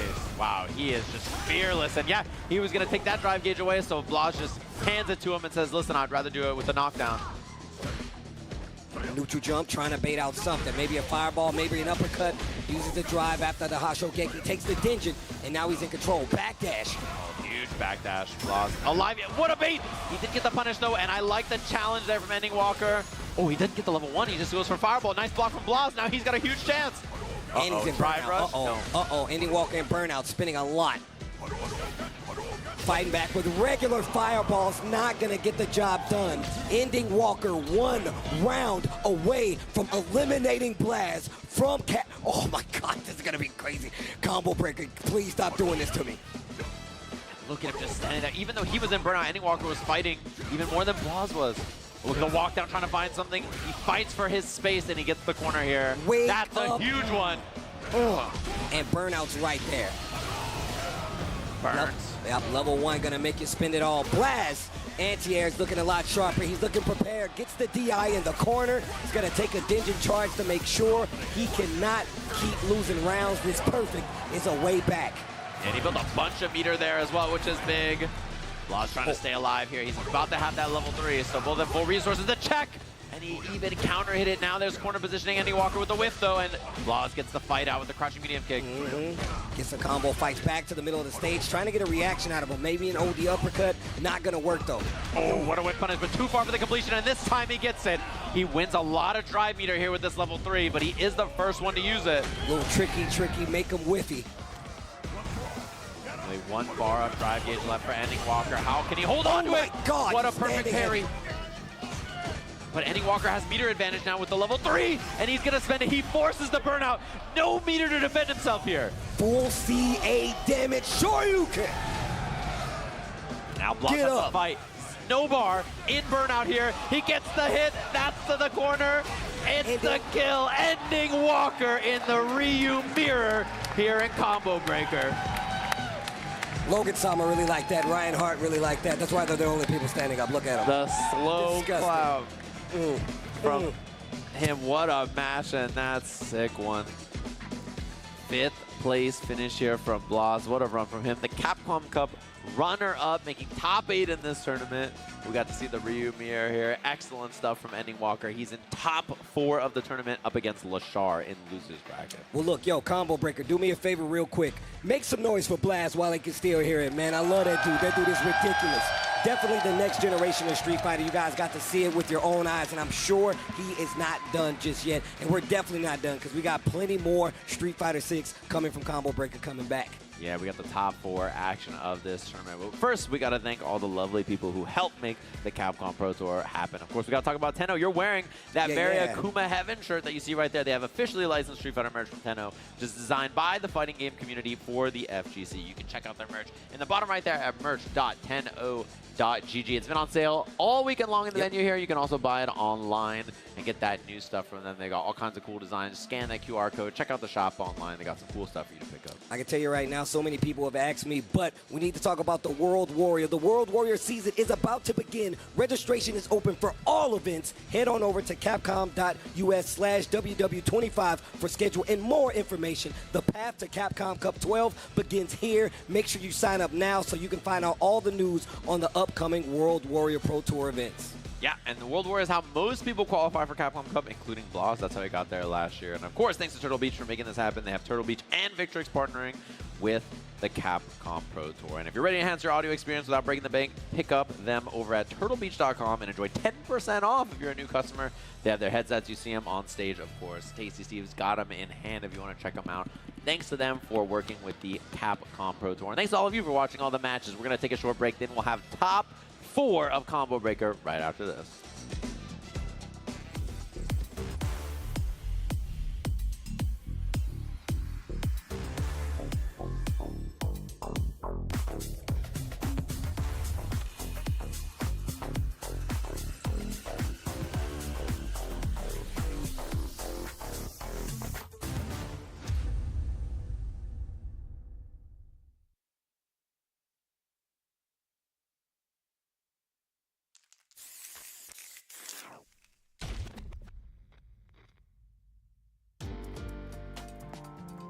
taking a life and giving life? Fighting and living? I wasn't looking to fight to the death.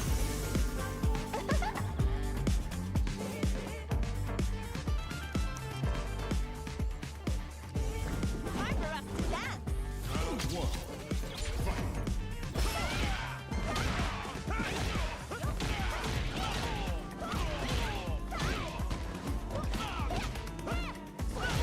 What do you say? How about you dance with me? Relax.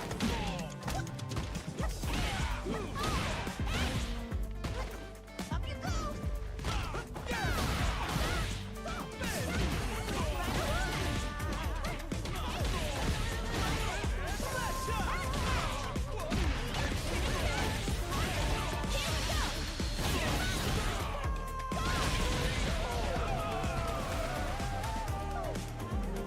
Oh, thanks.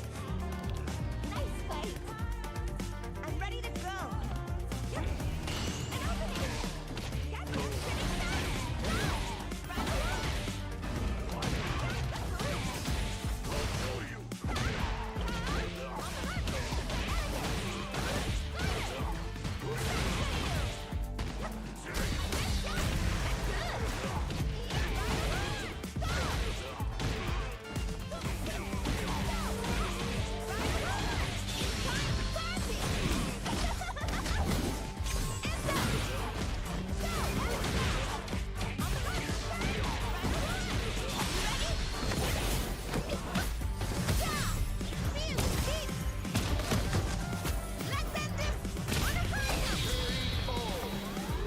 All right.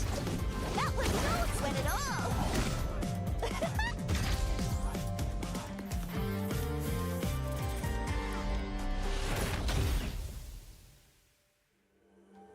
It's time to party.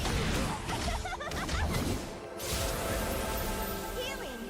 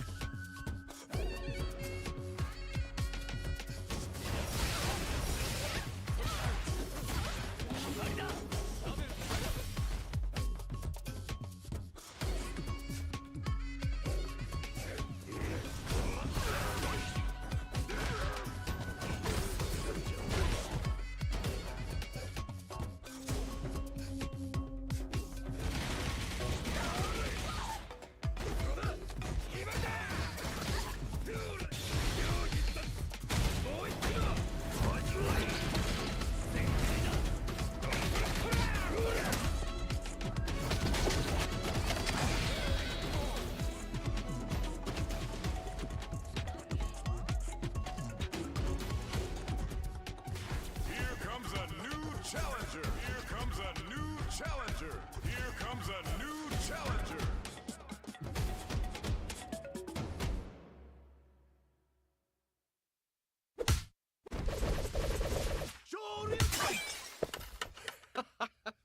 Red Bull gives you wings.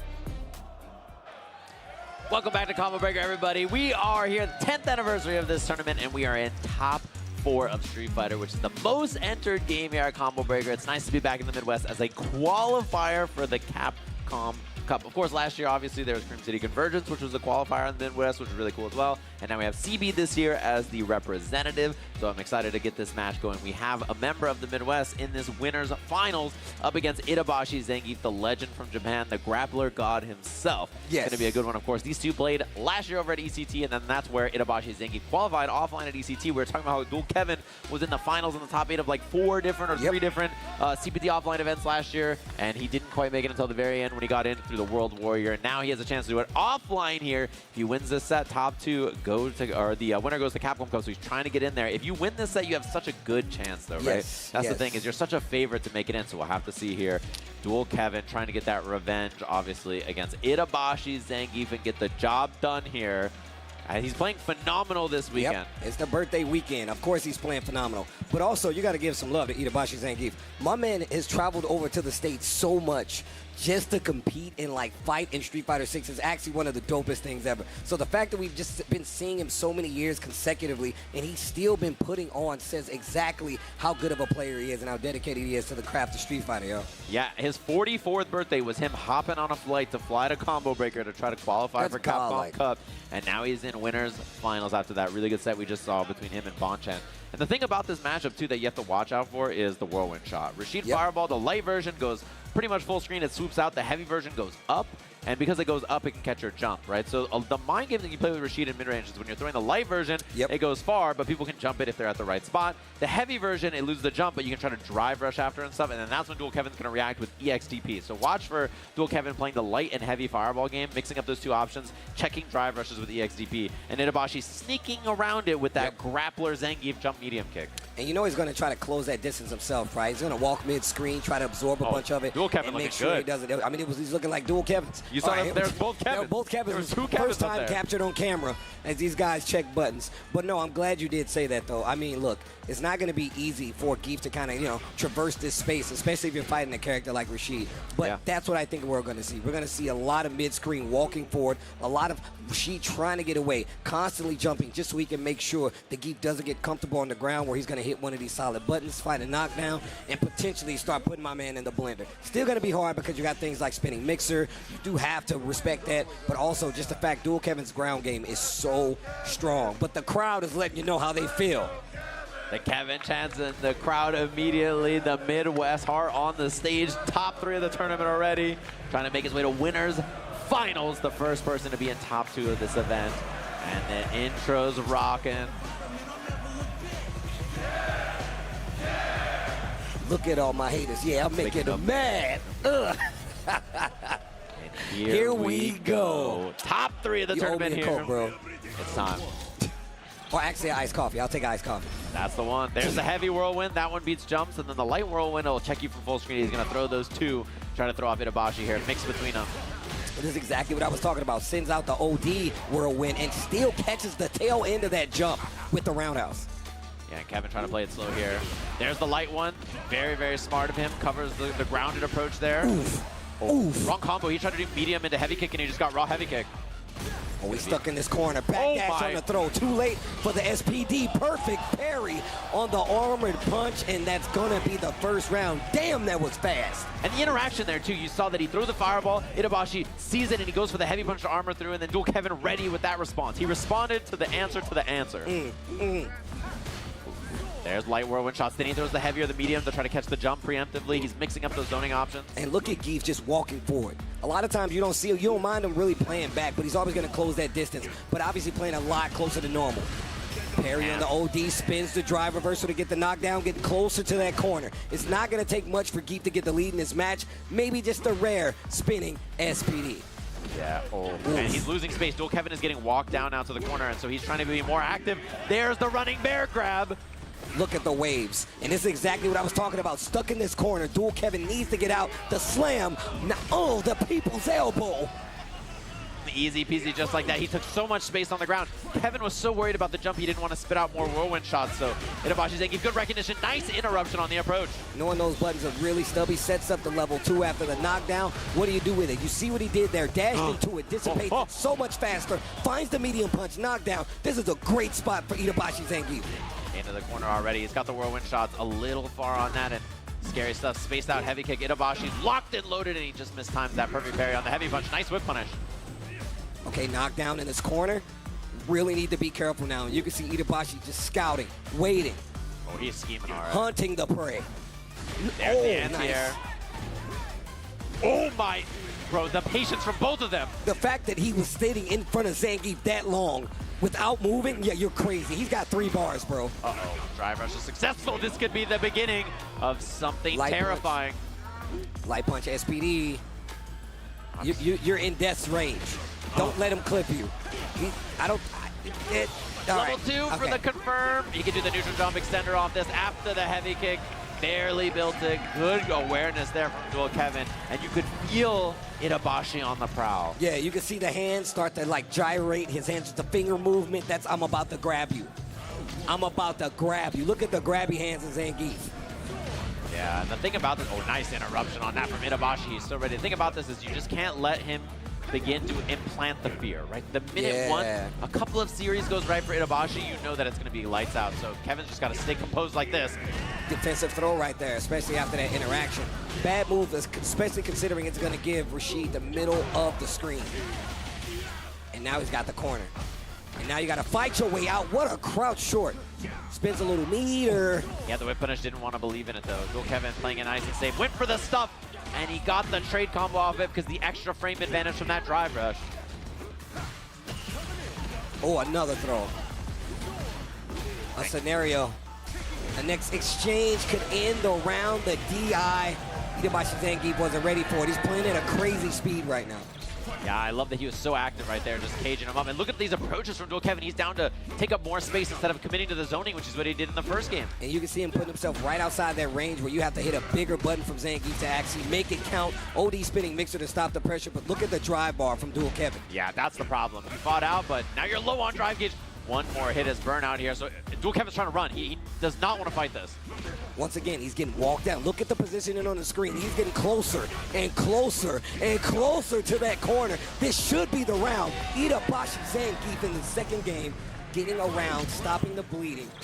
What's next? And Kevin has not been on the back foot too much this set so far, so this could be the beginning of it. Whip punish light kick from Zangief, one of his best options in footsies for stuff like that. He's been using so much of this stand medium, and I love it. I talked about before how Rashid has these stubby buttons. That stand medium punch is one of the best options he has. Double headbutt. He goes for the regular throw now, one guess away. The spine walk buster, back. the headbutt, the confirm, the perfect. Itabashi Zangief ties up the set here. You saw that smile on his face. We mentioned that on the winner's side. Bro, Geef says, I'm just built different. Yo! And he says, wow. That's a scary guy. Bro, he said, nah, bro. The wind, the earth, nor the clouds. I'm just built different. Yo, Geef, the bars. And this is another Zangief in top 3. We saw, obviously, 2 if you count Mena and Kobayan in that top 8 of EVO Japan as well. This character is a force to be messed with, man. He's a scary being. The ruined lab. The glass is moving. And you see the test subject in the background, too. Right. Okay, and Kevin back to a little bit more whirlwind shot at the start of this round, playing a little less of that ground game, a little bit more fireball control. And definitely giving up a lot of the ground control, not going for so many fireballs like you said before. But that opens up Itabashi Zangief to contest that ground game so much more, and it's giving him a half-life lead already. Yeah, wow. What a whip punish from Kevin. Gets the medium punch spinning mixer. Free follow-up after you get the punish counter. Pops him up high enough, and you can see him tease in that range. Little two-tap, and now the fireballs again, looking for the air approach. Other side, but he does end up closer to the corner. That's a good front throw to get rid of that, though. Try to armor through, didn't make it in time. Kevin, a lot more whirlwind shot in this game. That's got to be on Itabashi's mind. Drive impact scary for that. The jump medium kick early scary for that. Wow, he had medium kick 3 times in a row. Not close enough to get the SPD. That's why you see Itabashi really okay with hitting these buttons at this range. Dual Kevin starting to freeze up, and you can see that it's happening. Itabashi Zangief scouting that it's happening, and now he's starting to do a running bear grab. Now he's starting to hit these buttons a lot more confidently, knowing that Dual Kevin isn't going to take to the air. Yeah, and Dual Kevin is like, I threw 7 fireballs and you never jumped. Like, you know, he's thinking about it. Wow, what a scariest stuff on that, though. Headbutt. After the headbutt, you're like, anything could happen. Yeah, and Kevin's been throwing so many whirlwind shots to try to bait Itabashi to jump. He hasn't jumped yet. You know he's still thinking about it, and if he goes back to the whirlwind shot and it gets jumped, it's going to be a bad feeling. Oh, wow. Runs up, gets the hit, did believe in the confirm. Still has the life lead. 4 throw it to the corner, level 2, coming right up. Wind, the neutral here. You got to guess. Parry on wake up to beat this is going to be the option, but then the guess afterwards is the bad one. What a stuff again! Oh my God, he steals a turn and you are in danger. The smoke alarm is going off. SPD, he went for a reset. Punish counter there. You gotta be careful for the level 2. Oh my God. You're playing a dangerous game. You're just gonna throw that at that range. SPD, put him to sleep. And you saw the roar from Itabashi when he landed that one. He is 1 game away here. My man said the wind is always on my side. It is. And Kevin's having a think here, man. Despite trying to condition Itabashi, he has not fallen for anything. He's a wall on this neutral, just giving so many problems so far for Dual Kevin. The crowd chanting for him. We know where we are. Y'all can make some noise for y'all, boy. Yeah. And here it is. We'll see if he can find an adjustment here. If it's more ground approach with drive rush, which is what he tried in the second game. If it's more fireballs, which is the first and third. Have to see if he changes things up again and just goes for more normals, maybe. Grand final showing is on the line, so you know these guys are going to leave it all on the table right here. A lot more fireball. Just charge fireball, regular fireball, mixer, trying to make the approach look a little different. And he was really not showing that the first time in the first games that they played before. Using the spinner mixer powered up from that position he's not shown before, so it's really good that he's absolutely, oh no, spine buster. Wait a minute. The knees in front. Oh, that's gonna hurt. Oh my God, that's like 35%. Ooh, and he barely caught him there. Big one for Kevin to hit. Parry drive rush with, and the whip punish. He's a couple of more boots away. These trades are not good for Kevin here, but Itabashi just on the prowl, just pulling up on him. Look at him go. Yo, that stand medium kick doing work, and then the DI. That has happened to me so many times online. It's happened to me so many times online. And now set point for Itabashi here. The first DI he's even done through a whirlwind shot. Stuffed the chop there. That time Dual Kevin makes it in first.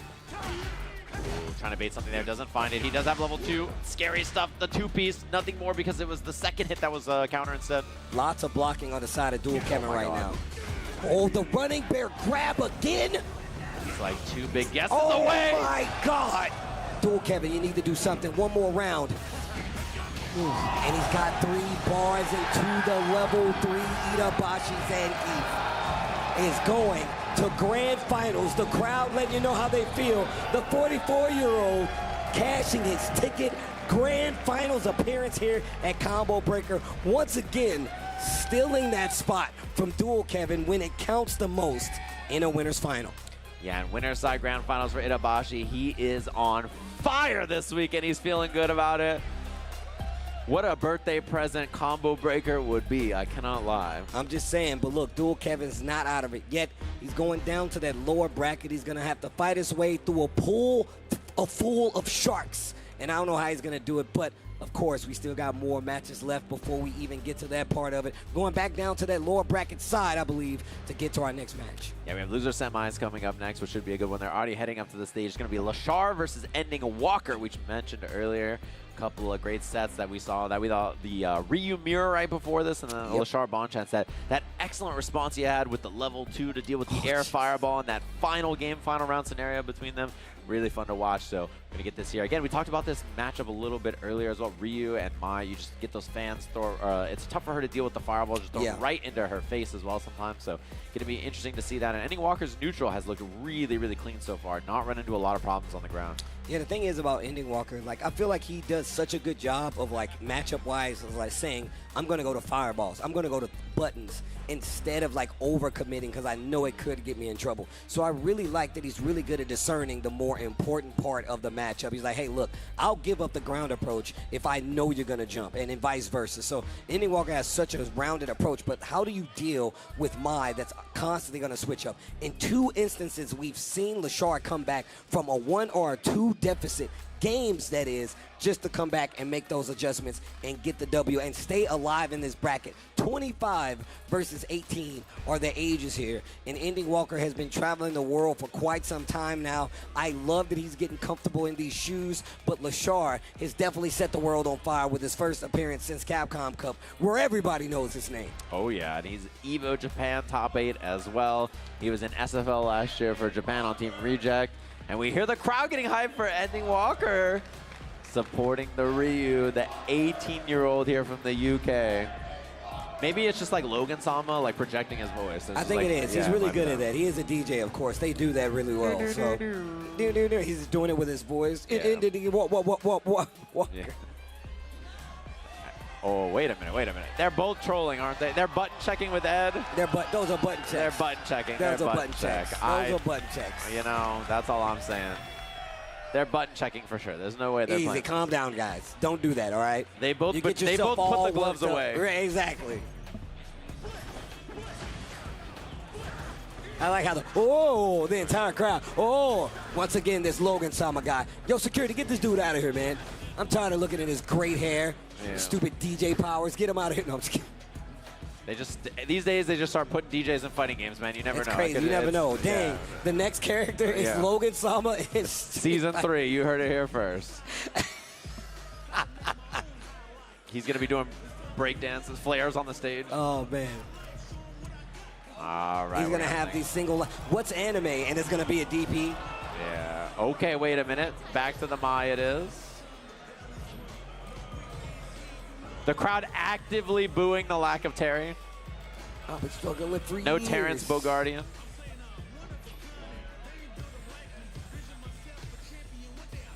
Making sure the buttons are all good here. Quadruple button check. So here it is. Both of them, they put the gloves away. No longer boxing. Instead, it's going to be Ryu versus Mai, of course. The matchup that we expect to see. Done. Are you just going along with the song? I'm just saying the song. I'm just saying my man be spitting the whole time you selecting your character.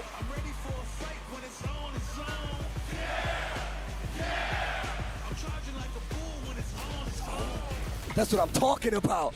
That's what I'm talking about. How do you hate on that song? I don't understand. He's giving you bars while you select your character. That's how it works, Steve. That's how it works. That's what we gotta have them. All right, here we go. We're getting into it. Loser semifinal. One of these players is going home. Ending Walker or Lashar. And I can tell you right now, Lashar has fought his way back multiple times to stay alive. Ending Walker just making the adjustments. He sent Blas home. Come on now. The Ryu mirror. What a 6 set that was. And now walking back. Regular fireballs a little bit more. Ryu Embu has a response. Trying to say maybe I can blow through with this. Beat the fireball. Good option. There's the first ban we see. And the perfect parry check from Ending Walker.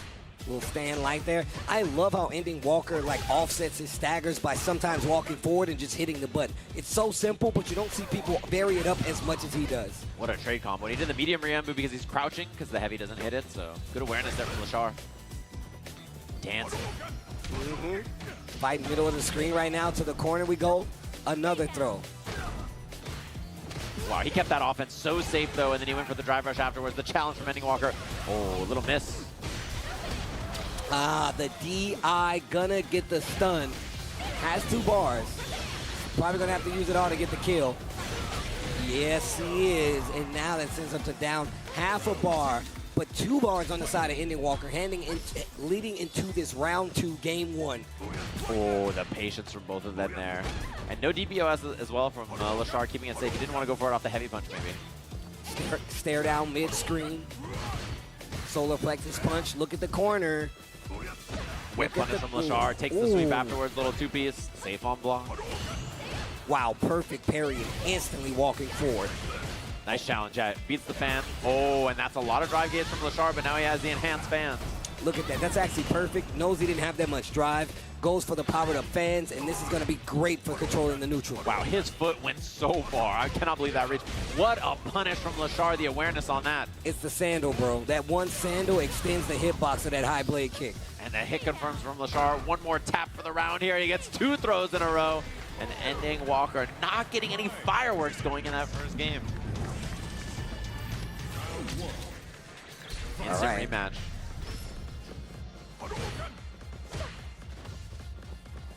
gigantic too. Lashar is down to play so patient, and Ending Walker really has to make this a little scrappy, right? I think that's the way he's looking to make the match. Yeah, he's constantly in this range where you want to throw low forward or react to fireball, and he's really playing around it, really testing what Ending Walker wants to do in that situation. Look at that right here. Like, he could literally just be throwing fireballs. He could do a panic uppercut, but he knows what it'll cost him, so he's thinking about it, and Lashar is taking full advantage of it.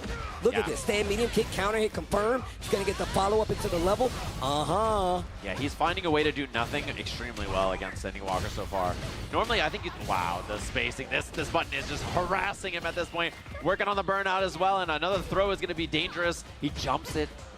And he gets out safely, and he gets the corner, eats a fan force, troubles in the DI. And look, a lot of times in those situations, you know you're getting close to burnout. Calling it out with a DI is actually pretty smart, especially when you get wind of what your opponent wants to do. Yeah, and notice like so much of Lashar's play is not even just like throw the charge fan, get the mix. It's just use these normals, right? Just play solid it's for real. No, you're right. Look at the whip so button. Right. Everything about this is just clean, neutral play. It's not even off the fans or anything. He's just abusing her buttons, which are honestly incredibly good. I mean, you already talked about how is he going to traverse this. Ryu does have an easier time dealing with the fans. It makes you second guess it is mine. So now they're just going to the scramble, right? Trying to find this hit mid-screen and also stay away from this corner while Lashar is doing such a good job of pushing 2 bars on this side, 2 on the side of Ending Walker, and he's working on a 3rd. And he's been doing these one-hit hit confirms with stand medium punch, stand heavy punch, and the whip, but it's just like that is the kill. 2-0 to Lashar, and Ending Walker not being able to find any offense. Look, we've seen Ending Walker once again fight so many matchups. I love this. I love her level 3. It is so cool. But yeah, Ending Walker has done such a good job of playing at such a pace where he's literally using this as data to find out what you are trying to go for. Right. And he exposes it so well to the point where he's coming back from 2 one-game deficits to make sure that he closes these games out. Ending Walker, what is your answer? Oh, I like the attempt. He tried to walk in there, find a throw, couldn't get it. Solar Plexus. He's got to find some heat here, obviously. Lashar, wow, the walk forward throw, knowing that the bait might be coming. Perfect parry, interrupt. Oh, wow, that could have been dangerous. Lashar's awareness to try to get a combo follow-up over there is actually crazy. Oh, my God. He's so good with these mid-range buttons, finding those hit confirms. Back throw now. Drive gauge getting low here. Another one.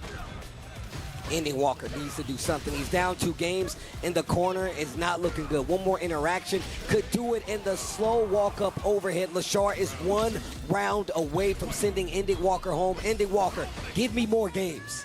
Give me more games. I have faith. Finds a hit. Doesn't get a knockdown off of it, though, so it's pretty light pressure. And he's down on drive gauge now. He did button and drive rush. Didn't work out, so his drive gauge is pretty low. There's the sweep. Man, he's just right every time. He burns himself out, though. That could be a chance for Ending Walker here. Wow. Ooh, what a whip punish. Oh, my God. Ow. Okay, sweep. I'm out of the corner. Gets the forward throw. Ending Walker. Oh, you better make it hurt. Make it hurt. Don't spin it all. Don't spin it all. Don't spin it all. There you go. There you go. Okay. Ending Walker, another chance in life, not spending any bar. That's how you know we're dealing with a professional. Oh, yeah. The optimization on that to only get the kill without spending anything huge. And there's a level 1 for Lashar. Enhanced fans now in mid-range. That's why he blows through with the fireball. Drive rush overhead. First time we've seen that. Man, he's got some heat now. He's really trying to swing and make this aggro. I like that. Lashar trying to take the wind out of his sails. Wake up OD uppercut, and now just a small poke starting to add up. Gets to confirm. He's got 2 bars. He's going to spend it, and this is a situation that Ending Walker will not walk away from. Lashar takes it over Ending Walker. You can see the smile on Lashar's face. You know he had a good time. But guys, yo, Chicago, do me a favor. I'm telling you, I'm a fan of Ending Walker, and I know you guys are too. Make some noise for Ending Walker! Yo, shout outs to Mama Ending Walker. One of the coolest people ever. I've only met her one time, but the support she has for her son is one of the coolest things I've ever seen. Chance from the crowd here.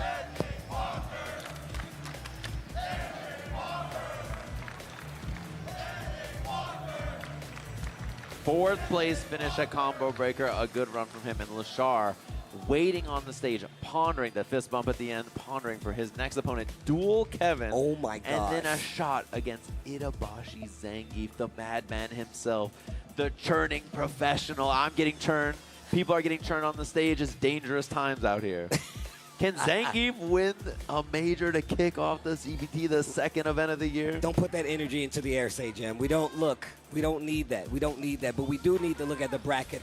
Losers Finals is coming up. Lashar stayed on the stage for a reason. Dual Kevin, our Midwest representative, coming back to the stage, and he's got an opportunity to make it 2 Grand Finals. He did lose to Itabashi Zangief 3-1. It is really close. Grand Finals will be Itabashi Zangief and one of these 2 players. So, with that being said, Chicago, I need the energy. Would you guys like Dual Kevin to make it back to Grand Finals? Make some noise!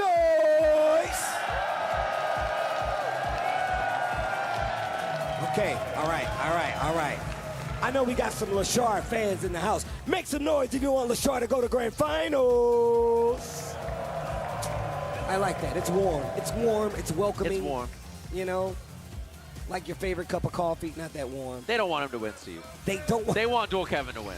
This is the Midwest. I like the hospitality, though, you know? Yeah, they were nice about it, but we all know the truth.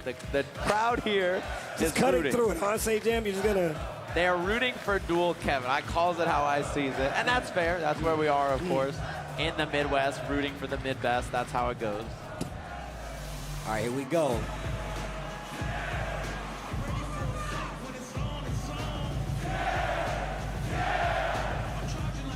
When it's on, it's on.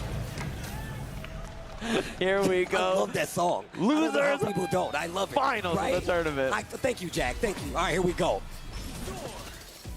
A little beta early with the whirlwind shots, and we got to see what Dual Kevin's got in the tank here. After taking that loss in winner's side, and Lashar the opposite. He's been chewing his way through loser's bracket. Slowly but surely, the jump answered by Lashar. Defense on the side of Dual Kevin. Yeah, and the thing is, wow, man, his hit confirms, his mid-range play, the decision-making we've seen so far have been so good from Lashar. Oof. Oh, trying to get a reaction out of Lashar. We've seen how this worked out from so many opponents. Meaty elbow there, and it's plus on block. Kevin respecting it. And just look at Lashar. One hit confirms. Seeing if they're crouching or standing even with the re-inbo after is just a masterclass of mid-range play. The perfect parry starts the offense. Lashar with a big round lead. Wow. And what an answer. Yeah, every situation's got a response. This is exactly what I was talking about from Lashar. If he doesn't have an immediate answer, he will play defensive enough until he finds one. And then he's going to imply it. Yeah, I mean, it's just like his Ed play, except it's on a character that's more mobile, right? Yeah. So he's able to weave in and out of those ranges, a lot like his Chun-Li play in Season 1. Ooh. Gets the overhead. What are you going to do with it? Ooh, misfire on that, and that's a big one for Dual Kevin there. Okay, trying to get a reaction. Lashar still just holding his defensive ground so well. Dual Kevin dashes up the fake out. I like this. Once again, empty buttons to get a reaction. Lashar wakes up with a crouch jab. When he DPs out of there correctly, now a chance whip, but no whip punish. Kevin playing it slow. Oof, overhead once again. Lashar on the ropes. He's got 3 bars. He can get the kill. If he plays it correctly, CA damage. Dual Kevin, you will not survive this, but we get the cool animation at least. Fire for the flames. Psst. Falls backwards there, and man, that's the danger of Lashar. Despite his circumstances looking dire, just the solid play to play it slow and find those single hits in neutral. He's just like an assassin. Look the way he stuffs and just deals with everything. How do you stop someone who's playing perfect? You know? Exactly.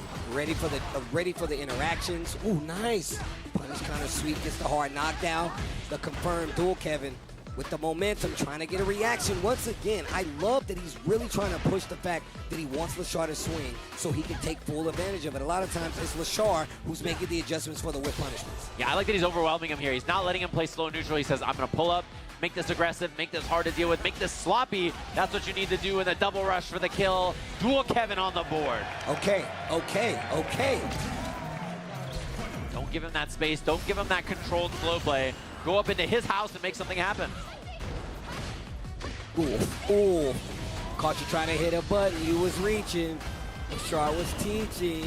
Yeah, he wasn't sure if it was going to be a... Wow, the perfect parry and then anti-air response is beautiful from Dual Kevin. He gets a combo off this. Next knockdown will be level 2 as well. So Dual Kevin in a very good position in this round. Ooh, okay. Blocks the overhead. Still goes back to the corner. The jump roundhouse. What an answer. Dual Kevins finally decides to spin the OD mixer to fight back to the middle of the screen, tries to get a reaction with the drive rush short. And he wants to beat a throw so bad, and then double rush. Spends the bar. He's going to level 2 DP after if it doesn't kill.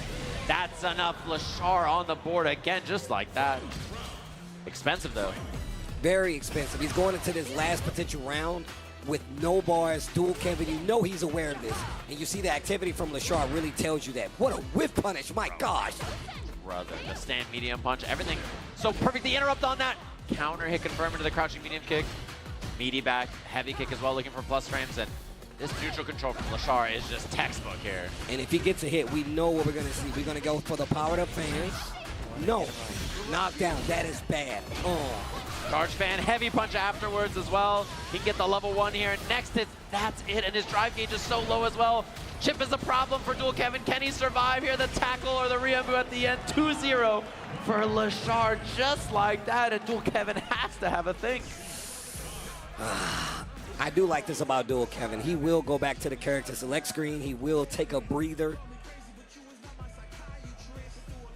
And his spot in that last game looks so good too. And Lashar just walks up, blocks, whip punishes. Everything about this play is so clinical and clean. It's hard to find some kind of crack that you can kind of squeeze through and make something happen. He plays so fundamentally strong in so many situations, and he plays to the character strengths. He knows that you want to move in. He knows that you want to jump over those fans, and he really just moves into this range and puts butts there. Nice big punish counter. Dual Kevin trying to change up his destiny right now. Yeah, and Maya has to, wow, that was so far away. Couldn't get the medium punch though. That's the normal confirm there. It's just a little too far. There's the crouch medium kick again. Lashar been so consistent about that. Back throw. Uh-oh. Drive rush forward. You got to hold that. No, no, no. Nothing. He gives you nothing. He gives you nothing. Okay. Oh. Perfect parry back throw. Yep. I need the positioning, Ryumbu. Just in case you do something kind of frisky on wake up, look at the attack on the drive bar. One more interaction could do it. Lashar is officially on set point, on grand finals point. Yo, Chicago, make some noise for Dual Kevin. He needs that energy. What are you doing? And it's just like Dual Kevin is fighting a rock. Like he just punches it and his hand hurts. There's nothing he can do to make anything happen. He's got to find a way in. And you can see he's trying. The crowd. The Dual Kevin power-up, he finds a hit. Oh. He's just right every time. It's, you know, this is an SNK guest character. He's looking like an SNK boss. Like he's move reading everything that's happening. I'm gonna tell you right now, those bosses are some of the cheapest in history. Level 2 time. If he can survive this, he can survive anything. All right. Kick it. Okay, gets the throw. Backdash. He's only got 1 bar though. Knockdown. Next hit could be the kill though. Plus frames, double back heavy kick.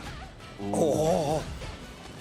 Gets the throw. It could have been a lot worse. Dual Kevin, you still got a chance. Overhead. You still got a chance. You still got a chance. Fight it out. Fight it out. Just needs 1.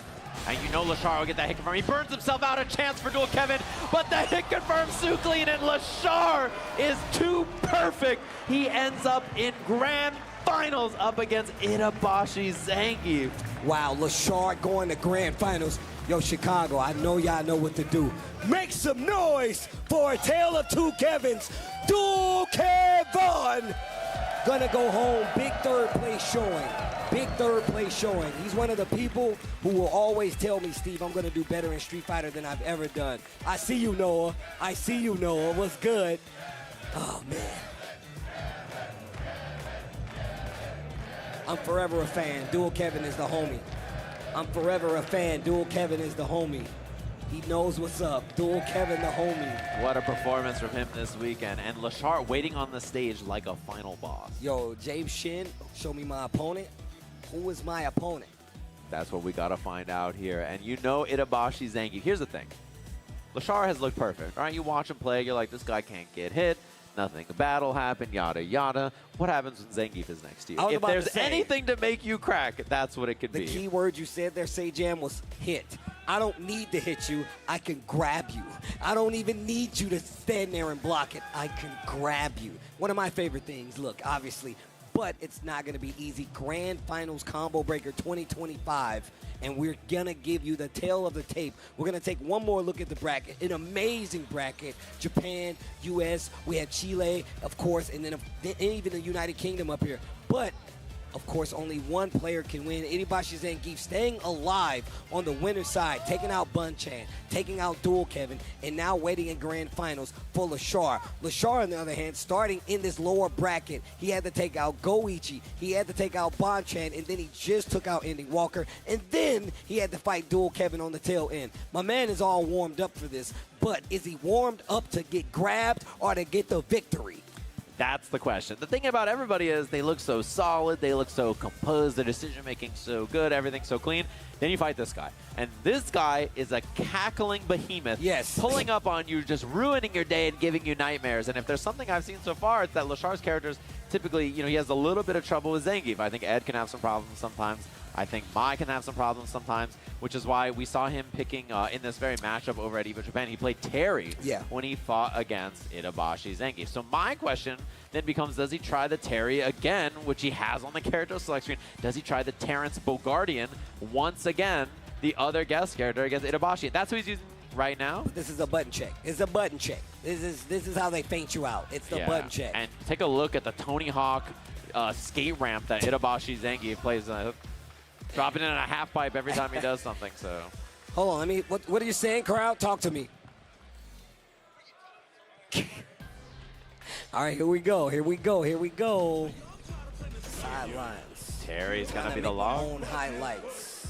Time to heat up for the fight of my life. Cause you know that is my time. All right, here we go. I gotta ask for potentially a final time. Combo breaker, if we would like Itabashi Zangief to take the set, make some noise! Bonchan's clapping his hands, confirmed. All right, and John Takuchi clapping his hands, confirmed. I see you. Blas not. But if you would like Lashar to take the set, combo breaker, make some noise! I see my man shaking his head. My man was just shaking his head the whole time. He said no. No. Here we go here. Lashar locking in Ed. Ed is the character he's locked in back on. He said, nah, bro, I don't play Ed anymore.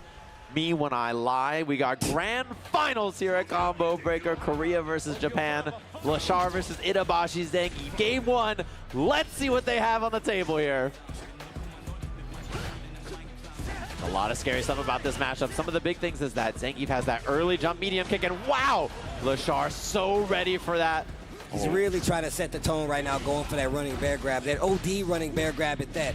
So let's see what happens. Lashar, what's your answer? I love using the normals just to make sure Geef doesn't even get to that comfortable playing range. But now you got to look for the armor buttons because you know Geef is going to switch to him. You know Itabashi's going to switch to him. Ooh, the 3-tap double drive rush. Never mind. This is over. I love the way he calls you a loser. The first round, Lashar. And the thing is, so I was mentioning at EVO Japan, he played 2 characters against Zangief. The first one he played was Terry. The other one he did play Ed against Zangief Gelato. So that's another thing that he does represent, although Itabashi getting going. He's very familiar with this matchup. There's a lot of Ed players in Japan, and hit confirms look good here for Lashar. Super ready.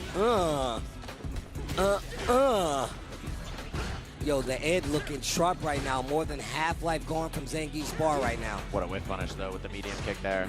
Lashar, one hit away now. Hold in for the plus frames, and he finds the low. Not going to have level 3 here. Triple drive rush with the walk there. He's got the level 3 at the end. Nicely done on that. 11,000 life on Zangief to try to chew through. It's enough. Game 1 to Lashar, and Itabashi taking a look at the phone. Damn, that was fast. So years ago, I saw Itabashi coming off the stage at a Capcom Cup, and I was like, yo, bro, what's in the phone? He's like, it's notes on players. He told me this years ago. He's like, it's notes on players. I make sure that I have notes on players, and I love the fact that he continues to do so. He must have something written down. He's like, I got to grab that guy. You know what? Notes. Grab him. Notes. He's going to jump the grab. All right, here we go. Vite por ahí. It's a good stage theme, of course. First game pretty convincing, and we'll have to see what Itabashi does to alter the approach. That's always the problem in this matchup. How does Zangief make it in? Does he use the armor? Does he use the jump? Does he use the running bear grabs? It's just whip punishes. There's the armor. Yeah, like you said before, calling it out. Gets the big hit, puts himself in burnout because of it, though. What are you going to do with it? Yeah, he is looking like Noah the Prodigy. 10 seconds into the round, just burnt out. Noah the Gray himself. Noah the Gray. Armor to get through the snatcher. Ooh, that could have been a fat SPD. Lashar still running for his life despite him not even being in burnout. And that kill rush, that backdash, he's using it to get out of trouble, but he puts himself in the corner. Actually, more trouble. Don't get SPD'd, you're dead.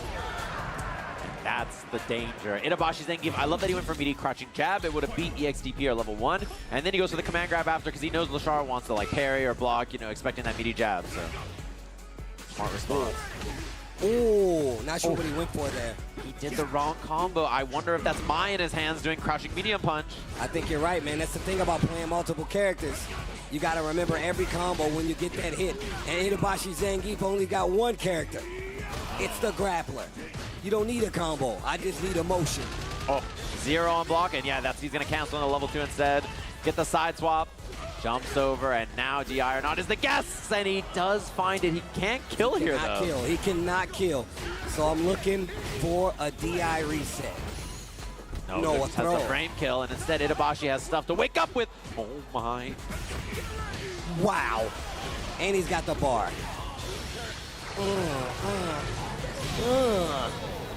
The foreground, background punching bag.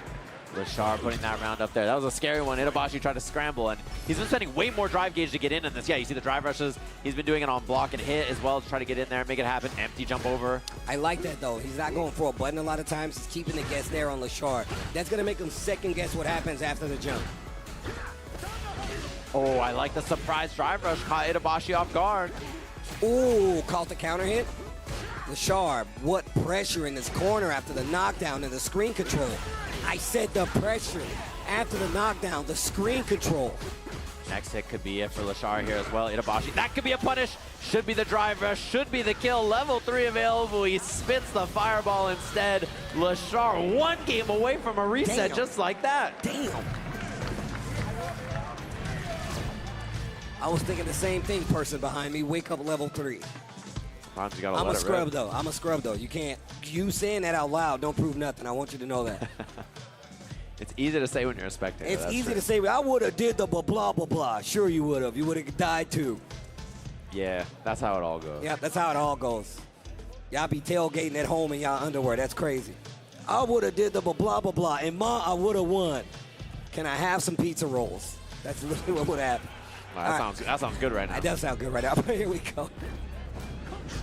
See the backsway there on the kill rush. It was probably a heavy one, so he was looking for the anti-air from Lashar, and that's why he got away from there. Wow, what dude, his neutral is insane. It's so good. He uses just the correct buttons at a lot of times to make you challenge, make you second guess what you want to go for, and he really makes you pay because Ed does a lot of damage. Dude, the walk under, this is a spacing masterclass from Lashar right now. Oh, and the meaty, he gets double medium punch there. It's a manually timed stand medium punch so that he can get that combo on regular hit. And just like that, reset point to Lashar in a bit of a beatdown so far. And the reset is, I'm going to tell you right now, the only good thing about this right now, the Itabashi Zangief has multiple games. Big jump in, but you know he's not done yet. Ooh, if he would have baited that, the SPD would have been glorious. Lashar looking too ready. The chop afterwards, try to catch him. He gets the crouching medium kick. Lots of damage on this as well. He's one good hit away. Still got bars. Still got 3 of them, actually. The next interaction can kill. Oh, and just like that, we got a reset to grand finals. And you know Itabashi is deep in thought. There were so many problems for him that got presented there. And where do you start, right? Like, is it the approach? Is it the defensive choices? Is it how he's structuring his offense? Reformulating everything here between these two sets to try to come up with a better solution for the winner side grand finals. And look at that wry smile creeping up onto his face. I mean, look, in all honesty, look, you got to get more grabs, right? But it's more about keeping a character like Ed stationary. That kill rush back or forward. It's really going to make you second guess a lot, especially when he's holding Snatcher, right? And even if you have the reaction to DI properly, he's not going to give you that. He's going to do short charge, fast charge, mix in some fireballs as well. He's really keeping you on your toes. I'm not sure what Itabashi has to do to get it outside of more damage and making sure it counts. Yeah, my question is he going to lean on more armor? Is he going to try to regular drive rush more? There's so many questions here. Is he going to try to for the air approach more? You know, is he going to gamble a bit? I'm curious to see. Well, we go to the Zangief theme. Let's see if it helps him out a little bit. Grand Finals reset, the kill rush. He calls it out with the drive rush forward stand medium. Missed time check there. We went for the chop after. I like the crouch like hit from Lashar. Back Caught throw. the parry. Oh, not in time. He charged the heavy punch instead of just tapping it. That's a punish. Easy one. And you see Itabashi side after a whiff. Oh, the timing with the delay as well. Oh, wow. Made it whiff. Yeah, I like that. And this is going to be double rush. Level 1 available just in case. And it's more of the same so far in our reset. You see him getting a lot more active in that neutral game and making Lashar just take us a beat back, but it didn't stop the fact that he got that first round. This is a reset, so we got to get to 3 again. Lashar looking like he's on pace to do just that, back throw.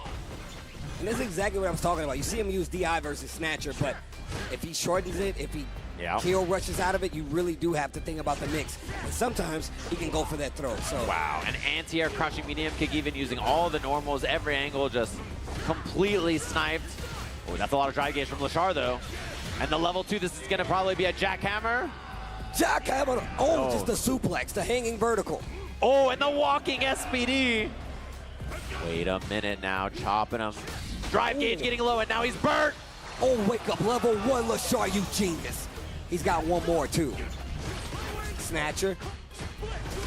Oh, and that's going to be a wall stun here. Jump back lariats. Pop him up. The Borscht at the end of this is going to be the kill. It's a round for Itabashi Zangief.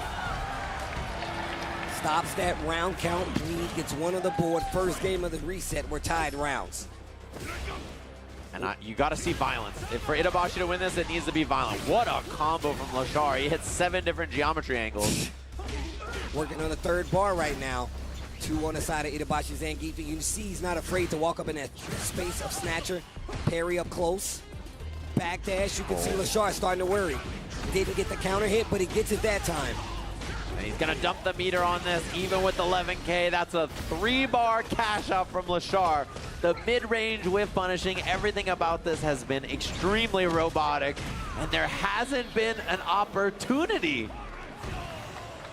And his losers bracket run has been wild, even before this top 8. Lashar beating so many good players as well. I mean, if he plays perfect, does he not deserve to win the tournament? I mean, yes, he definitely deserves to win the tournament if he's playing perfect. It's all about playing Geef and making your opponent make mistakes, though, right? You want them to be afraid. You want them to freeze up just so you can get that SPD. Once again, you don't need a combo. You just need one throw. Look at him go. Back to back to back. Itabashi not defending it yet. Tap heavy punch and whiffs the sweep. And he is ready instead. The perfect parry. Oof. Oh, drops the combo, though. Slightly misspaced out of the corner there, so it didn't work. Wow! Damn, the reaction, big damage. What are you going to do with it? Drive rush, SPD. That was medium punch. So actually, that might have been a fierce. And back to the wall made that scary. Oh, he did the wrong combo. Chance here for Itabashi. Oh my, he's all in. It's wrong now. Chip is a factor. You got to make a guess on this, and he's wrong. Lashar closing the door on another winnable round. Bro, that was looking so good for a few seconds for Zangief, Itabashi. Oof. Oh, whip punish. Now it's time to game. The perfect parry, though. I like that. Both of them waited, knowing they had no guaranteed situation there. Whip punish again. Every single option just perfectly represented in Lashar, not giving him opportunities. I like him using the knees to get over. The recovery is a little different. It throws off the timing. Oh my God, SPD. Offense time, Itabashi with the knees in there again. Oh, medium punch rip for sure. Oh, I thought he was going to edge. Oh, okay. Lashar in trouble now. 1 round, still on the reset. Drive rush, give me the medium punches. Can he make it happen? Again, he stuffs the anti-air. This is how you game. You need it to get a little ugly. Ooh, using the knees. Make it happen. That's what he's got to do. He's trying to make Lashar crack, and Lashar swinging at the air right now. That's going to be the kill. Itabashi Zangief proves that he can bleed. One game. One game. Steve, this is how it starts. This is how it starts. This is how the fear begins. This is what you need. A player like this who's that perfect, you have to show them their mistakes. And once they don't believe they're perfect, you can show them that it's true. Make them bleed. Oh, I like the challenge. Didn't get the punish, though. That's good news for Zangief. We'll see that timing from Lashar. Sweep for the frame kill, goes for the throw, and a chance again. Oh, look at that. And this is what I was talking about. I don't need a combo. I just need to throw you. I'm not dead. So I still got a chance. That's 2 throws. Oh, and he's ready with the OS that time. That's still 2 throws, but now you're dead. Look at him go, Lashar. A couple of swings didn't go his way, but he started to scrap right back. Pulls him in, plus frames. He finds the perfect parry, or the parry attempt. Oh my. Ugh. Look at that, all that work. I'm gonna grab you one time and you're gonna think about your life. Or the lack thereof. Got you. Telegraphs the jump, snatcher perfectly placed. Oh, and he finds the throw afterwards. This round suddenly looking very scary. The drive gauge from Itabashi is so low. Oh, sweep. Gets the hard knockdown. Wow. He went all in. He's burnt. He's got to make it happen right now, or Lashar's going to get too much control. Oh, what are you going to do? You know he's going to. He did spin it. Oh, no. Oh, my God. He has one more chance before he gets chipped. And he gets it. The loyal fans.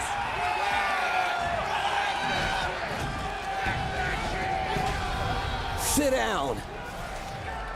Spins it all. That was an expensive round right there. Lashar with full 3 bar. Yeah, and Lashar has so much meter, as you just mentioned. That's so scary. The level 2 combos, level 3 for the cash out. Itabashi's ain't got to be feeling the pressure here. He's down a lot. He caught him mashing. But a lot of these exchanges aren't that bad for Itabashi Zangief. He literally is going to get this back with one exchange. Nope. Oh, he's too far, and he's just dashing SPD. I already knew what was up. I already knew what was about to happen. Oh, the whip punish. It's getting sloppy. This is what Itabashi wants. He wants action, but Lashar is ready. It's time to dream. One bounce. That's the big body combo. He knows it. Into the corner. Dash, dash. Itabashi's got no bar for DI counters here. This is scary stuff. It's scary. What is he going to do? Jabs out. He's got his bar back with punish with the drive. And that is going to be game number 2 for Lashar. One more game, and he will be our Combo Breaker 2025 champion. Itabashi Zangief thinking hard right now before he goes back to rematch, and he goes right back in, committing to the thought, committing to the dream that he can take out Lashar. Yeah, and it's impressive. He knew the big body specific combo right there, even though he's been playing a lot of Mai this tournament. Itabashi got hit by it, and excellent stuff from Lashar. He finds the early hit. Ooh, needs to be careful. Too much of a delay there. Oh, he fights out with the DP as well, and so far been controlling so much space. Itabashi going to the dropkick. We haven't seen that as an option so far. Yeah, not in this set anyway. Once again, mixing up the jump options. Lashar really second-guessing what he should do in some of these jump situations. Oh, my chop. Oh, that jump. He's trying to empty jump to bait the crushing medium kick that time because Lashar's been doing it so much, and now he's burned. Wait a minute, wait a minute. Oh, my. He needs to be real careful right now. Oh, the big jump in. He just needs one. He just needs one command grab will kill. Anything will kill. This is so scary. He hit the button, but he didn't believe. It's too slow. That's going to be the SPD. Okay. He's up around, still down a game. This is not out of his wheelhouse just yet. He's teching the throws. He's looking sharp. Itabashi looks like he's prepared to take this to a final game. Oh. That's going to be punish counter. It's expensive to get in there and combo, though. Lashar's been a lot of drive gauge. And we've seen what happened when he's put himself in a drive gauge deficit. He's really in trouble. Oh, my God. It's time to gamble. 3 bars on the side of Itabashi Zangief. He can't close this out. Oh, and Lashar closing the door on that option. Doesn't spend the level 3. He has loyal fans. He's got to spin that. It's a level 2 instead. Jackhammer. Oh, just a suplex. One gets away. The knee, the low. He's got the hit. It's not enough, Lashar. Can you believe, can you guess? He's wrong. Final game between these two, and he's laughing like a madman. Oh no. Oh no, he pulled back out his phone. Oh no. Oh no. Oh no, this is danger. Danger. Is anybody cooking? The smoke alarm, do you hear that? He knows it's one more, and it's time to find out if Lashar is truly perfect. Final game, final set of Combo Breaker. Combo Breaker, if you would like Itabashi Zangief to take it, make some noise. Yo, what about Lashar? He's right there. If you would like him to take it, make some noise. Oh, wow, they really want Itabashi Zangief to win. Oh, who doesn't at this point? Look at him go. It's the perfect play versus the laughing madman, and he's trying to make the gambles work. I love the challenge. Charge on the armor. Look at him walk. Ooh. Look at the anti-air. Lashar's anti-air with 17 options so far. And this set he just pulls up. The knee. Oh, combo. Does he gamble? Does Lashar go all in? He went all in with the drive gauge. He just does the lariat off block. Not the smartest thing to do, but the side switch. I like the option. DI as well. He's going to have 2 bars, but he's going to charge it. And just like that, Lashar is 1 round away from becoming your Combo Breaker 2025 champion. Itabashi Zangief, give me another round. Oh, he throw tech, but there was no punish. Can Lashar stay perfect for 1 more round? That's the question. Give me 1 more round. After this, I don't care who wins. Oh, the jump in. Wow, the range on that. And what a confirm from Itabashi Zangief. He's down on drive gauge, though, and so is Lashar. Back throw. Great choice right there. Knows he's at a deficit, puts himself in the corner. Huh. Oh, scary stuff. Lashar successfully defends, though. Kill rush back just to make sure he's out of that range. Stand medium kick. We haven't seen it in a while. Challenges with the OD uppercut. The jump in. No anti-air. No anti-air again. He whips. He's burnt. Jeez. Oh my God, oh my, Lashar's in trouble. There's a whip punish, he didn't believe. The DI is ready, how is he ready? How is he ready? 3 bars though, 3 bars though. If it gets the job done, you better spend it. My sweep, 1 hit away, and Lashar's fighting out a burnout, he's almost there. He's 1 more hit away. The anti-air looks good, Lashar just needs 1 to be the champ. Oh, jeez. Oh my God, he needs 1, Steve. Just 1 hit.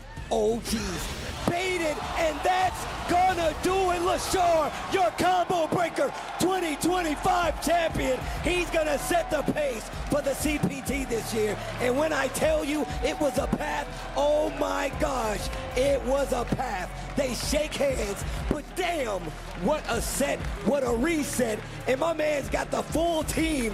Who are these guys?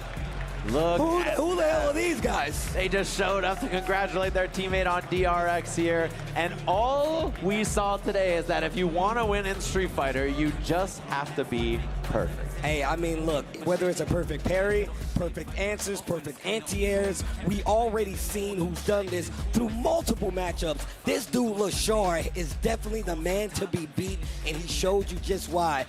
Multiple matchups where he actually fought tooth and nail, even switching to the point where he's fighting with a completely different character. The Ed, which we didn't even think we would see, still on display, still getting the dub. Lashar, your Combo Breaker champion. Incredible stuff from him, of course. He just played so clean on multiple characters, by the way. That was incredibly impressive from him, and I'm just such a fan of the way he plays, right? Like, the way he plays the game, you know, it's hard to hate because he just does everything right. Multiple characters and multiple top 8s for so many different things, and he's been eluding that big win, right? He's been looking for that for so long. Finally gets the one here at Combo Breaker, qualifying for Capcom Cup early in the season, and you know he's got to be feeling good about that one. I mean, he just did everything right for like 15 sets. I literally was about to say, like, my man did this for multiple games where he literally was like, no, I have the perfect answer for your offense, for your defense, calling you out multiple times to get the W, and he did it across an entire top 8. This wasn't a short change situation. These weren't small interactions. He literally was like, no, even if I fight the Geek, even if I fight another Mai, he literally has taken advantage of it and playing perfect, like you said before. How can you take this away from him when he played so well? And the Ed sticker, he's the Ed sticker on the bag. Do it on the bag. This guy is telling you right now that he literally was like, yo, the Ed has always been in the pocket because he's always been with me on my backpack. Yeah, we've only seen like so much Terry and Mai from him lately, right? He hasn't been playing a lot of Ed. I mean, I haven't seen him play a lot of Ed in the replays as well, but he played Ed like the whole season, right? So it's not surprising that, you know, he still had this character in the back pocket to use in a situation like that. And Itabashi Zangief, against every single other person, was making magic happen, and Lashar's the only one who didn't believe. Well, I mean, look, first and foremost, I still got to give props to Itabashi because even throughout that reset, he was still fighting. Like, he still had answers. He still had adjustments, whether it be the jump knees, whether it be the fact that he started going for more SPDs. He really did apply that to his game. It's not a lot of people that would even make the change to go over to that. But, right. I mean, look at this guy. How do you say that he's not one of the best out there? Second place is quite the showing, especially for a birthday gift where my man flew around the world to compete and give you guys great Street Fighter 6 matches. So you really can't be mad at it either way. Yeah, that's a long trip to take for your birthday to fly all the way out here for Combo Breaker. What a performance from him, though. And I mean, this is some of the early CBT matches. Obviously, we'll get an updated look at the point standings at some point as well, because we have 2 events now to calculate the points, and some big second places. Ryukichi got second place, obviously, all the way back at EVO Japan just a couple weeks ago. Itabashi with the second place finish here. That's 300 points, which is big. There's going to qualify some players in a Capcom Cup this year based on the point standing from offline events as well, which is something new. Really, really nice to have that back for the CPT this year. And it means that all these offline events matter, you know? No, in all honesty, I really feel like it builds the excitement for a lot of these offline events. Whether you're just attending just to watch or attending just to play, makes the competition so much more richer, right? And you get to see so many more players come out because they know that it's more points. When you come out, you get that big W, and then you travel on to the next one. Really sets the tone for the CPT season. And in all honesty, I'm glad that we return to this form because, once again, it's going to be really sick to see these events go off all over the world and how the points are going to stack up towards Capcom Cup. Yeah, exactly. And so many awesome players you're going to see the whole season long. I mean, a lot of the players in this top 8 were in EVO Japan top 8 or performing there as well, which is really cool to see. And then a lot of the players who made it far in that event were at this tournament making it far. I mean, Mena was deep in this bracket as well. He had like a really deep run, and he was the champ from EVO Japan. And same thing with Itabashi and a lot of the other players there, so it's cool to see them here. And it looks like we're getting ready for our medal stage on the stage, or medal ceremony on the stage. Get everybody their medals and their prize, and of course, hand Lashar the big one, that big old disc is for being the CB champion. So it's going to be a good one. Well, let's get down to it. Let's crown our winners, our top 8 here for Combo Breaker 2025. We're going to start it off with the return of a legend. He is number 1, go number 1, 7th place, Goichi. The legend himself, 2 medals this weekend. Excellent performance from him. And of course, tied for 7th place. Make some noise from the Midwest here for Just a Kid. We got another tie. You know how this goes. On my FGC Mount Rushmore of greatest of all time at 5th place here at Combo Breaker. Make some noise for the family man, Bonchan. And of course, the next 2 are the future of Street Fighter, also tied for 5th place. Runner-up at Capcom Cup, of course, we have Blas.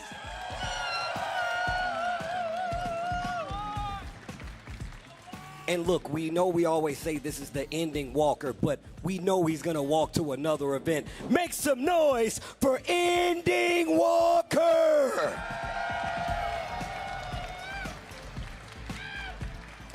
Our other Midwest representative. You guys are chanting all weekend long. Everybody here, make some noise for Dual Kevin.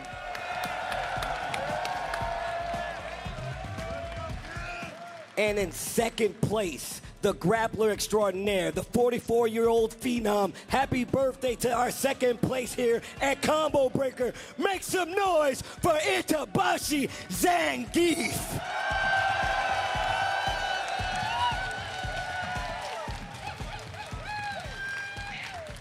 And Mr. Perfect himself, the man who would not be denied. Everybody, your Combo Breaker 2025 champion, Lashar!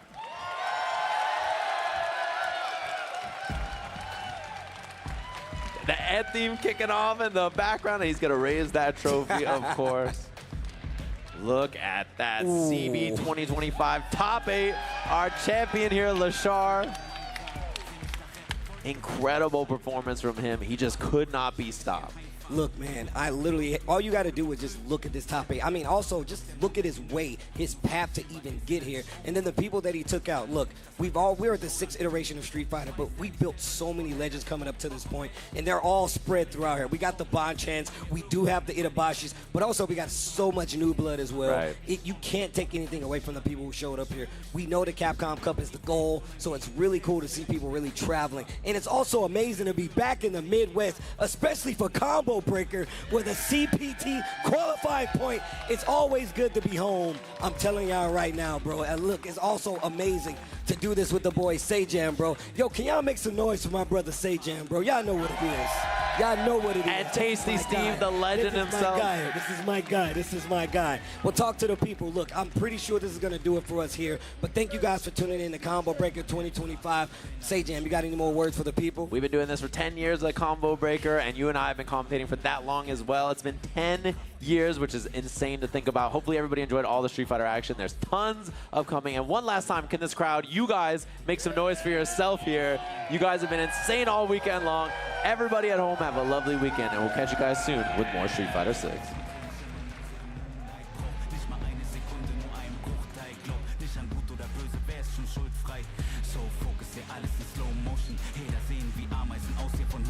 Zerleg sie in Protonen, dreht sie im hohen Bogen durch die Galaxie weg auf dem Betonboden der Tatsachen.